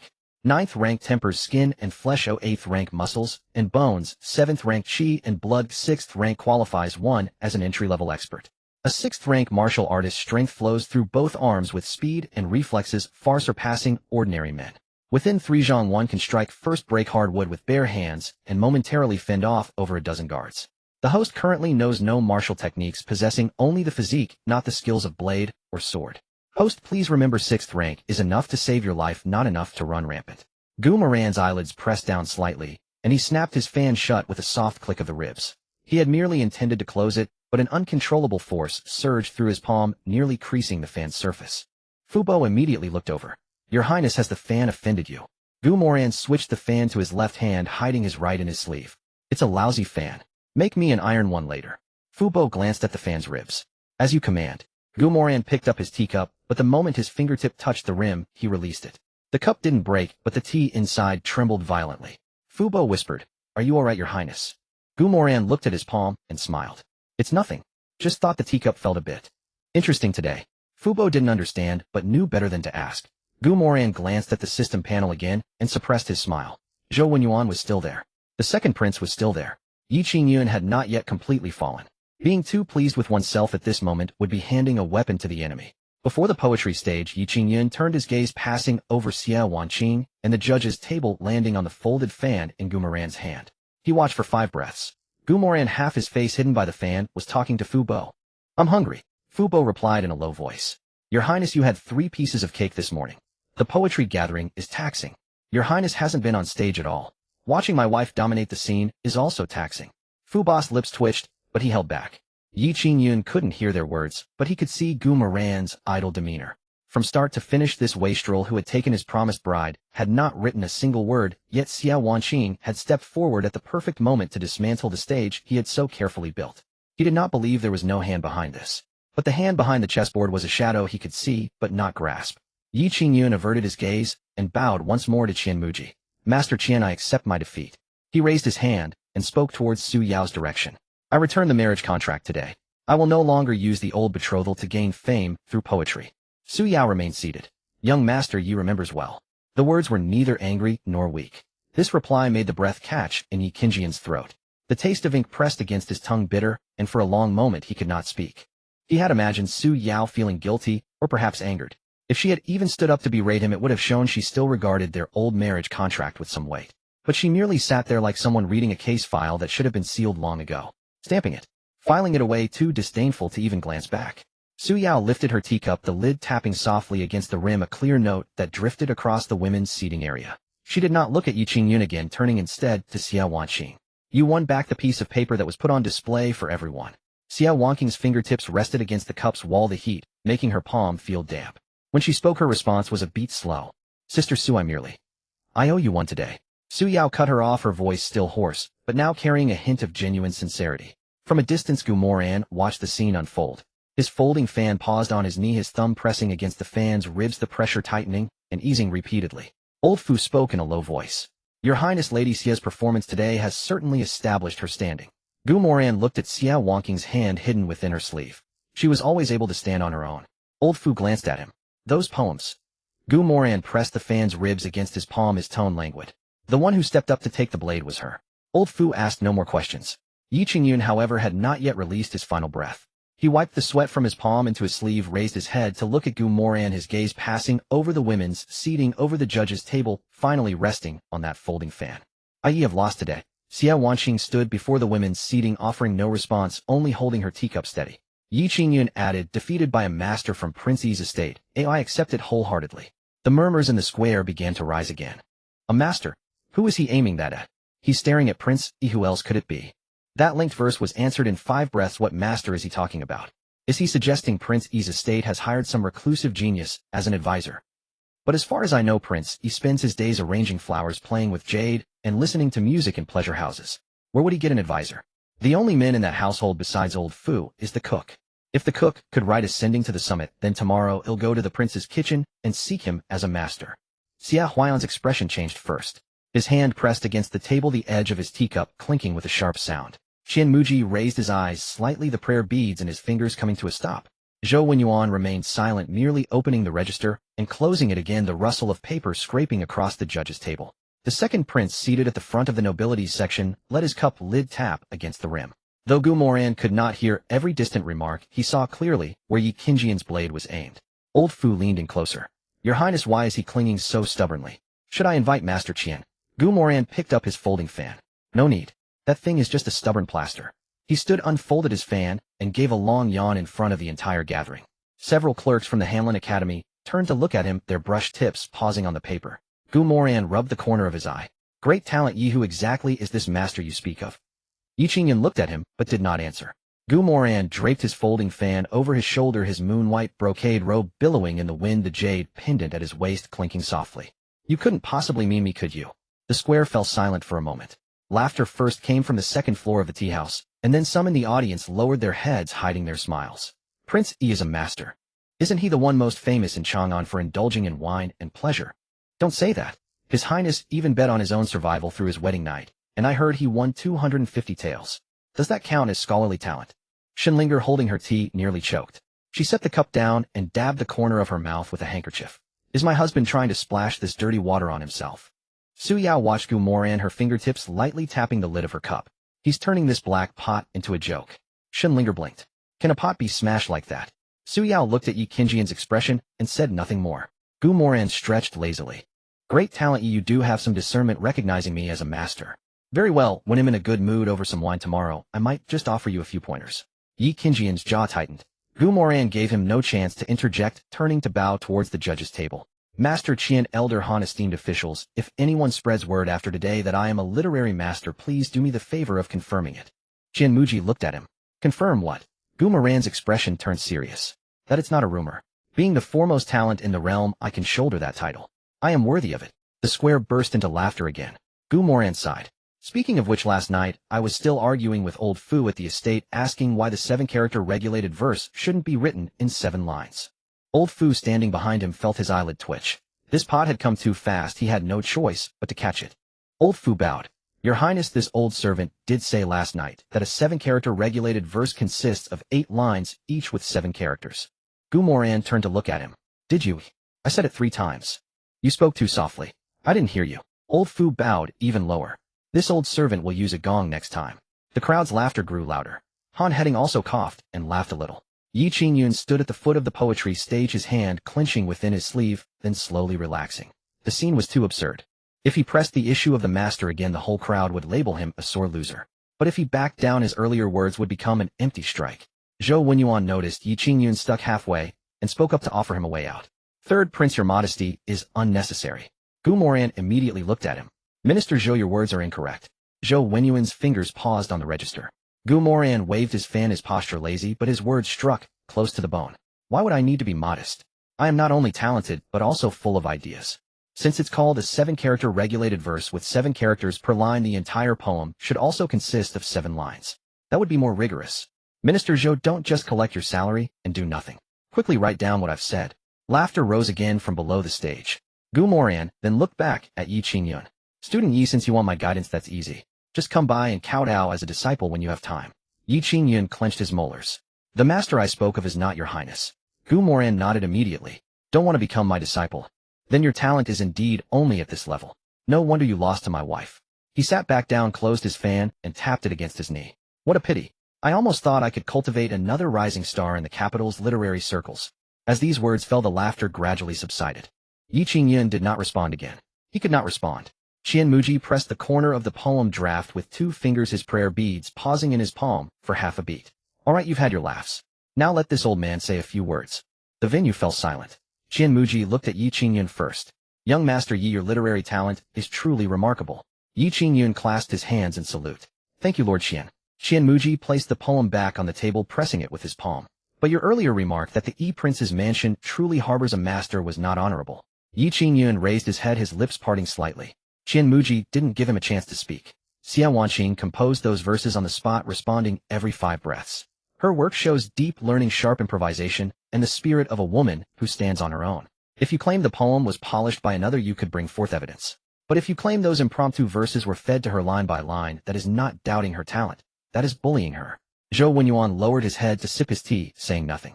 Xia Huaiyan pressed his fingers on the corner of the table, his fingertips resting on the wood grain. His daughter was being questioned on stage, and as her father he could neither defend her nor protect her. This was harder to bear than being scolded in public. Qian Muji looked at Yi Qingyun. I have judged poetry for 40 years. Among literary works there is no absolute first. But in today's gathering there are differences in bearing. Young master, you take care of yourself. Yi Qingyun lowered his head. The taste of ink and sandalwood pressed on his tongue, his chest tight and stifled. This junior has learned from your counsel. Gu Moran did not applaud. At this moment, laughing at Yi Qingyun would only push him into the role of a victim besieged by the entire hall. He picked up his teacup and took a sip. The tea had gone cold. The bitterness was just right. A system panel flickered at the edge of his vision. Yi Qingyun's poetry gathering highlight moment failed. Yi Qingyun's fortune value has decreased by 18. Heaven's chosen one's first defeat marker generated. Heaven's Tao correction force activity increased to medium level. Gu Moran saw the last line, his teacup pausing at his lips. He wins 1 round, and the heavenly Tao becomes even more active. Fine. Heaven's Tao, you old bastard. You sealed my intelligence for 20 years, and now you still refuse to accept defeat. Then we'll just have to fight the next round. Old Bo lowered his voice. Your Highness, should we send some warm soup to Lady Xia's side? Gu Moran looked toward the ladies' seating area. Xia Wanqing sat there with Shun Linger stuffing pine nut candies into her hand. Su Yao pushed a teacup over to her, and the 3 chatted, their mood lighter than when they'd first arrived. Send it. Gu Moran put his teacup down. Send a soothing drink for Su Yao as well. Old Bo noted this down, then asked, and what about Lady Shun? Gu Moran glanced at the bulging sleeve pocket of Shun Linger. She's had enough sweets today. Send her some clear tea. Old Bo lowered his head and smiled. Yes, Your Highness. The poetry gathering was still winding down. The attending literati dispersed in small groups. Some talked about Xia Wanqing's poetry. Others whispered about Yi Qingyun. Young master, ye had a pity today. What pity? Second place is fame enough. But after that scene with the broken engagement, things might get hard for him. It's normal for a talented man to have pride. Pride is one thing, but using a woman's old engagement to build his reputation, that's not honorable. These words reached Yi Qingyun's ears, but he did not turn back. Shu Yi followed beside him, clutching a bundle, his steps much heavier than when they'd arrived. Young master, shall we return to the inn? Yi Qingyun didn't answer. He walked to the civil officials' seating area and stopped beside Su Wenyuan's desk. Su Wenyuan sat there, his gaze fixed on the old marriage contract that had been returned to the table. Prime Minister Su. Su Wenyuan looked up. The two faced each other across the desk. The sandalwood incense had faded, and the smell of cold tea on the table grew stronger. Su Wenyuan looked at Yi Qingyun, his lips moving slightly. He wanted to speak of the Yi family's kindness. He wanted to say the imperial decree was hard to defy. He also wanted to say that Su Yao had already entered the prince's mansion. But all these words circled on his tongue and came out thin and worthless. Yi Qingyun spoke first. The marriage contract has been returned. Su Wenyuan's hand rested on the edge of the paper, but he didn't pick it up immediately. Nephew Yi. Yi Qingyun heard the address, and the fire suppressed and his eyes flickered. Prime Minister Su, please just call me Yi Qingyun. Su Wenyuan was silent for a moment. This matter, the Su family owes you an apology. Yi Qingyun let out a short brief laugh. If you truly felt guilty, Prime Minister Su, you would have seen me at your mansion's gate. Su Wenyuan didn't defend himself. Yi Qingyun continued, my father saved the elder master Su. I will never mention that again. And I will never use this piece of paper again. He looked at Li Yuan, who stood behind Su Wenyuan. But the dignity the Yi family lost, I will earn back myself. Su Wenyuan tucked the marriage contract into his sleeve, the tendons on the back of his hand tensing before slowly relaxing. The capital is not Jizhou. Yi Qingyun, don't treat everyone as if they're out to trample on you. Yi Qingyun looked toward the spot where Gu Moran had been sitting. It was already empty with only a teacup left. But they already have trampled on me. Su Wenyuan frowned. If you hadn't dragged that old engagement into the open today, you might not have lost this badly. Yi Qingyun turned to look at him. Prime Minister Su, is that said on behalf of Su Yao or on behalf of Prince Yi? Su Wenyuan didn't answer. Yi Qingyun nodded. I understand. He clasped his hands in a formal salute, turned and left. Shu Yi hurried after him, whispering, young master, did Prime Minister Su just regret his decision? Yi Qingyun walked down the stone steps, his soles treading over the white traces left by morning dew that had dried. He regrets that the Su family lost their good reputation too. Shu Yi scratched his head. What about Su Yao? Yi Qingyun's pace slowed for half a beat. The image of Su Yao sitting upright sipping tea flashed through his mind. The Prince Yi's concubine of the Su family. He forced those words back down his throat. Let's not speak of heartless people. Shu Yi fell silent. Outside the Hanlin Academy, the crowd at the tea house had yet to disperse. A bookmaker's runner was already weaving through the crowd. Today's poetry gathering champion, the young lady of the CF family. Yi Qingyun runner-up. The Yi Prince's mansion hit the jackpot. Place your bets, folks. Moran had just reached his carriage when he heard the last line. He turned and looked at the runner. The runner, recognizing him, went pale. Your Highness, I was just rambling. Moran tapped his folding fan against his palm. I asked you, have you opened a new betting market today? The runner gulped. Yes. On what? On whether Yi Qingyun will make the literary headlines again within a few days. Moran raised an eyebrow. What are the odds? The runner lowered his head. 1 to 2.3. Moran glanced at Old Beau. Old Beau had already taken out his money pouch. How much will your Highness wager? Moran thought for a moment. 500 taels of silver. The runner's eyes lit up. You're betting on Yi Qingyun making the headlines. Moran boarded the carriage, the curtain falling shut. I'm betting he won't. The runner stood there clutching the banknote, not daring to make a sound for a long time. The carriage left the Hanlon Academy. The wheels rolled over the flagstone road, kicking up fine dust. Moran leaned against the carriage wall, eyes closed, listening to the voices fading behind them. Old Beau sat outside the carriage, asking through the curtain, does your Highness truly believe Yi Qingyun won't make the headlines? Moran didn't open his eyes. He will make the headlines again. Old Beau was taken aback. Then why did your Highness bet against it? Moran placed his folding fan over his knee. He won't make the literary headlines. But other headlines, that's a different story. Old Beau didn't ask any more questions. Moran's palm closed, the newly acquired strength still surging through his bones, and sinews' grip on the fan's ribs tightening. Winning one round. He couldn't afford to relax. Yi Qingyun was no mere penniless scholar who could only write poetry. The bamboo scroll tucked at his waist hadn't yet shown its true teeth. On the second floor of the Qingyun Inn, Shu tossed the bundle onto the bed and went to Porti first. Young master, when do we leave the capital? Yi Qingyun stood by the window, his gray-blue robe still on his sleeves, stained with the dust of the Hanlon Academy. Who said I was leaving? Shu, holding the teacup, stopped mid-motion. We're not leaving. Yi Qingyun turned, walked to the table, and opened the bundle. Inside were old clothes, some leftover silver, and a wax-sealed bamboo tube. He took out the tube. The sealing wax had been worn smooth and shiny by his palm. Shu looked at the object, lowering his voice. The bamboo scroll from the old Taoist. Yi Qingyun tore off the wax seal, took out the yellowed bamboo scroll, and slapped it onto the table. The bamboo pieces clattered together, a dry, hard sound. Losing the poetry contest doesn't matter. He pressed his hand on the scroll, his fingertip tracing along the carved marks.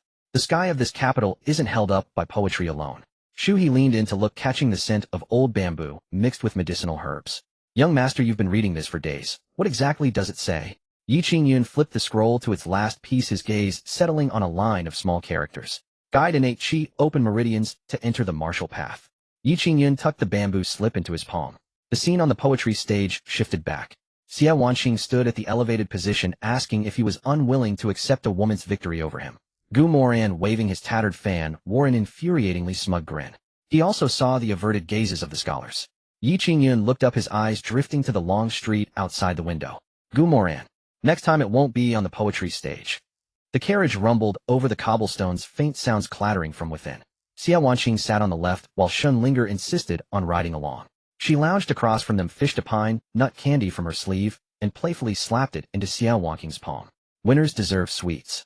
Xia Wanqing looked down at the candy. Linger, my hands wouldn't stop shaking up on that stage. Linger turned her empty sleeve inside out and gave it a shake. Crumbs fell onto her skirt. So what if they shook? Who would have noticed? Yi Qingyun did. He was too busy getting his feelings hurt by your words to watch your hands. Xia Wanqing held the candy but didn't eat it. Linger leaned in. Wanking Gigi, don't tell me you're still thinking about apologizing to him. Xia Wanqing looked up. I'm not. Linger crumpled the oil paper and stuffed it back into her sleeve. Then eat it. Xia Wanqing placed the pine nut candy in her mouth. The sweetness dissolved, soothing the dryness in her throat. Linger nodded with satisfaction. That's better. You won today, and don't walk around looking like you've done something wrong. Xia Wanqing held the candy in her mouth, pausing for a moment before speaking. But the credit isn't all mine. Linger raised an eyebrow. The linked verses were yours, right? Xia Wanqing nodded. Yes. And you were the one standing on that stage? Yes. And you were the one who backed Yi Qingyun into a corner. Xia Wanqing pressed her fingertips against her skirt, then slowly released them. Linger smiled. Well, there you go. The prince handed you the blade, but you were the one who wielded it. You won the fight, so don't go saying the blade wasn't yours. Xia Wanqing looked at her. Linger spread her hands. What are you looking at me for? I can't write poetry, my specialty is poison. Xia Wanqing finally smiled. In another carriage, Su Yao sat by the window. Bu was beside her, pouring calming herbal tea. Through the gap in the curtain, a few scholars were still debating the day's poetry gathering. Miss Xia's line about wishing to bring peace through prose truly outshines the rest. Yi Qingyun has talent, but bringing up that old promise was a low move.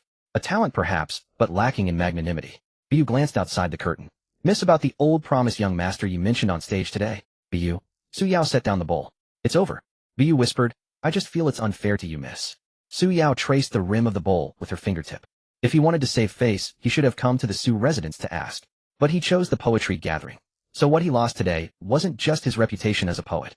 Bu lowered her head, steadying the porcelain cup of calming tea. The carriages came to a stop one by one at the side gate of the Prince Yi's manor. As Xia Wanqing descended from the carriage, Shenlinger tugged at her from behind.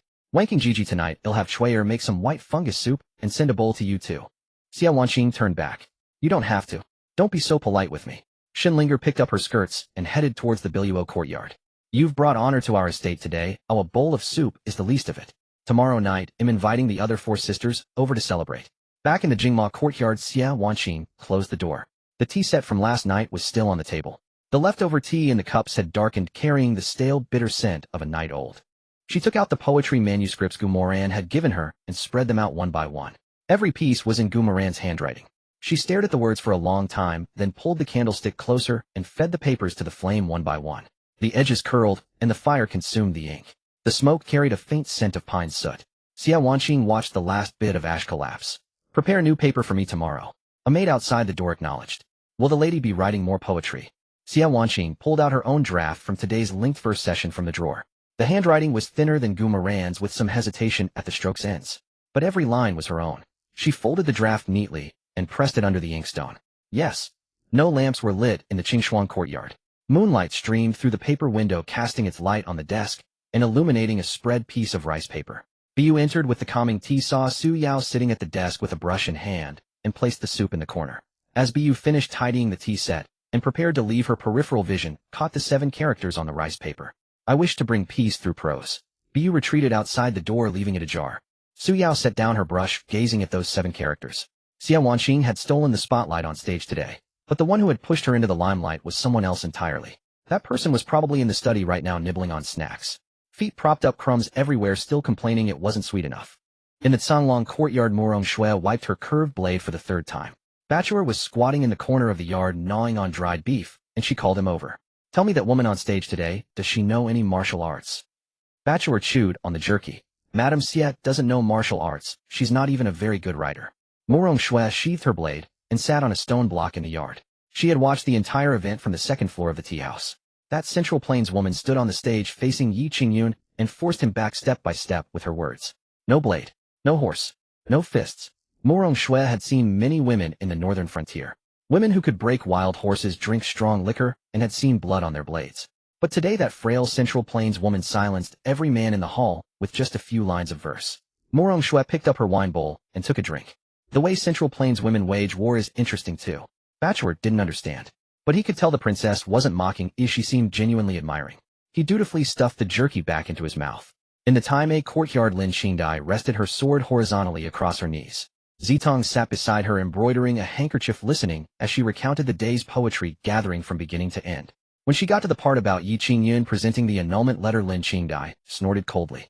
A poor scholar using a woman to boost his own reputation. Zitong paused her needlework. Miss, if word of this gets out, people might say we look down on those from humble backgrounds.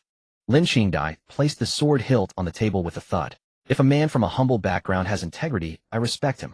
But using a woman's past as a stepping stone, what kind of integrity is that? Zitong quickly lowered her head. You're right, miss. When the story reached Xia Wanqing taking the stage, Lin Qingdai's pace quickened. Her line about ascending another level even got Qian Muji to his feet. Zitong asked softly. Madame Xia usually seems so gentle. Did she really dare to challenge Yi Qingyun in public today? She asked him if he was unwilling to accept a woman's victory over him. Zitang's needle jabbed into the cloth, nearly pricking her finger. She really asked that. Everyone in the hall heard it. Lin Qingdai paused here, tapping her fingers twice on the sword scabbard. When she got to the part about Gu Moran stepping in to protect the scene, she stopped. Zitong looked up. Miss, Lin Qingdai shifted her sitting position. The one in our estate said that from now on, if any scholar wants to use a woman's reputation to polish his own name, he'll have to answer to his fan first. Zitong blinked. The prince said that. If the bamboo fan breaks, hell, just get a new one. Zitong hesitated, but finally asked. Miss, what did you think of the prince's actions today? Lin Qingdai looked at the sword on her lap. Before today I saw him as an insufferable playboy. Lin Qingdai said no more, rising to walk toward the courtyard. After 3 steps, she turned back. Sharpen my short blade, I'll need it for training tomorrow. Zitong lowered her head, suppressing a smile. I'll sharpen it right away, make it gleam. Yamba courtyard. Lu Rian sat at the table, turning the 10-year-old song smoke ink stick Gu Moran had sent over in her hands. She hadn't gone to the poetry gathering, but word spread fast within the prince's residence. The front hall servant knew, the kitchen matron knew, even the maid delivering water could recite a line or two. Xia Wanqing took the stage. Yi Qingyun retreated in defeat. Prince Yi sat in the corner eating pastries. Lu Rian placed the ink stick beside the inkstone, ground the ink, smoothed the paper, and dipped her brush. She wrote a single character. Reverence. The stroke was sharp and clean, the ending precise. A maid outside the door asked, "Madam, everyone outside is saying Lady Xiao won today. Would you like to go offer your congratulations?" Lu Rian gazed at the character. No. The maid was taken aback. Madam doesn't care for the commotion. Lu Rian set the brush back on its rest. She's already had enough commotion for one day. The maid dared not ask further. Lu Rian pushed the paper to the edge of the table, ink side up to dry. In those years at the Flower Pavilion, she had seen too many men. Those who paid wanted face. Those who wrote poetry wanted fame. Those who gave gifts wanted returns. Gu Moran handed the finest opportunity to Xia Wanqing, putting her in the spotlight. Yet he himself sat in the corner, nibbling pastries, casually stirring the waters. This kind of man was trouble. And intriguing. In the study, Fu Bo entered with hot tea, placing the cup on the right side of the desk. Your Highness, all 6 courtyards are peaceful today. Gu Moran lifted the tea, the steam carrying a bitter fragrance. Peaceful. Fu Bo thought carefully. Songlong courtyard chopped 2 wooden stakes. Taimei courtyard had a short blade sharpened. Biluo courtyard wants to stew white fungus soup. Qingshuang courtyard extinguished its lamps early. Gu Moran took a sip of tea. That is indeed peaceful. Fu Bo added, later Yamba courtyard sent a pot of clear tea to Jingma courtyard. Gu Moran's hand holding the cup paused. Lu Rian. Yes. Gu Moran set the teacup down. She didn't attend the poetry gathering. Fu Bo said, but she can deduce. Gu Moran looked out the window. The bamboo leaves in the courtyard rustled in the wind. Those from the Flower Pavilion are best at reading men. He finished speaking, then lifted his gaze. Fu Bo, you observed quite a few people today. What did you see? Fu Bo straightened the teacup, pausing for 2 breaths before speaking. When Yi Qingyun looked at Madame Su, his toes shifted half an inch forward. When Lady Xia asked if he was unwilling to lose to a woman, his right shoulder dropped first. When Zhou Wenyuan brought up the schedule, Su Winley drank from an empty cup twice. Gu Moran stared at him. Fu Bo, you stood quite far today. With eyesight like that, if you went to a gambling den to roll dice, the banker would kneel and call you ancestor. Fu Bo lowered his head. This old servant is old, my eyesight is poor, I merely looked a few more times. Gu Moran chuckled. Poor eyesight, yet you can still see toes. Fu Bo didn't respond to that. He reached over to refill Gu Moran's tea, the stream of liquid falling steady and even. It's just that this old servant has watched for a long time. When your highness lied as a child, your right hand would touch the jade pendant. Gu Moran's fingers paused on the fan bone. Fu Bo continued, in past years when you truly misbehaved, your steps were unsteady, your breath reeked of alcohol, and you'd seek water upon returning. Recently, when you feign drunkenness, your footing is steady and your sleeves don't smell of wine. Also, the study lamp often burns until the 3rd watch. Fu Bo glanced at the folding fan on the table. Today, your highness' grip on the fan was also very steady. The study fell silent. The candle flame licked the wick, the scent of tea pressing against the desk. Gu Moran set down the folding fan. So you knew all along. Fu Bo bowed, his voice low. This old servant only knows that your highness does not wish for others to know. Gu Moran regarded him for a long time. Was it my mother who tasked you with watching me? Fu Bo did not answer. Gu Moran's fingers rested on the desk edge. The force of a 6th-rank martial artist was not yet withdrawn, pressing a faint creak into the wood.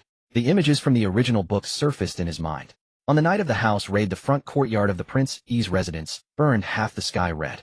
The plaque crashed to the ground, sparks rolling over the stone steps. Fu Bo knelt at the bottom of the steps, 2 arrows lodged in his back, still clutching the scorched account books. The raiders stepped on his shoulder, demanding the location of the secret passage, demanding where the prince had fled. He knew, of course. The secret passage of the mansion he had personally commissioned the craftsman to build. The key was always kept by him. But Fu Bo coughed up a mouthful of blood and only said one thing. My prince never uses secret passages. The man cursed him as an old dog. When the blade fell, Fu Bo did not beg for mercy. Later his body was dragged outside the mansion gates. His face still turned toward the study. In that chapter his past self had read quickly. He had even cursed at the time. This old fool. Now the scene landed in his mind, the smell of blood, smoke, and charred wood, all vivid. Gu Moran looked up, gazing at the steward before him, whose back was already slightly hunched. Fu Bo responded. This old servant is here. Gu Moran looked at him. If you are my mother's man, consider today's words unsaid. Fu Bo raised his eyes, then lowered them. This old servant carries out the lattice orders. But it is your highness' door that I guard. Gu Moran's fingertip paused on the desk edge. That sentence was enough. Fu Bo, I trust you. Fu Bo's waist bent half an inch lower. This old servant will remember. Footsteps sounded from outside the door. A servant stopped at the threshold. Your Highness, an invitation has arrived. Gu Moran withdrew his gaze. From whom? The servant entered bearing a tray. Fu Bo took it and placed it beside the desk. Two of them. He opened the first. From the Crown Prince's residence. He picked up the other. From the Second Prince's residence. Gu Moran leafed through the first, set it down, then picked up the second. The Crown Prince and second brother inviting me on the same day. He laid the two invitations side by side on the desk. The gilded characters gleamed in the candlelight. Gu Moran tapped the left one with his fingertip. The Crown Prince invites me to a small banquet at the Eastern Palace. He tapped the right one. Second brother invites me to listen to music and view paintings tomorrow. Fu Bo remarked, one offers ceremony, the other offers leisure. Gu Moran smiled. One fears I might lean towards second brother. The other fears I've already sided with the Crown Prince. Fu Bo asked, which will your Highness attend? Gu Moran didn't answer immediately. Going to the Eastern Palace would easily put him on the Crown Prince's stage. Going to the Second Prince's residence would easily drag him into the water. Not going to either would turn today's poetry gathering spotlight into an affront. These two royal brothers had their abacuses clicking loudly. Too bad the beads were bouncing right into his face. Gu Moran closed the two invitations. Fu Bo, when was the last time these two royal brothers invited me on the same day? Fu Bo thought for a moment. Never. Gu Moran pushed the teacup away. Well then. Fu Bo looked at him. Gu Moran leaned back into the chair, smiling lazily. What does this mean? Fu Bo played along. What does it mean? It means this prince has upgraded from the capital's joke to the capital's variable. Steward Fu lowered his head, the corners of his mouth tightening. Gu Moran picked up his folding fan, tapping it against his palm. Reply to the message. Steward Fu waited. Gu Moran looked towards the door. Tell the Crown Prince that I will visit the Eastern Palace tomorrow. Steward Fu's brow twitched. And what of the Second Prince? Gu Moran picked up the Second Prince's invitation, holding it near the candle flame, but did not light it. Tell the Second Prince that if the Eastern Palace does not keep me for dinner, I shall go to his residence to listen to music. Steward Fu looked up at him. Gu Moran tossed the invitation back onto the table. Since both my royal brothers have invited me, I cannot show favoritism. This is called keeping the peace. Steward Fu collected the two invitations. If your Highness goes to both, you risk offending both sides. Gu Moran gave a lazy smile. Offending both a little only serves to show I am still the same worthless third prince. He picked up his teacup and took a sip. Besides, if they truly wish to win me over, they must first get used to it. Steward Fu asked, get used to what? Gu Moran replied with righteous confidence, get used to my being hard to please. Moonlight fell upon the latticed window of the study, bamboo shadows slanting into the room. Steward Fu stood respectfully by the door. Your Highness, it is time to rest. I know. Gu Moran rubbed the back of his neck and rose to head to his bedchamber. As he crossed the corridor, he glanced towards Qing Shuang Courtyard. A light was still burning there. Steward Fu had said her courtyard's lights were extinguished early. Was this? He did not go over. Having just dealt with Yi Qingyun on her behalf at the poetry gathering, if he were to approach her door now, the proud and aloof Miss Su would likely wear an expression that screamed, who asked for your help? Gu Moran returned to his bedchamber, draping his outer robe over the rack. Just after he finished bathing, there were two knocks at the door. It was not Steward Fu. Steward Fu's knocks were steady enough to qualify him for acupuncture at the Imperial Hospital. There was a pause of 3 breaths between these two knocks. Gu Moran fastened his robe sash and walked to the door. Who is it? There was a moment of silence outside. A lowered female voice slipped through the crack of the door. It's me. Gu Moran's hand rested on the door bolt, but he didn't pull it open immediately. Su Yao. At midnight. Knocking on his bedchamber door. Something urgent. He pulled the door open. Su Yao stood under the eaves, draped in a thin moon-white robe. Her hair was not pinned up, but loosely tied with a plain ribbon.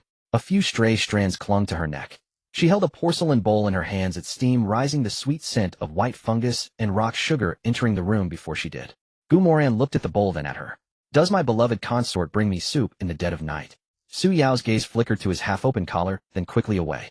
Shenlinger sent too much, I couldn't finish it. So you carried unfinished soup 100 steps to knock on my door. Su Yao thrust the bowl forward. If you want drink, it'll take it back. Gu Moran took the bowl, his fingertips brushing the back of her hand. Su Yao's hand retracted, the soup sloshing against the rim. He steadied the bowl and took a sip. A bit sweet. Su Yao pouted. That's Shenlinger's sugar, nothing to do with me. Madam Su, you wouldn't come all this way just to prove Shenlinger added too much sugar, would you? Su Yao turned her back to him, her shoulders squared. Actually, it's about today's poetry gathering. Gu Moran placed the bowl on the small table by the door. Oh, Xia Wanqing shielded me from Yi Qingyun's challenge. Then you should go thank her. Su Yao turned around, her gaze fixed on his face. You're the one who taught her those poems. Gu Moran smiled. I'm not even sure I can remember the lines of a 7-character poem. You're still putting on an act in front of me. The question was soft yet harder to dodge than a loud accusation. Moran's smile faded. Night wind swept from the end of the corridor, stirring the loose strands of hair at Su Yao's neck. The scent of white plum blossoms mixed with the sweetness of rock sugar slipping across the threshold and into the room. He stepped aside. Come in and talk. Su Yao rubbed her throat. She glanced at the candlestick inside, then at the bed. Moran understood. She was afraid her voice would give out completely. Don't worry. I spent the whole day watching the spectacle at the poetry gathering on my back and waist are aching. Su Yao stepped over the threshold. I wasn't afraid of you. Then why did you look at the bed before coming in? Su Yao paused mid-step, then sat down at the table, her back straighter than the Imperial Academy's discipline ruler. Moran left the door ajar, a two-finger-wide gap. Su Yao looked over. You're not closing the door. Leaving you a way out. She didn't respond. Moran sat opposite her. Go on. Su Yao's fingers rested on her knees, her thumb rubbing against her index finger's joint. Yi Qingyun brought up the old engagement on stage. If I had fought back myself, it would look like the Prime Minister's estate bullying a man of humble origins. Moran nodded. She looked up at him. You had Xiao Wanqing speak for me. You arranged it all in advance. Moran picked up the white fungus soup and took another sip. My consort investigating your husband at his bedside. Isn't that moving a bit fast? Su Yao wasn't swayed. The annotations in the 7th volume of the governance strategy, you wrote them. He put the bowl down. So the soup was a pretext, and interrogating me was the real purpose.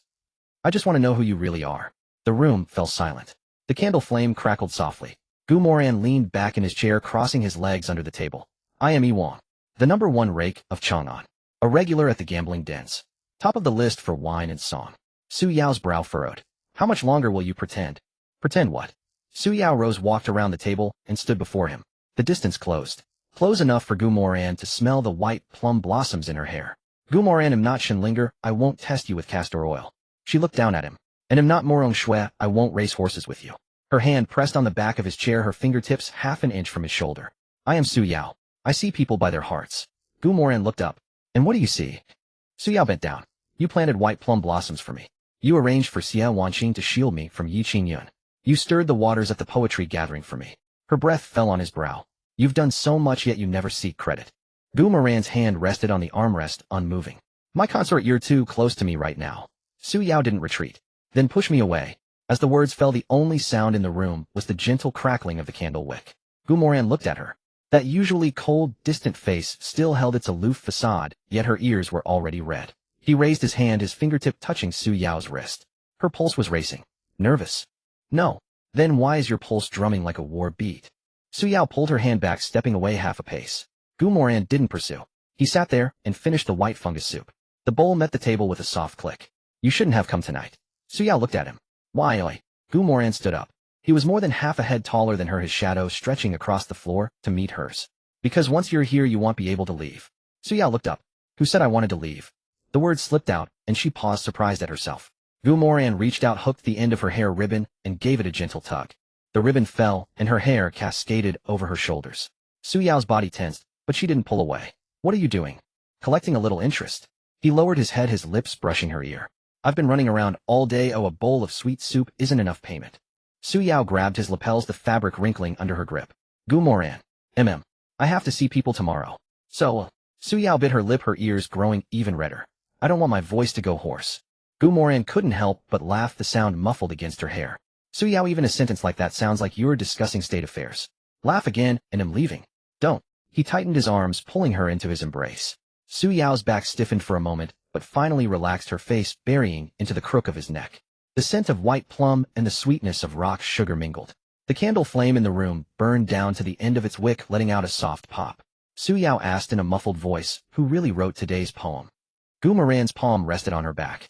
Do you really want to know? Su Yao nodded. Moran bent down and scooped her into his arms. If you can still ask me tomorrow morning, I'll tell you. Su Yao pushed against him. You wouldn't dare. Moran laid her on the couch, pinning her hands beside the pillow. My consort said she didn't want her voice to go hoarse. He looked down at her. They'll try my best to behave like a gentleman. But if you tie your hair up, let your husband test your mettle. The crack in the door was pushed shut by the night wind. The lamp went out. The system panel flickered before Moran's eyes. Su Yao's emotional state updated, trust budding. Self-esteem defense decreased. Moran looked at the last line and pressed down on Su Yao's shoulder. A soft murmur escaped her lips. The dragon roamed the abyss. She was in the clouds, entwined in a dance of parting and meeting, entangled through the night. The next morning Su Yao lay beside Gu Moran, strands of hair scattered on the pillow, her breath still uneven. The old marks on her neck had not faded, and new ones had appeared below them. She buried her face in the soft pillow, her voice as rough as if she had swallowed a stone pillar. Gu Moran, you said you would try to be a gentleman. I have already shown restraint. Su Yao turned her face, half of it hidden by her hair, her ears still flushed. Do you have a misunderstanding of the word restraint? Gu Moran reached out to tuck her hair behind her ear, his fingertips brushing against her burning earlobe. His palm paused for a moment. If he continued, she truly wouldn't be able to leave the room this morning. He withdrew his hand after just that brief touch, a smug grin on his face. Madame Su came to stay in this prince's chambers. It's only reasonable that I collect a little rent. Su Yao propped herself up on her elbows to sit, but her waist had barely left the bedding before her brows furrowed in pain. Gu Moran reached out to steady her. She looked at his hand, then at her waist. He was supporting her, expression growing even more tense. Let go. Are you sure? Yes. Gu Moran released her. Su Yao managed to sit up halfway before collapsing back onto the pillow. The bed curtains swayed gently. The lingering sweetness of last night's snow fungus soup remained on the table, mingling with the unshed scent of white plum blossoms in the room. Gu Moran picked up the teacup and brought it to her lips. Have a sip of water. Su Yao didn't take it. I can do it myself. Fine. He placed the teacup by her hand. Su Yao sat up, holding the edge of the bed, her movements much slower than usual. When she lifted the tea, her wrist ached. The rim of the cup touched her lips, and she could only manage half a sip. Swallowing hurt, her cheeks ached. Gu Moran sat on the edge of the couch watching her. She looked up. What are you looking at? Watching the eldest daughter of the Prime Minister's mansion, unable to walk on her own. Gu Moran. Here. Shut up. Gu Moran chuckled, rising to retrieve her outer robe from behind the screen. The fabric hung over his arm, carrying the scent of plum blossoms that had dispersed through the night. He handed the garment to her, his gaze resting on the window paper. The sky was not yet fully light. At this hour the maids of Qingshuang Courtyard were still asleep, and Uncle Fu wouldn't ask questions. It would be safe to escort her back, but escorting her personally would embarrass her. Gu Moran draped the outer robe over her shoulders. They'll have the people at the back gate withdrawn. You can return via the west corridor. Su Yao's hands, which were tying her sash, paused. You had this all planned out. This prince is not a fool. She looked at him, the steam from the tea warming her face. Was the poetry gathering the same? Gu Moran fetched her hair ribbon. The same as what? You didn't answer last night, and you won't answer this morning. This prince thinks Madame Su's voice is still in good shape. Perhaps we should return to the bed to continue this questioning. Su Yao snatched the ribbon from his hand. Shameless. You've used that word before. Because you deserve it. Gu Moran helped her off the bed. As soon as her feet touched the ground, her knees buckled slightly. He wrapped an arm around her waist, catching the faint, clean fragrance from her hair. Su Yao grabbed his sleeve for support, and after steadying herself, she didn't immediately push him away. Gu Moran straightened her collar for her. Next time you come to interrogate this prince in the middle of the night, remember to ask your sister Linger for more throat medicine. Su Yao was stunned for a moment, then flushed with anger and embarrassment. She raised her hand to hit him. He didn't dodge. Her palm landed on his shoulder, the force not heavy. Su Yao withdrew her hand, tucking her fingers into her sleeve.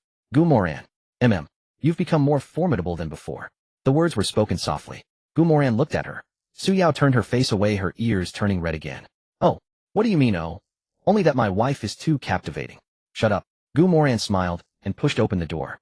Wind swept in from the corridor, carrying the morning chill. Su Yao walked out in her outer robe, her steps slower than when she arrived, yet her back remained straight.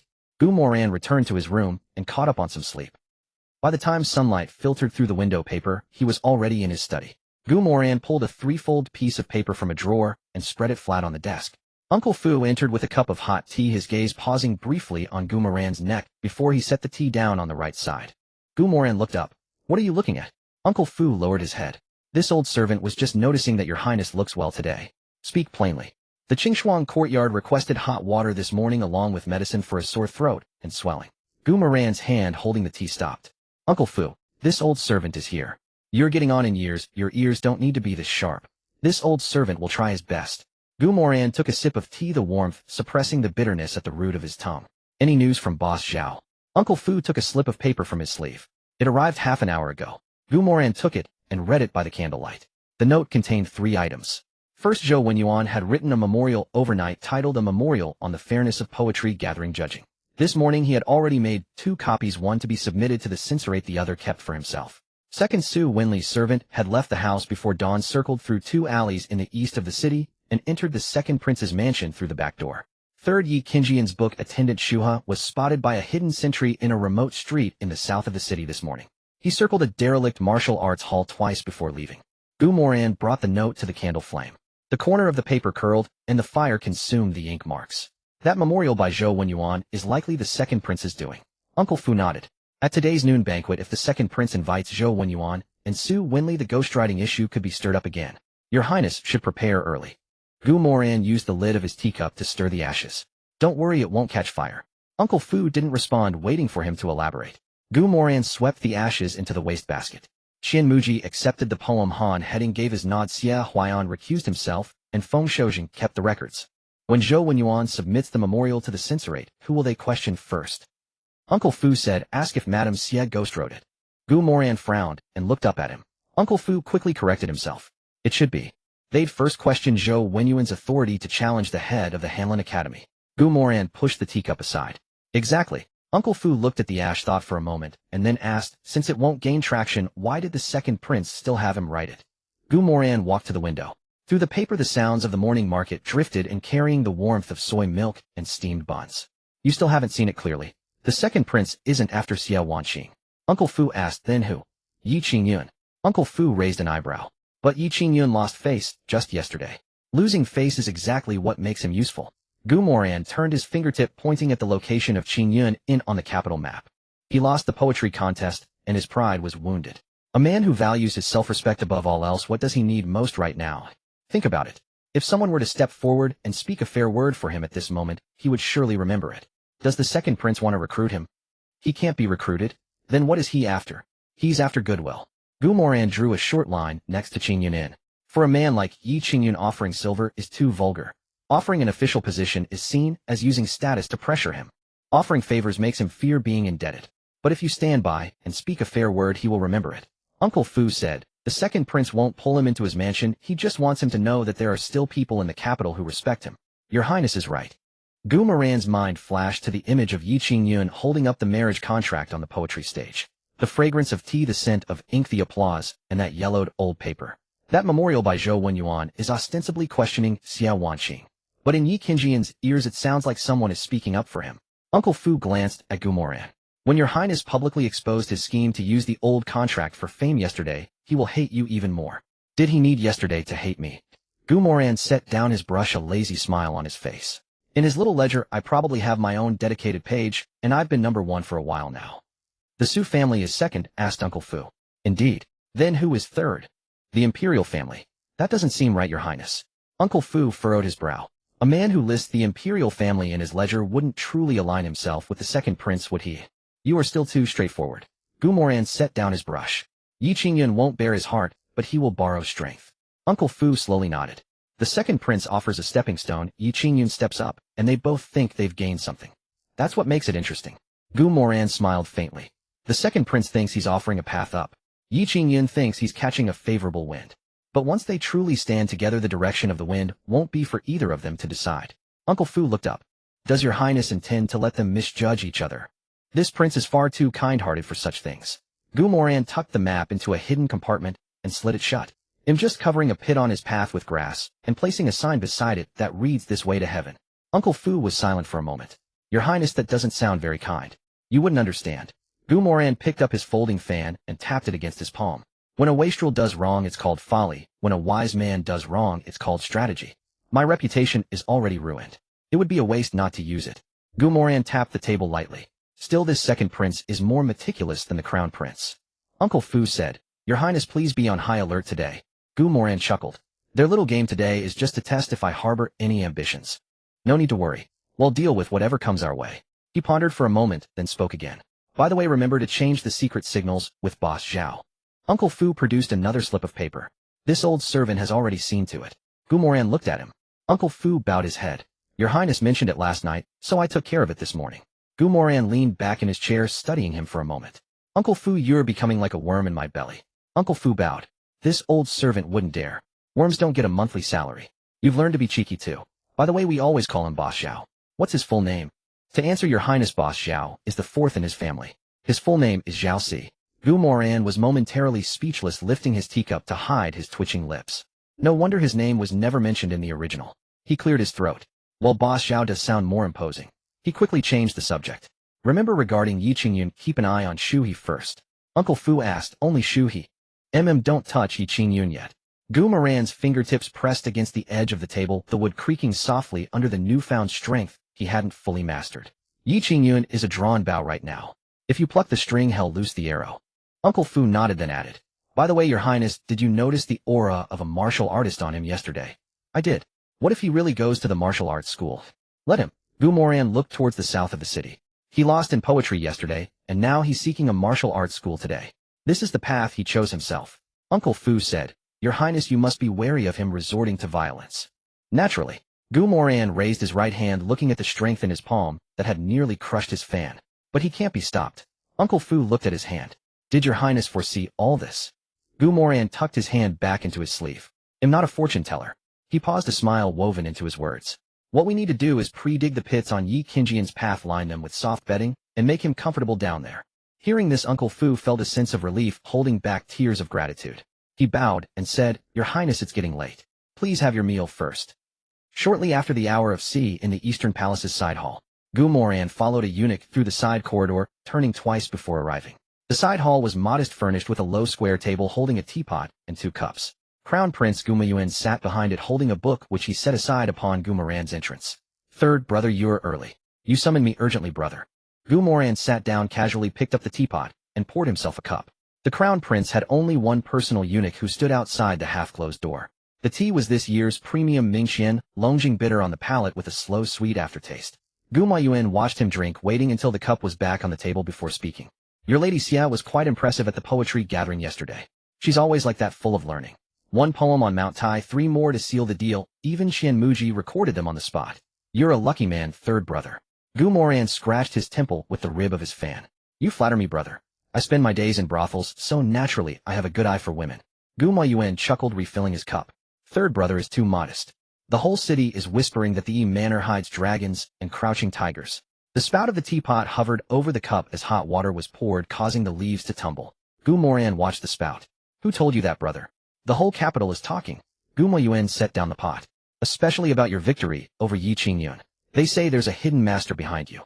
Gu Moran picked up his refilled cup. "That's just Master Yi's saving face after his loss. He needs an excuse. Saying my manor has a hidden master. That's the funniest joke in the world. You find it amusing, third brother? Don't you, brother?" They locked eyes across the low table for a moment. Gu Moyuan flipped a page in the book he held and pushed it towards him. "Take a look at this, third brother." Gu Moran glanced down. It wasn't a book, but a handwritten copy of Xiao Wangqing's poems from the gathering, including the spring-themed one and the 3 offstage pieces. The copyist's handwriting was neat, and beside it in red ink were a few words of commentary. "The style is mature and cohesive. It must have taken 10 years of dedicated effort to achieve." After reading it, Gu Moran pushed it back. "Who wrote this commentary?" "An old scholar from the Hanlin Academy. He sent a copy to the Eastern Palace last night." Gu Moyuan looked at him. "Third brother, these poems are masterpieces. I've heard that Lady Su Yao was never one to compete before she entered your household. Yet after entering, she steps onto the stage and outshines half the scholars in the capital. It's inevitable that this invites suspicion." Hearing this, Gu Moran feigned panic and quickly snapped his fan shut. "You're so clever, brother. Your analysis is making me a little scared." "Oh, alas. With such ambitious women in my house, I'm afraid I can't keep them in line. They'll make sure they spend their days playing cards, and they must cry if they lose just so they don't steal the spotlight and draw attention to me." Gu Moyuan paused, his hand holding the teacup. He smiled, the lid pressing down on the rim. "Don't change the subject, third brother. The Prime Minister's residence, the Grand Commandant's residence, the Imperial Academy of Medicine, the Northern Frontier Envoy, the Imperial Academy, and the brothel. These 6 connections in the hands of anyone else in the capital would make the Emperor take notice." Gu Moran blinked. "Then, brother, how many glances would father cast my way?" The Crown Prince said, "What do you think?" Gu Moran thought seriously for a moment. "He'd probably give me 1 glance, then a glare, then look at my mother and call me a rebel and a good for nothing." The Crown Prince paused, his hand holding the teacup lid, and gave a perfunctory smile. Gu Moran spread his hands. "Don't laugh, brother. Father always puts a lot of feeling into calling me a rebel. With me, my main selling point is my consistent incompetence." Gu Moyuan set down his teacup. "Third brother, I didn't invite you here today to listen to your jokes." "Then what does brother want to hear?" "I want to hear the truth." Outside the hall, a palace attendant walked by, their footsteps on the bricks, quickly fading into the distance. Gu Moyuan looked at him. "What exactly do you intend to do by marrying these 6 ladies, eh?" Gu Moran didn't answer immediately. Answer too heavily, and the Crown Prince would note it down. Answer too lightly, and it would seem insincere. The safest course was to wrap a kernel of truth in a layer of nonsense, making it hard to fault. He picked up his tea, sniffed it, and set it down again. "Does brother truly wish to hear it?" Speak. To be honest, your majesty, I am truly afraid of death. Gu Moyuan's brow twitched slightly. Gu Moran counted on his fingers to illustrate his point. Brother, think about it. The Chancellor's mansion can write memorials, the Grand Commandant's mansion can wield blades, the Imperial Academy of Medicine can save lives, and the National Academy has sharp tongues and elegant insults. If I marry her into my household, they'll have the confidence to go out drinking and gambling in the future. Gu Moyuan looked at him for a moment. Is that all? There's also shopping. Gu Moran added seriously. Brother, you wouldn't believe it, but when I used to go to the gambling house, that bastard manager dared to demand repayment. He truly has no respect for this prince. But things are different now. The moment I walk in, they know I have 6 families of in-laws backing me. They tremble so much they can barely count their abacus beads. The crown prince chuckled at this retort. Third brother, are you treating marriage like a child's game? I call it self-preservation. Gu Moran placed his fan on the table.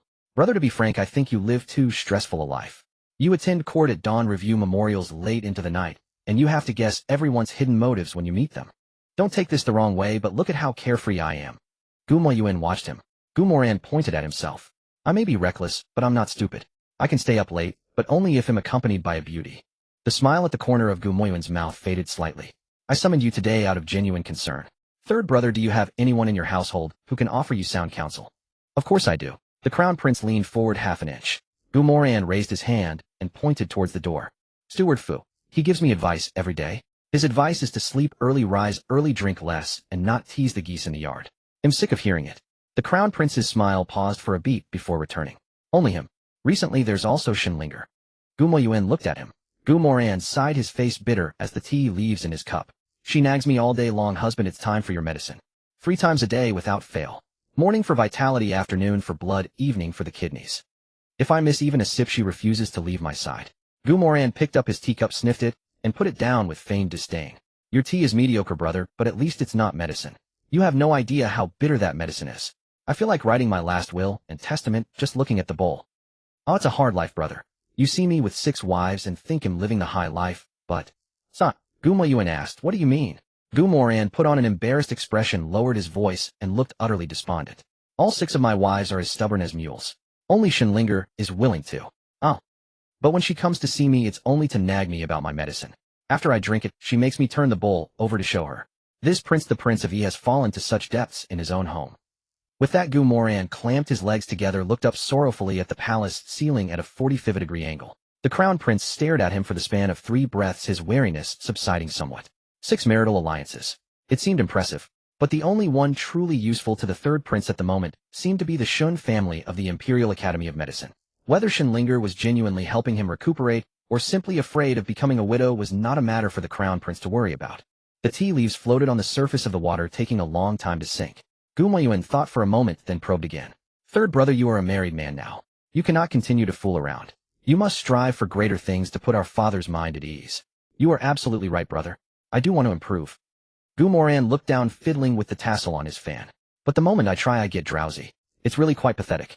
You know, I've been like this since I was a child. As for father, he's used to it by now. Third brother, I watched you grow up. We share a deep bond. Don't mind my nagging. Gu Moran looked at him. The crown prince's tone slowed.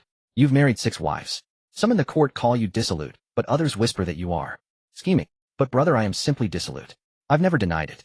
Third brother, don't be upset. Gu Moyuan looked at him. Did you know your wife from the Xia family's performance at the poetry gathering, along with your protective words, even prompted eunuch Zhang, who serves our father, to send someone to inquire about it? Upon hearing this, Gu Moran didn't respond. He yawned and picked at his ear. Gu Moyuan looked into his eyes. But I believe you did the right thing, third brother. One must protect their own. He continued, and in the future I will surely protect you as well. Gu Moran glanced at him. This was a delicate statement. If he responded with too much weight, it would be seen as a pledge of allegiance. If he responded too lightly, he would seem ungrateful. He stood up and bowed respectfully. With your words, brother, my heart rests easy. I am deeply grateful.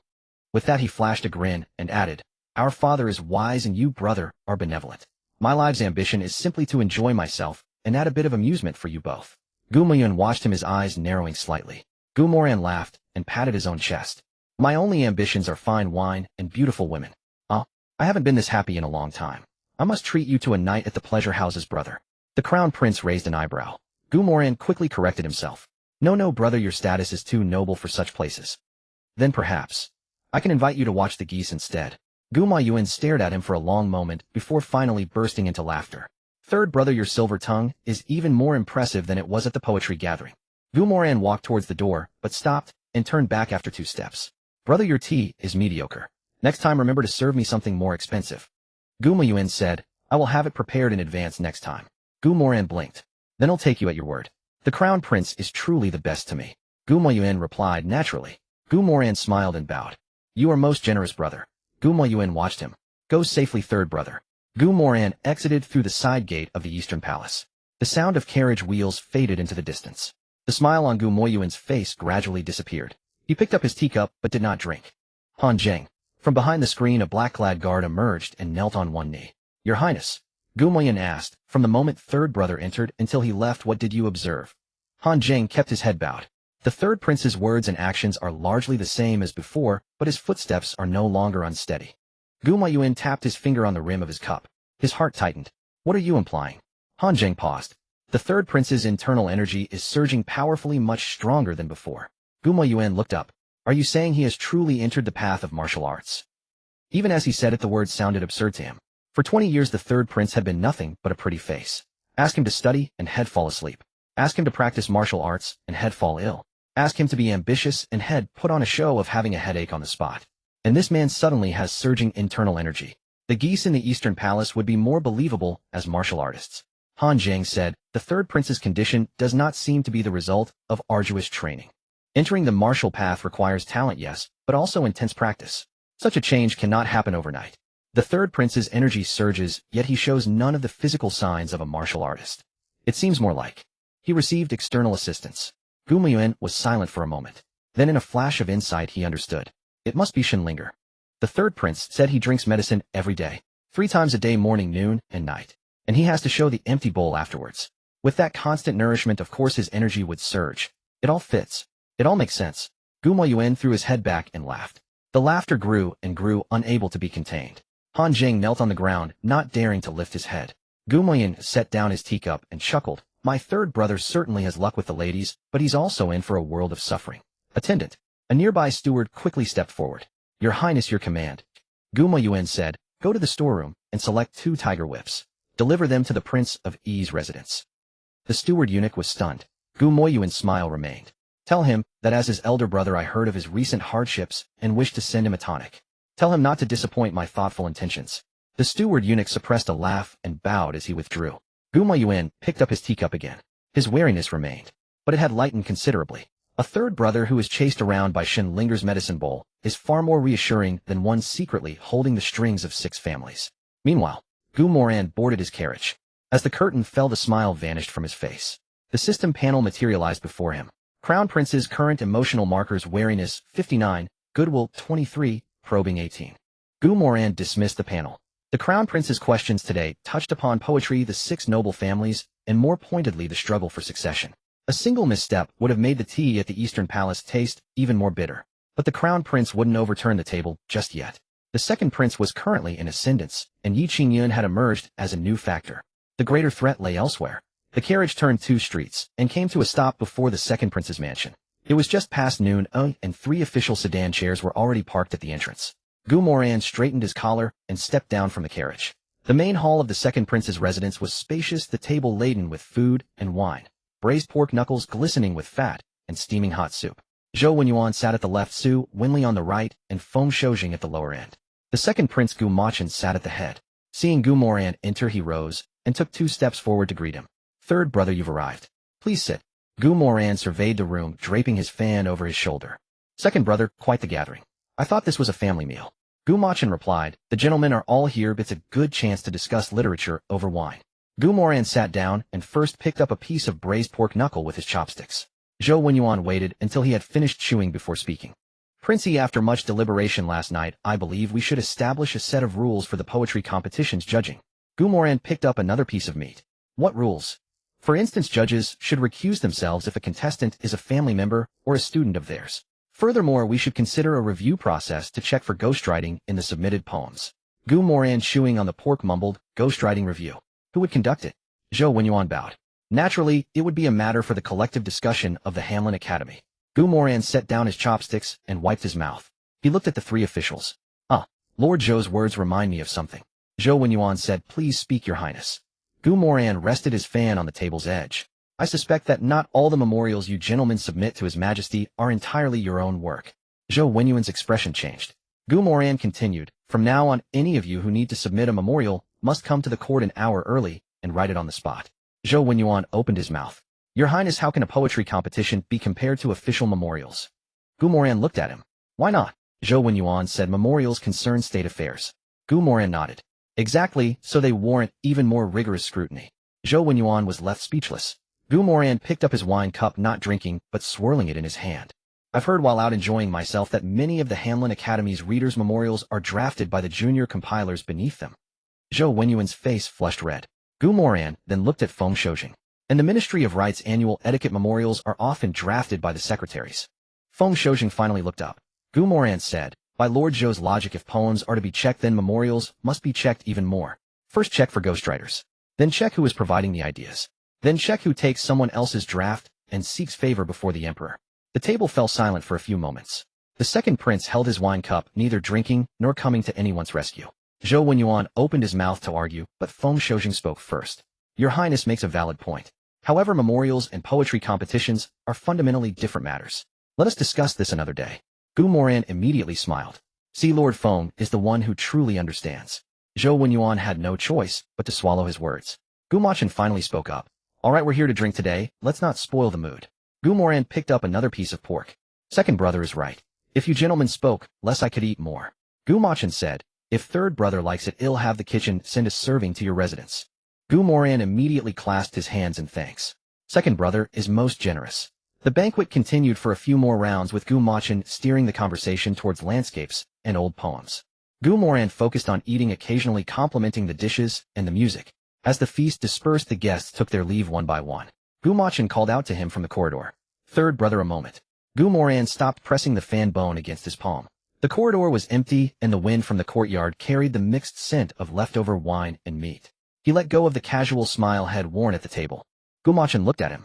Third brother, don't push Yi Qingyan too hard. Gu Moran looked up, weighing the pros and cons in his mind. Feigning ignorance would put second brother at ease. Pushing back would show second brother that the Prince's residence protects its own. He couldn't afford to lose either. When did second brother start caring about a mere scholar? Gu Machin said, a man of talent deserves to be valued by all.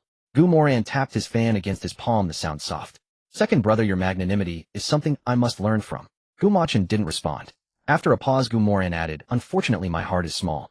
Whoever uses my wife as a stepping stone, I want to strip the shoes right off their feet. Gu Machin gave a slight smile. This temper of yours, you should really change it. Gu Moran clasped his hands. Second brother's advice is well taken. Gu Machin reached out and patted his shoulder. Rest well, third brother.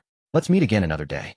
Gu Moran left the second prince's mansion and boarded his carriage. As the curtain fell, the nonchalant expression on his face fell with it. The system panel flashed red text. Anomaly alert, Destiny's child Yi Qingyan checked out of Qingyun in this morning. The book boy Shu, he was seen by a hidden operative at the entrance of an abandoned martial arts school in the southern part of the city, leaving after about a quarter of an hour.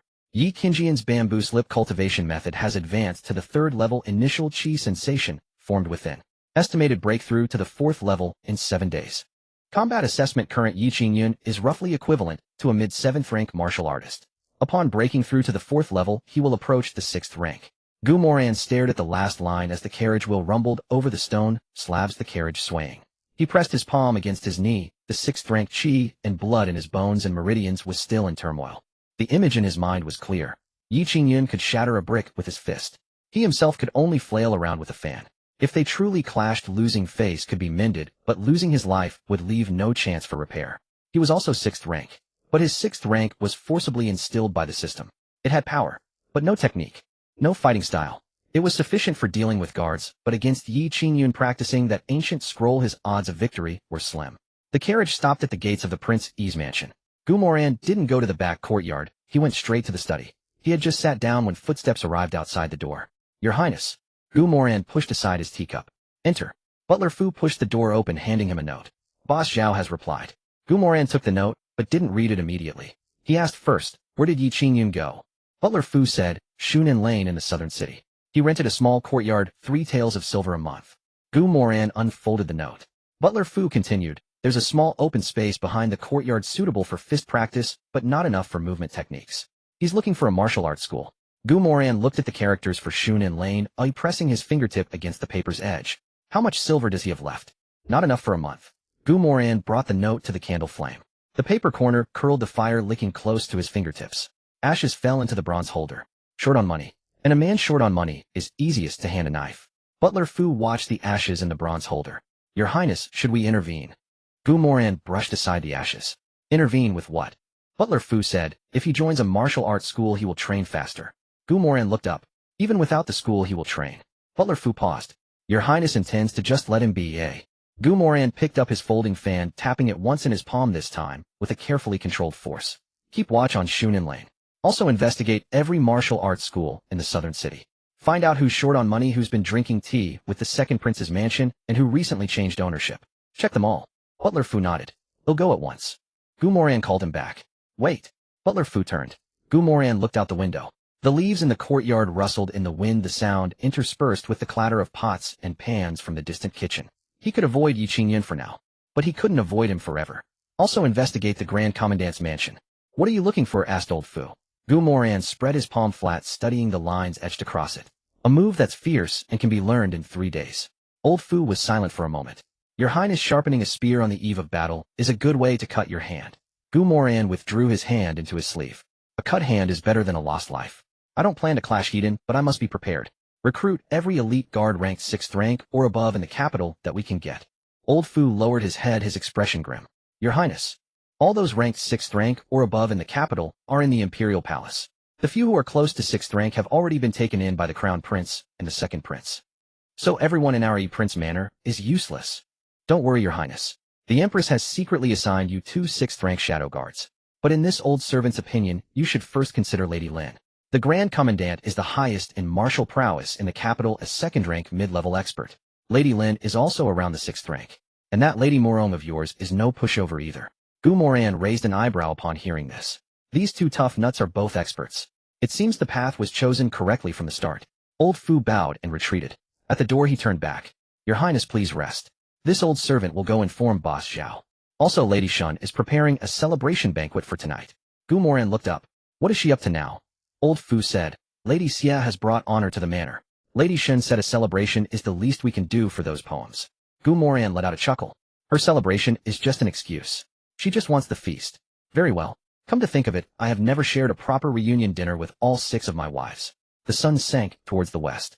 Shinlinger stood at the front hall entrance holding a plate of pine nut candies. The sweet aroma of osmanthus wine seeped from the jar in Shueyer's arms. She sniffed the air, then peeked towards the kitchen. Old Fu, is there enough food? Old Fu closed the ledger. Lady Shin, that's the 4th time you've asked. Shinlinger placed the candy plate on the table, licked a bit of sugar from her fingertip, then quickly hid her hand in her sleeve. That means it's not enough. Old Fu glanced at the kitchen. We have chicken, duck, fish, and meat. But no braised pork hock. Shinlinger clapped her hands. Damn, how could I forget my husband's favorite? Make it a big one, stewed until it falls apart at the touch of a chopstick. Old Fu said His Highness is still in the study. Shinlinger waved her hand dismissively. Let him be busy. The pork hock has its own duties. Shueyer, holding the wine jar, whispered. Milady, lady, Su said she was feeling unwell. Do you think she'll really come? Shinlinger bit into a pine nut candy. She'll come. She swallowed the candy and said mysteriously. Sister Su asked me for some medicine for a sore throat and swollen cheeks. Old Fu looked at her. Shinlinger immediately raised her hand. Don't look at me like that. I'm a healer with a kind heart, not a gossip. At the hour of the rooster around 7 p.m. a round table was set in the front hall. When Gu Moran entered, 4 people were already seated. Shinlinger sat closest to the kitchen, a plate of pine nut candies in front of her, her left sleeve bulging slightly. Xia Wanqing sat to her right, hands resting on her knees, back straight, her lips a touch more relaxed than usual. Murong Shui sat on the outside, her gaze frequently drifting towards the kitchen door. Su Yao sat opposite Xia, Wanqing, a cup of warm water before her with Bu standing behind her, holding a small porcelain bottle of throat lozenges. Gu Moran took the seat of honor, tapping his chopsticks twice on the rim of his bowl. Not everyone is here yet. Shinlinger spoke around the candy in her mouth. Sister Lin said she's not coming. Reason? Zitong said the lady isn't hungry. Gu Moran turned to look at Old Fu. Did the kitchen at Taimei Courtyard cook today? Old Fu answered quickly. No, they didn't. Shinlinger laughed out loud. Not hungry. She hasn't even touched a snack all day. Just as she finished speaking, footsteps sounded at the door. Lin Qingdai stepped over the threshold. She looked at the table first, then at Gu Moran, and finally took a seat as far away from him as possible. Zitong followed behind her, her voice low. The lady only came because she smelled the pork hock. Lin Qingdai turned and shot her a glare. Zitong lowered her head and shut her mouth. Gu Moran laid his chopsticks flat on the table. My dear consort, aren't you hungry? Lin Qingdai picked up her teacup. I came to see how poorly you all eat. Shenlinger rested her chin on her hand. And maybe have a bowl or two while you're at it. Lin Qingdai ignored her. Gu Moran looked at the empty seat. Where's Lu Ruyan? Shenlinger glanced towards Yamba Courtyard. Sister Lu doesn't like crowds. Gu Moran spoke towards the door. Go to Yamba Courtyard and tell her that the prince says there's her favorite crab roe tofu on the table and it tastes bad once it gets cold. A young maid scurried off to deliver the message. Shenlinger blinked. How did you know Sister Lu likes that? Gu Moran used the lid of his teacup to brush the tea leaves aside. I married her. If I didn't even know what she likes to eat, how could I call myself a caring husband? Su Yao raised her cup of warm water to her lips, but said nothing. Xiao Wanqing lowered her eyes, her fingertips pressing gently on her knees. Lin Qingdai snorted coldly. Smooth talker. Gu Moran looked at her. Lady Lin has one too. Lin Qingdai looked up. I have what? A pork hock. Lin Qingdai set down her teacup. Glib. About 15 minutes later, Lu Ruyan arrived. She had changed into plain moon-white robes, her hair pinned up with a wooden hairpin. She wore no makeup and her steps were slow, but she did not seem to be hiding. She bent her knees in a slight bow. I'm late. Gu Moran pointed to the empty seat. You're just in time. The food is ready too. Lu Ruyan took her seat. Gu Moran slapped the table. Everyone's here. Serve the food. Kitchen staff entered carrying trays, and 18 dishes filled the round table. At the center was a large glazed dark red pork hock, its skin glistening, steam curling up with the rich aroma of meat overpowering even the scent of the uncorked osmanthus wine. Moran Shui was the fastest. She drew a dagger from her waist and moved to cut the pork hock. Lin Qingdai's chopsticks shot out horizontally, blocking the blade. The tip of the dagger was half an inch from the meat. The chopsticks landed on the side of the blade with little force, yet they deflected its path. Gu Moran's hand about to pick up some food froze. That was a move worth seeing. Moran Shui was fast, her strike clean. Lin Qingdai was steady, her wrist controlling the force. In a real fight, one would strike for the vital point first, the other would counter and dismantle the attack. Gu Moran picked up a peanut and popped it into his mouth. As the salty flavor spread, his mind had already replaced the two women with sparring partners on the training ground. Moran Shui could teach him how not to be taken down in one blow. Lin Qingdai could teach him how to channel the chaotic 6th rank energy into his limbs. Perfect. This pork hock tonight was money well spent. Lin Qingdai looked at Moran Shui displeased. Using a knife at the dinner table. Moran Shui looked up. On the grasslands you eat meat with a knife. Lin Qingdai said this is a prince's manner in the capital. Moran Shui said the meat here needs cutting too. Lin Qingdai said chopsticks can pick it up. Moran Shui said chopsticks are slow. Lin Qingdai pressed her wrist down. Bringing a knife to the table is ugly. Moran Shui pushed her dagger forward half an inch. Does fighting need to look good too? Lin Qingdai stared at her. Eating is not fighting. Moran Shui retorted quickly. Fighting over food is. Shenlinger shoved a pine nut candy into her mouth, chewing as she watched. Fight. Su Yao looked at her. Shenlinger quickly corrected herself. I meant to remind them not to break the table. Seeing the situation, Gu Moran quickly extended his chopsticks, tore off a large piece of meat from the pork hock, and placed it in Moran Shui's bowl. He tore off another piece and placed it in Lin Qingdai's bowl. One is quick with a knife, the other is steady with chopsticks. Both have merit. But tonight eat what I the prince have placed before you. Lin Qingdai looked at the meat in her bowl. You're quite good at smoothing things over. Gu Moran took a piece for himself. Smoothing things over is a skill in itself. Moran Shui put away her dagger and lowered her head to eat. Lin Qingdai poked at the meat with her chopsticks before finally picking it up and taking a bite. Gu Moran picked up a piece of stir-fried yam and placed it beside Su Yao's bowl. The thin yam slices were still steaming, just right for her sore throat today. Su Yao looked at her bowl. Gu Moran withdrew his chopsticks. Eat something light. Shenlinger immediately looked up. Husband is being partial. Gu Moran picked up a piece of osmanthus cake and placed it in her bowl. How many candies have you hidden in your sleeve pouch? Shenlinger's mouth stopped mid-chew. What sleeve pouch? Gu Moran pointed at her left sleeve with his chopsticks. It's bulging out. Shenlinger pulled her hand back. Nonsense, that's a handkerchief. A handkerchief doesn't rattle. Chui'er, standing behind her, was shaking with suppressed laughter. Shenlinger fished out 3 pine nut candies from her sleeve pouch and slapped them on the table. Fine, you have ears like a dog. Gu Moran didn't respond to that, instead turning to place a piece of steamed sea bass in Xiao Wanqing's bowl. The fish was tender and white with a light aroma of soy sauce. Xiao Wanqing received it. Thank you, Your Highness. Gu Moran looked at the empty teacup beside her hand. You won brilliantly at the poetry stage today. Eat well tonight. Xiao Wanqing pressed her lips together. I only did what I ought to do. Shenlinger chimed in immediately. Eat. The face of the prince's residence is upheld by you. Moran Shui gnawed on a bone. In the northern frontier, those with merit choose the meat first. Lin Qingdai looked at her. Does your barbaric northern frontier land lack meat? Moran Shui glanced at her. Those who've never seen the vast world wouldn't understand. Meat is what's truly substantial. Moran let them bicker his chopsticks, pausing before the crab roe tofu. Lu Ruyan sat diagonally across. The dish wasn't far from her, yet from the moment she sat down her chopsticks had only moved within 3 inches in front of her. She was unnaturally quiet. Moran picked up a piece of crab roe tofu and placed it in her bowl. Lu Ruyan looked up at him. The steam lingered between them, the savory scent of crab roe spreading, but she didn't move her chopsticks. Moran said, "Try at the kitchen, stewed it well." Lu Ruyan looked at him for a moment.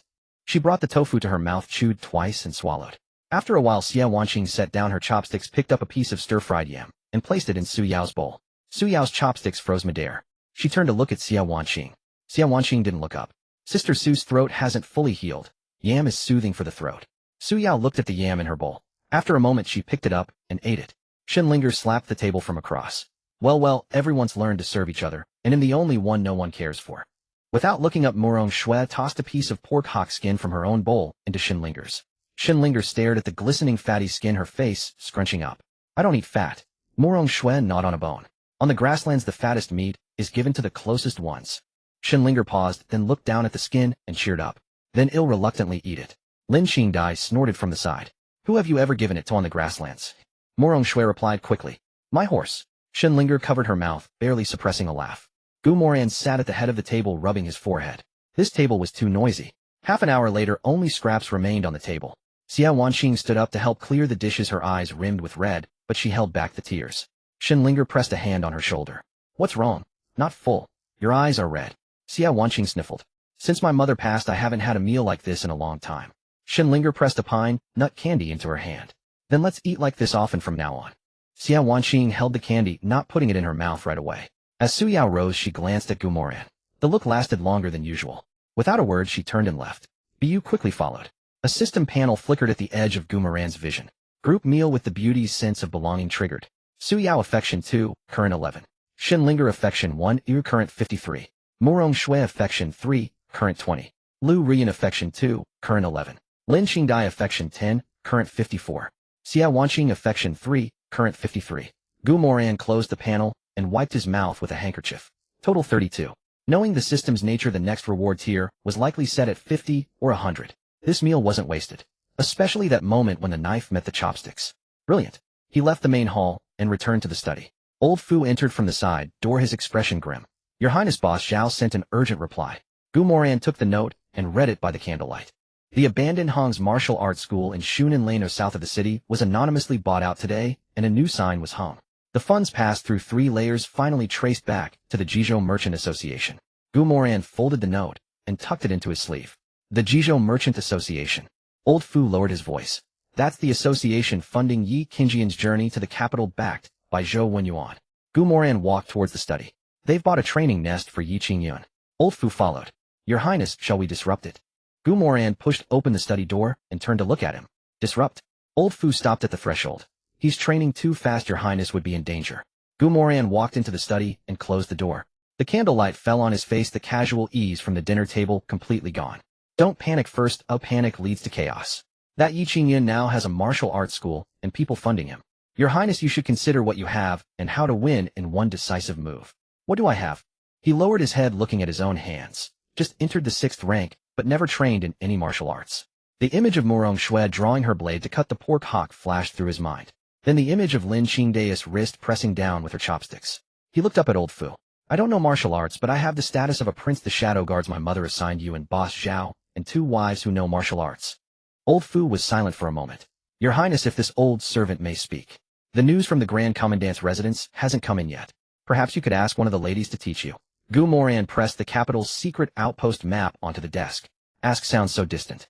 Old Fu asked, "Then Your Highness." Moran picked up his folding fan and tapped it against his palm. "I've been feeling studious lately. I want to learn a few moves to strengthen my body and defend myself. It's only natural for a wife to share her husband's burdens." Old Fu looked at him. "Didn't Your Highness say you wouldn't personally get involved, eh?" Old Fu, it's wise to prepare for a rainy day. To forge iron, one must be strong oneself.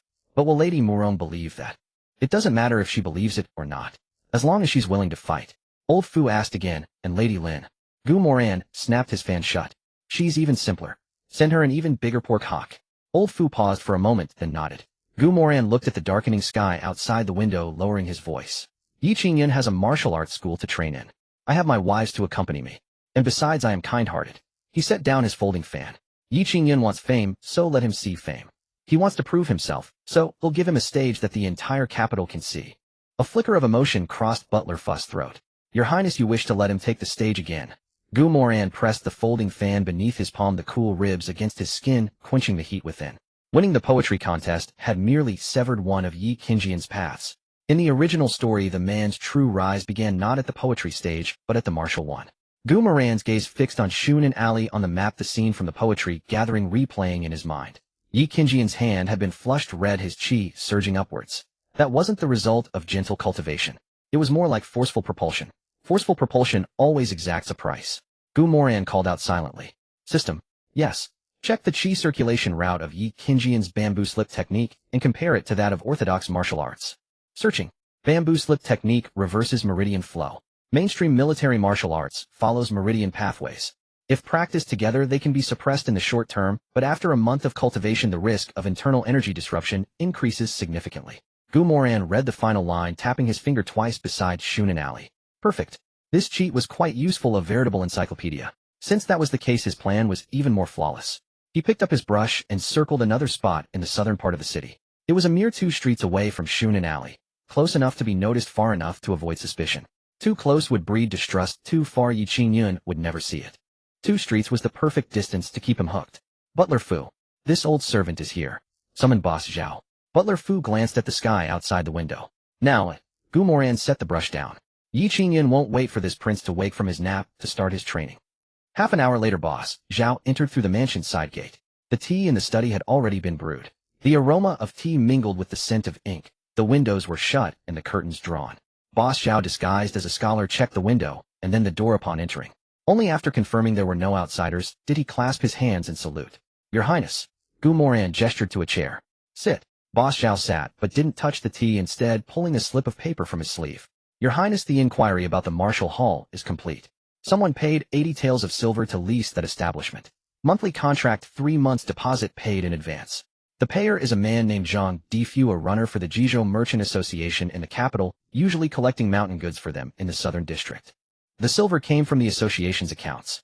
The association's contact in the capital is Chun Zifang, a compiler at the Hanlin Academy. Since the 12th month of last year, Chun Zifang has been a frequent dinner guest at Zhou Wenyuan's residence. Moran took the slip, scanning it briefly. Zhou Wenyuan. Jizhou Merchant Association. Yi Qingyan. After 3 twists and turns, it all led back to the same thread. And the martial hall. The sign has been changed. It's called Shunan Martial Hall now. Boss Zhao answered promptly. The premises have been cleared out. No instructors hired, no disciples enrolled. Only Yi Qingyan trains there alone. It seems he wants to avoid any disturbance. He previously went at East Street every night to buy 4 meat buns and a jug of soy milk. Tonight he also bought coarse salt and 3 chi of white cloth. The cloth was cut likely for wiping sweat during training. Moran looked up. You even keep track of the white cloth? Boss Zhao dropped his hands. Your Highness instructed me to keep an eye on Shu He. This subordinate wouldn't dare be negligent. Moran fed the slip into the candle flame. The paper edge blackened and the smell of burning mingled with the tea's fragrance. The flame flickered twice, casting light on Boss Zhao's fingers resting on his knee. Those hands were short and thick, with calloused knuckles worn from years of pressing tea cakes. In the original storyline, all 10 of those fingers were eventually broken, his teeth knocked out, one eye bleeding. The interrogators demanded to know the location of Prince Yi's secret network. Boss Zhao, his mouth full of blood, only claimed he sold tea and didn't understand the words of nobles. A loyal servant is a rare treasure. Moran watched the slip burn to ash, drew his hand back from the flame, and looked from Boss Zhao to Butler Fu. Their ending could not follow the original script. Boss Zhao, do you have any connections with retired border soldiers? I need those at the 7th rank of martial artist or above. Boss Zhao answered without hesitation. Yes. Lu San from the West City Escort Agency, a former squad leader in the northern frontier, and a blacksmith named Sun in the East City who served 8 years in the western frontier camp. Are they completely loyal to you? This prince needs men he can trust implicitly, Moran stated. Rest assured, Your Highness. They are my fellow townsmen, following me since we were children. In truth, their lives belong to Your Highness as well. 15 years ago, I led them fleeing famine into the capital. We were on the brink of starvation when the consort's palanquin happened to pass by. You, Your Highness, were but a child then. Seeing our plight, you threw down silver without a second thought and smiled at me. You likely don't remember this, Your Highness. The 2 skinny monkeys hiding behind me back then were them. Moran was taken aback. 15 years ago. He was 5. He couldn't possibly recall that. His trips outside the palace during his youth were few, likely accompanying his mother to offer incense. Well, it hardly mattered now. He collected his thoughts and tapped the circle he had drawn. It has been too long, I truly don't recall. Boss Zhao. Those 2 aren't enough. I need 3 men who can teach. Not the kind who just throw punches on the street. They must have practiced military arts and be able to teach stance training, fist forms, and basic saber and spear techniques. Boss Zhao stared at the circle, his thumb pressing into his knee. No problem, Your Highness. Are you also opening a martial hall? Yes. Moran pushed the brush forward. We'll call it the Dragon Abyss Martial Hall. Butler Fu coughed. Your Highness, that name doesn't sound like a martial hall. Moran looked at him. What does it sound like? Butler Fu swallowed the rest of his words. Boss Zhao picked up quickly. Like you're raising an army. Moran looked at them with disdain. How about Fierce Tiger? Boss Zhao shook his head immediately. There are already 3 tiger halls in the city. One's called Flying Tiger, another tiger among tigers. The third tiger's mighty wind just went under a few days ago. Moran paused for a beat. Is the competition for naming martial halls in the capital so fierce? He slid the map over to Boss Zhao. We'll go with Dragon Abyss located here. Make the sign big.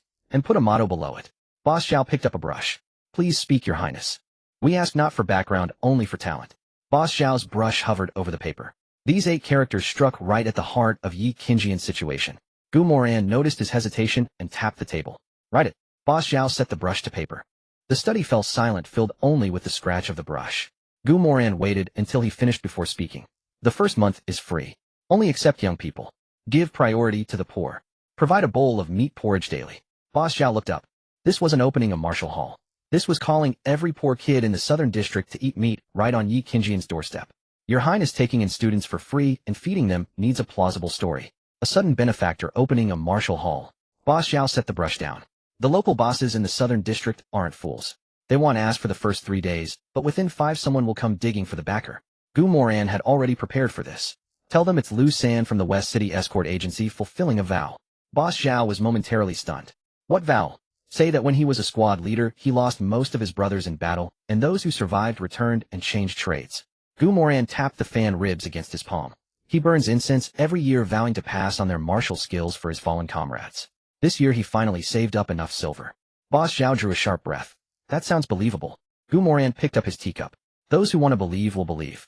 If anyone investigates, they'll trace it to the escort agency, to Lu San. And Lu San was indeed a soldier. As for whether he burns incense and fulfills vows every year, who can say otherwise? Boss Zhao caught on. This subordinate will go speak with Lu San. Take a jug of wine with you when you do. Moran took a sip of the now cold tea. Men who've served in the army value loyalty. Mention the fallen brothers and he'll agree without needing much persuasion. Boss Zhao nodded. The vow fulfillment angle is good. The folks in the southern district will buy it. Moran continued. On the first day we hang the sign, don't pay any attention to Yi Qingyun. First recruit porters, water carriers, dockworkers, and a few proper escort apprentices. The poorer and hardier the better. Have the instructors teach them solid stances, straightforward fist forms, and display the sabers and spears. Remember, don't keep the doors shut too tight, especially during the porridge distribution. Boss Zhao was already following the plan. Keeping the doors open is so Shu he can see in first. Yi Qingyun is cautious, but Shu he is different. He likes gossip and a free meal. Once he sees the free training, the meat porridge, and people sparring, he'll definitely go back and nag Yi Qingyun about it. But Your Highness, Yi Qingyun has a quiet place to train. Why would he switch martial halls? Moran swallowed his tea. This play was moving too fast. Yi Qingyun would grow suspicious. But if he dragged his feet, the second prince wouldn't wait. He needed Yi Qingyun to walk right into the trap on his own. Yi Qingyun just lost the poetry contest. Moran held the teacup between his fingers, loosening his grip slightly. His literary reputation is suppressed, and the old agreement has been overturned. As for the Shunan Martial Arts Hall, they only gave him a piece of empty ground. Moran's gaze fixed on the ink, marking Shunan Lane on the map. Training alone, no matter how loud he strikes the wooden dummy, only his page boy will hear it. Old Man Fu set the tea tray down gently. Boss Zhao followed the line of thought, his brow furrowing. Your Highness means to say what he lacks isn't a place. Go on. Moran placed the teacup back on the table. Boss Zhao stared at the ink, tapping his fingers twice on his knee. He lacks an audience. He lost the poetry contest in front of everyone. If no one sees him train in martial arts, he won't be satisfied.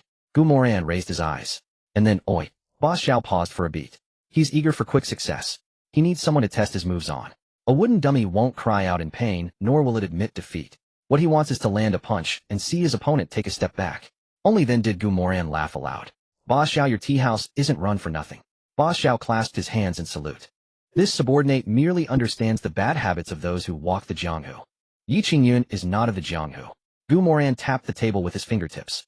But right now he wants to walk the Jianghu path. Old Man Fu interjected from the side. Having lost in letters, he now seeks to win in martial arts. Gu Moran glanced at Old Man Fu. Old Man Fu, that remark of yours wounds a scholar deeply. Old Man Fu kept his hands lowered.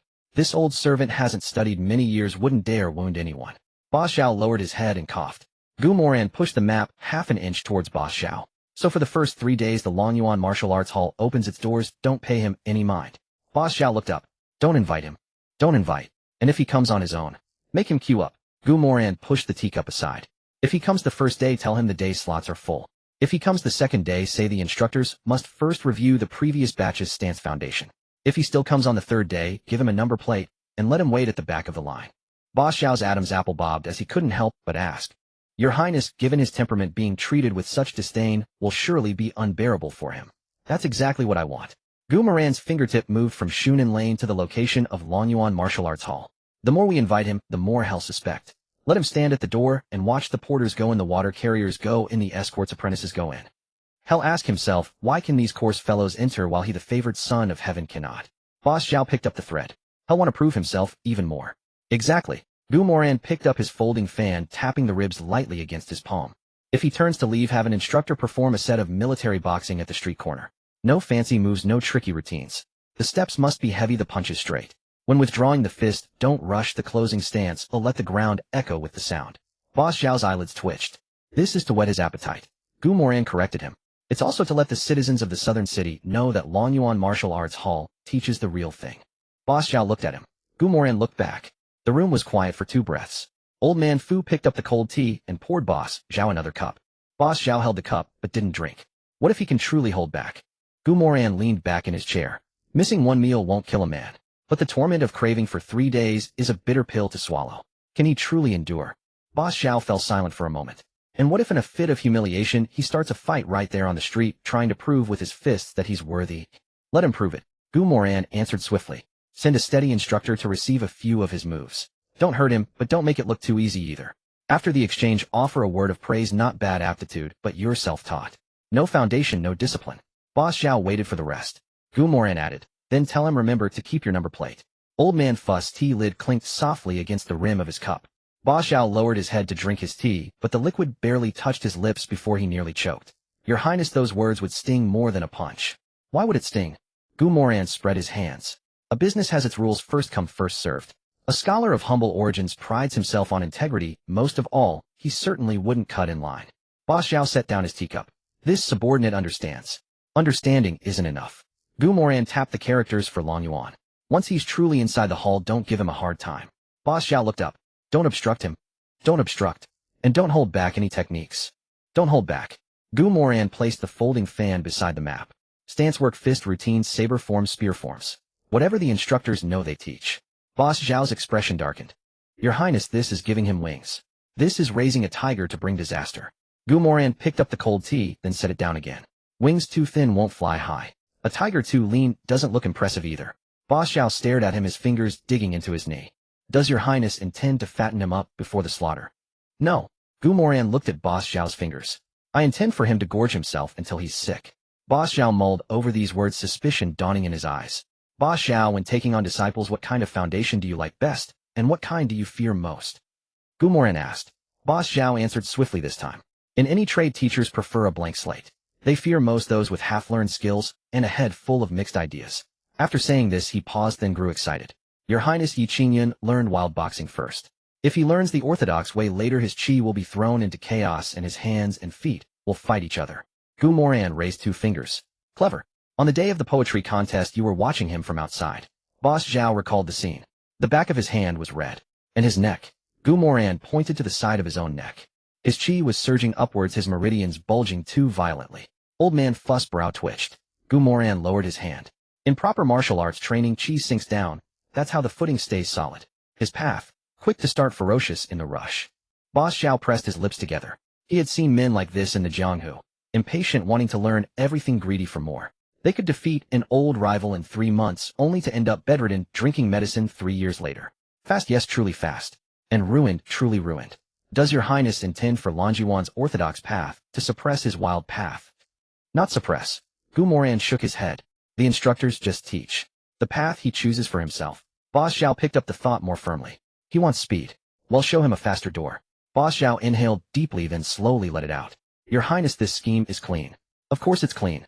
Moran snapped his folding fan shut. Longyuan Martial Arts Hall's rules for accepting disciples are written at the door. If he comes, it's of his own accord. If he learns, it's of his own doing. If he trains and shows promise, it's because the instructors taught well. If he trains and goes astray, it's because he was greedy. Old man Fu glanced at Moran, the corner of his eye twitching. Moran added another line. I, this prince, have always been proper. How else would I have slipped past those old fogies at the Imperial Academy? Boss Zhao's shoulders shook. Moran looked at him. What are you laughing at? Boss Zhao straightened up. I wasn't laughing, my lord. Moran pointed at the map. Be serious, I am doing a good deed. It must be done cleanly. The silver should be funneled through the tea house's accounts a few times before it moves. The instructor should be invited under the guise of the escort agency. Put up the sign, but don't mention the E-Prince's mansion. Boss Zhao immediately dropped the playful demeanor. Understood. Also free meals for the first 30 days, and keep the porridge coming. Make the words poor families first bold and prominent. Boss Zhao frowned. My lord, is this to leave a face-saving path for Yi Qingyun? It's also to leave a door open for the poor folks in the southern part of the city. Boss Zhao rose and bowed with cupped hands. They'll see to it at once. He stopped at the door. My lord, if someone asks what the name Longyuan means. Moran folded the map and tucked it into a hidden compartment in the desk. Just say Lu Laosan never went to school, and that he thought those two characters sounded fierce. Boss Zhao turned to look at him. Moran looked up. What, not fierce enough? Boss Zhao bowed. Fierce indeed. The door clicked shut. In the study, only the sound of candle flames remained. The scent of cold tea lay over the ink, and the night crept in through the cracks of the window. Old Fu watched the door, waiting until the footsteps faded before speaking. My lord, if this scheme succeeds, Yi Qingyun won't sleep soundly from now on. Moran picked up his folding fan, tapping his palm with its ribs. He already doesn't sleep soundly. Old Fu looked at him. One day of waiting would have been enough, why make him wait 3? Moran didn't answer immediately. Yi Qingyun just suffered a setback. Right now he's most suspicious and most eager to win. The more enthusiastic you are, the more he thinks it's a trap. So let him wait in line. 3 days, not a day more or less. Moran pulled up the system panel and glanced at Yi Qingyun's data. Yi Qingyun bamboo slip, art level 3. Current combat power 7th rank midstage. Luck value daily recovery of 1. 2. Heaven's path correction activity moderately high. His own 6th rank was propped up by cheats. Yi Qingyun was different. What that bamboo slip gave him had a proper foundational lineage and the heavens backing him up. Moran dismissed the panel and stood up, rolling his wrists. He had to hold back his strength when writing, when opening doors, even when lifting a teacup. Footsteps sounded outside. A servant spoke at the door. My lord. Moran smoothed his sleeves. Enter. Old Fu opened the door and took a letter. The servant said Miss Bu brought it, and ran off. The door closed again. Moran took the letter, checking the seal first. There was no signature. The fold was the triple fold style commonly used by Li Yuan, a strategist for the Prime Minister's residence. He opened it. Inside was a single line. Yi Qingyun has not left the capital. The Prime Minister is uneasy. The signature was a single character Li. Moran flipped the letter over. It was blank. Old Fu watched his movements. The Prime Minister's people didn't dare enter the prince's mansion. Moran folded the letter back up, but didn't weigh it down. Li Yuan is afraid my good father-in-law will get the reputation of secretly supporting the E-Prince's mansion. Old Fu asked, why is Prime Minister Su uneasy? Could he be afraid of Yi Qingyun? Moran looked up at him. You think the Prime Minister could be afraid? Old Fu thought for a moment. A poor scholar who just lost a poetry contest. By all rights, he shouldn't be costing the Prime Minister sleep. If the Prime Minister wanted to act, killing him wouldn't be hard. The problem is Yi Qingyun is currently under the second prince's protection.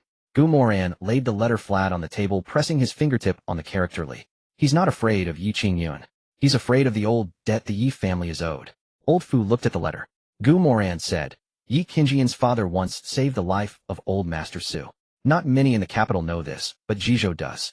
Yi Qingyun didn't elaborate at the poetry contest. But if he really tells that story, the Su family has been enjoying the Prime Minister's reputation for years while shutting the benefactor's son out. That's not an easy pot to wash clean. Old Fu frowned. Prime Minister Su could say he was bound by imperial decree. Of course he could. Moran pushed the letter forward half an inch. But that's not what the people want to hear. What the people love hearing is that the Yi family saved the Su family, and the Su family, once wealthy and powerful, turned their backs on the Yi family's betrothal agreement when their fortunes fell. The more absurd and sensational it is, the more the people love it. Old Fu was silent. Moran continued, ad in the second prince. Ad in the Jizhou Merchant Association. With Yi Qingyun staying in the capital, the prime minister isn't just afraid of one man. Old Fu spoke in a low voice. It's a blade that's hard to control. Moran glanced at him. Old Fu, that analogy is quite apt. Old Fu lowered his head. This old servant learned from you, my lord. Moran smiled briefly, then his expression turned serious. I suspect that's not what bothers my good father-in-law the most. If Yi Qingyun left the capital quietly, the old agreement would be sealed shut. But if he stays and is pushed towards the prince's mansion, then Su Yao will be caught in the middle. Will the Su family distance themselves, or protect their daughter? If they distance themselves, Su Yao's heart will turn cold.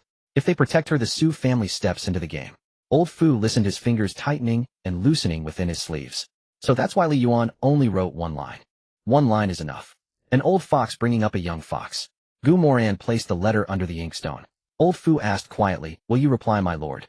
Moran didn't answer immediately. Replying would tell Su Wenyuan that the prince's mansion had taken care of this trouble for him. Not replying would keep Su Wenyuan from sleeping well. A sleepless prime minister was more useful than a father-in-law pretending to be clueless and refusing to pick a side. Moran pressed the inkstone down on the letter. No reply. Old Fu dropped his hands. This old servant understands. Moran picked up his teacup. He took a sip, the bitterness settling on his tongue. Let him stay uneasy.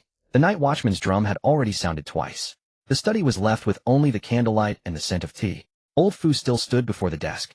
My lord, Boss Xiao is busy with the sign, and people are watching Shunan Lane. What can this old servant do for you? Moran latched the box, tapping the wood grain twice with his fingertip. Two images flashed in his mind. On one side, Yi Qingyun holding the bamboo slip was practicing boxing in his newly acquired martial arts hall. On the other side, he himself with his 6th-rank blood, and she could only flail around like a fool. This wouldn't do. He could pretend to be useless, but he couldn't actually be useless. Old Fu, this old servant is here. Yi Qingyun is training in martial arts. I can't just watch the excitement. I need to start training here in the mansion too. Old Fu understood, his brow furrowing slightly. Is my lord planning to ask the consort? Moran pushed the wooden box to the inner side of the desk, pressing his fingers on the lid for a moment before letting go. Morong Shui was ruthless enough, and her northern border saber and horse skills could save a life. But that princess was a bit costly to communicate with. Lin Qingdai was different. Her temperament was tough, her hands were steady, and the Grand Commandant's mansion's methods were solid. Most importantly, at dinner last night she had eaten 3 pieces of braised pork. He'll go to Lin Qingdai first. Old Fu nodded. And then Morong Shui. Moran looked up. Have you already planned the whole path for me? Remember to prepare a big braised pork hock tomorrow morning. Old Fu looked up. Moran turned back, his expression serious. It needs to be fatty and lean, braised until tender with shiny skin and a thick sauce. Old Fu was silent for a moment. Is this how my lord seeks a master? This is a friendly exchange with my beloved consort. What if Lady Lin refuses? Then I'll add another one. Old Fu lowered his head. This old servant understands. The next morning Moran carried a food box into the iron plum courtyard. The smell of iron hit his nose first. Dew still clung to the blue bricks, and the chill crept up from his soles with each step. The aroma of soy sauce seeped from the food box, warmth circling his hand. Moran paused at the door for a moment. His 6th-rank blood and chi hidden beneath his skin made his steps steadier and his breathing deeper than before. He glanced down at the food box. Over at Shunan Lane, Yi Qingyun had already started his training. The bamboo slip art was advancing too quickly. If he didn't pick up a few skills soon, and they actually clashed, his strength would only be enough to put on a show. The door was pushed open. Lin Qingdai sat at the stone table wiping her sword. Her sleeves were rolled up to her forearms, her wrist pressing against the scabbard, the blade polished to a shine.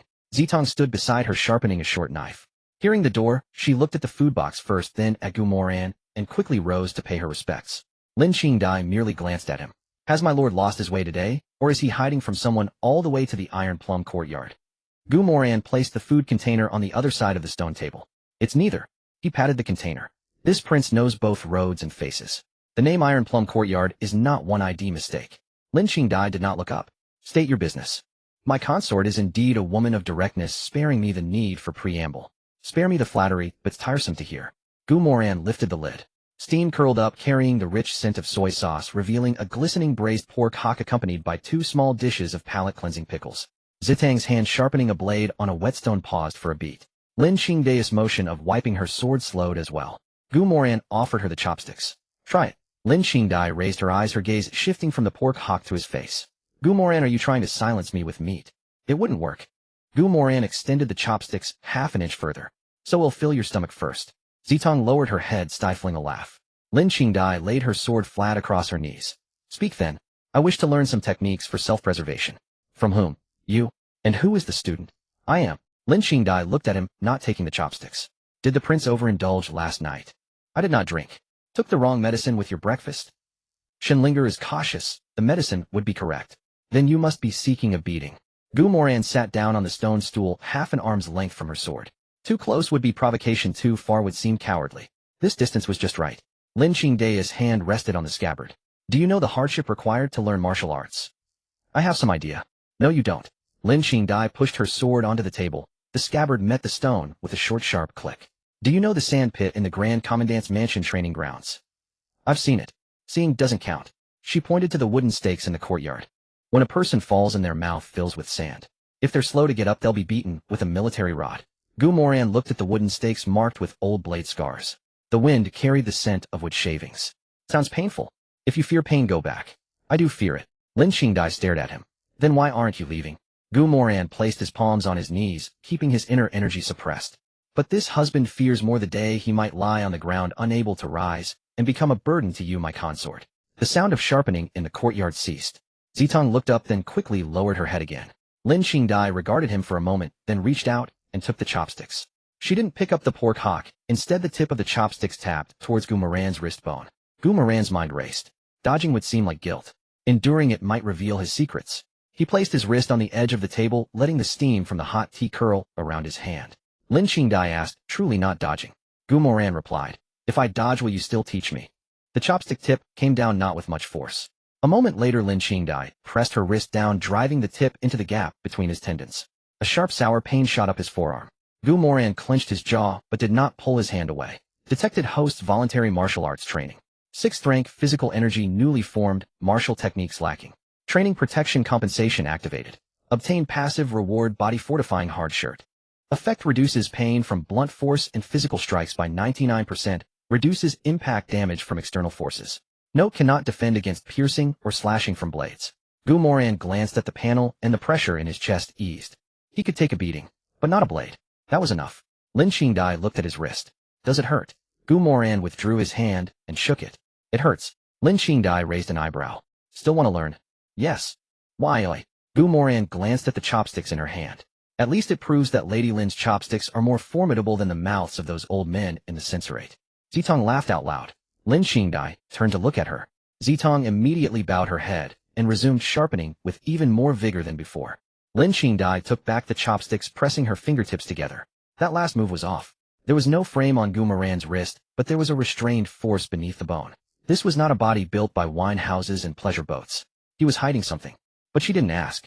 Asking would be useless. This man could wrap the truth in nonsense and turn it back on you until you couldn't tell the difference. So they'd fight. She'd fight until he revealed it. If you truly wish to learn 1 hour every day. Gu Moran pushed the pork hock towards her. Deal. I haven't finished. Please speak, my consort. Lin Qingdai's brow twitched.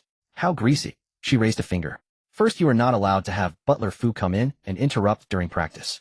Agreed. Second, you are not allowed to howl in pain. They'll try to make my cries sound pleasant. Lin Qingdai set the chopsticks down on the table. Gu Moran quickly corrected himself. Then I won't cry out. You can do the crying, my consort. Can you just spare me the nonsense? Third, you are not allowed to take liberties under the guise of training. Fourth, you are not to ask me where I learned these techniques. Gu Moran looked at her. Lin Qingdai's hand rested on the scabbard, her fingertip tracing the old scar.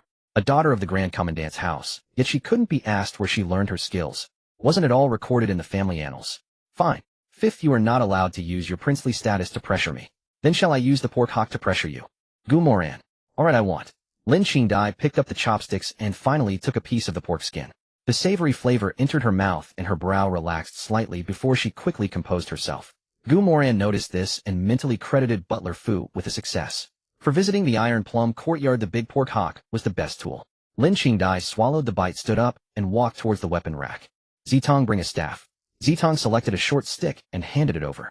Lin Qingdai weighed it in her hand. Too light. Zitong exchanged it for a thicker one.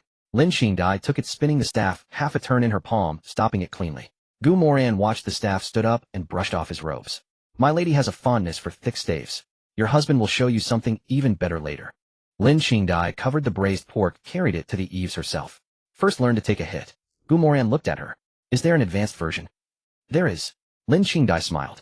If you're still standing after taking the hits, he'll teach you. Zitong handed the wooden staff to Lin Qingdai and quietly added, Your Highness, it's not too late to change your mind. Gu Moran took the staff thrown by Lin Qingdai, his wrist dipping slightly before steadying. He rested it on his shoulder, feigning ease. Since I'm already here. Lin Qingdai stared at his hand for 3 breaths before speaking slowly. Gu Moran, have you truly never trained before? Gu Moran blinked. I have. Lin Qingdai narrowed her eyes. Trained in what? In chasing cranes. Zitong laughed again. Lin Qingdai couldn't help but let out half a breath of exasperation. Nonsense. She walked to the center of the courtyard, tapping the blue brick with her staff. Stand here. Gu Moran walked over. Don't stand with your feet so close together. You are here to train in martial arts, not to stand as punishment. Gu Moran adjusted his stance by half an inch. Like this, wider. Like this, sink your waist. Don't hold yourself like a prince. Gu Moran complied. As he pressed down with his leg strength, the 6th rank, chi, surged up to his knees. Too steady would reveal too much. Too weak, and he wouldn't withstand the blows.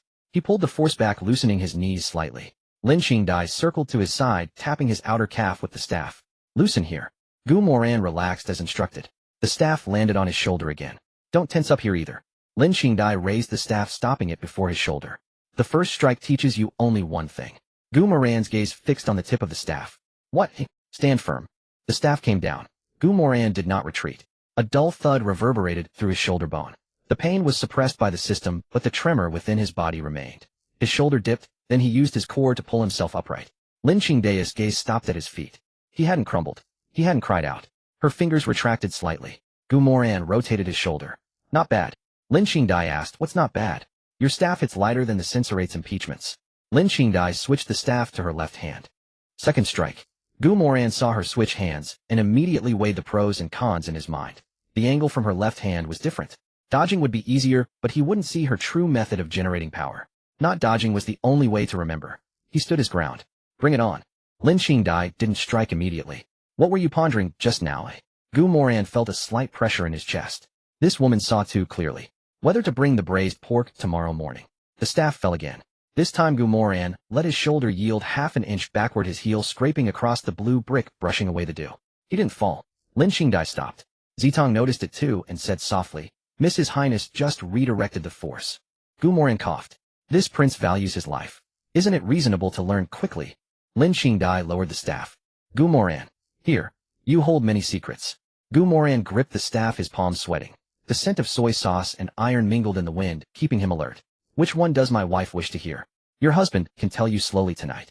Lin Qingdai looked at him, and after half a breath raised the staff again. Shut up. Finish the training first. Zitong silently turned and brought out the medicinal oil from under the eaves. Lin Qingdai spoke again. Third strike to the waist. Gu Moran immediately looked at her. My lady, the waist is very important to this prince. Lin Qingdai raised the staff.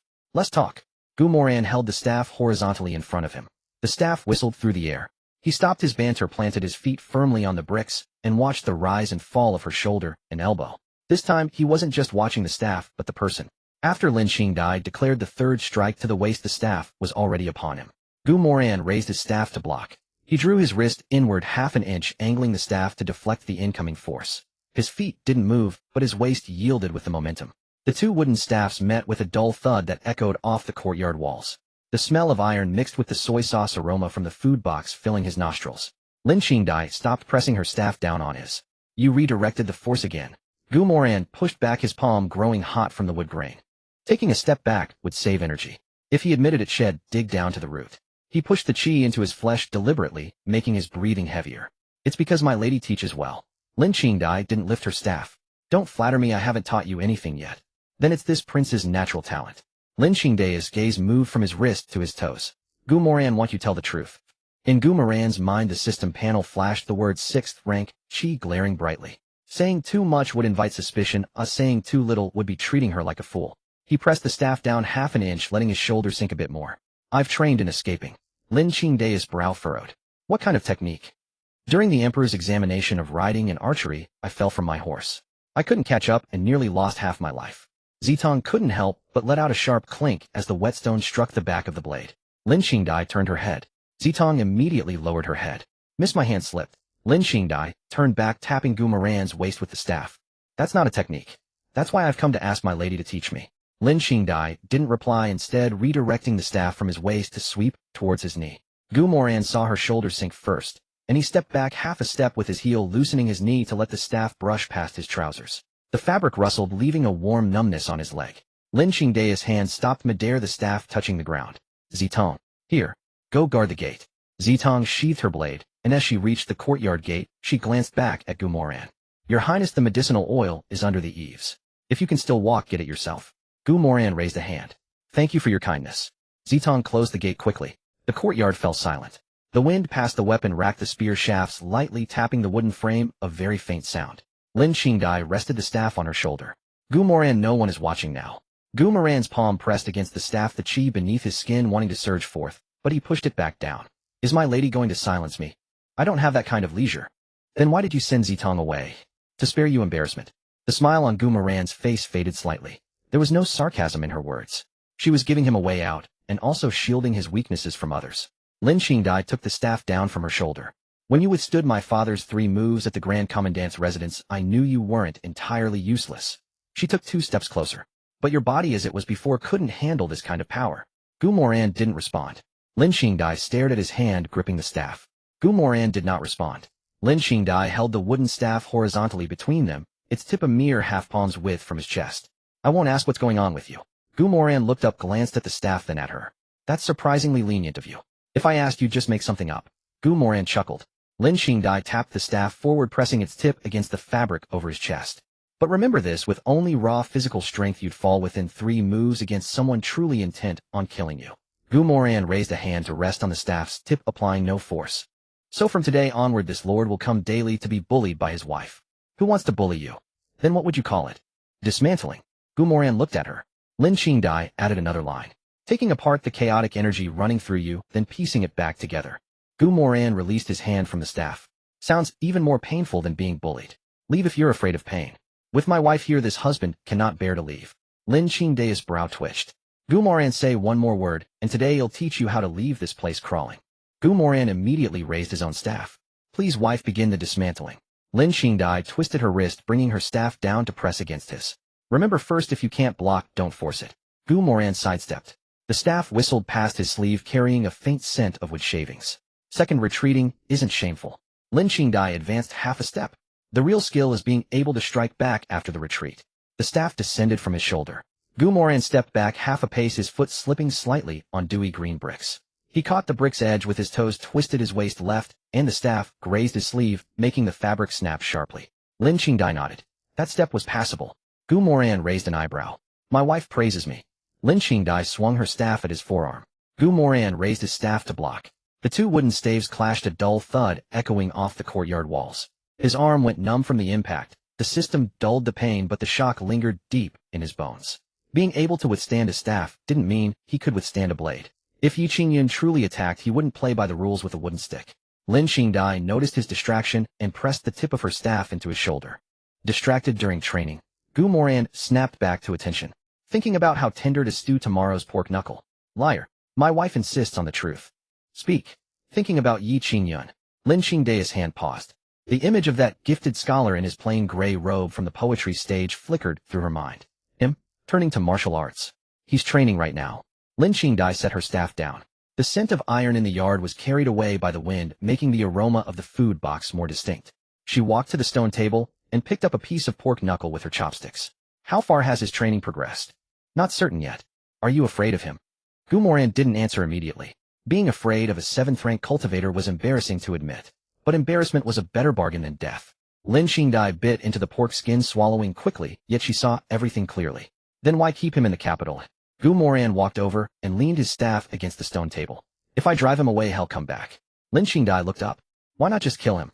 That man has a tough life. Killing him cleanly won't be easy, and it would just play into the hands of those behind him. He paused. The people behind him are racking their brains on how to deal with me. Lin Qingdai put down her chopsticks. I understand. Moran looked at her. Understand what? You don't want him to die at the hands of the prince's mansion. Moran didn't smile. The daughter of a general had brains after all. Lin Qingdai picked up her staff, tapping its tip twice on the green bricks. All right, well, continue tomorrow.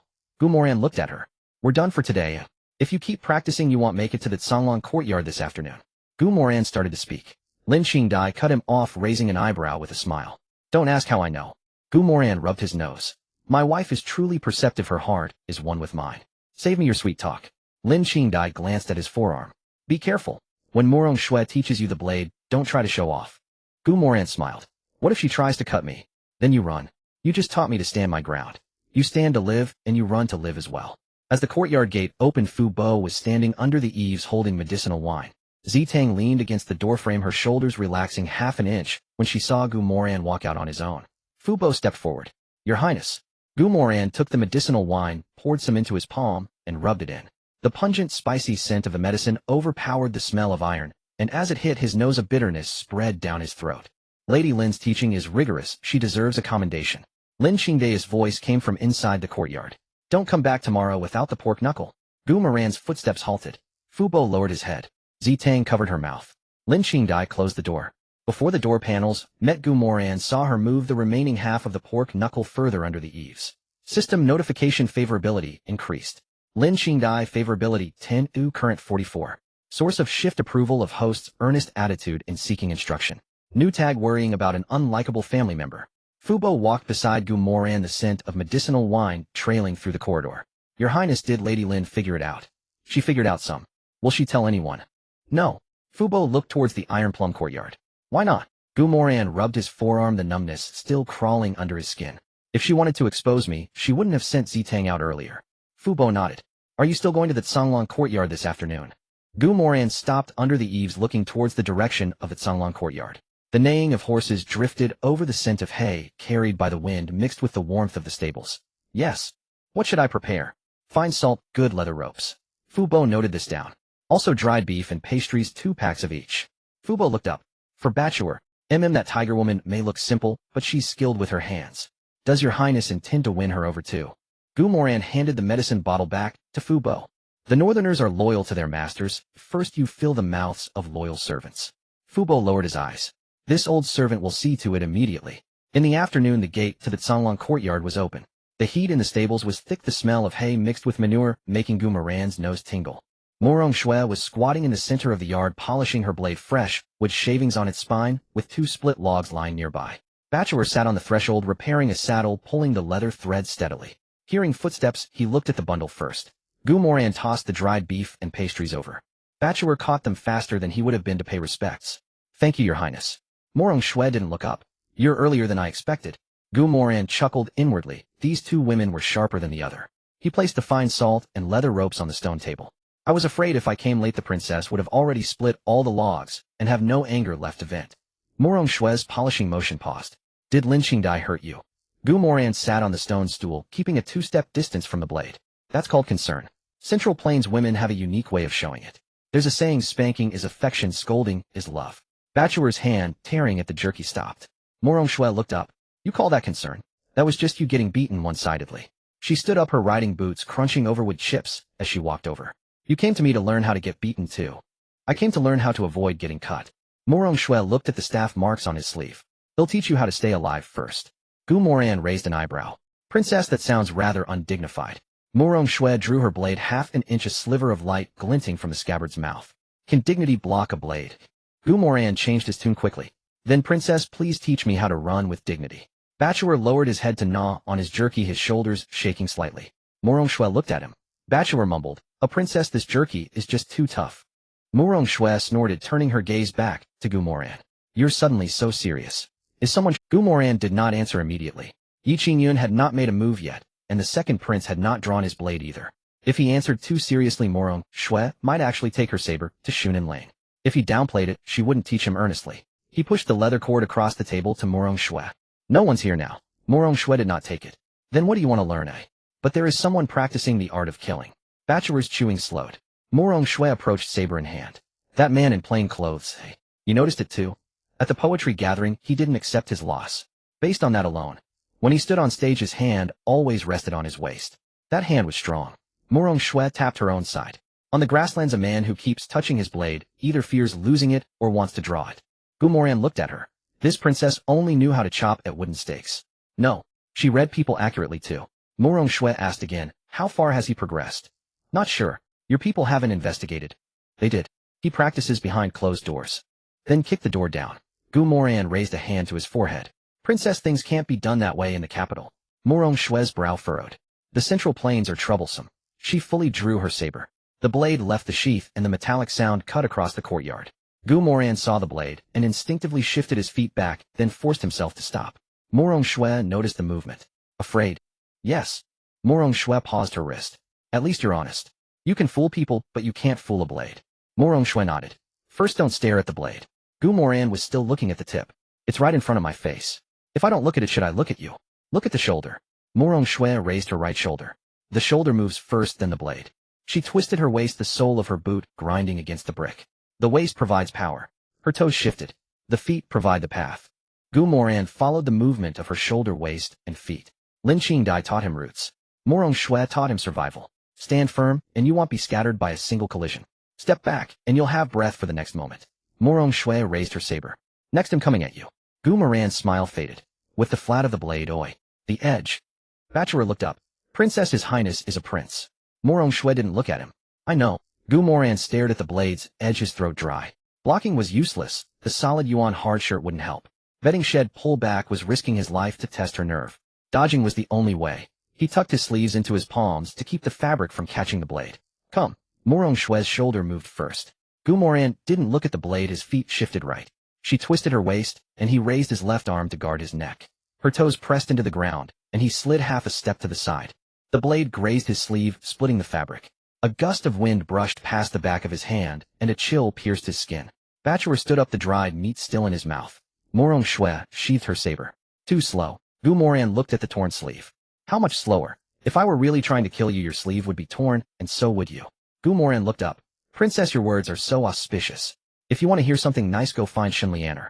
Gu Moran let out a laugh, sweat clinging to his clothes. After the laugh, he forced the breath back down his chest. Morong Shui sheathed the saber, then drew it halfway out again. Again. With the edge still afraid. Even if I am, I have to do it. The second strike came faster. Gu Moran watched her shoulder. As her shoulder moved, he moved first.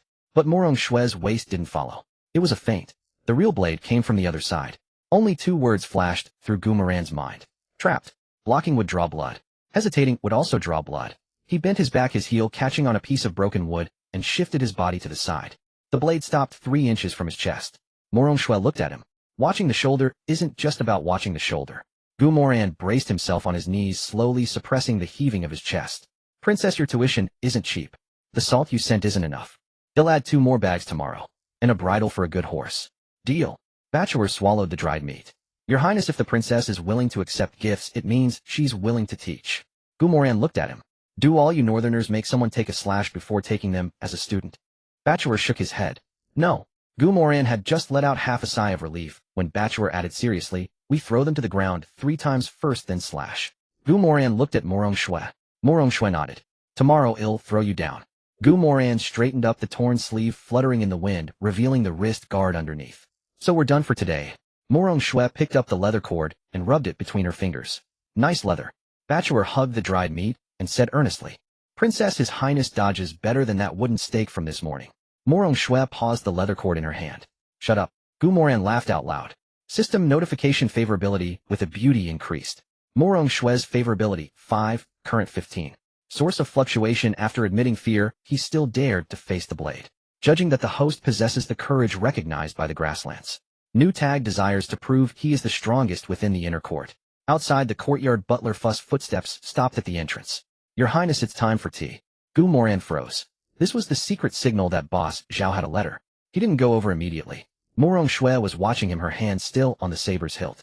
If he made an excuse to leave now, she would be suspicious. Hiding it would only make it more conspicuous. Gu Moran went over, drank the tea, and casually took the note, unfolding it between his fingers. There was only one line on the paper. Shunan Lane backyard, Yi Qingyun shattered 9 green bricks with his palm today. Gu Moran folded the note and returned to the courtyard. Morong Shui stepped closer. What are you hiding from me? Gu Moran tucked the note into his sleeve. My lady jokes. No one can hide anything from you. It's just that my opponent is training very diligently. That man in plain clothes. He's worthy of being called your opponent. Has he ever killed anyone? Gu Moran looked at the saber at her waist.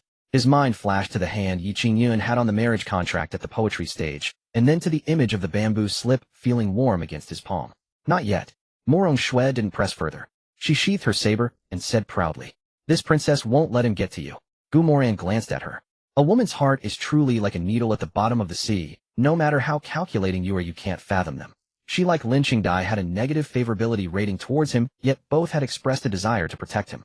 Bachelor also put down the dried meat. Your Highness, should I go and take a look for you? No need. Moran refused quickly, then slowed his speech. He's looking for a chance to prove himself right now. If you go, you'd be playing right into his hands. Moran understood. You're not going to deal with him for now. Let him stew. What if he comes for you himself? Moran raised a hand to tidy his torn sleeve. Then we'll see whose hands he runs into. Moran watched him. You've already set a trap. Moran picked up half a crispy cake from the table and took a bite. How would I know how to set a trap? Moran sneered. You said the same thing at the poetry gathering. She hung the saber back at her waist. Bring the bridle tomorrow. Moran swallowed the last bite of the cake. Will do. Bachelor immediately stood up and bowed. Your Highness, go safely. Moran turned and left the courtyard, the torn sleeve pressed against his wrist in the wind. Butler Fu followed behind. Your Highness, should we send more men to Shunan Lane? No. Yi Qingyun shattered 9 bricks with his palm. His progress is not slow. Moran walked through the corridor, the soil in the flower pots still damp, the smell of medicinal wine lingering on his sleeve. That's exactly why we can't get too close. Butler Fu lowered his voice. This old servant fears he might act prematurely. Moran stopped, turning to look at the closed gate of the Songlong courtyard. From within came the sound of Bachelor unwrapping the dried meat and Moran Shui's sharp short instructions. From the Taimei courtyard, the sound of Lin Qingdai's wooden staff rang out again. The Qingshuang courtyard was quiet. A faint scent of herbs drifted from the Biluo courtyard. All these people were within the prince's residence. He couldn't let Yi Qingyun just barge in. Moran took the note from his sleeve and folded it even smaller. Tell Boss Zhao to hang the sign for Longyuan Martial Hall as soon as possible. Butler Fu looked at him. Earlier than planned. Yes. Still ignoring him for the first 3 days? Yes. Moran tucked the note back into his sleeve. But make sure everyone in the southern part of the city knows they teach real skills there. Butler Fu understood. Let Yi Qingyun hear about it. Hear about it, but can't get in. Moran walked towards the study, the torn sleeve brushing against a pillar with a soft rustle. The more anxious he gets, the more he'll come stand at our door himself. Butler Fu said quietly. Your Highness, this might push him to be more desperate. Moran didn't turn back. He's already shattering bricks. Next time it might not just be bricks he wants to shatter.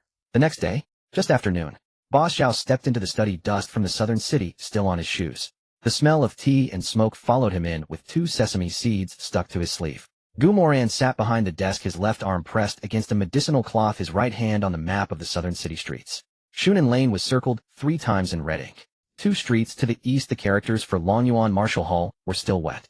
Boss Zhao cupped his hands and said, Your Highness, the sign is up. Moran raised his head and asked, who inscribed the plaque?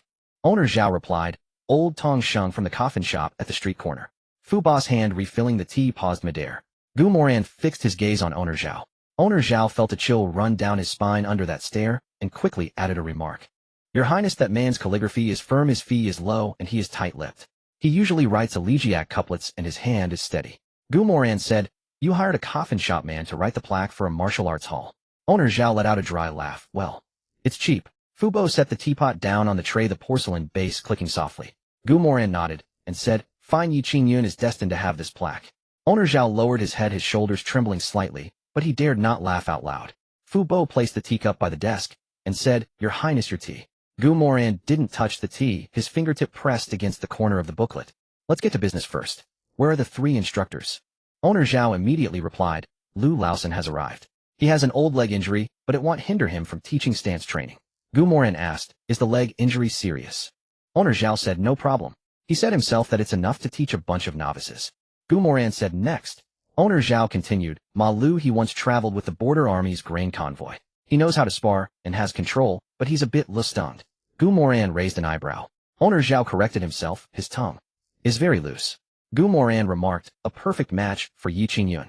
Owner Zhao added, I thought the same, Your Highness. The third is Sun Kuei the blacksmith. He'll teach staff and spear techniques. Last night he thought the ground was uneven, so he took a hoe and leveled it himself for half the night. Fu Bo nodded in approval. He has an eye for work. Owner Zhao continued, he was quite happy, saying it was easier than forging iron, and finally, he can do something for his benefactor. Moran flipped open the booklet Owner Zhao had handed him. The corners were softened with sweat, and there were a few ink spots on the paper. How many apprentices have come? Owner Zhao replied, 27. Moran asked, Any scholars among them? Owner Zhao answered, No.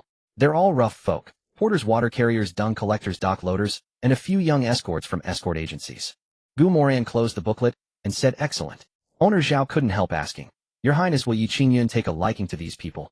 Moran picked up the teacup, the steam curled around the medicinal bandage on his arm, blending the bitter scent of herbs with the tea's aroma. He took a sip then set it down. Zhao Si Yiqingyun just lost face at the poetry gathering. Owner Zhao acknowledged, "I know your highness." Moran said the literary circles won't praise him these days. Fu Bo, retrieving the teapot onto the tray, added, "Your highness meaning is that the more ordinary the people at Longyuan Martial Hall, the more hell want to show off there." Moran said, "Hell look down on them at first." Owner Zhao continued, "Hell look down on them, yet he won't be willing to leave." Fu Bo added, "Because once he makes a move someone will praise him. No one can resist the feeling of being the center of attention." Moran chuckled. "Fu Bo Zhao, see if you two keep chatting like this I might as well go back to my room and sleep." Owner Zhao quickly bowed and said, "He'll go keep an eye on things right away." Moran rose to his feet. This morning he had to go to Lin Qingda's place to take a beating, then to Murong Shui's to dodge a blade. In the remaining time, he could just watch how Yi Qingyun takes the bait. "Come, he'll go and enjoy the spectacle too." Fu Bo saw through his intention at a glance and frowned. "Your highness, are you leaving the residence? If Lady Lin knows, she'll worry and make you train harder." Moran took the old bamboo hat, "So don't let her know." Fu Bo handed over a set of old clothes. "Your highness, do remember to speak less." Owner Zhao added from the side. "Also, your highness, the tea stall in the southern part of the city can't break a silver ingot. They only take copper coins." With that, he pulled out a string of copper coins from his sleeve. "I'm really afraid you'll buy a 3-coin tea with 10 taels of silver again," drawing everyone's attention. Moran took the coins and paused for a moment. "Owner Zhao, double your monthly pay." Owner Zhao cupped his hands and said, "Thank you, your highness." In the southern part of the city, the afternoon was bustling. The smell of cooking oil, sweat, and straw shoes caked with mud mingled in the street, the noise making ears burn. A queue formed in front of Longyuan Martial Hall. The new plaque hanging above the door, black background with white characters, was indeed written with firm strokes, each line carrying a rigid neatness honed in a funeral shop. A wooden sign stood beside the door. "No inquiry into background, only aptitude matters." Lu Laosan stood at the entrance leaning on a wooden staff. His leg was bad, but he commanded respect. A water-carrying youth held his horse stance halfway through, then plopped onto the ground. A few porters nearby burst into laughter. Lu Laosan tapped the ground with his staff. "What's so funny?" The porters immediately fell silent. Lu Laosan bent down and hoisted the youth to his feet. "Standing for half a cup of tea on your first try is no shame." The youth's face flushed red. "Instructor, I can stand longer." Lu Laosan shoved a bowl of meat porridge into his hands. "Look at you, all skin and bones. Drink it first." The youth held the bowl, staring at the bits of meat, his throat bobbing. "You're really giving this to me?" Lu Laosan retorted. "If you don't drink it, are you saving it for your ancestors?" Laughter erupted again at the entrance. The youth grinned too, lowered his head, and blew on the porridge. The steam hit his face and the corners of his eyes reddened slightly. Moran, sitting at the tea stall across the street with his bamboo hat pulled low, heard this and mentally added 2 taels to Lu Laosan's monthly pay. Owner Zhao sat at another table pretending to be a loafer sipping tea. The tea stall owner brought over some coarse tea. "Sir, 3 coins. As Moran reached for the money, his fingers first touched the bits of silver. The image of buying a 3-coin tea with 10 taels of silver flashed in his mind, followed by Zhao Si's face, full of unspoken words. He switched to the copper coins and placed them on the table. The tea stall owner took the money and left without a second glance. Inside the martial hall, Ma Lu was teaching 3 youths how to throw punches. He wore an old leather belt and chewed on a straw stalk. "Don't swing your fist like that. Are you hitting someone or shooing ducks?" One youth blushed and said, "Instructor, I've never shooed ducks." Ma Lu spat the straw aside. "Then you're even worse off. Even ducks would look down on that punch of yours." Laughter erupted around them. Sun Kuei, carrying a wooden staff, walked over and tapped the youth's knee with the staff's tip. "Sink your legs." The youth quickly followed the instruction. Sun Kuei said, "If you can't hold your stance, your punch will get knocked back into your mother's womb." Ma Lu shot him a sidelong glance. "How come you're even more cutting than me?" Sun Kuei replied, "I'm a blacksmith. Well, I only speak the truth." Moran took a sip of the coarse tea and silently added a raise to each of their monthly pays in his mind. These 3 retired soldiers were teaching the common folk the most essential survival skills. Hasty footsteps echoed from the street corner. Shui stopped at the alley entrance holding an oil paper bag. His eyes first landed on the barrel of meat porridge. He glanced into the martial hall. Ma Lu drove back a dock youth with a punch. The youth stumbled back 3 steps, his heel catching on the threshold, nearly falling. Ma Lu tossed him a pair of wooden sparring gloves. Again, the youth gritted his teeth and caught them. "Fun again it is." Lu Laosan called out, "Don't let your feet drift. It's okay to lose face once, but don't lose it twice, or you'll never find a wife." More laughter at the entrance, and the savory aroma of the meat porridge wafted over. Shui swallowed hard and looked down at his oil paper bag. He couldn't quite understand it either. Ever since his master lost at the poetry gathering, had suddenly become prideful. Had turned down silver offered by others twice, insisting he had to prove himself first. With the little money left, he couldn't even afford a meat bun. His master was noble, was remarkable. But following him, Shu, he could only go hungry. Today's food was just these 2 flatbreads. Owner Zhao from the other side of the tea stall whispered, "Your Highness, Shu He is here." Gu Moran said, "I see him." Shu He stood there for a long time. A porter squatted by the threshold with a bowl of porridge, sweating as he ate. Another water carrier boasted, "Instructor Lu said my legs are steady, and tomorrow I can learn the second form." The porter teased you. "Steady. Who was it that plopped on the ground just now?" The water carrier shot back, "Sitting on the ground is still better than your punch that looks like shooing ducks." The porter said, "Instructor Ma said I can still be saved tomorrow. He said if I hold my stance, he'll get an extra bowl of porridge tomorrow." The water carrier remarked, "He's really kind." The 2 finished their exchange and burst into laughter again. Shui watched them as oil paper bags slowly drooping, then turned and ran off. Owner Zhao asked, "Shall we follow him?" Gu Moran said, "Don't follow. No rush." Half an hour later, a figure in gray emerged from the mouth of Shunan Alley. It was Yi Qingyun. His sleeves were washed to a pale white, and a bamboo tube hung at his side pressed against his clothes. His fingers traced the edge of the tube, as if holding onto his last shred of confidence. He did not enter the martial hall. Nor did he leave. Gu Moran watched from beneath the brim of his bamboo hat. Yi Qingyun looked at the porters gathered at the entrance at Ma Liu's fists at the bucket of meat porridge before the hall. His face betrayed nothing, but his toes had turned half an inch towards the door. It was then that Shu He caught up, chest heaving from the run, clutching half a dust-covered flatbread in his hand. "Young master." Yi Qingyun did not look at him. Shu He hid the flatbread behind his back, then finding that too conspicuous, simply covered it with his sleeve. "See, I wasn't lying. They really do give out meat porridge." Yi Qingyun asked, "You went to ask?" Shu He quickly shook his head. No, I just stood there and overheard a couple of things." Yi Qingyun said, "What else did you hear?" Shu He glanced at the martial hall, his lips moving as if to speak. "They teach boxing." Yi Qingyun said, "That counts as boxing." Shu He quickly added, "Of course it's nothing compared to you, young master." After saying this, his eyes drifted back to the porridge bucket. Yi Qingyun did not respond. At the entrance, the water-carrying youth was pushed back onto the training stake by Lu Laosan. His legs trembled violently, but he refused to sit down. Lu Laosan cursed, "Stop shaking your knees. If you want more porridge, hold your stance." Hearing the words, "more porridge," Shu He swallowed hard and edged closer to Yi Qingyun. "Young master, that instructor said it's fine if you can't stand steady on the first day. As long as you can hold it tomorrow, that counts as progress." Yi Qingyun's grip on the bamboo tube tightened. Shu He lowered his voice for the next part. "If you hold the stance, you get 2 bowls of meat porridge tomorrow." Yi Qingyun finally turned to look at him. "You're envious." Shu He shook his head vigorously. "No, I'm not." Just then his stomach growled. Someone on the street laughed. Shu He's face flushed to his ears, and he quickly hit it with the flatbread. It's just a bit of hunger. Flatbread isn't as filling as a meat bun." The tea stall owner chimed in. "Young lad, the Long Yuan place still has half a bucket of porridge left. If you hurry, you can still get some meat bits." Shu He looked at Yi Qingyun. How could Yi Qingyun endure such humiliation? He let out a cold snort and turned to leave. Suddenly a voice called out from within the martial hall. "Instructor, is that young man in blue also here to sign up?" Yi Qingyun halted in his tracks. The youths at the entrance all turned to look. Ma Lu slung his wooden sparring gloves over his shoulder, returning the grass stalk to the corner of his mouth. "If you're signing up, get in line. If you're just watching, stand further back and don't block the door." Shu He grew anxious. "Our young master is incredibly skilled." Lu Laosan leaned on his wooden staff, looking Yi Qingyun up and down. "So here to challenge the school." The entrance fell silent. Yi Qingyun met Lu Laosan's gaze. Lu Laosan stared back, tapping the ground with his staff. Ma Lu chuckled, "Challenging is fine too. Just make sure you can stand steady first." A few porters couldn't hold back their laughter. Yi Qingyun's fingers pressed hard against the bamboo tube, the anger on his face barely contained. Shu He tugged at his sleeve. "Young master, there are too many uncouth people here.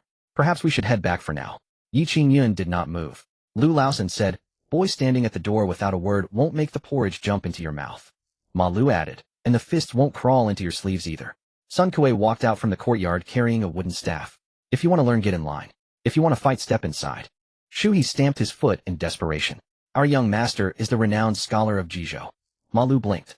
"Can a scholar hold a horse stance?"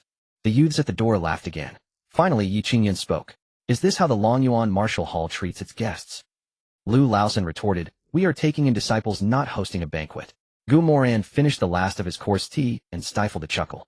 Boss Zhao asked beside him, "Your Highness, shall we have Lu Laosan temper his temper?" Gu Moran's bamboo hat shaded his eyes. "No need." Boss Zhao said, "But what if he really gets provoked?" Gu Moran watched the entrance. "If he gets provoked, he'll make a move. Tell Laosan to add more meat to tomorrow's porridge." Boss Zhao nodded, then asked, "Is it for Yi Qingyun's sake?" Gu Moran said, "It's for those who genuinely come to learn boxing." Boss Zhao was taken aback.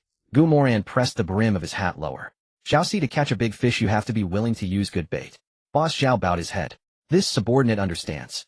Back at the entrance, Sun Koei planted his staff firmly on the ground.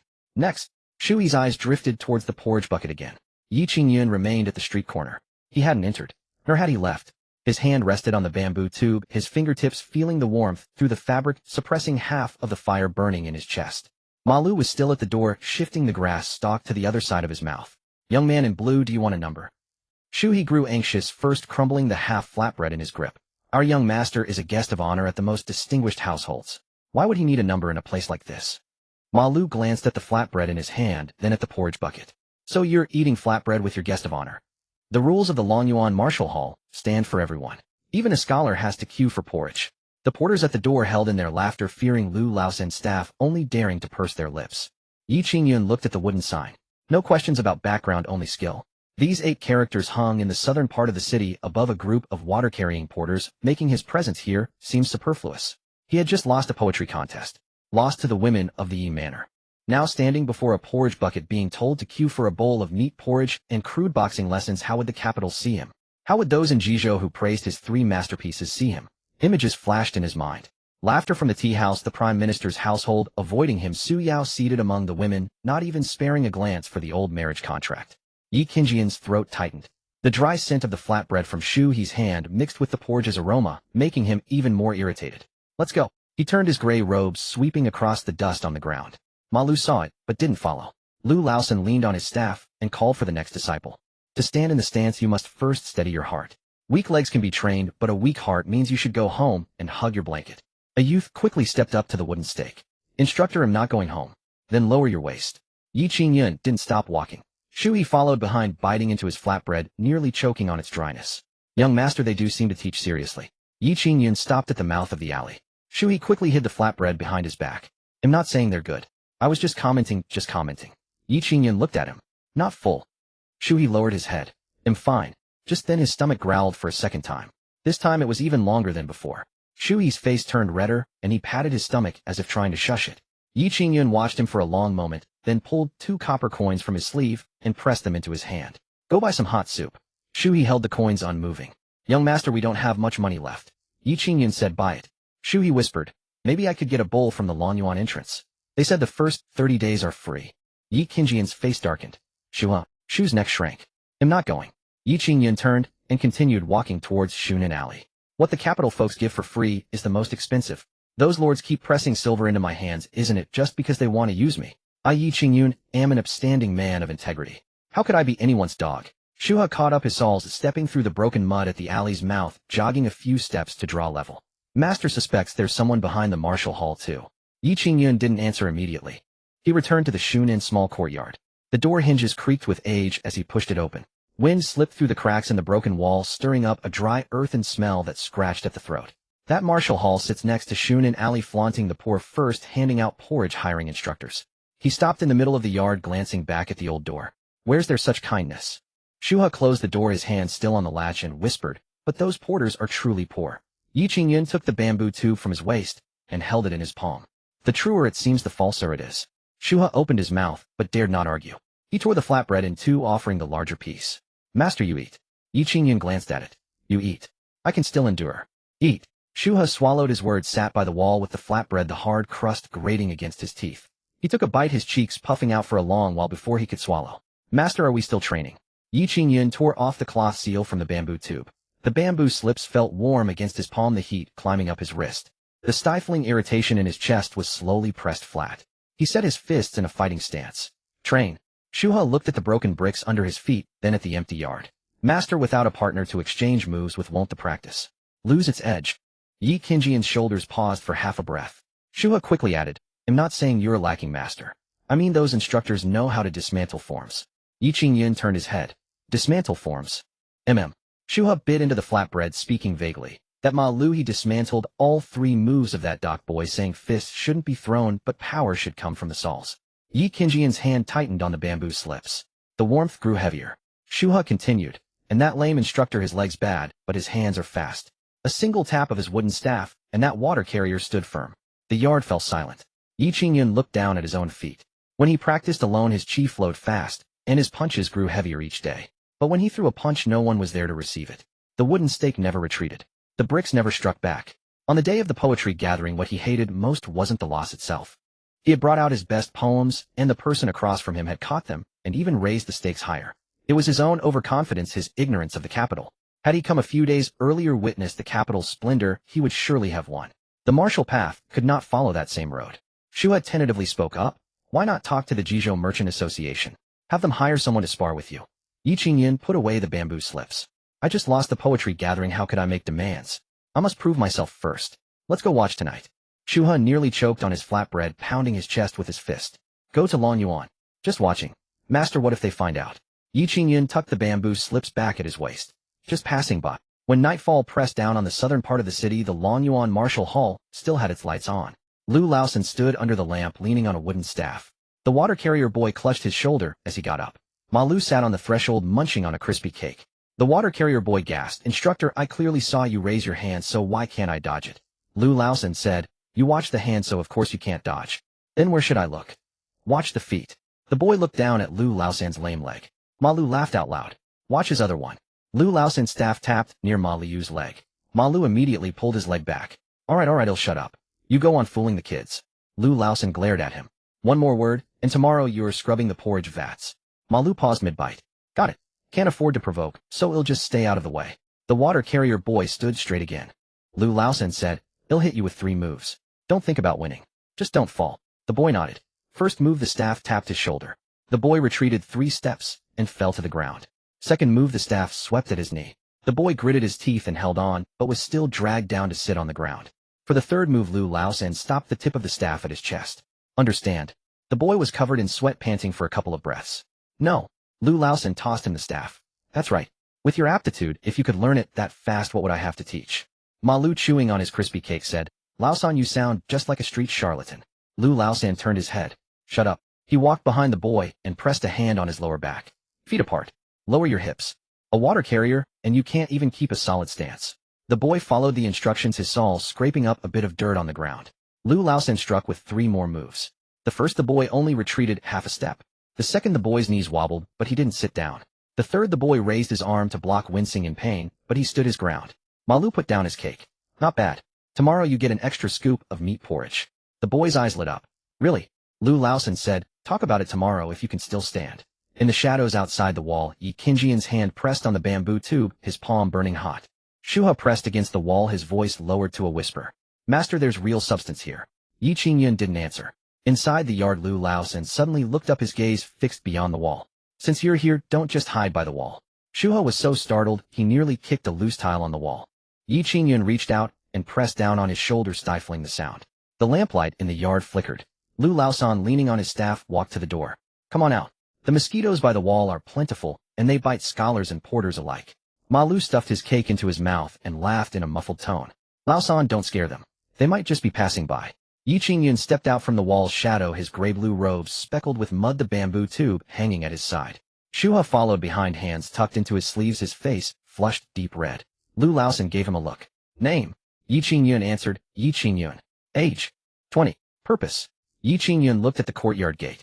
Just passing by. Ma Lu swallowed the cake in his mouth. That's a very particular way to pass by, right, when people are practicing. Su Yao interjected urgently, my master said passing by, so it's passing by. Lu Laosan tapped the ground with his staff. Fine. Passing by can still watch. Yi Qingyan's brow furrowed. Aren't you going to ask why I came? Lu Laosan said, you said you're passing by, so why should I ask? This isn't a government office. We don't interrogate people. Ma Lu stood up from the threshold. Watching the practice is free. Just don't block the door. Yi Qingyan heard this, and the congestion in his chest had nowhere to go. Insults were easy to handle. Courtesy was hard to handle. If he got angry, he'd look like he was in the wrong. If he turned and left, this whole trip would become a joke. The water carrier boy secretly looked at him, curiosity in his eyes, but no contempt. You are that Jizhou scholar who lost to the lord and lady at the poetry gathering. Su Yao immediately glared at him. Can't you watch your mouth? The water carrier boy scratched his head. I wasn't insulting him. I heard at the tea stall that his poems were really good. Ma Lu patted the boy on the back of the head. Hold your stance. Whether he writes good poems or not has nothing to do with your weak legs. The boy immediately went back to his stance. Lu Laosan looked at Yi Qingyan. Since you're passing by, sit down and watch. Yi Qingyan didn't sit. He'll stand. Ma Lu said, suit yourself. Standing can help train your legs. Su Yao caught the smell of unwashed meat porridge from a wooden bucket in the corner of the yard, and his stomach growled again. The sound was especially clear in the yard. Ma Lu looked over. Hungry.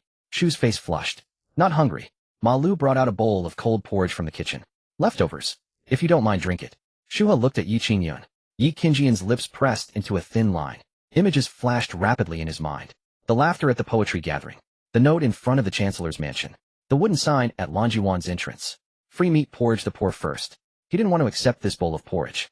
But Shuha had come with him from Jizhou, their money bag nearly empty, having only eaten one flatbread today. The flatbread was so dry it crumbled, and Shuha had already secretly swallowed his saliva several times on the way here. Yi Qingyan spoke. How much? Ma Lu said, watching the practice is free and drinking porridge is free too. Yi Qingyan said, I asked how much. Ma Lu looked at Lu Laosan. Lu Laosan said, 3 coppers. Ma Lu was stunned for a moment. Lu Laosan added, charge him 3 coppers so no one can complain the porridge is too hot for their pride. Shu, he whispered, young master. Yi Qingyan fished 3 copper coins from his sleeve and placed them on the table. The coins clinked softly against the wood. Shu, he drank. Shu, he picked up the bowl and took a sip. As the porridge slid down his throat, his nose reddened first. There really are bits of meat.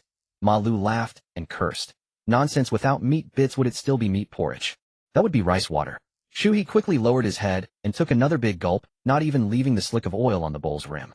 Yi Qingjian's hand pressed against the bamboo slip again. Seeing this, Lu Laosan planted his wooden staff on the ground. Ma Lu, have a bout with Xiao Shui. Ma Lu raised an eyebrow. Me fight him. Laosan, you want him crawling back tonight. Lu Laosan said, 30% strength. Ma Lu clicked his tongue, walked to the center of the yard, and beckoned to the water-carrying youth. Come on, show this passing scholar how a porter takes a beating. The water-carrying youth swallowed hard. Instructor, can I not embarrass myself too much? Ma Lu said, too late. Standing there, you've already lost half your face. Someone in the yard laughed. The youth's face flushed red, but he still stepped forward. The sounds of fists and feet were brief and solid. Moran sat in the back room of the tea house. Across the way, a corner of the paper window lifted. Uncle Fu stood by the door, lowering his voice. The meat porridge at only 3 coppers, that's a steady cut. Moran smiled slightly. Yi Qingyun isn't afraid of poverty, he's afraid of others pasting the word poor on his face. Boss Xiao tucked the melon seeds back into his sleeve. Then will he come in? Moran watched Yi Qingyun. Still needs a final push. In the yard, the water-carrying youth took 3 punches. At the first punch, he stepped back 2 paces. At the second, his shoulder swayed, and his heel nearly left the ground. At the third, he gritted his teeth, sank his weight, and forced his feet to stay put. Ma Lu withdrew his hand. Oh, the meat porridge wasn't for nothing. The youth gasped for air, grinning foolishly. Instructor, I held my ground. Lu Laosan nodded. Tomorrow you learn the second form, and you get 2 bowls of porridge. The youth's eyes lit up. Really, 2 bowls? Ma Lu said. If you end up flat on the ground tomorrow, I'll upturn the bowl on your head. The yard laughed again. Yi Qingyun did not laugh. He watched the youth's feet. The stance was crude, but the footing was steady. He practiced the bamboo slip technique alone. His chi moved fast, his fists heavy, but there was always a force pushing up from his feet that he couldn't suppress. This kind of stance was exactly what he lacked. Shui held the empty bowl, speaking softly. Young master, they really can teach. Yi Qingyun turned to look at him. Shui immediately shut his mouth, his fingers picking at the bowl's rim. Lu Laosan picked up the wooden staff and offered it to Yi Qingyun. You've watched from the sidelines, care to try a move? Yi Qingyun didn't take it. I'm not here to challenge the school. Lu Laosan said, no one said you were. Ma Lu interjected from the side. How about trying a move for 3 coppers too?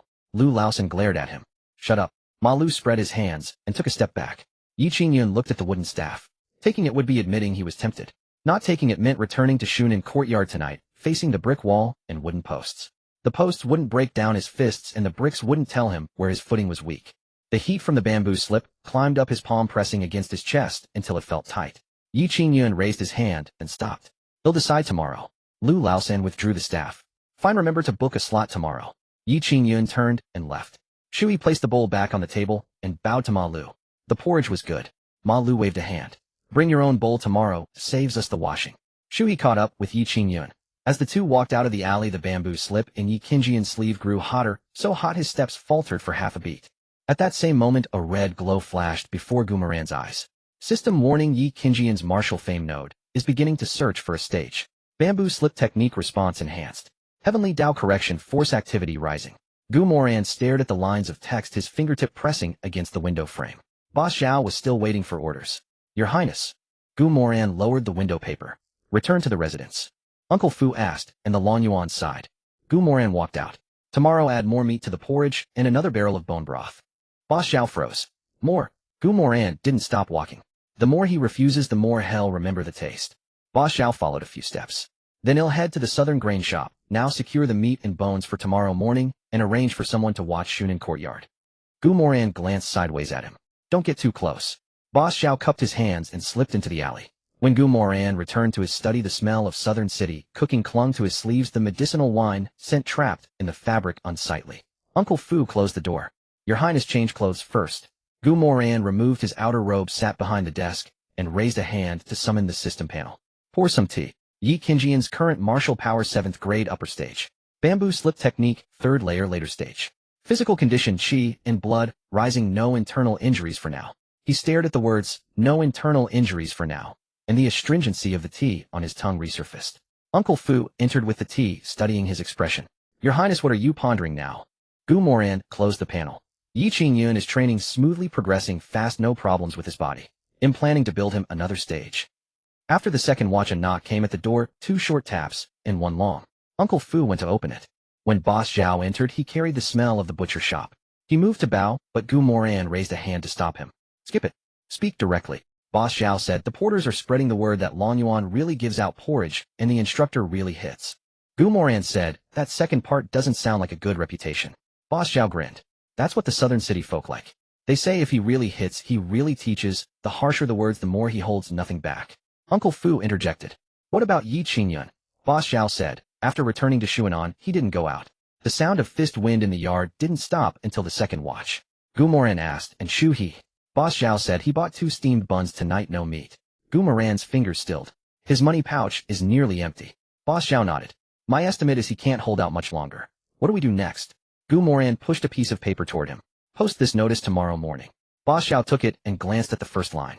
7-day competition. Yes. Boss Zhao read on. Anyone entering the hall may test the posts, test their fists, test the weapons. After 7 days, the winner of the competition receives 2 sets of coarse cloth training garments and 3 extra meat porridge meals. Uncle Fu looked up at him. Your Highness, this is a real benefit for the poor apprentices. Yes. Boss Zhao, read the next line. Spectators may register, but they must test the posts in order. He paused. This is the threshold set for Yi Qingyun. Moran said, make the characters large. If Yi Qingyun can't see it, it's his own blindness. Boss Zhao said, if he truly uses our competition to gain fame, your Highness is helping him again. Moran countered, if he doesn't use this stage, won't he find another? Rather than let him rise in a place we can't control, it's better to build the stage right before our eyes. Uncle Fu said, but the Crown Prince and Second Prince will set their eyes on the southern city. Yi Qingyun is there, they'd be watching anyway. Moran pushed the ledger to Boss Zhao. Use coarse cloth for the training garments purchase through the escort agency's accounts. Use the southern grain shop's accounts for the meat porridge. The grain shop owner has no open ties to you. Split the instructor's monthly wages into labor costs, not through the martial hall's main ledger. Boss Zhao memorized quickly. Understood. They'll see to it now. Moran looked at the mud on his shoes. Still going tonight. Boss Zhao said, the notice needs the coffin shop owner to write it, and it must be hung by morning. If I go now, I can have it done before dawn. As the door opened, the night wind swept in, and the candle flame flickered. The panel before Moran's eyes flickered. Heavenly Dao Correction Force Mid-High. Yi Qingjian's martial fame node is warming up. Detected new Destiny's Child, Shu Tianxing's trajectory slightly deviated rapidly, heading toward the capital. Moran's hand stopped beside the teacup. Uncle Fu saw him freeze. Your Highness. Moran didn't answer, his gaze fixed on the dark red warning. Heavens Dao, you old bastard, you really have no conscience. The moment Yi Qingyun is about to suffer internal injuries, you send a miracle doctor onto the stage. Fine then. Shu Tianxing, you tool of Heavens Dao, welcome to the stage of chasing dreams. Moran pulled out a sheet of paper and wrote down the 3 characters, Shu Tianxing. Uncle Fu, this old servant is here. Send people to watch every entrance to the capital. Uncle Fu asked, watch for whom? A young man carrying a medicine box. Moran looked up. At every entrance to the capital, leave him a bit of excitement. Uncle Fu paused for half a breath. What kind of excitement? Moran beckoned him closer. Just arrange. Inns. Tea houses. Uncle Fu listened, utterly bewildered. After giving his instructions, Moran raised a hand and pressed his brow.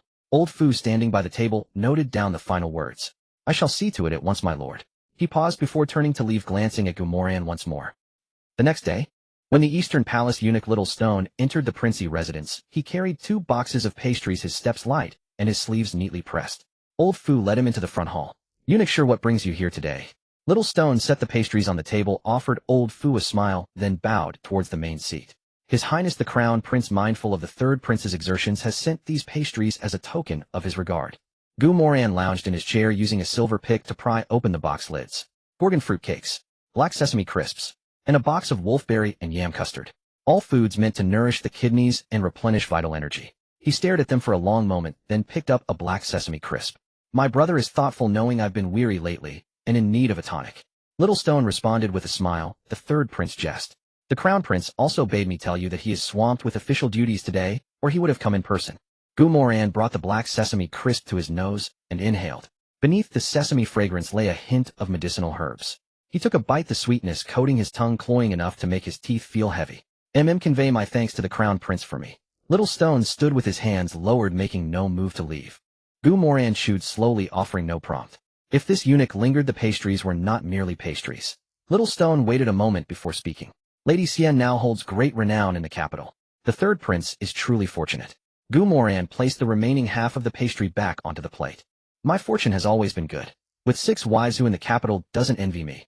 Little Stone's smile remained fixed, but his words drew back. Speaking of the capital, I passed by the southern part of the city today and overheard a curious piece of news. Gu Moran did not take the bait. He pushed the box of wolfberry and yam custard towards Old Fu. Send this to Shinlinger. She enjoys trying new things. Old Fu accepted it steadily. I will remember that. Little Stone's eyelid twitched. He waited for 2 breaths, but seeing that Gu Moran truly had no intention of asking, he was forced to continue on his own. A Lanyuan Martial Hall has opened in the south of the city. They say it doesn't matter who you are, and they even provide meat porridge. Impoverished youths are all flocking there. Only then did Gu Moran look up. They provide meat porridge. Yes. Gu Moran looked towards Old Fu. Could our residents also open a hall? Old Fu played along swiftly. Does your highness wish to practice martial arts? Gu Moran rubbed his lower back. Practice my waist. Little Stone's mouth twitched, but he quickly suppressed it. Gu Moran turned to look at him. Little Stone, does that martial hall teach waist exercises? Little Stone's smile turned a bit strained. I did not go inside to see. Then ask on my behalf next time. Little Stone quickly lowered his head. I am a servant of the Eastern Palace. It would be inappropriate to go to a southern martial hall inquiring about waists. Gu Moran picked up a second black sesame crisp. True. A man from the crown prince's side shouldn't casually ask about waists. He paused as if genuinely considering the crown prince's predicament. Otherwise, if the common folk miss here and spread rumors that the Eastern Palace's lineage is hard to continue stirring up court gossip, that would be troublesome. Old Fu handed over a cup of tea, his hand perfectly steady. Little Stone stood rooted to the spot, finally managing to squeeze out a sentence. The third prince jest. Gu Moran swallowed the pastry and immediately took a sip of tea to cut the cloying sweetness. I have no other talent in this life, but I do know how to jest. Little Stone raised his eyes to him. The third prince surely isn't completely unaware of the happenings in the south of the city. Gu Moran set down his teacup. I am intimately familiar with only 2 places. Little Stone followed up. Which 2? Wine houses. And the other? Another wine house. Old Fu busied himself with the tea tray, staying silent. Little Stone gave a strained smile. I spoke out of turn. Gu Moran waved a hand. No harm. Go back and tell the crown prince the pastries were good, just a bit too sweet. Little Stone bowed. This servant takes his leave. Old Fu saw him out of the front hall, and when he returned, he closed the door firmly behind him. Gu Moran pushed the remaining pastries away. The crown prince has set his sights on the martial hall. Old Fu walked to the table. Little Stone's questions were steady, no sign of urgency. The crown prince never rushes to take the first bite. Gu Moran picked up his tea, then set it back down. He watches first, notes things down, lets others step into the trap. Once someone is in the pit, he steps in to speak a few fair words. Old Fu looked at him. The crown prince still suspects you, my lord. It's only right that he does. Gu Moran set his teacup down with a soft clink against the table. He suspects me, and the second prince suspects me too. But they both want to win me over. Old Fu asked in a low voice. Does your highness intend for them to watch each other, to hold each other in check? Gu Moran picked up the silver pick and tapped it against the edge of the pastry box. The crown prince treads the path of legitimacy. Courtiers' titles the dignity of the heir apparent. He cannot afford to lose any of it. Old Fu did not interrupt. Gu Moran continued. The second prince plays a shadow game. Marginal faction scholars from humble backgrounds down and out retainers. He takes in anyone he can use. Old Fu paused. And what of your highness? Gu Moran smiled, tossing the silver pick back into the box. I play the disruptor. Old Fu's eyelids lifted slightly. Gu Moran leaned back into his chair. I have a reputation for being a wastrel. When others curse me for being absurd, I can use that absurdity to hide my true moves. I have 6 marriage alliances. When others say I'm lustful, I can use those alliances to weave my web. And I have the Jiaoxi line. Information comes fast, so my blade can strike true. But those in-law families are all old foxes. I need to find a way to force them to pick a side. Old Fu was silent for a moment. You've been quite diligent lately, my lord. This old servant will strive to share your burdens. Moran picked up the half-eaten black sesame crisp, then set it back down. This thing is too rich. Send it to Zhao Si. He runs around the southern city and needs the energy. The corner of Old Fuss mouth twitched. I will remember that. In the evening when Boss Zhao delivered his message, a light rain had just fallen outside. His shoe soles were caked with wet mud. He checked the floor before stepping in, his footsteps even quieter. My lord, someone from the second prince's residence went to the tea stall. Moran looked up. To do what? To ask about the martial hall's owner, the instructor's backgrounds, and who supplies the porridge and rice. Old Fu interjected. How did the tea stall answer? Boss Zhao lowered his voice. The tea stall owner said the owner is Lu Laosan, a cripple with a foul mouth. To put it nicely, he opened the martial hall to fulfill a vow. To put it bluntly, he was injured during his military service, can't father sons, and wanted to take in disciples to care for him in his old age. Moran nodded. Not bad. Rough enough. Boss Zhao relaxed slightly, adding, the account books have also been redone, as you instructed, my lord. On the surface, it's all small transactions. Grain, firewood, coarse cloth, medicinal oil. No large sums of silver. Moran nodded, noticing he hadn't left. Something else. Boss Zhao leaned in, his voice dropping even lower. Yi Qingyun sold the only table in the Shunan courtyard. Old Fuss brow furrowed. Sold the table. For some noodles and a small packet of salt. Moran's fingers paused beside his teacup. An image of the Shunan courtyard flashed in his mind. A table. 2 empty bowls.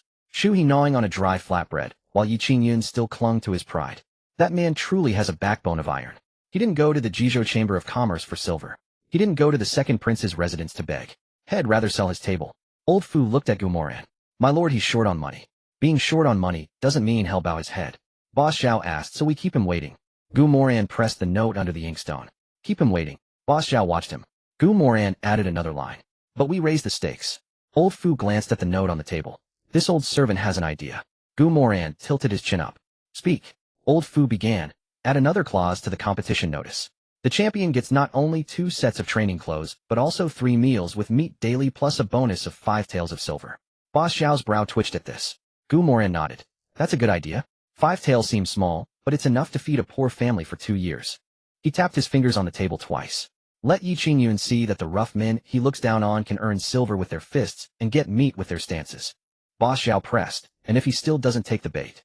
Moran looked out the window. The scent of damp earth after the rain drifted in, the moisture pressing against his nostrils. Then we start building the competition platform. Boss Zhao asked where. On the nearest open ground to the entrance of the Shunan courtyard. Old Fu raised his eyes. Moran continued his orders. Have the workers eat and drink merrily right in front of his door every day. Boss Zhao's eyes lit up. I understand. When Yi Qingyun is starving, there'll be a bunch of rough men outside his door laughing and chatting, mouths dripping with grease. He'll see to it immediately. Later that night, the study lamp was still lit. Moran sat behind the desk, re-evaluating the day's moves from all 3 parties. The crown prince sent pastries probing about the south. The second prince investigated the tea stall, feeling for the account books. Yi Qingyun sold his table, but refused to yield. The 3 threads on the paper converged, all pointing towards Longyuan Martial Hall. Moran took his brush and drew a circle around the characters for Longyuan. Below it, Yi Qingyun. To the side, Chu Tianqing. He was about to add a 3rd stroke when 2 soft knocks came at the door. Then Shenlinger's voice followed. Old Fu, I've brought the medicine. No need to announce me, right? Moran pressed the map of the southern city beneath a stack of books. Enter. Shenlinger entered carrying a tray. On it rested a cup of hot tea and the untouched bowl of wolfberry and yam paste. She set the tray down, her gaze lingering on Moran's face. Sent by the crown prince. Moran replied, Mem. Shenlinger picked up a silver spoon and sampled the yam paste. Uriley seeds, wolfberries, yam. A thoughtful combination. She looked up at him. My lord, is the crown prince showing concern or mocking you? Moran leaned back in his chair. Either way, it's not poisoned. Shenlinger set the spoon down. Even if it's not, don't overindulge. An excess of tonic will keep you awake at night. Moran looked at her. Then is my consort here tonight because she fears I want sleep? The tips of Shenlinger's ears flushed, but she didn't retreat. I came to see if you've worn yourself down to a husk. She pushed the hot tea towards him. Drink it. It calms the mind. Moran accepted the cup, the steam carrying the scent of mint and licorice. He took a sip. Shenlinger didn't leave her fingertips resting on the edge of the tray. Moran put the tea down. Is there something else? Shenlinger glanced at the door. Old Fu had long since retreated outside, pulling the door closed. She lowered her voice. Are you busy tonight? Moran looked at her. The arena in the south, Yi Qingyun's bamboo slips, the crown prince's probing, all lined up in his mind. But Shenlinger stood in the lamplight, her silver hairpin simple, her sleeve carrying a faint scent of herbs. When she had come to him of her own accord, there was no reason to send her away. Moran closed the book on the table. Not anymore. Shinlinger's lashes lowered then lifted. Then this humble wife will not return to the Green Lotus courtyard tonight. Moran rose, walked around the desk, and took the tray from her hands, setting it aside. Has my consort come to attend to her lord? Shinlinger bit her lip. If you mock me again, I'll leave right now. Moran reached out and took her hand. Then I'll be quiet. She looked at him, and after a long moment gently squeezed his fingers. Rest tonight. Scheme against others in the morning. Moran let out a soft laugh. All right. The candle flame burned lower. The map of the southern city was half buried under the book, the rest exposed in the lamplight. Moran led Shinlinger into the inner chamber of the study. Outside the door, old Fu turned and walked away. The crown prince's gift wasn't entirely in vain. In the inner chamber, the bed curtains fell, casting the candlelight outside. Shinlinger's silver hairpin was removed, her long hair spread across the pillow, the scent of herbs and tea mingling in the space between their breaths. Moran tucked a stray strand of hair behind her ear, his thumb brushing her earlobe featherlight. Shinlinger turned her face away, the tips of her ears flushed by the candle's glow. The man above her slowed his movements. She bit her lip, her fingers curling and clenching the bedsheet. The candlewick jumped twice, the warmth and the curtains slowly descending. A new notice for the Dragon Abyss 7-day tournament was posted in the southern city. Before dawn had fully broken, the night soil collector was the first to peer at it. Unable to read, he grabbed a passing water-bearer youth. Son, what does it say? The water-bearer puffed out his chest. It's about the tournament I told you about last night. First prize gets 2 sets of training clothes, meat 3 times a day, and now they've added silver. 5 taels. The old man's eyes went wide. 5 taels. That's enough meat for our family for 2 years. He looked his son up and down and clicked his tongue. But with your build, win first place. Only in your dreams. The youth's face reddened. There's a prize for losing too. The old man quickly asked, what do you get for losing? The youth said, you still get meat porridge. The old man slapped his thigh. Then what's there to worry about? Even losing isn't a loss. Ma Lu, chewing on a straw, sauntered out of the door. If your son thinks that way, he'll make sure he loses for the rest of his life. Laughter erupted at the door. In Shunan Ali Shu, he held a bowl of thin porridge, listening to the commotion outside, tapping his spoon twice against the rim. Young master, everyone outside is talking about the Martial Hall's tournament. Yi Qingyun sat cross-legged on the floor, a bamboo scroll spread across his knees. I heard. Shu, he looked at the empty corner of the room. Where a table once stood, only 4 faint indentations remained. Young master, the bricks are all smashed, and you've knocked the wooden stakes crooked. The second prince sent someone with silver, but you refused. Yi Qingyun closed the scroll. I won't be a royal lapdog. Shu, he fell silent, the thin porridge in his hands suddenly losing its appeal. Yi Qingyun stood up. Let's go. Shu, he looked up. Where? Dragon Abyss. Shu, he set his bowl down, the porridge sloshing to the rim. Now. There were already over 20 people lined up at the entrance of the Dragon Abyss Martial Hall. Porters, water-bearers, apprentices from escort agencies, and 2 youths who cleaned fish at the market, their hems still reeking of fish. When Yi Qingyun arrived, the noise at the door lowered. Someone recognized him. The gifted scholar from Jizhou is here. The one who lost to Lady Xia at the poetry gathering. Don't talk nonsense, he came in second, that's still impressive. He's here to learn boxing. Shu, his face flushed. He wanted to speak up, but feared causing trouble for Yi Qingyun. Yi Qingyun was calmer than the night before. He walked up to Lu Laosan. I'm signing up. Lu Laosan leaned on his wooden staff. Yi Qingyun, right? 20 years of age. The clerk beside him finished registering and pointed to the end of the line. Get in line. Shu, he couldn't help himself. My young master has already signed up. Lu Laosan said, the people in front have signed up too. Shu, he said, but my young master is a scholar. Ma Lu, sitting on the threshold, laughed. This is a martial hall. Shu, he wanted to say more, but was stopped by Yi Qingyun's raised hand. Yi Qingyun walked to the end of the line, standing behind the 2 fish-cleaning youths. The stench of fish hit him. One of the youths turned to look at him. Even a scholar is here to hold the stance. Yi Qingyun didn't reply. Shu, he stood nearby, his face even more sour than Yi Qingyun's. In the back room of the tea stall, Moran sat by the window, holding a cup of hot tea. Boss Zhao lowered his voice. Your Highness, he actually got in line. Moran watched Yi Qingyun's back. As expected, Boss Zhao asked, should I have Lu Laosan put pressure on him? No. Moran set down his teacup. Let the rules do the pressing. At the martial hall entrance, the stance test began. The first porter lasted half a cup of tea before his legs trembled violently, and Lu Laosan flicked him out with his staff. Pass. Come earlier tomorrow. The second fish-cleaning youth stood crookedly, earning a long bout of laughter from Ma Lu. With a stance like that, even the fish would want to run. The youth shot back. Even if the fish run, I can catch them again. Ma Lu switched the straw to the other side of his mouth. Then first learn to stand properly yourself. Laughter rang out again. When it was Yi Qingyun's turn, the laughter died down. Lu Laosan looked at him. Feet apart. Yi Qingyun complied. Sink your waist. Yi Qingyun lowered his center of gravity. The warmth from the bamboo scroll moved from his side into his abdomen, drawing his breath up with it. Lu Laosan's staff tapped his knee. Don't hold your breath up. Sink it down. Yi Qingjian's brow furrowed slightly. I have sunk it. Lu Laosan said, that's pressing down, not sinking. Some at the door didn't understand. Ma Lu explained. Looks steady on the outside, but it's floating on the inside. Yi Qingjian's face darkened. Again, Lu Laosan circled him with his staff. Half an incense stick. The incense was lit. Yi Qingyun held his stance. 1 breath, 2 breaths, 10 breaths. His body didn't waver. His feet didn't move. The murmurs at the door gradually faded. Ma Lu took the straw out of his mouth. He's got something after all. The half-stick of incense burned out. Lu Laosan tapped the ground with his staff. Pass. Shu Yi's face finally lit up. The young master passed. Yi Qingyun relaxed his stance, the breath surging in his chest, only to be pressed back down by the warmth of the scroll. He looked at Lu Laosan. Do we learn boxing next? Lu Laosan said tomorrow. Yi Qingjian's brow furrowed. Why, oi? Lu Laosan pointed to the wooden sign at the door. Today is only the stance test. Yi Qingyun said, I can train more. Lu Laosan said, then go home and stand more. Someone at the door couldn't hold back a laugh. Shu Yi said urgently, my young master stood for half an incense stick steady as Mount Tai. Can't you make an exception? Lu Laosan looked at him. Dragon Abyss only cares about boxing, not poetry, and not how eager you are. He tapped the ground with his staff. I have my own pace. Yi Qingyun stared at Lu Laosan.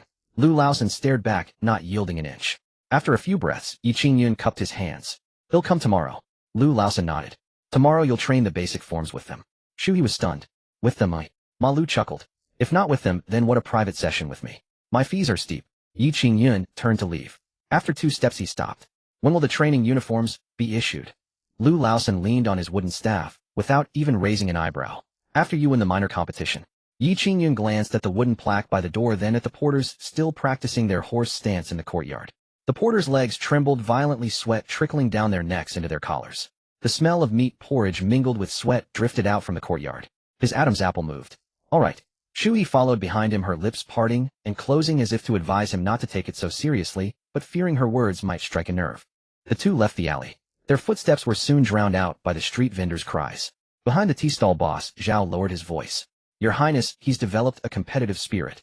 Moran lowered the paper window, the scent of meat porridge still seeping into the room. He came with that spirit anyway. We merely nudged his foot forward. Uncle Fu stood by the door. What's next? Moran rose, brushing the dust from his sleeve. Let the instructor teach as usual. Boss Zhao watched him. No extra pressure. None. Moran pushed the teacup back onto the table. The cleaner the rules, the less he can find fault. If he's to lose, it must be by his own hand.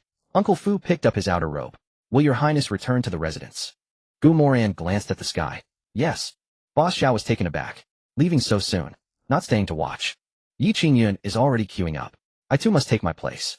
Uncle Fu couldn't help but look at him. What is your Highness queuing for, eh? Moran walked out. In line to be beaten. Uncle Fu.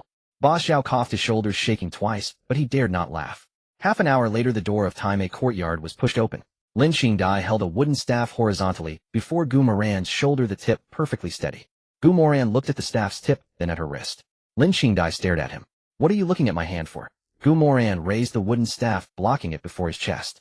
Admiring how beautiful my wife's hand is today. I fear if you beat me senseless, I won't have the strength to compliment you. Lin Xingdai pressed her wrist down, her staff sliding against his. Less flattery. Left foot back. Moran complied. Don't stiffen your waist. What happens if I do? You'll be beaten down. Then I'll stay soft. Lin Xingdai ignored him, her staff sweeping out. Moran's feet gripped the blue bricks. He shifted his waist aside, the wooden staff grazing his clothes with a whisper of fabric. Lin Xingdai stopped, her gaze falling to his ankle. Have you been secretly practicing at night? A flicker of wariness rose in Moran's chest. Her eyes were too sharp. He planted the staff on the ground, rubbing his side. Practiced in my dreams. Lin Xingdai watched him, offering no reply. Zitong, under the eaves holding medicinal oil, suppressed her laughter, so hard her shoulders trembled. Lin Xingdai asked, and who taught you in this dream? Moran answered seriously. My wife. Lin Xingdai tapped the ground near his foot with her staff. Am I that idol in your dreams? In my dream, my wife is fiercer than in daylight, chasing me from Taimei courtyard to the prince's mansion gates, threatening to break my legs if I didn't bring a pork hock in the morning. Zitong finally burst out laughing. Lin Xingdai turned her head. Zitong held up the oil bottle. Miss, I was just checking the bottle's rim, truly wasn't laughing. Lin Xingdai withdrew her gaze, lifting her staff again. It seems the dream lessons weren't bad. Moran gripped his staff, catching the lingering aroma of braised pork from under the eaves. His stomach traitorously reminded him he hadn't eaten enough breakfast. Lin Qingdai noticed him glance at the food box. Want some? Martial training is draining. Block 3 strikes, and we'll eat together. Gu Moran nodded. My wife's lessons are more interesting than the Imperial Academy. What does the Imperial Academy teach you? It teaches me to sit and be scolded. I teach you to stand and be beaten. Then my wife is the better teacher. The first strike came down on his shoulder. Gu Moran didn't block directly. He angled his staff, letting his shoulders sink with the force. The wind from the descending staff brushed past his ear, and he didn't blink, but his foot dug half an inch into the brick crevice. Lin Qingdai saw it. The second strike swept at his waist. Gu Moran retreated half a step, his heels skidding on the dew, nearly slipping. Standing firm would expose his weakness, but truly falling would be a loss of face.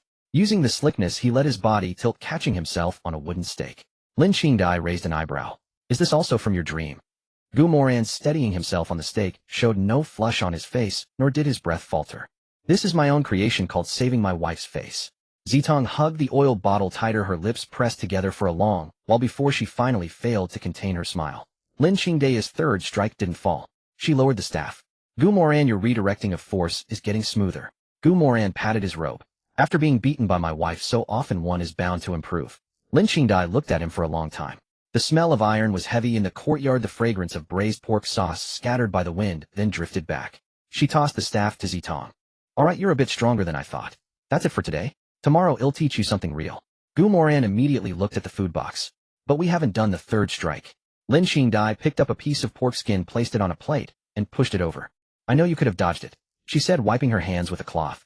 Going to Songlong Courtyard this afternoon. Yes. Is she a better teacher than me? Gu Moran's chopsticks paused over the pork skin. A wrong answer here would mean double the beatings tomorrow. He said, all my wives are excellent. Lin Qingdai shot him a glance. Zitong, show our guest out. Just as the door was about to close, Gu Moran added, they'll send a double portion of pork hocks for my wife tomorrow. The door shut. In the afternoon at Songlong Courtyard, Morong Shui tossed a leather rope at Gu Moran's feet. Tie it on. Gu Moran looked at the rope. Tie it where? Morong Shui pointed to her own waist, then to the saddle. To learn to run, you must first learn to fall. Batter, chewing on dried beef, spoke up. Your Highness, the princess is in a good mood today. Gu Moran glanced at the saber in Morong Shui's hand. You call this good? Batter nodded. She didn't make you run 3 laps first. Morong Shui mounted the horse in one fluid motion, her boot, finding the stirrup, the red hem of her skirt lifted by the wind. Get on. Gu Moran grabbed the saddle and swung up, his movement much smoother than in previous days. Morong Shui noticed. Did Lin Qingdai beat some sense into you? Once seated, Gu Moran spoke. Each of my wives has her strengths. One teaches me to stand, the other to run. Morong Shui squeezed her legs. As the horse shot forward, wind whipped dry straw and dust into his face, almost getting into his mouth. Shut your mouth. Too late for that. At the first turn, Morong Shui shifted her elbow. Gu Moran was thrown sideways, his hand gripping the saddle, feet losing the stirrups, his whole body hanging off the horse's side. The horse's body heat pressed against his leg, the leather reins stinging his palm. Morong Shui reined in the horse. Get down. Gu Moran landed his shoulder, hitting a haystack straw sticking to his face. Batter commented. First fall, survive. Gu Moran climbed out of the hay. You northerners sure are economical with praise. Batter chewed his jerky. Saves energy. Morong Shui ignored them. Second time. This time she didn't give him time to settle. The horse veered sharply around a wooden post. Gu Moran anticipated by watching her shoulders and clamped his legs around the horse's belly, but he was still thrown to the ground. His back hit the dry straw, which cushioned the impact, but the smell of horse manure was inescapable. He sat up, his expression sour. Batter. Your Highness. Was this haystack not changed yesterday? Batter looked down at his jerky. Your Highness has a keen nose. Gu Moran brushed the straw from his sleeve. I'd rather have a less keen nose. Morong Shui suppressed a smile, tapping the saddle with her scabbard. Third time. Gu Moran stood up, first looking at her belt. The northern belts were wide with thick brass buckles, easy to grip. Grabbing the saddle would get him thrown. Grabbing her belt would be an offense. But falling a third time was too humiliating. If he grabbed hold, at least he'd stay on the horse. He glanced at the saber in Morong Shui's hand. It was still sheathed. He decided to gamble. The horse started for the third time. Before the curve, Morong Shui leaned in the horse's back, tilting. Gu Moran was sliding outward, his left hand grasping air, his right hand latching directly onto the edge of her belt. The leather tightened, the brass buckle pressing into his palm. Half his body was suspended over the horse's side, his legs still hooked in the stirrup, but he didn't let go. Morong Shui looked down at him, her gaze first resting on his hand, then moving to his face. A flicker of surprise carried by the hot wind spread from her ears to her cheeks, more vivid than her red dress. Gu Moran, where are you grabbing? Madam, your belt is sturdy. The northern craftsmen do fine work. I asked where you were holding. Your belt. Let go. I can let go, but first, madam, stop the horse. Half my life is hanging on this belt of yours. If you want me to let go, are you planning to be a widow tomorrow? How dare you say that? Despite her fierce words, Moran Shui did not kick him off. She slowly brought the horse to a halt. Batter stood up, forgetting to chew his jerky. Moran climbed back onto the horse's back, his palms still pressed against the edge of her belt. Moran Shui looked at him for a moment. Let go. Moran released his grip immediately. All right. Moran Shui dismounted and tossed the reins to Batter. That's enough for today. Moran rubbed his arm. Did I make progress? Moran Shui didn't look back. You're not dead. Batter added in a low voice. Your Highness, when the princess says not dead, she means it as a compliment. Moran looked at him. Do you northerners not know how to give proper compliments? Batter led the horse into the shed, then after a moment spoke with a mysterious air. Your Highness, on the grassland the princess has never let a man get close enough to grab her belt. Moran's movements paused for a beat. Batter continued, belt distance is close enough to draw a blade, but also close enough to trust someone. Moran looked towards the courtyard gate that had already closed. From inside the gate came the soft sound of a blade being sheathed. System notification: Moran Shui's affection 7. Current affection 8. New tag: unlock trustable distance. Just as Moran was about to smile, Moran Shui's voice came from within the gate. You'll be thrown 3 times again tomorrow. Moran. Batter looked down at the ground, his shoulders shaking slightly.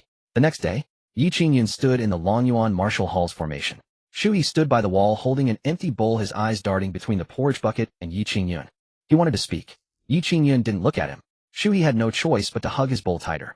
Ma Lu chewing on a straw paced from the front of the line to the back, his shoes leaving a trail of footprints in the wet mud. Today we practiced the basic fist.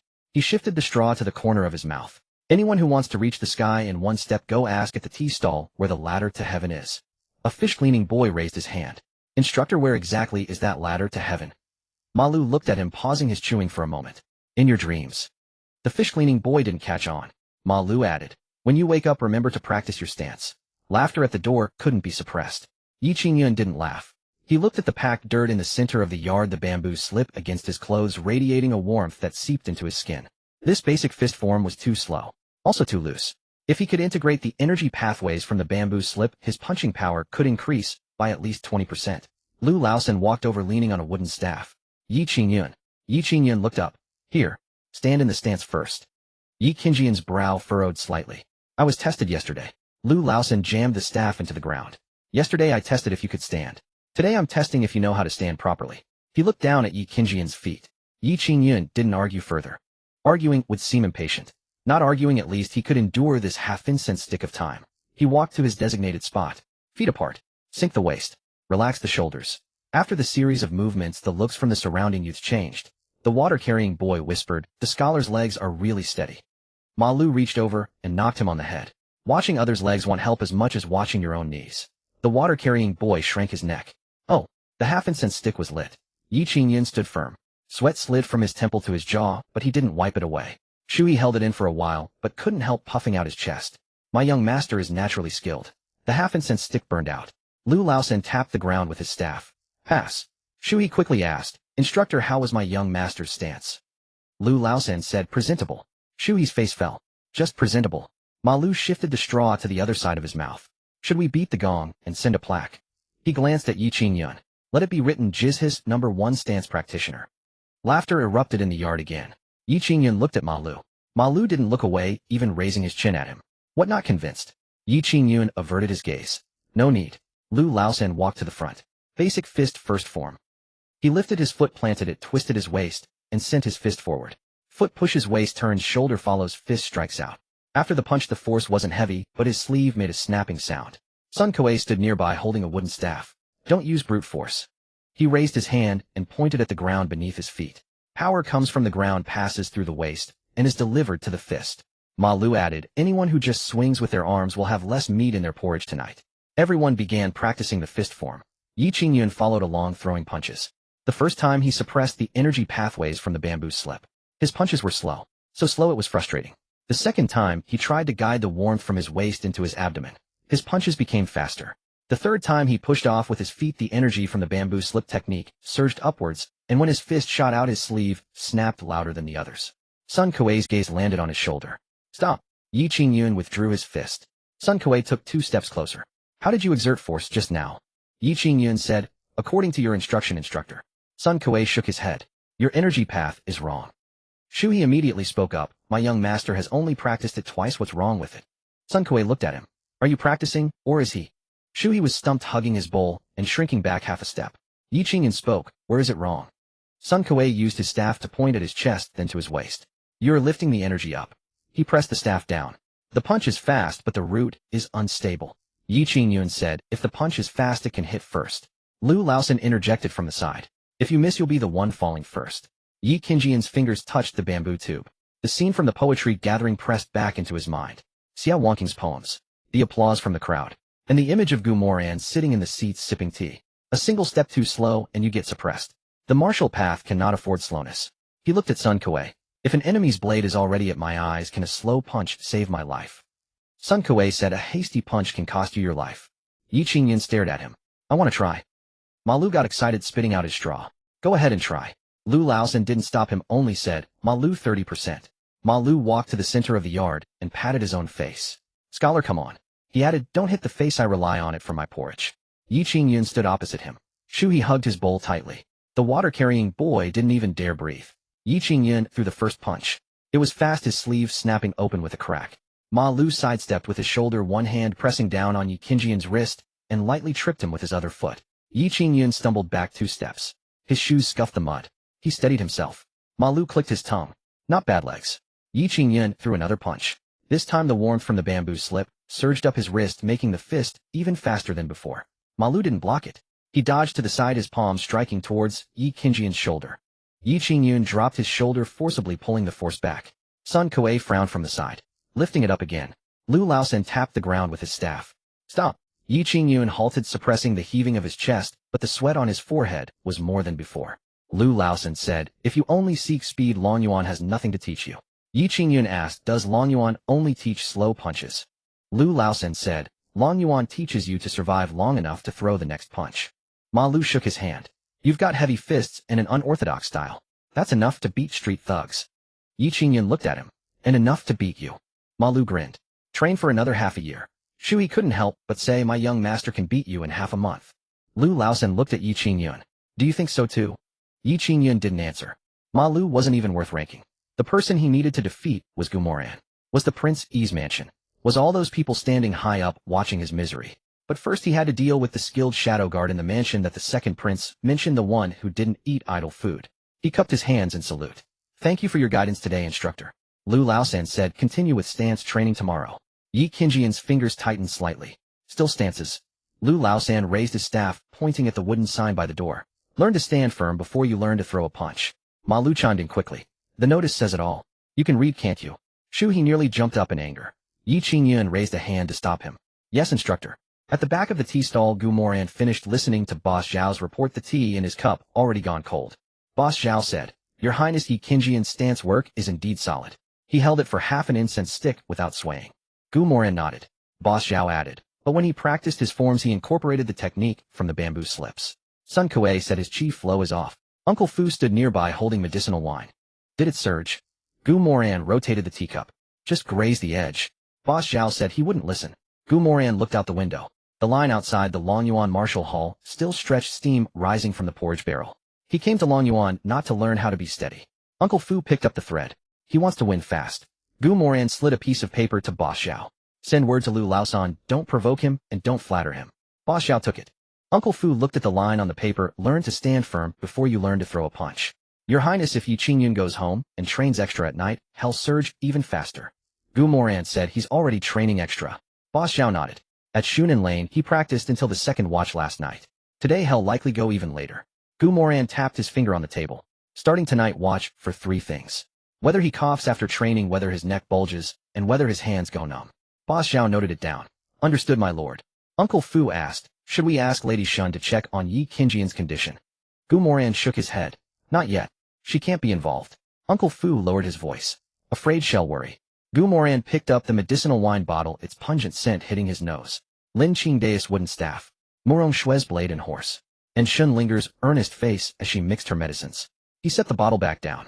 If she gets involved, she'd actually dare to brew him a lethal decoction. Boss Zhao blinked. Uncle Fu coughed. Gu Moran rose. Come back to the manor. Boss Zhao asked, Your Highness won't stay to watch. Gu Moran glanced toward the Long Yuan Martial Hall. Yi Qingyun will only be angrier today. Uncle Fu followed. And what happens when he's angry? Moran pulled his bamboo hat lower. He'll go back to Shunin Lane and turn his steady forms into frantic ones. Then we won't need to wait a month. Prepare his coffin in advance. That night the sound of fists cutting through air echoed from the small courtyard on Shunin Lane. Shui sat in the corner clutching a cold steamed bun and spoke softly. Young Master Instructor Liu said not to force the chi upward. Yi Qingyun struck the stump of the training post. The wood shuddered, dust falling. He can teach porters. Shui looked up. Young Master. Yi Qingyun withdrew his fist. The bamboo slips at his waist grew hot, the heat surging all the way to his throat, a taste of blood clinging to his tongue. He didn't spit it out. He swallowed it.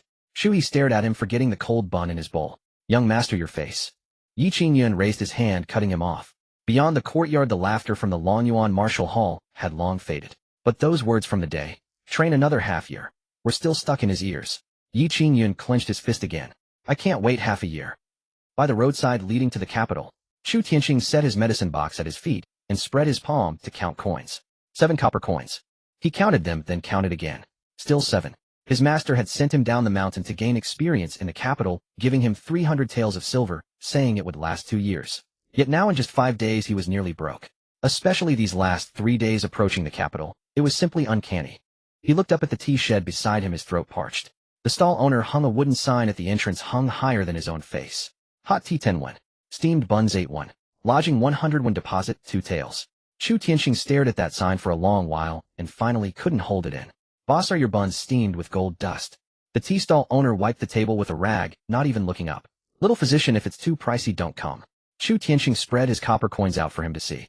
I just came down from the south. Buns there cost 1 won apiece. The owner raised his eyes. Then go eat in the south.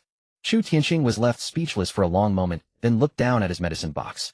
The capital's a fine place. Even buns know how to raise their value. The tea stall owner let out a scoff. You know how to cure ailments, buns know how to fill bellies. Everyone's got their skills. Chu Tianqing pointed at him. Your words are grating, but they make some sense. Too bad you're not sick. Otherwise this divine physician would prescribe you a discount formula. The owner slung the rag over his shoulder. Even if I were sick, I wouldn't see you. Can't even afford a bond, and you call yourself a divine physician. Chu Tianxing's pride stung. He straightened his back. What do you know? A divine physician roaming the world values traveling light. The owner glanced at the mud on his shoes. Ill believe light, and ill believe traveling. But the divine physician part, that's still pending. Just as Chu Tianqing was about to retort, a woman suddenly burst out from the nearby grass shed, clutching her belly, her voice hoarse from wailing. Little divine physician. Where's the little divine physician? Is it you? Little divine physician, please save me. My husband's a gambling fool, the house is short on rice, my mother-in-law's bedridden, and my belly aches like it's tearing apart. Chu Tianxing's eyelid twitched. This same routine again. In the past few days had heard it 13 times. The last one said her father was a gambling fool, her mother bedridden, her brother still young, and she was covered in wounds. The one before that was nearly identical, except the brother was swapped for a sister. Wasn't the capital supposed to be a land of plenty? Why were the wretched lining up to see him? He looked down and patted his medicine box. Not many herbs left. The silver needles were still there, and the silver had been nearly drained by these poor souls. The woman writhed on the ground, clutching her stomach, her cries growing louder with each wail. Chu Tianqing looked at her flushed face and ground his teeth. If he treated her head, lose more herbs. If he didn't, and she truly had an acute condition, he wouldn't sleep soundly tonight. He yanked his medicine box closer. Sit down first. Stop rolling around.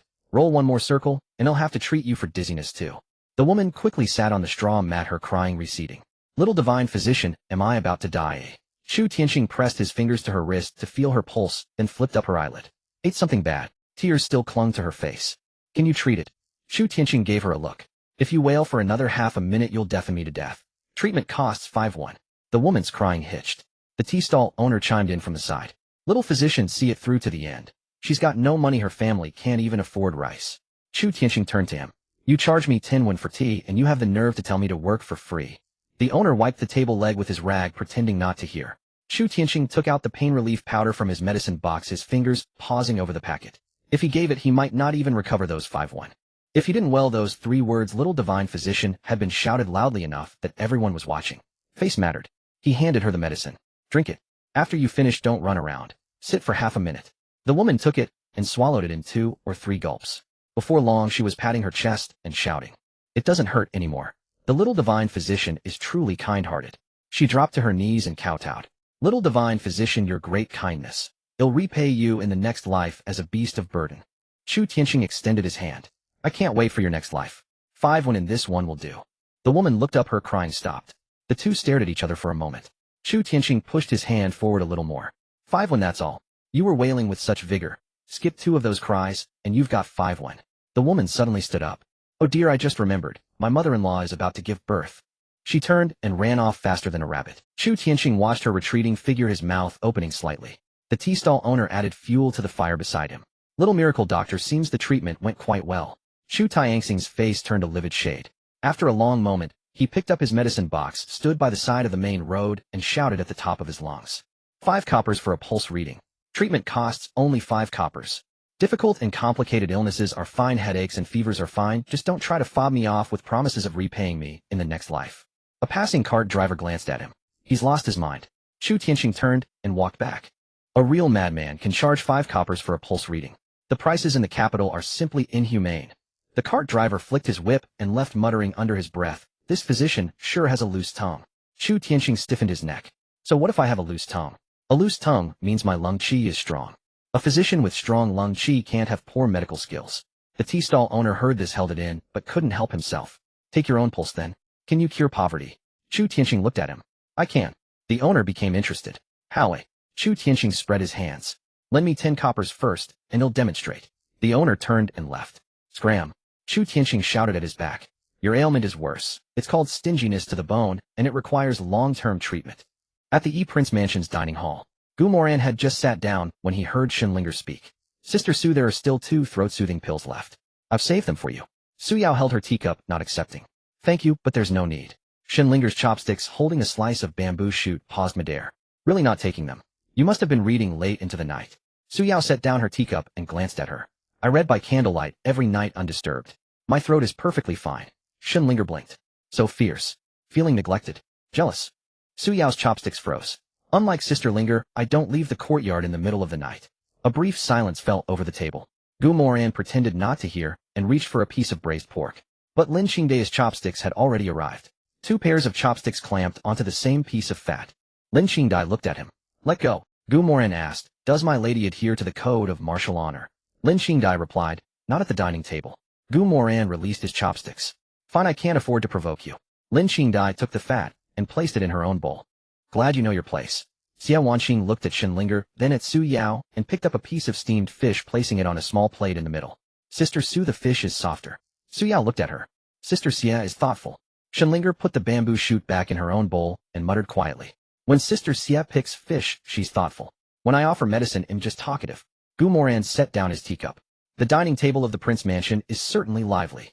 Lin Qingdai picked up the last piece of fat. If you talk less, you'd get to eat more meat. Shinlinger stared at the empty plate. Sister Lin, how are your chopsticks so fast? Lin Qingdai said, practiced. Shinlinger asked, can you teach me it? Lin Qingdai looked at her. Endure the beatings first. Shinlinger retracted her hand. Then I'd rather stick to studying medicine.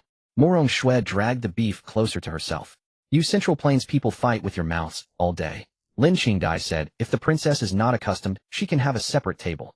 Morong Shui looked at her. Moran hasn't spoken yet. Since when does the Prince Mansion defer to your rules? Their gazes clashed, the steam from the hot soup curling upward between them. Xia Wanqing, seeing their confrontational stance, silently pushed the bowl of soup she had ladled toward Shinlinger. Linger, have some soup. Shinlinger immediately flashed a sweet smile. Sister Xia is the best. Su Yao remained silent. Lu Rian sat in the corner, her bowl empty. Just as Moran was about to speak, he saw Lu Rian raise her hand to summon the young maid. Add half a bowl of rice. The maid was startled for a moment, then quickly took the bowl. Moran's gaze rested on her. Lu Rian sensed it and looked up. What is your highness looking at? Moran picked up the communal chopsticks, took a piece of steamed tofu, and placed it on the small dish before her. Just observing that you seem to have a good appetite today. Lu Rian looked at the piece of tofu. Does your highness even oversee this? Moran said, keeping my consorts well-fed is a matter of utmost importance to me. Lu Rian lowered her gaze, picked up the tofu, and didn't respond further. Shinlinger immediately chimed in, eager for the excitement. Sister Rian asked for more rice, and even spoke more. That's a first. Lu Rian said, if Sister Shun keeps shouting, the whole capital will know. Xia Wanqing suppressed a smile, pressing her lips lightly with her handkerchief. Su Yao glanced at Lu Rian, but offered no sharp words. The kitchen did cook the rice quite well today. Lu Rian said softly, In Moran's mind, the system panel lit up. Lu Rian's affection 3, current 8. Source of fluctuation, sense of security. Tag, warmth of family. Moran looked at those words, and the taut string in his chest loosened a bit. Her asking for more rice meant she no longer viewed the Prince Mansion's dining table as a banquet at the Flower Pavilion. Suddenly Shenlinger placed a pine nut candy beside Gu Moran's bowl. Husband have one too. Su Yao's chopsticks paused for a beat. Lin Qingdai watched the scene with amusement. Morong Shuen gnawed on her meat. Xia Wanqing lowered her head to sip her soup. Lu Rian picked up her tofu. Gu Moran stared at the candy while under the table Shenlinger's toe kept playfully hooking his foot. Truly a captivating little minx. Night fell. In the study, Butler Fu was about to take his leave when a hidden agent rushed in. Your Highness Chu Tianxing has reached the outer city. He couldn't afford an inn and is resting in a dilapidated temple. His entire possessions amount to a worn-out medicine box and 5 copper coins. Gu Moran looked up. 5? Yes. He spent half an hour at the city gate shouting about taking pulses for 5 coppers. The city guards found him noisy and nearly drove him away as a beggar. Gu Moran's mouth twitched. He's been swindled this badly all the way here. The hidden agent pulled out a list. From the south to the capital he was deceived 14 times. Gu Moran tapped the table. In the original story, Chu Tianxing arrived in the capital with a full money pouch and a fully stocked medicine box, able to afford good herbs and stay in fine inns, mingling only with the high and mighty. A flick of his silver needle, and the nobles owed him favors to a stroke of his pen on a prescription, and the powerful made way. Now it was different. He could only cling to his 5 copper pulse reading, treating porters' backs, old women's legs, and prescribing cheap remedies for water carriers. The poor had many ailments, little money, but deep gratitude and endless trivial troubles. A miraculous healer trapped in this pit of poverty. Even if Heaven's Tao wished to pave a golden path for him, it first had to pull his feet out of the mud. Who holds the South City gate? Chen Er. Have Chen Er pick him up tomorrow morning. The hidden agent was stunned. Pick him up, eh? Arrange a job for him at the South City Charity Hall. Room and board included. A man that destitute will follow anyone who offers a meal. Butler Fu noted this down, then looked up. That place is only 1 alley away from Yi Qingjian's residence. Exactly. Your Highness putting them so close, could it? Gu Moran pressed the paper down. They were bound to cross paths sooner or later. It's better if I set the stage first. The hidden agent bowed his head. This subordinate understands. Gu Moran's fingertip traced over Shunan Alley. A penniless healer and a talented scholar with internal injuries. But with healing a cure earns gratitude, a failure breeds enmity. Butler Fu was silent for a moment. Is your Highness trying to bring them together? Gu Moran looked up. I am always thoughtful when playing matchmaker. Dogs biting dogs. That's the real spectacle. First have the charity hall assess his basic skills. Don't let him show his face prominently for now. The hidden agent hurriedly withdrew. Just as Gu Moran was about to study the southern city map again, a soft snort from a horse came from outside the window. It was faint, unlike the usual sounds from the mansion stables. He raised a hand to signal Butler Fu to stay still. He walked to the window and pushed it open a crack. Moonlight fell on the empty rear courtyard. Morong Shue was leading her chestnut horse, dressed in neat riding gear, her hair tied up, a saber hanging by the saddle. She hadn't brought Batur. She was alone. Gu Moran looked at the horse, then at the saber at her waist. A full moon night, a woman from the northern frontier leading her horse alone to the back courtyard. This was hardly a casual stroll. Gu Moran spoke. Fu Bo, bring my blackmaned horse. Fu Bo reminded him. Your Highness, you rode with Lady Morong tonight. If Lady Lin finds out, am I afraid of her? Who truly rules this household? Must I get her permission to decide which courtyard I sleep in? Can't you even grasp who holds the authority? Fu Bo was silent for a moment. Yes, Your Highness. This old servant merely worries that Lady Lin's jealousy may cause you distress. I couldn't care less about her. Saddle the horse. The stables smelled heavily of hay, and the short blackmaned horse let out a snort. Gu Moran stroked the horse's neck. Do me proud tonight. The horse shook its head. Gu Moran mounted in one swift motion. He did not call for Morong Shue, only followed quietly from behind. Morong Shue paused as she reached the edge of the open grounds in the rear courtyard. Come out. Gu Moran rode his blackmaned horse out from the shadows of the trees. The princess has keen ears. Morong Shue did not turn around. Why are you here? Gu Moran did not answer immediately. If he said he was worried, she would accuse him of meddling. Saying he was just passing by would be too transparent. Gu Moran guided his horse beside hers, keeping half a horse's length between them. Couldn't sleep. Thought I'd find someone to ride alongside. Morong Shue looked at him for a moment. Do you even know what riding alongside means? Gu Moran spoke haltingly in the northern language, comrade, fellow traveler. Morong Shue's brow twitched slightly upon hearing this. Terrible pronunciation. The meaning gets across. Morong Shue urged her horse forward. Keep up. The 2 horses circled the open grounds. The night wind carried the damp scent of grass, and the horses' hooves made softer sounds on the wet earth than they did by day. Gu Moran controlled the distance, neither surging ahead nor falling behind. Morong Shue spoke. Aren't you going to ask why I came out tonight? Gu Moran replied. If you want to tell me, you will. Are all Central Plains men so patient? I can hardly represent all the men of the Central Plains. Morong Shue glanced at him. The moon is full tonight. Gu Moran waited. She continued. On our grasslands on the night of the full moon, we ride our horses past the clusters of tents to a place beyond the reach of firelight, and there we offer sacrifices to the eternal heaven under the full moon. The eternal heaven. Moran Shue's hand brushed through her horse's mane. It's like your old man heaven. My father said the eternal heaven sees all who ride together under the moonlight. Moran's grip on the reins tightened slightly. These words carried significant weight. Bature's words about the distance of the belt surfaced in his mind. The closeness of the northern people wasn't built on sweet words, but on letting you near their blade, letting you into the stables, and riding side by side under the moon. He didn't rush to respond. Moran Shue added, on the grasslands a woman does not casually ride under the moon with just any man. Moran looked ahead, avoiding her gaze.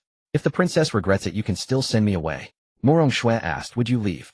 Moran said, I am known for my kindness. She reined in her horse. Really? Moran also stopped his horse. Why would I lie to you? Moran Shue looked at him, the moonlight glinting off the copper buckles of her saddle. Why? Moran thought for a moment. Then he spoke, because I do not believe in coercion. I want both people to come willingly.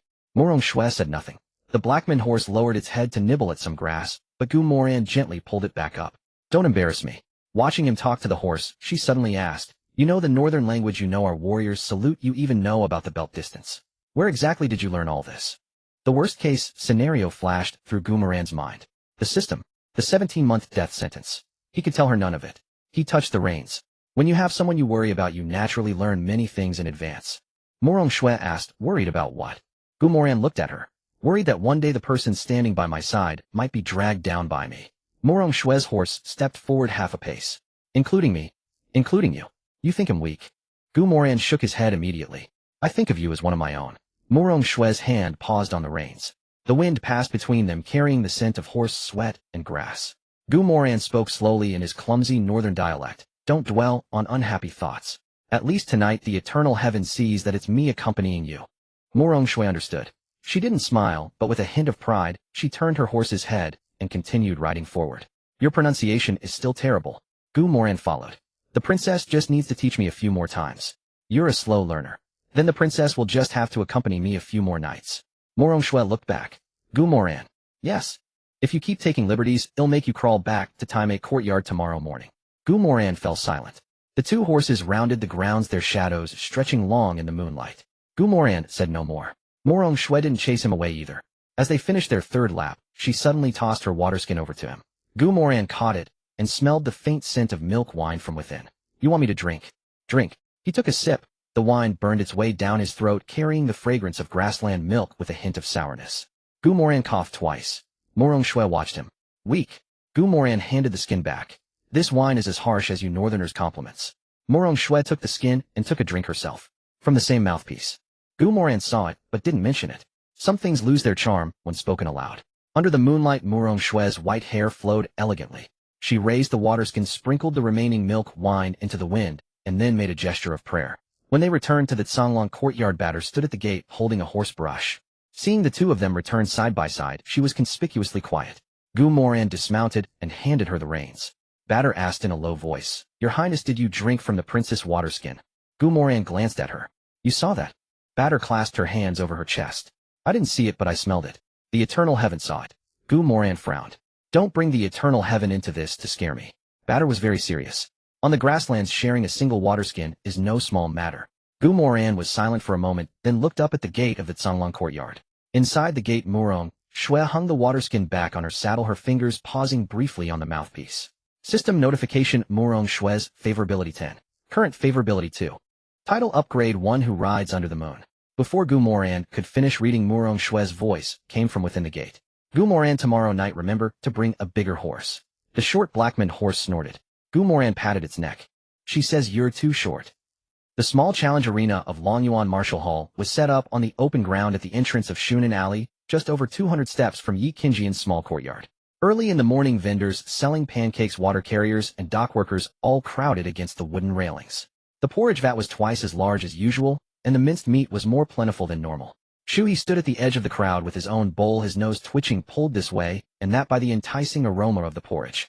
Yi Qingyuan walked up beside him. What's the hurry? Register first. Shuhi immediately hid the bowl behind his back. Young master, I wasn't craving it. Ma Lu poked his head out from the platform. Carrying a bowl with you is a good habit, saves you from having none when you reach the back of the line. Shuhi blushed. Lu Laosan leaned on his wooden staff, standing in front of the registration table. Yi Qingyun. Yi Qingyun clasped his hands. Here. First test horse stance. Form a line. Yi Qingyun looked towards the platform many people had already gathered around. The fish-cleaning youth stepped up first. His legs were spread wide, his waist pressed low.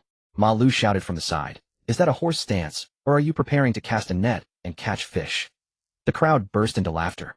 The fish-cleaning youth gritted his teeth and held on. After half a stick of incense, his legs trembled so much that even his pant legs were shaking. Lu Laosan nodded. Pass. The water-carrying youth was second to step up. He was much steadier than a few days ago. His shoulders no longer lurched, and his footing was solid. Sun Kuei nodded from the side. Not bad. The water-carrying youth's eyes lit up. Instructor, can we have meat in the porridge today?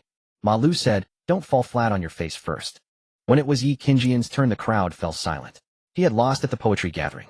But today at the Martial Hall small competition, no one could say he wasn't capable. Yi Qingyun stepped onto the stance position.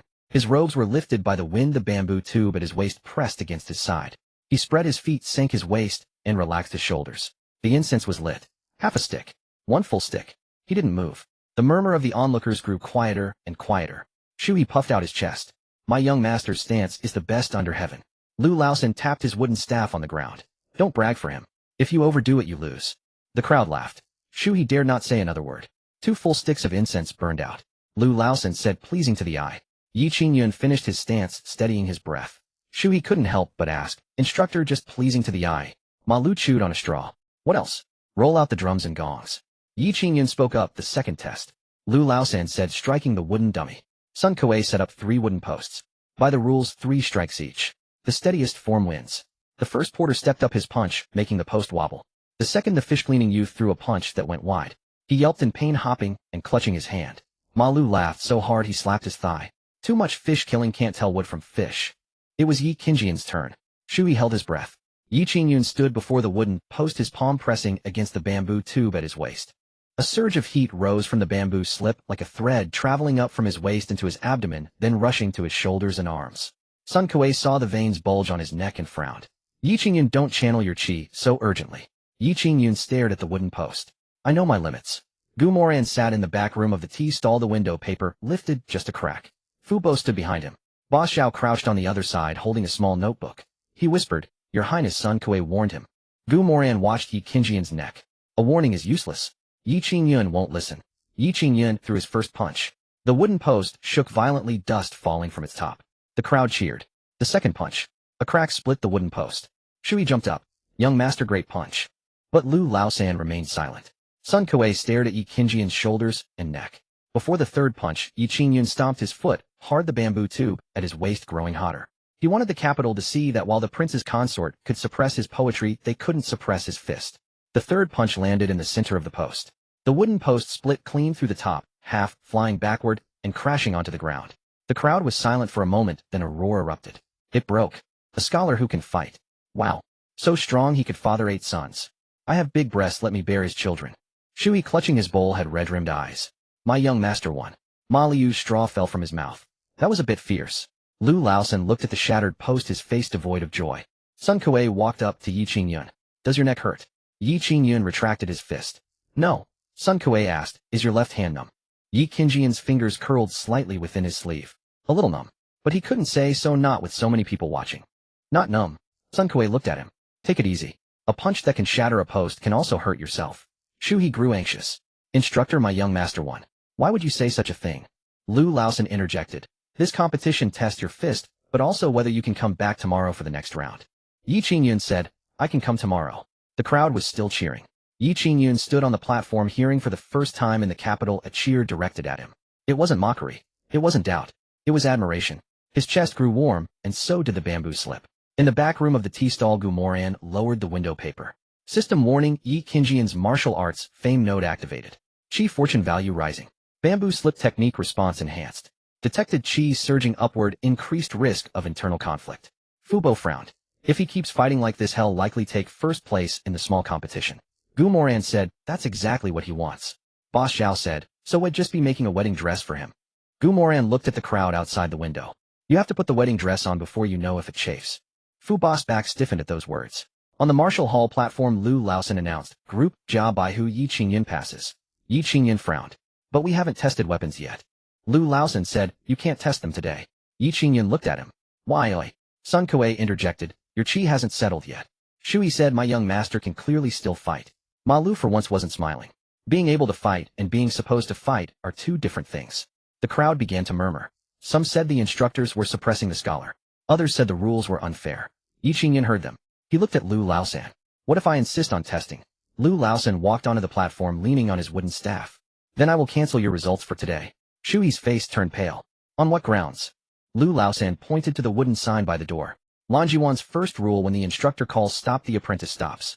Yi Qingyun's palm pressed against the bamboo tube. The heat was still surging. He could feel his fist wanting to strike out again.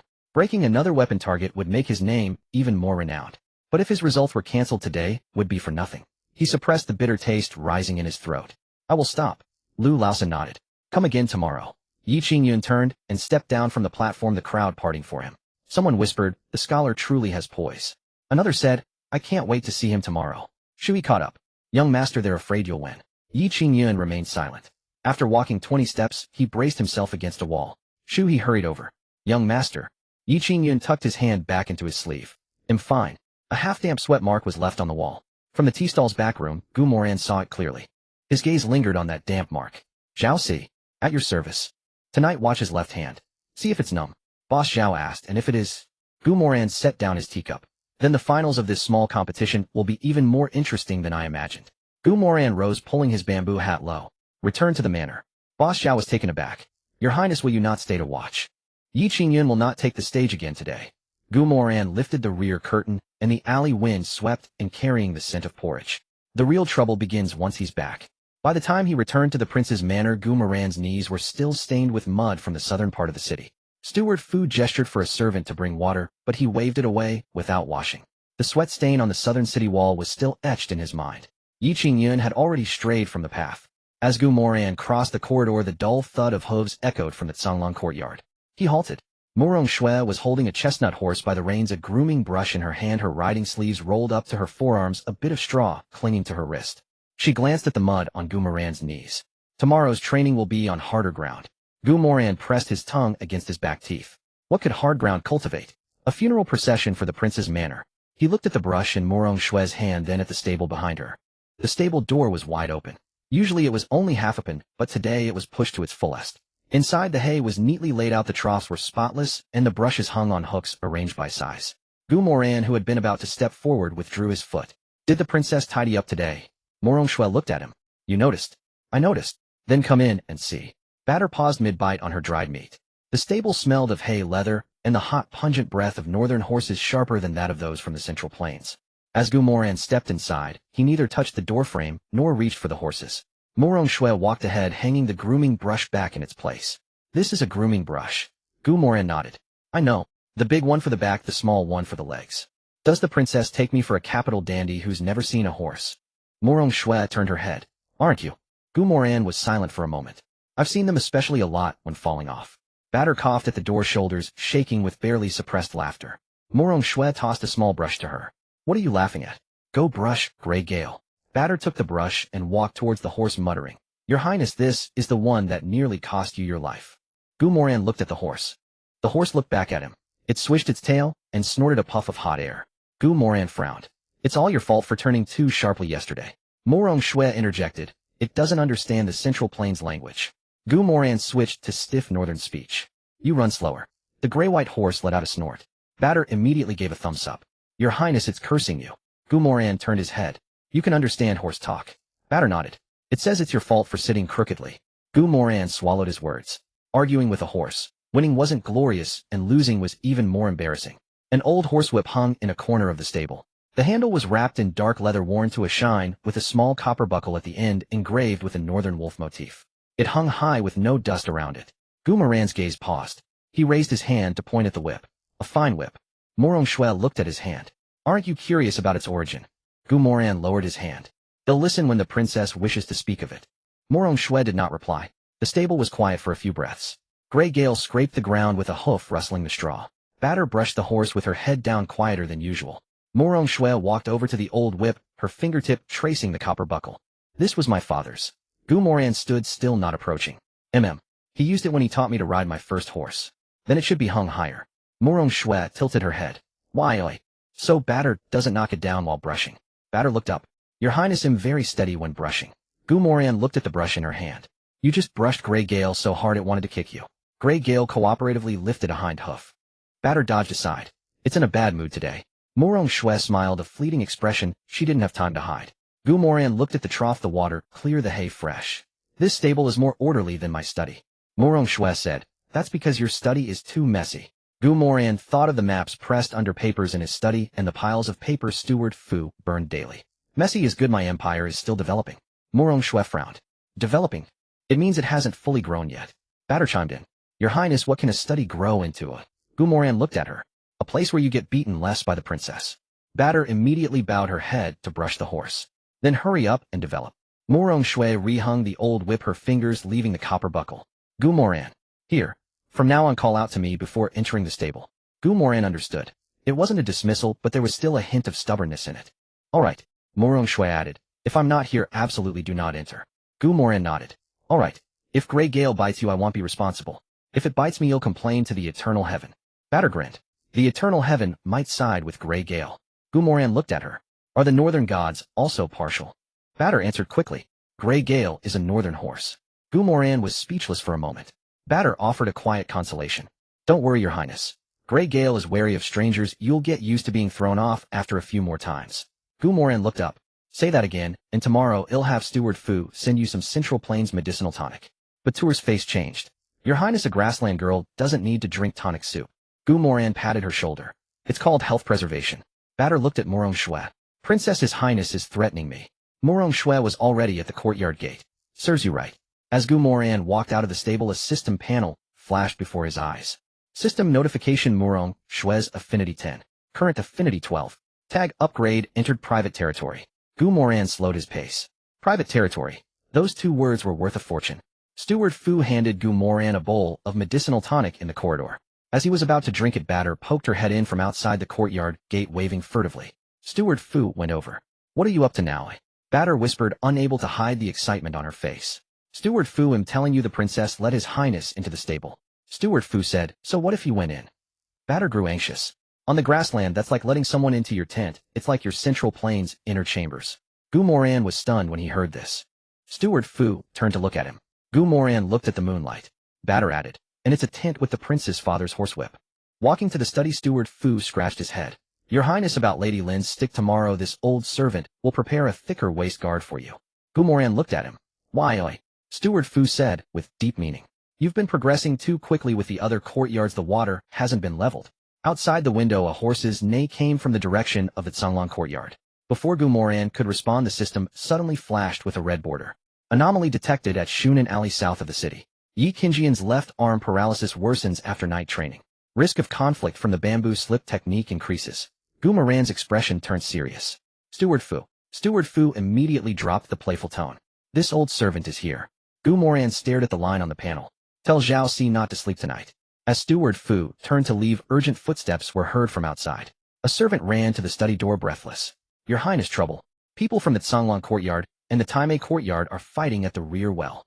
Moran placed the medicinal wine bottle on the table with a thud. A fight, where Moran Shui and Lin Qingdai, turning the prince's mansion into a training ground.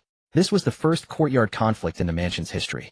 If he couldn't suppress it, the other 6 courtyards would become more chaotic than the imperial court. He grabbed his outer robe and strode out. Who started it? A servant followed behind him. Batter said she needed to water the horses. Zitong said the young lady urgently needed water for sharpening her sword. There's only one bucket for the well. Batter, being stronger, grabbed it, and Zitong started pulling her hair. Moran stopped in his tracks. They're fighting over drawing water. The servant's face contorted in misery. They act like sworn enemies. But Zitong is clearly no match for Batter, so she picked up a broom. The rear well was not far from the stables. The air was thick with moisture and the smell of mud, and the ground was already churned with multiple sets of footprints. Batter stood by the well, a half-full bucket of water beside her, a few strands of broom straw clinging to her shoulder. Zitong stood opposite her, hair disheveled, still clutching the broom, her face badly swollen. Moran Shui stood on the left, hand on her sheathed saber, her stance already shielding the maids of the Tsanglan courtyard behind her. Lin Qingdai stood on the right, holding her sword, its tip pointing down. Zitong hid half a step behind her, still complaining. Young lady, she mocked me for not knowing martial arts, said I look like I'm herding ducks when I fight with a broom. Batter retorted immediately. I didn't say ducks. I said geese. Zitong grew angrier. Did you hear that? She's changing her words to insult me further. Lin Qingdai looked at Batter. You're quite the critic. Batter puffed out her chest. Zitong raises the broom too high, her shoulder thrusts too eagerly, and her stance lacks a solid root. Gu Moran arrived just in time to hear this. Leaning against a corridor pillar, he first caught the damp scent of the well water, then the metallic tang of iron from Lin Qingdai's sword scabbard. The mixture of these two smells told him this was not the right time for grand lectures. He cleared his throat. Everyone's quite busy. Lin Qingdai turned her head. You've come at the right time. Moran Shui also looked at him. Who sets the rules of this mansion? Gu Moran walked to the center. The prince's mansion, its rules are set by me. Lin Qingdai sneered. Then set them.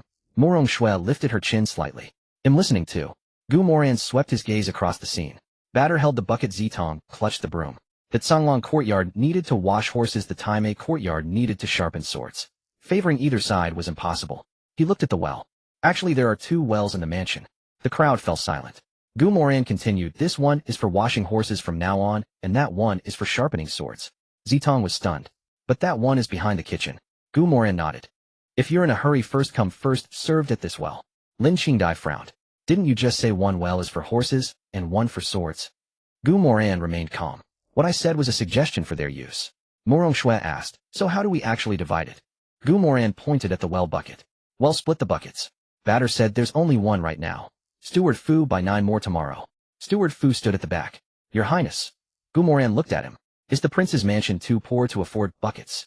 Steward Fu replied. We can afford them, I'm just worried the kitchen might think your Highness is opening a bathhouse. Gu Moran turned to the assembled crowd. From tomorrow, the Canglong courtyard gets 2 buckets, the Taimei courtyard gets 2, the kitchen gets 2, and the remaining 4 will be hung by the well. Line up 1 bucket of water per person. Lin Qingdai stared at him. And for tonight? Gu Moran looked at the half-full bucket in Batur's hand. Tonight, Batter gives her bucket to Zitong. Batur's eyes widened. Your Highness. Gu Moran raised a hand. Let me finish. Look at how badly you've beaten Zitong. You deserve the punishment. Zitang's expression improved slightly. Gu Moran added, Batter will go and help Zitong sharpen the sword. Zitong immediately cried out, she knows how to sharpen. Lin Qingdai's sword also lifted half an inch. Gu Moran looked at Batter. You seem to know how to spot flaws. Do you know how to sharpen a sword? Batter hesitated. Yes. Then go. Moran Shui watched him. And my horses? Gu Moran turned to look at Lin Qingdai. Lady Lin, the bucket is yours. Use the water in it for the prince's horses first. Batter will draw another bucket to sharpen Zitang's sword. Lin Qingdai nodded. Moran Shui said nothing. Zitong whispered. Young lady, if she sharpens the sword, I'm afraid she might grind the whole blade away. Batter retorted, my work on weapons is more precise than yours. Zitong glared at her. Shut up. Gu Moran immediately made the final call. It's settled. Lin Qingdai looked at him. This rule of yours is quite foolish. Gu Moran smiled. A foolish rule has its merits. No one dares to claim they can't understand it. Moran Shui tucked her saber back into her sash. So the Central Plains Prince's mansion is governed by buckets. Gu Moran said, buckets can hold water, but they can also contain tempers. Lin Qingdai let out a scoff. Remember to come to the Taimei courtyard tomorrow. Gu Moran felt a shiver at the base of his spine. Is my lady in need of something? To train you in dodging buckets. Steward Fu lowered his head, stifling a laugh. Moran Shui glanced at Lin Qingdai. I'll be at the Canglong courtyard tomorrow night. Lin Qingdai looked back at her. He's mine by day and yours by night. The well side fell silent again. Zitong hugged her broom tighter. Batter looked up at the sky. Gu Moran raised a hand. This topic is dangerous, but I like it. Lin Qingdai sheathed her sword. Zitong, let's go. Moran Shui also spoke. Batter, go sharpen the sword. Batter started walking towards Zitong, but after 2 steps, she looked back at Moran Shui. Princess, should I really do it? Moran Shui said, do it. As Lin Qingdai led Zitong away, she looked back at Gu Moran. Your method is illogical. Gu Moran said, if it prevents a fight, it's logical. Lin Qingdai did not refute. As she walked through the corridor, her scabbard tapped against the jade pendant at her waist, producing a clear, crisp sound. Moran Shui remained by the well. Gu Moran looked at the wolf emblem on her saber's hilt, knowing this matter was far from over. Her staying behind alone meant the real words were about to be drawn. Sure enough, once the others had dispersed, Moran Shui spoke. Aren't you afraid I'll actually draw my blade? Gu Moran glanced at the well water. The moon's reflection on the surface was shattered into countless pieces. He withdrew his hand from his sleeve. His palm, which had rested on the well's edge, was smeared with wet mud. I am. Moran Shui looked at him. If you're afraid, why stand in the middle? Gu Moran said, because I know your blade doesn't strike family. Moran Shui's hand resting on her saber paused. The wind by the well was damp. From the stables came gray wind snort, and from the Taimei courtyard the faint sound of Zitong yelling at Batter not to touch the blade. Moran Shui looked down at her own hand. Slowly she released her grip on the saber's hilt. Family. Gu Moran didn't overstate his point. You live in this mansion. Batter eats the mansion's food and Grey Wind drinks the mansion's water. Moran Shui looked up. So we can buy 10 buckets, but we cannot lose a single member of the family. She didn't answer immediately. The people of the northern frontier didn't like to beat around the bush. But this time she averted her gaze, looking into the well. On the grasslands, fighting over water can get you killed. Gu Moran said, not in this mansion. What the grasslands couldn't give you I will. Moran Shui stared at him for a long moment, then finally slid her saber to her back. I want 4 buckets tomorrow. Gu Moran quickly said, you just agreed to 2. 1 for Grey Wind, 1 for the chestnut, 1 for me, and 1 for Batter. Batter gets her own too. She talks too much. She needs one to wash her mouth out. Gu Moran nodded. Reasonable. Batter called out from a distance. Princess, I heard that. Moran Shui looked back. Then speak less. Batter immediately shut her mouth. A system panel popped up. System notification: Moran Shui's affection 13. Current affection 25. New tag added: family. Just as Gu Moran finished reading, another line of red text floated up. Warning: the activity of the heavenly Tao line for Chu Tianxing has slightly increased. Moran Shui noticed the change in his expression. More trouble. Gu Moran looked up, gazing towards the southern part of the city. Moran Shui asked, who? A physician who charges 5 coppers per consultation. Gu Moran wiped the mud from his sleeve and turned to walk toward the study. Moran Shui followed a few steps behind. Gu Moran. He stopped under the corridor. The night wind carried the dampness of the well water, chilling in a way that felt solid. Does the princess need another bucket? Moran Shui stared at him. That 5-penny physician, is he formidable? Gu Moran pinched his sleeve. Chu Tianxing. In the original book, he was the heaven-appointed miracle doctor who, with a single set of Ghost Gate 13 needles, saved every noble in the capital and ultimately left this villain half-paralyzed.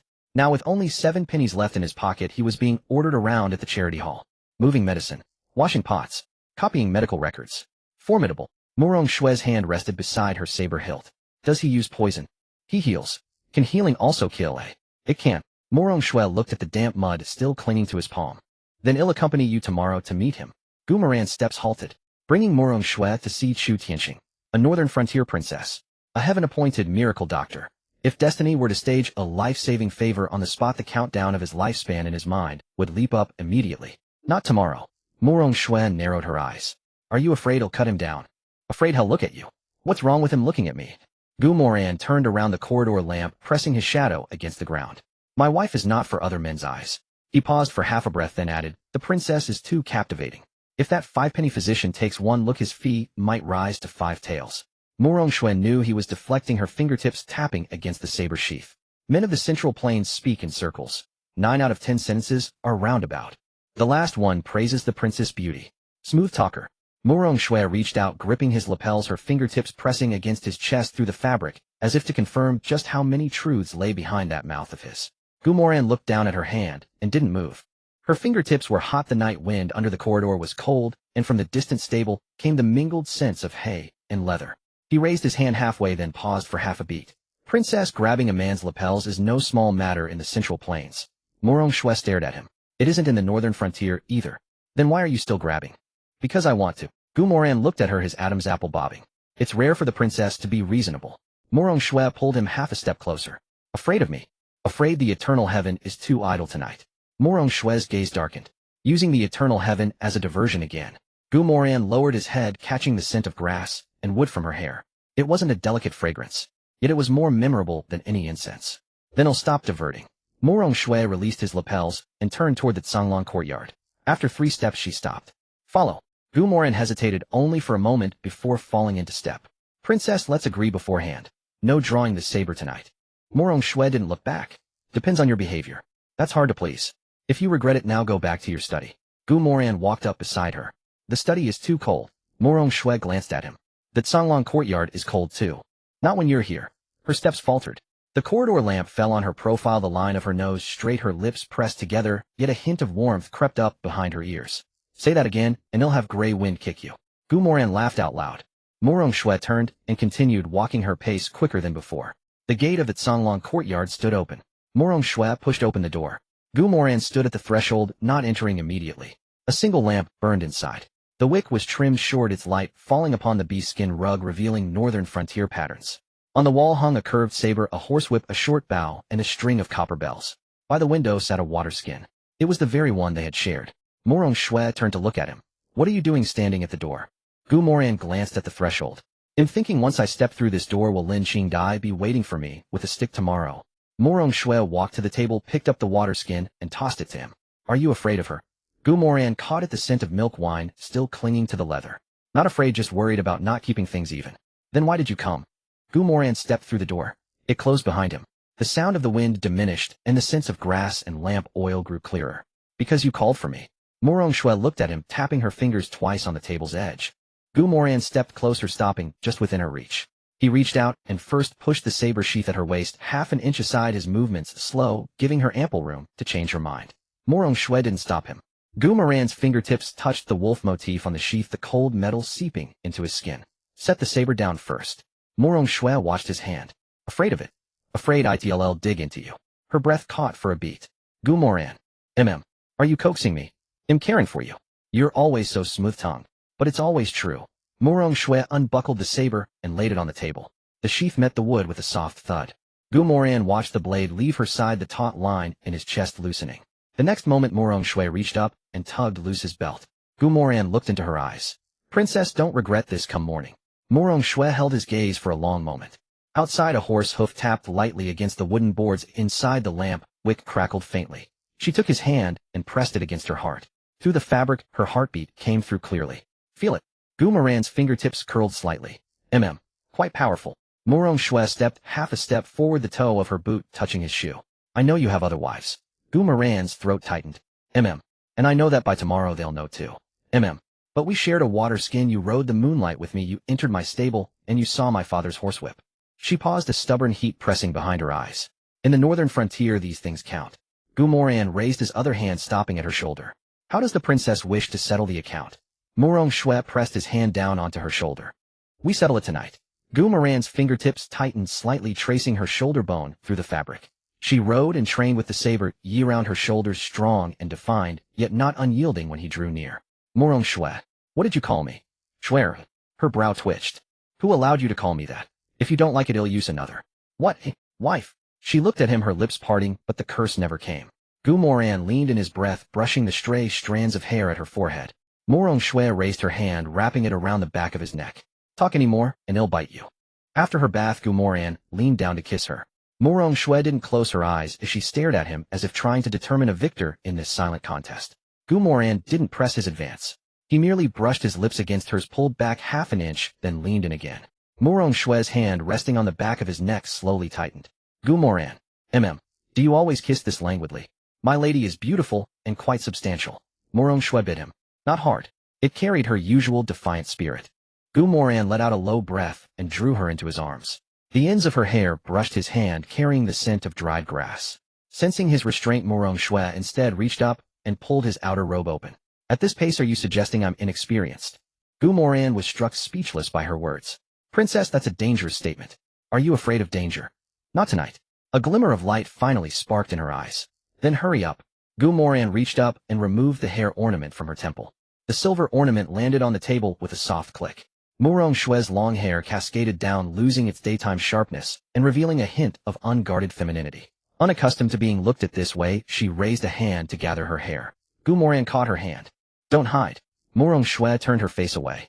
Do all Central Plains men enjoy this sight? I only enjoy seeing you like this. She turned back, fixing her gaze on him. Liar. You can trust me. How do you prove it? Gu Moran lowered his head and kissed her lips again. Feel it slowly. Morong Shui's breath faltered. She raised a hand to push him. The push was gentle, more like giving herself an escape. The lamp is too bright. Gu Moran looked at the lamp. He pressed a finger lightly on her wrist. Dim it halfway, eh? Morong Shui frowned. Can a lamp be dimmed halfway? Gu Moran picked up the lampshade, blocking half the light. The room became darker, just enough to illuminate her profile. Is this more comfortable, eh? Morong Shui was silent for a moment. I wasn't uncomfortable. Then let me see you clearly. The heat rose behind Morong Shui's ears. Gu Moran, say one more word, and he'll truly bite you. Where? Morong Shui raised her hand and covered his mouth. Shut up. Gu Moran's lips pressed against her palm, his warm breath falling upon it. Her fingers curled slightly, but she stubbornly didn't pull away. How can you kiss even a hand? My lattice hand belongs to me too. Who said I belong to you? Then it'll belong to you. All right. Morong Shui's gaze sharpened, her chest rising and falling visibly.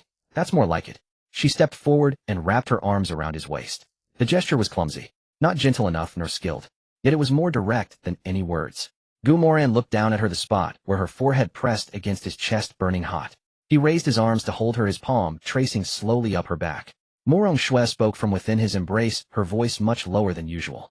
On the grasslands, if a woman shows a man her father's horsewhip, it means she acknowledges him worthy of entering her tent. Gu Moran's hand paused. She was revealing her most treasured possession to him, yet still pretending not to care. That was Morong Shue. Her blade faced outward, her heart faced outward too, just hidden beneath armor. Gu Moran lowered his head, his lips close to her ear. Then I'll guard your tent tonight. Morong Shue looked up at him. Just guard it. Gu Moran's laughter was suppressed in his throat. What does the princess wish for me to do? She raised her hand and pressed it against his lapel, pushing it down inch by inch. Ask less. Morong Shue stared at him, her lips red from kissing, yet her eyes still held that hint of pride. Gu Moran. Here. Hold me. Gu Moran bent and lifted her into his arms. Morong Shue immediately looped her arms around his neck. The moment her feet left the ground, she muttered a low northern dialect curse. Gu Moran caught half of it. It was probably about him being too slow. He carried her inside. The animal hide rug was soft, the bedside draped with northern weavings, and a small bronze bell rested by the pillow. Seeing the bell, Morong Shue reached out, snatched it, and tucked it beneath the pillow. Gu Moran set her down, unable to resist asking. What are you doing? Morong Shue averted her gaze. It rings. What happens if it rings? Batter will hear. Gu Moran looked at her reddening ears. Are you afraid she'll hear? I'm afraid she'll mimic it for the whole camp tomorrow. Gu Moran leaned down, bracing his hands on either side of her. Let her mimic. He lowered his head, his kiss traveling from her forehead to the tip of her nose, and then to her lips. This time Morong Shue didn't contend, nor did she bite. She learned to respond clumsily, yet earnestly. With every advance Gu Moran made, he paused half a beat for her. If she tightened her grip on his sleeve, he would stop. If she leaned in closer on her own, he would continue. Layer by layer, clothing fell to the bedside. The sound of sharpening blades faded. The sound of horse hoofs faded. Only her breath remained pressed against his ear. Gu Moran. Morong Shue couldn't hold back, quickly raising her hand to cover her mouth. Gu Moran pulled her hand away. Don't cover it. Why, I want to hear. She looked at him, the corners of her eyes slowly turning red. Men of the Central Plains truly know how to deceive. Then do you believe me? Morong Shue buried her face in the crook of his neck. Tonight I do. The bed curtains fell. The lampshade blocked half the light, and the remaining glow was diffused by the gauze. When Gu Moran kissed her shoulder, Morong Shue grabbed his arm, her breath wildly disordered, but she did not retreat. Tell me if it hurts. I've fallen from horses on the grassland. This is different from falling off a horse. And you dare to talk back. I'm afraid you'll endure it silently. Morong Shue bit her lip, then released it after a moment.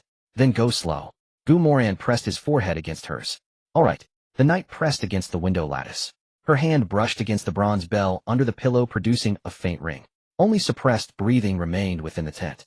Half an hour later, Morong Shue rested her forehead against his shoulder, her hand still clutching his back. Gu Moran gathered her scattered hair for her, his fingertips touching her sweat-dampened temple. Are you all right? Morong Shue panted with her eyes closed. Don't ask. Gu Moran held her a little tighter. She was quiet for a while, then suddenly spoke. Gu Moran. Tomorrow night. You'll come again. He looked down at her.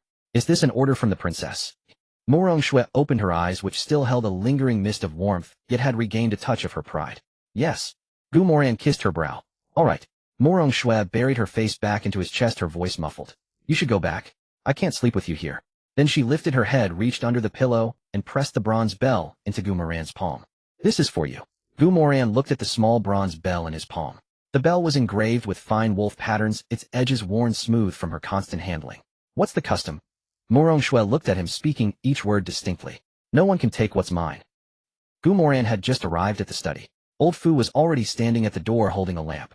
Your Highness looks to be in good spirits tonight. Gu Moran entered, opening the window halfway first. Stop teasing me. What's the specific situation with Chu Tianxing?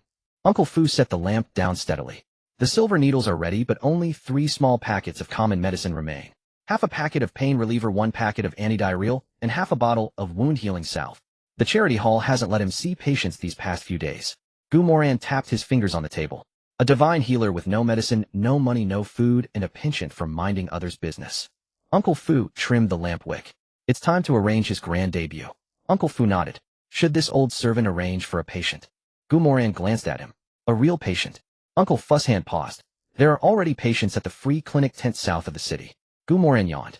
Starting tomorrow, hang a wooden sign at the clinic's entrance. Uncle Fu fetched paper. Gu Moran spoke quickly. First, any physician who sees patients there will offer free consultations, set their own medicine prices, and the charity hall takes no cut. Second, the poor may seek treatment on credit with the charity hall advancing the medicine costs, but physicians must register the ailments. Uncle Fuss brush hovered over the paper. Moran pressed his fingers on the desk. Add one more line. Any outside physician must undergo a half-day trial, and only if 3 patients praise him may he stay.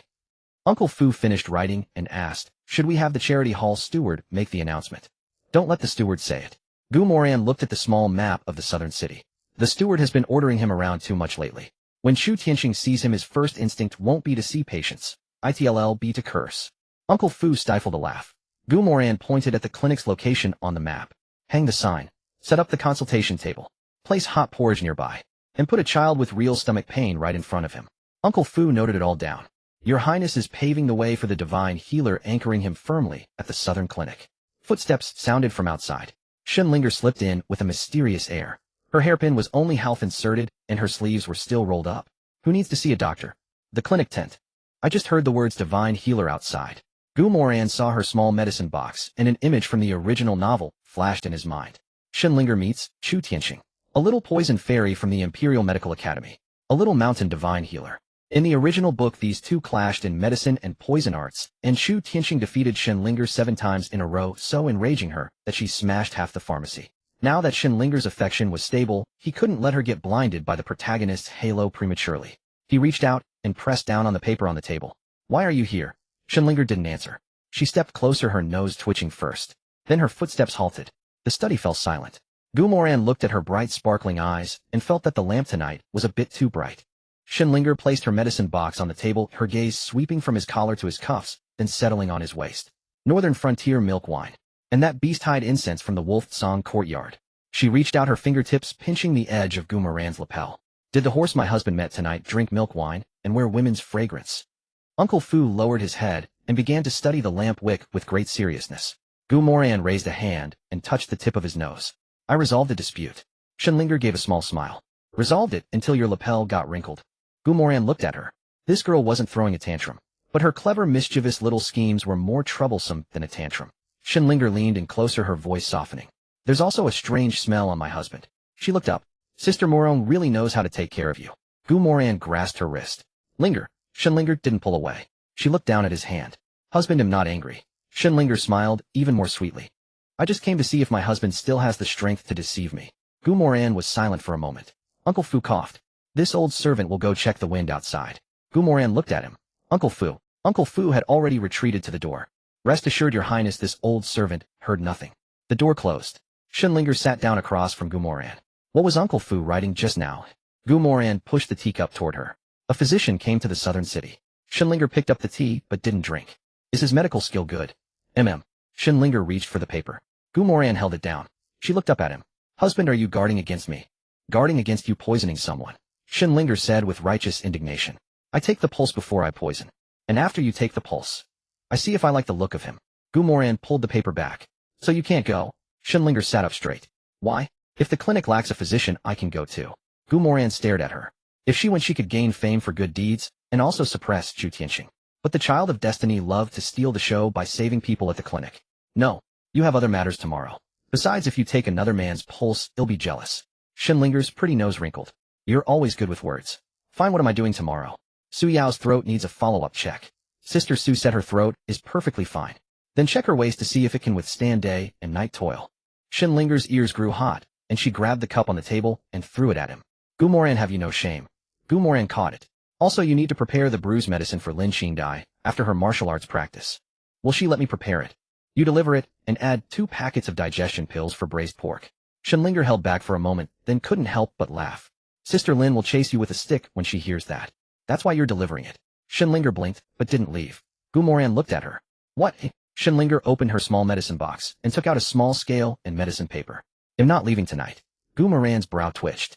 Linger, don't shoo me away. Shenlinger bowed her head, dividing the medicine, her voice soft. You just came back from the Wolf Song courtyard. If I leave now, the whole courtyard will know I lost by morning. Moran's fingers paused. Shenlinger pushed a packet of medicine toward him. You write your southern city plans. He'll mix my bruise medicine. Neither of us will disturb the other. Moran looked at her reddening ears. Is this called marital harmony? Shenlinger looked up. This is called the little poison fairy keeping watch. Moran smiled. Shenlinger tapped the edge of the bowl with her medicine pestle. Husband isn't allowed to smile so handsomely. Why? Because my heart is small tonight, and I might be ruthless. Gu Moran spread the paper out. Then restrained myself. Shinlinger stared at his collar. Change your clothes too. Now. Gu Moran glanced down. The lapel still carried a lingering, ambiguous scent. He rose and went behind the screen to change. Shinlinger sat at the desk, her ears growing redder, but her hands were steady. She divided the medicinal powder into 3 portions. 1 for Su Yao's throat. 1 for Lin Qingdai's bruises. For the last portion, she wrote 2 characters. Coptis chinensis. Gu Moran came out after changing and saw that packet of medicine. Who is this for? Shinlinger folded the medicine paper. For someone who won't behave in the future. Gu Moran sat back at the desk. He'll be well behaved tomorrow. Shinlinger pulled her medicine box closer to her chest. Too late. One of them wrote the regulations for the southern clinic, the other prepared medicine. The lamp wick was trimmed twice. The tea grew cold and was replaced. As Gu Moran reached for a piece of paper, his fingers touched Shinlinger's. Shinlinger didn't pull away. She only pushed that packet of Coptis a little closer to him. Gu Moran laughed softly. What, trying to threaten your husband? A reminder. A reminder of what? Shinlinger bowed her head, writing medicine names. Reminding you that the Wolfsong courtyard has milk wine, but the Biluo courtyard has Coptis. Gu Moran leaned in closer. Then will this medicine be bitter tonight? Shinlinger's hand trembled, spilling a little powder. She looked up and glared at him. If you keep this up, it'll really add Coptis. Gu Moran helped her gather the scattered powder back onto the paper. All right, I'll stop. After midnight, Shinlinger propped her chin on her hand, watching him write. At first, she still found faults with 2 lines. Then her voice grew softer and softer. Finally, she fell asleep, slumped over the edge of the desk. Gu Moran set down his brush. He took off his outer robe and draped it over her shoulders. Shinlinger, eyes closed, grabbed his sleeve and murmured, "Tell me if there's danger." Her voice was very soft. Gu Moran looked at her. All right. Shinlinger's fingers loosened slightly, and she added in a low voice, "And don't hide your injuries from me." Gu Moran dimmed the lamp wick. All right. He carried Shinlinger to the inner chamber's couch. Shinlinger was startled awake by the sudden sound of rain. She glanced sideways at Gu Moran and let out a sly chuckle. Old Fu had kept watch outside the door all night. In the pond beyond the courtyard, raindrops pattered against the lotus leaves, and the flower buds appeared strikingly delicate amidst the rain. It was only near the end of the hour that Shinlinger, rubbing her lower back and clutching her medicine box, returned to the green lotus court. Before leaving, she placed the packet of Huanglian squarely in the center of Gu Moran's desk. A small note was pressed beneath it. Husband must not deceive me. Gu Moran stared at the words for a moment, then raised a hand to press his brow. Old Fu, entering the room, happened to see the note and smiled. Madame Shun is perceptive, she is not easily fooled. Gu Moran tucked the Huanglian into a drawer, which is precisely why she is troublesome. Old Fu lowered his voice. But Madame Shun did not make a scene last night.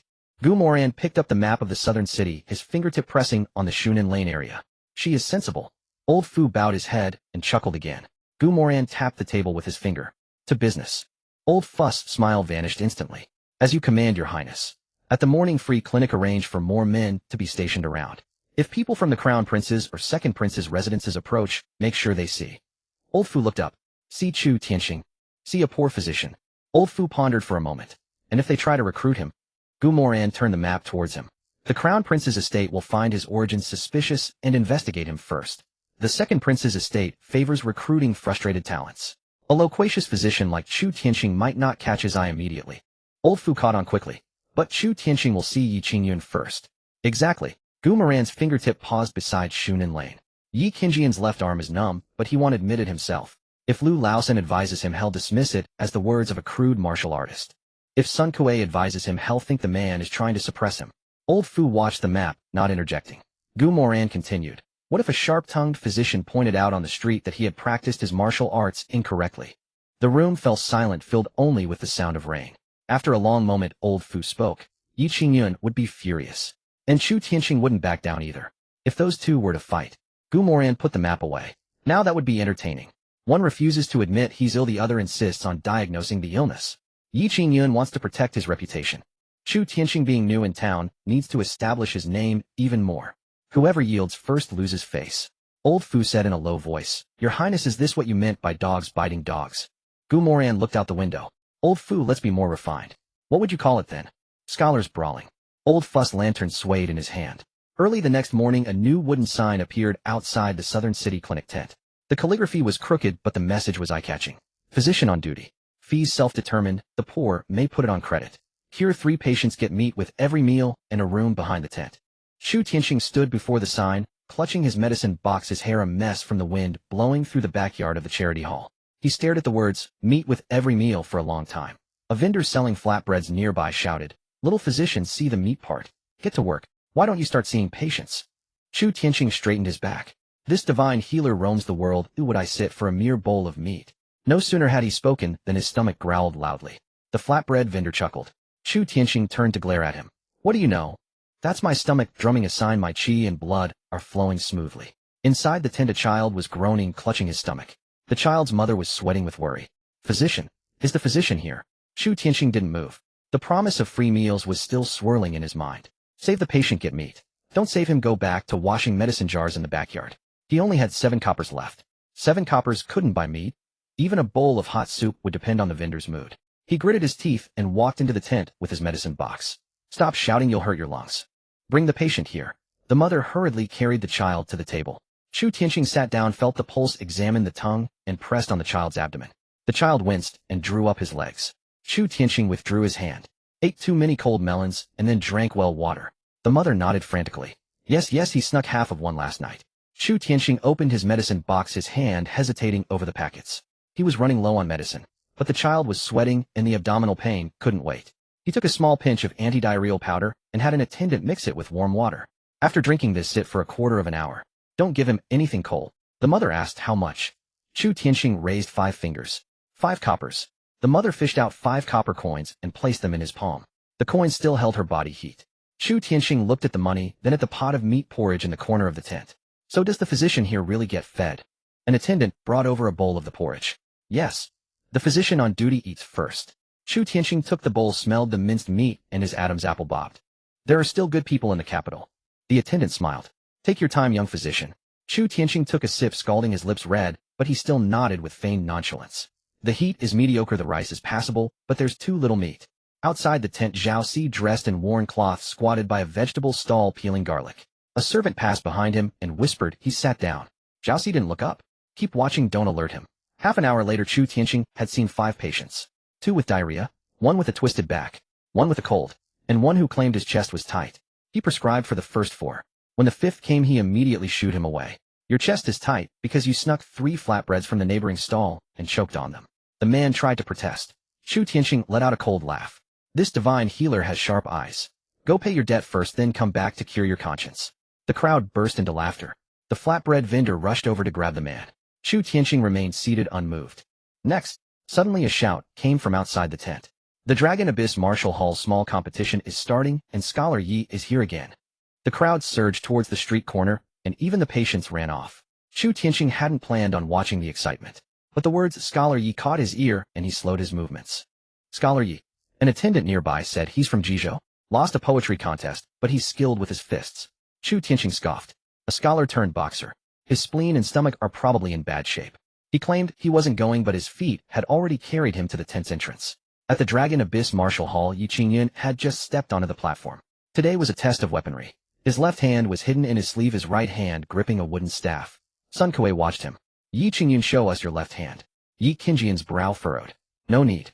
Lu Laosan added. It's the rule to check the hands before testing weapons. Shu Yi protested urgently. My master shattered a training stake yesterday. Does he still need to be inspected today? The crowd began to murmur. Just show your hand, what's the big deal, eh? Didn't he win yesterday? We're not afraid, Scholar Yi, show him. Yi Qingyun's face darkened at the comments. He extended his left hand from his sleeve. His fingers could move, but they were slow. Sun Kuei was about to speak when a lazy voice came from the back of the crowd. Stop the inspection. Everyone turned around. Chu Tianqing stood there holding his medicine box, a half-eaten steamed bun still in his mouth. He raised his chin, pointing at Yi Qingyun's left arm. This man's qi is rushing to his shoulders and neck. His blood isn't reaching his wrist. His left hand is already numb. A hush fell over the crowd. Yi Qingyun looked at him. Who are you? Chu Tianqing patted his medicine box. Divine Healer Consultations, 5 coppers, honest with both young and old. Yi Qingyun stared at him. I'm not sick. Chu Tianqing took 2 steps forward and sniffed the air. The smell of blood is caught in your throat. You swallowed it back last night, didn't you? Shu Yi's face changed. Yi Qingyun's grip on the staff tightened. Chu Tianqing raised his hand, pointing at Yi Qingyun's waist. And there's more.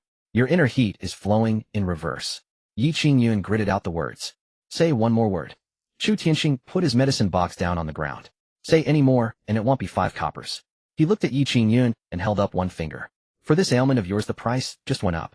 Yi Qingyun sneered, the wooden staff held loosely at his side, his sleeve pressed against his numb left hand. A street peddling quack like you dares to claim him ill, eh? Shu Tianqing set his medicine box down by his feet and raised a hand to smooth his wind-tossed hair. What's wrong with a street quack? He lifted his chin. A quack still has eyes. Your neck is blocked, your shoulders carry stagnant energy, and your left hand is numb. You swallowed the blood last night, didn't you? Shu He anxiously pushed forward. You're spouting nonsense. My master is perfectly fine. Shu Tianqing glanced at him. Fine. He clicked his tongue. If your master were truly fine, why did his index finger lag half a beat behind his ring finger when he extended his left hand just now, eh? Yi Qingjian's face darkened. Lu Laosan stared at Yi Qingjian's left hand, his brow furrowing deeper. Yi Qingyun put the staff down. Yi Qingyun didn't put it down. He looked at Lu Laosan. Instructor Lu, you believe this man too? Lu Laosan said, whether I believe him or not doesn't matter. He glanced at Yi Qingjian's left sleeve. You know whether your hand is numb or not. Shu Tianqing continued. Your vital energy is flowing in reverse, rising to your throat. If you train like this for 3 more days, half your body won't be listening to you anymore. Murmurs rose from the crowd. He's really sick. He smashed that training stake so hard yesterday. Could he have hurt himself? A scholar practicing martial arts, his chi and blood are weak to begin with. Shu He's face flushed red with anger. All of you shut up. My master is not sick. Yi Qingyun stared at Shu Tianqing, his jaw tight. You're trying to make a name for yourself using me. Shu Tianqing scoffed. I don't need you to make a name for myself. He extended his hand. If you don't believe me, give me 5 coppers, and I'll take your pulse. If I can't cure you, I won't charge a second time. Yi Qingyun stepped forward. I told you I'm not sick. Shu Tianxing's hand remained extended. Don't believe me? Extend your left hand, I'll take your pulse, and you'll know. Yi Qingyun didn't extend it. Shu Tianqing deliberately poked at the sore spot. Scared? He tilted his head. Being scared is normal. Coward's chi gets disrupted more easily. At these words, the last shred of composure on Yi Qingyun's face crumbled. He threw a punch. Shu Tianqing didn't dodge. The fist landed squarely on his nose. He staggered back 2 steps, his back hitting a wooden stake, blood immediately streaming from his nose.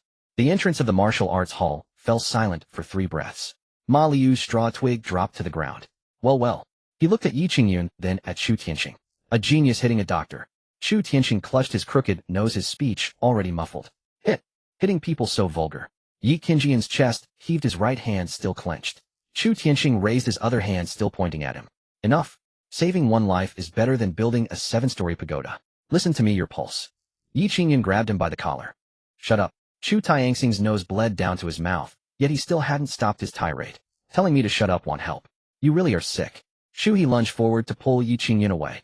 Master, stop hitting him, stop. His voice was thick with tears. If you break him, you'll have to pay for it. Ma Lu and Lu Laosan stepped forward simultaneously. Lu Laosan grabbed Yi Qingyun's wrist. Let him go. Yi Qingyun gritted his teeth. He insulted me. Shu Tianqing laughed despite his crooked nose. You being sick has nothing to do with insulting you. It's a fact. Ma Lu yanked Shu Tianqing back. Would it kill you to say less? Shu Tianqing wiped the blood from his nose. This divine healer is worried about him dying. The watching laborers were thoroughly entertained. This doctor sure doesn't hold back with his mouth. His nose is crooked and he's still running his mouth. I think he's more fit for martial arts than the scholar. Shu Tianqing pulled a wad of cotton from his medicine box, stuffed it into his nose, his voice muffled. Yi Qingyun 5 days at most. Yi Qingyun's face was cold. What? When you can't lift your left arm, you'll still have to come beg me. Shu He's face went pale. Don't curse my master. Shu Tianqing picked up his medicine box, walked a few steps, then turned back. I don't curse people. He then looked at Lu Laosan. I just treat illnesses. Lu Laosan said nothing. Shu Tianqing glanced at the porridge vat. The martial arts hall owes me a bowl of porridge. He pointed at his nose. My nose is hurt, so it needs extra meat. At the back of the tea house, boss Zhao pushed the door open, his forehead covered in sweat. Your Highness, they're fighting. Moran set down his teacup, walked to the window, and lifted a corner of the paper covering. A crowd had already gathered in front of Longyuan Martial Arts Hall. Yi Qingyun was being held apart by Lu Laosan and Ma Lu, while Shu Yi's eyes were red with anxiety. Shu Tianqing was holding a bowl of porridge, his nose crooked, cursing between sips. Fu Bo stood behind Moran. Your Highness, should we have Lu Laosan intervene? Moran let the paper fall. No need. He sat back down, picked up his teacup, and took a sip. One of them can't be beaten to death, and the other won't stop cursing. Fu Bo looked at him. What is your Highness smiling about? Moran said, I was just thinking the feng shui south of the city is excellent today. Fu Bo understood half of it. Boss Zhao didn't, and asked in confusion, what's so good about it? Moran looked out the window. The good thing is that 2 nuisances have finally taken a disliking to each other. A system panel flashed before his eyes. System notice: Yi Qingyun's fate daily recovery rate decreased by 0.3. System notice Chu Tianxing's rebelliousness has increased after being injured. He will not actively leave the South City in the short term. System notice cross-interference detected in the fate lines of the two children of destiny. Gu Moran's thumb traced the rim of his cup. Zhao Si. Boss Zhao lowered his head. I'm here. Have someone spread word of today's events. How should it be spread? Just tell it as it happened. Boss Zhao was stunned. Just telling the truth is enough. Gu Moran nodded. The Jizhou scholar broke the poor doctor's nose, and the poor doctor, while bleeding, insisted he was sick. Fubo coughed. If that gets around, Yi Qinjian's reputation won't fare well. Gu Moran looked at him. Hitting a doctor never sounds good. Boss Zhao asked again. And what about Chu Tianxing? Give him some face. Howie. Say that he, with the heart of a healer, took the punch, and still wanted to take Yi Qinjian's pulse. Boss Zhao's eyes lit up. This way the poor will think he's a good doctor. Gu Moran said, scholars will think he doesn't know his place, martial artists will think he's a smart myth, but patients will think he's skilled. Fubo murmured, each gets what they deserve. Gu Moran set down his teacup. No. He smiled. Each gets something to curse about. From outside came Shu He's voice. Dr. Chu, wait. Chu Tianxing stopped under the locust tree and turned to look. What? Here to pay for my nose on your master's behalf. Shu He clutched his sleeve, his face full of embarrassment. My master was just really angry today. He lowered his head. He's not usually like this. Chu Tianxing shifted his medicine box to his other hand.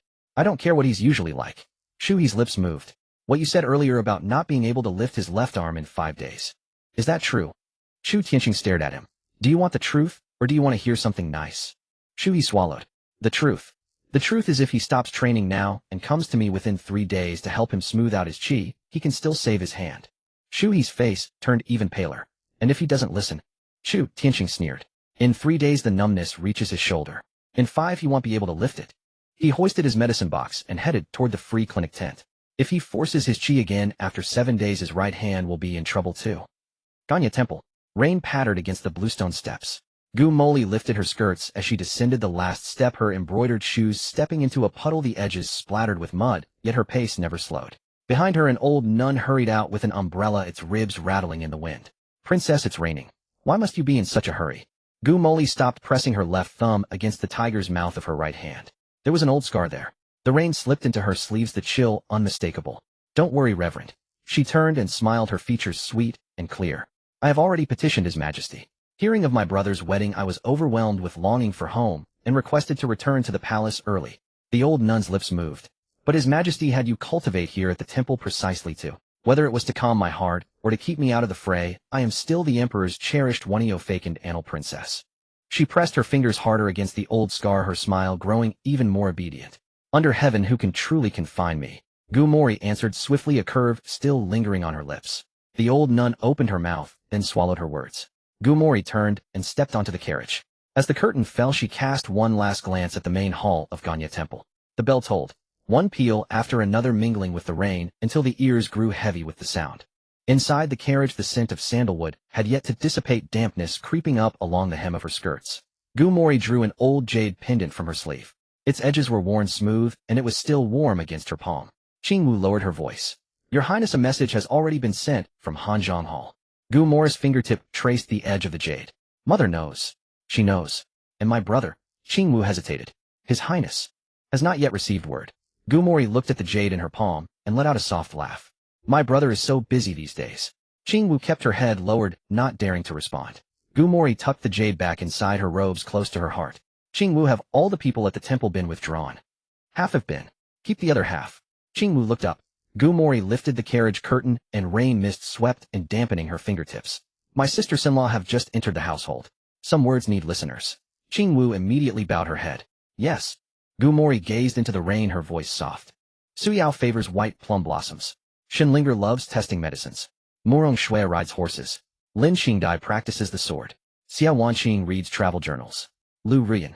She paused here, pressing her thumb against the old scar at the base of her thumb, the pressure heavier. The scar lay buried beneath the skin, invisible on ordinary days, but it ached when pressed. Qingwu raised her eyes to look at her. Gu Mori let the curtain fall. The carriage dimmed. She sat upright, her smile growing even more demure. I wonder just how much Lu Rian truly resembles me. I am even more curious now. Qingwu bowed her head lower. Outside, the carriage wheels rumbled over bluestone, rain splattering against the carriage walls in a steady patter. As the carriage entered the palace, the imperial guards at the gate recognized the crest and bowed their heads in unison. Inside Hanzhong Hall, Consort Chen sat by the couch, the teacup in her hand long gone cold. Eunuch Zhang said in a low voice, "Your Grace the princess has arrived." Consort Chen said nothing. The rain fell in fine threads outside the hall. When the slender figure appeared in the doorway, her grip on the teacup tightened. Gumori entered the hall and knelt with perfect propriety. "Your daughter pays her respects to mother." Consort Chen stared at her skirt wet halfway up. "Why have you returned?" Gumori looked up, the corners of her eyes curving. Consort Chen asked again. "Can you not simply obey?" Gumori said softly. "I heard that brother has married 6 sisters-in-law." She paused as if slightly aggrieved. "The temple has been austere lately, but my heart is restless and I cannot sleep." Consort Chen's fingers tightened around the teacup. "So you requested leave from the temple? Your daughter admits her fault." Gumori lowered her eyes, pouting. "Mother, punish me." Consort Chen did not respond. She knew this daughter too well. The more obedient she seemed, the less she could be trusted. The incense burner filled the hall with a medicinal fragrance, rain air seeping through the door cracks and blending into a stifling haze. Consort Chen studied her for a long while. "You wish to see your brother?" Gumori lifted her face. "Yes." Consort Chen looked at her. "Moly, he is already married." Gumori smiled. "I know. Married to 6 sisters-in-law. All of the capital knows." Consort Chen set the teacup down on the table, the base clicking softly. "Since you know, you should keep your distance." Gumori raised a hand, smoothing her rain-dampened sleeve.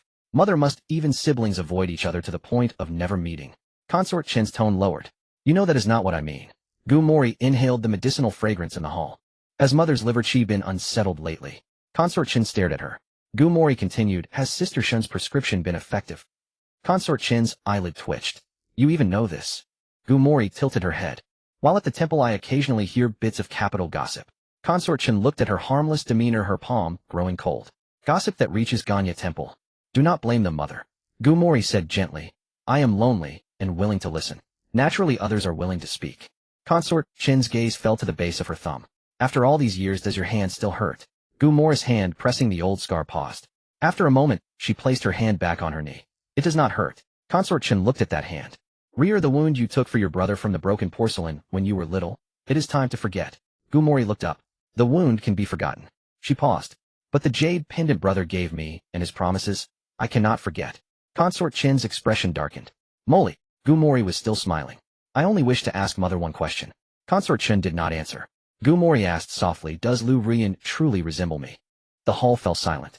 Eunuch Zhang bowed his head lower, raising a hand to dismiss all the attendants. Consort Chen looked at Gumori and finally understood why she had insisted on returning early. "Who told you?" Gumori gently pressed the base of her thumb, her voice sweet. "The people of the capital love to talk, mother cannot stop them."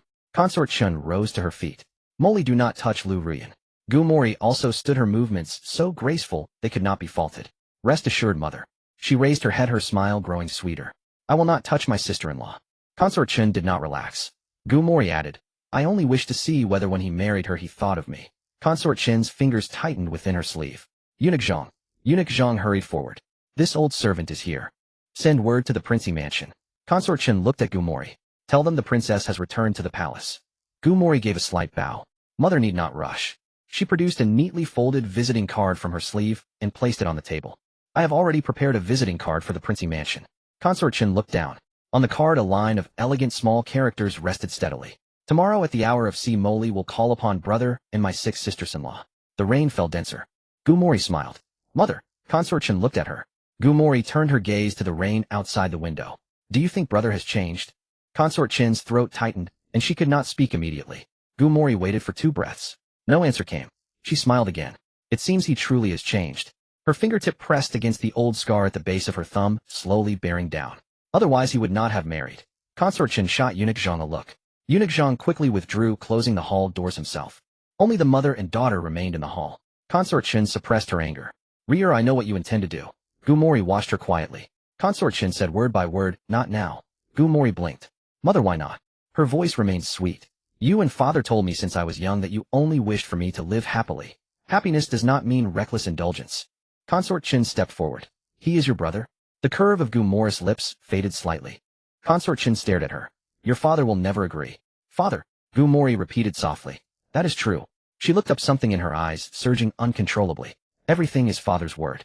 One displeasure, and he sends me to Ganya Temple." Consort Chen's chest tightened. Moly silence. But Gumori took half a step forward.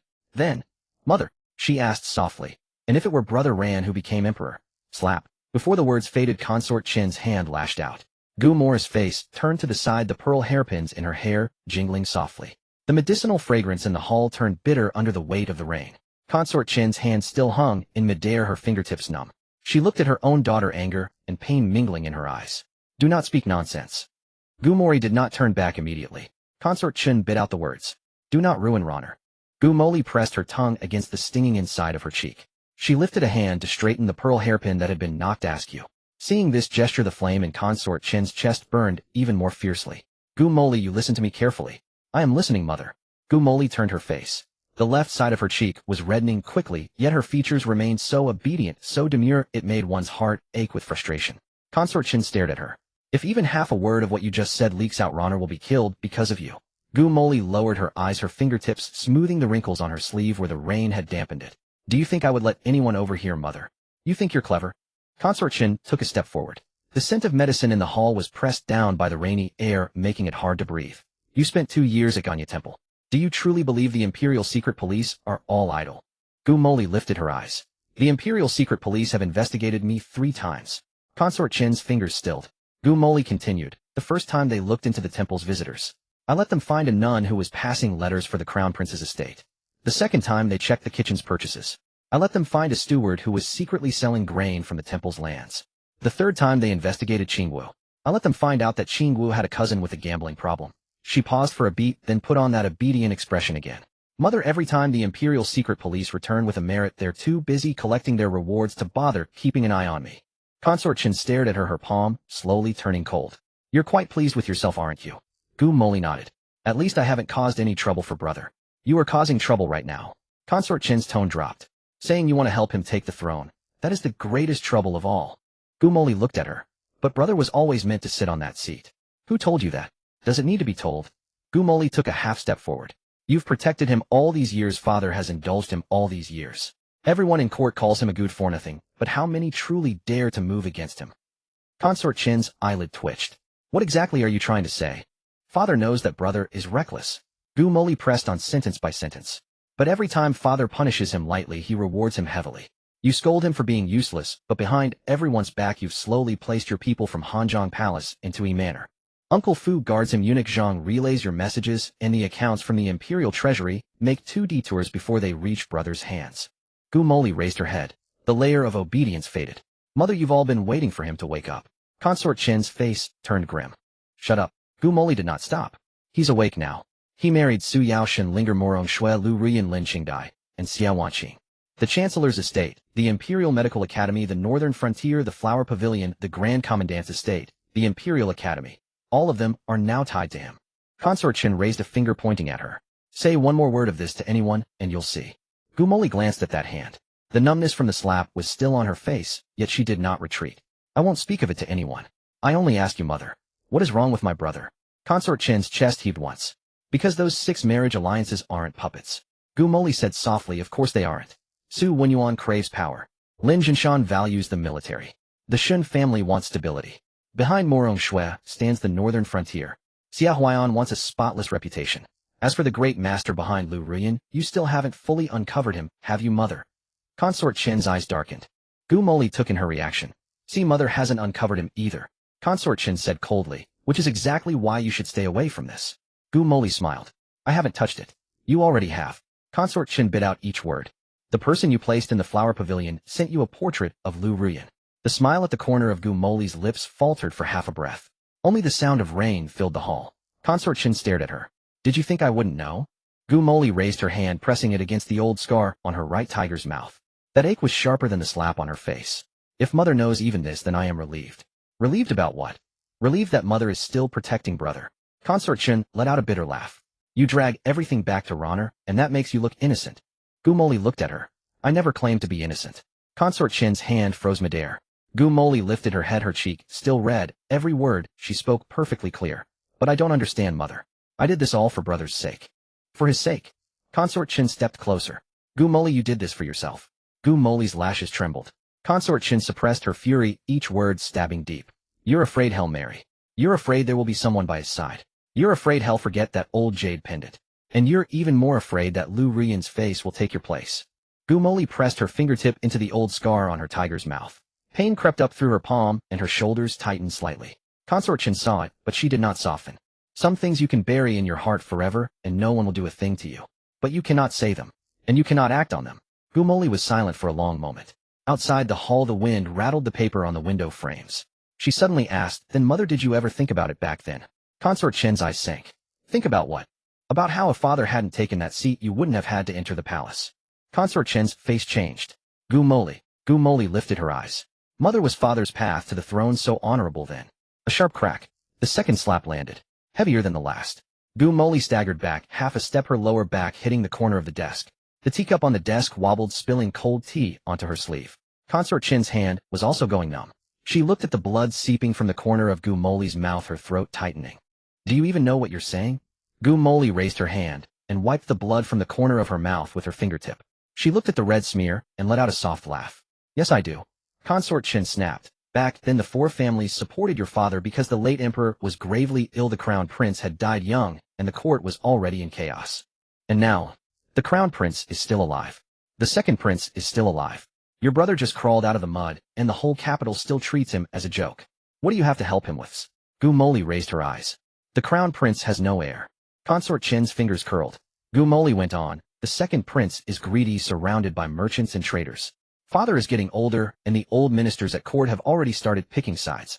The crown prince can't wait. The second prince can't wait either. Brother was the safest before because no one saw him as a rival." She took a step forward, her voice dropping even lower. "But now that he's married into 6 families, he can't hide anymore." Consort Chen stared at her. "So you want to push him onto the blade's edge?" "Mother, the blade's edge is already at his throat." The corners of Gumoli's eyes were still curved. Her left cheek was swollen, her right cheek red, yet she still carried herself with impeccable princessly poise, flawless. "I just don't want to wait until the blade falls to start crying." Consort Chen sneered. "You think those temple visitors, palace wives, and noble ladies' private ledgers of yours can shift the balance of the court?" Gumoli said softly, "They're not enough. You know they're not enough. That's why I need you, mother." The fury in Consort Chen's eyes paused for a moment. Gumoli gazed at her. "Mother, after all these years you wouldn't have left only Uncle Fu to brother. The old hands from Hanzhong Palace. The ears by father's side. The accounts in the imperial treasury. Mother, I am your daughter. I dare not guess too much." Hearing this, the chill in Consort Chen's chest could no longer be suppressed. This daughter of hers was even more frightening than she had imagined. Gumoli took her silence as an answer. "Add what I've done these past 2 years. Why wouldn't it work?" Consort Chen gritted her teeth. "Because you will all die." Gumoli said nothing. Consort Chen walked up to her, pinched her chin with her fingertips, and forced her to look straight at her. "Ambition is fine, but you don't throw your life at it. Behind the crown prince stands not just Consort Xian, but also the empress who has no heir, the Eastern Palace, and half the Ministry of Rights. Behind the second prince is a money chest, trade routes, and a pack of officials waiting to place their bets. Your father is still alive. As long as he doesn't nod, whoever reaches out dies." Gumoli asked softly, "Then what if father never nods?" Chen Gaifai's fingertips tightened. "Then we wait. Wait for the crown prince to produce a son. Wait for the second prince to win over more people. Wait for the emperor to be thoroughly investigated by them." Gumori looked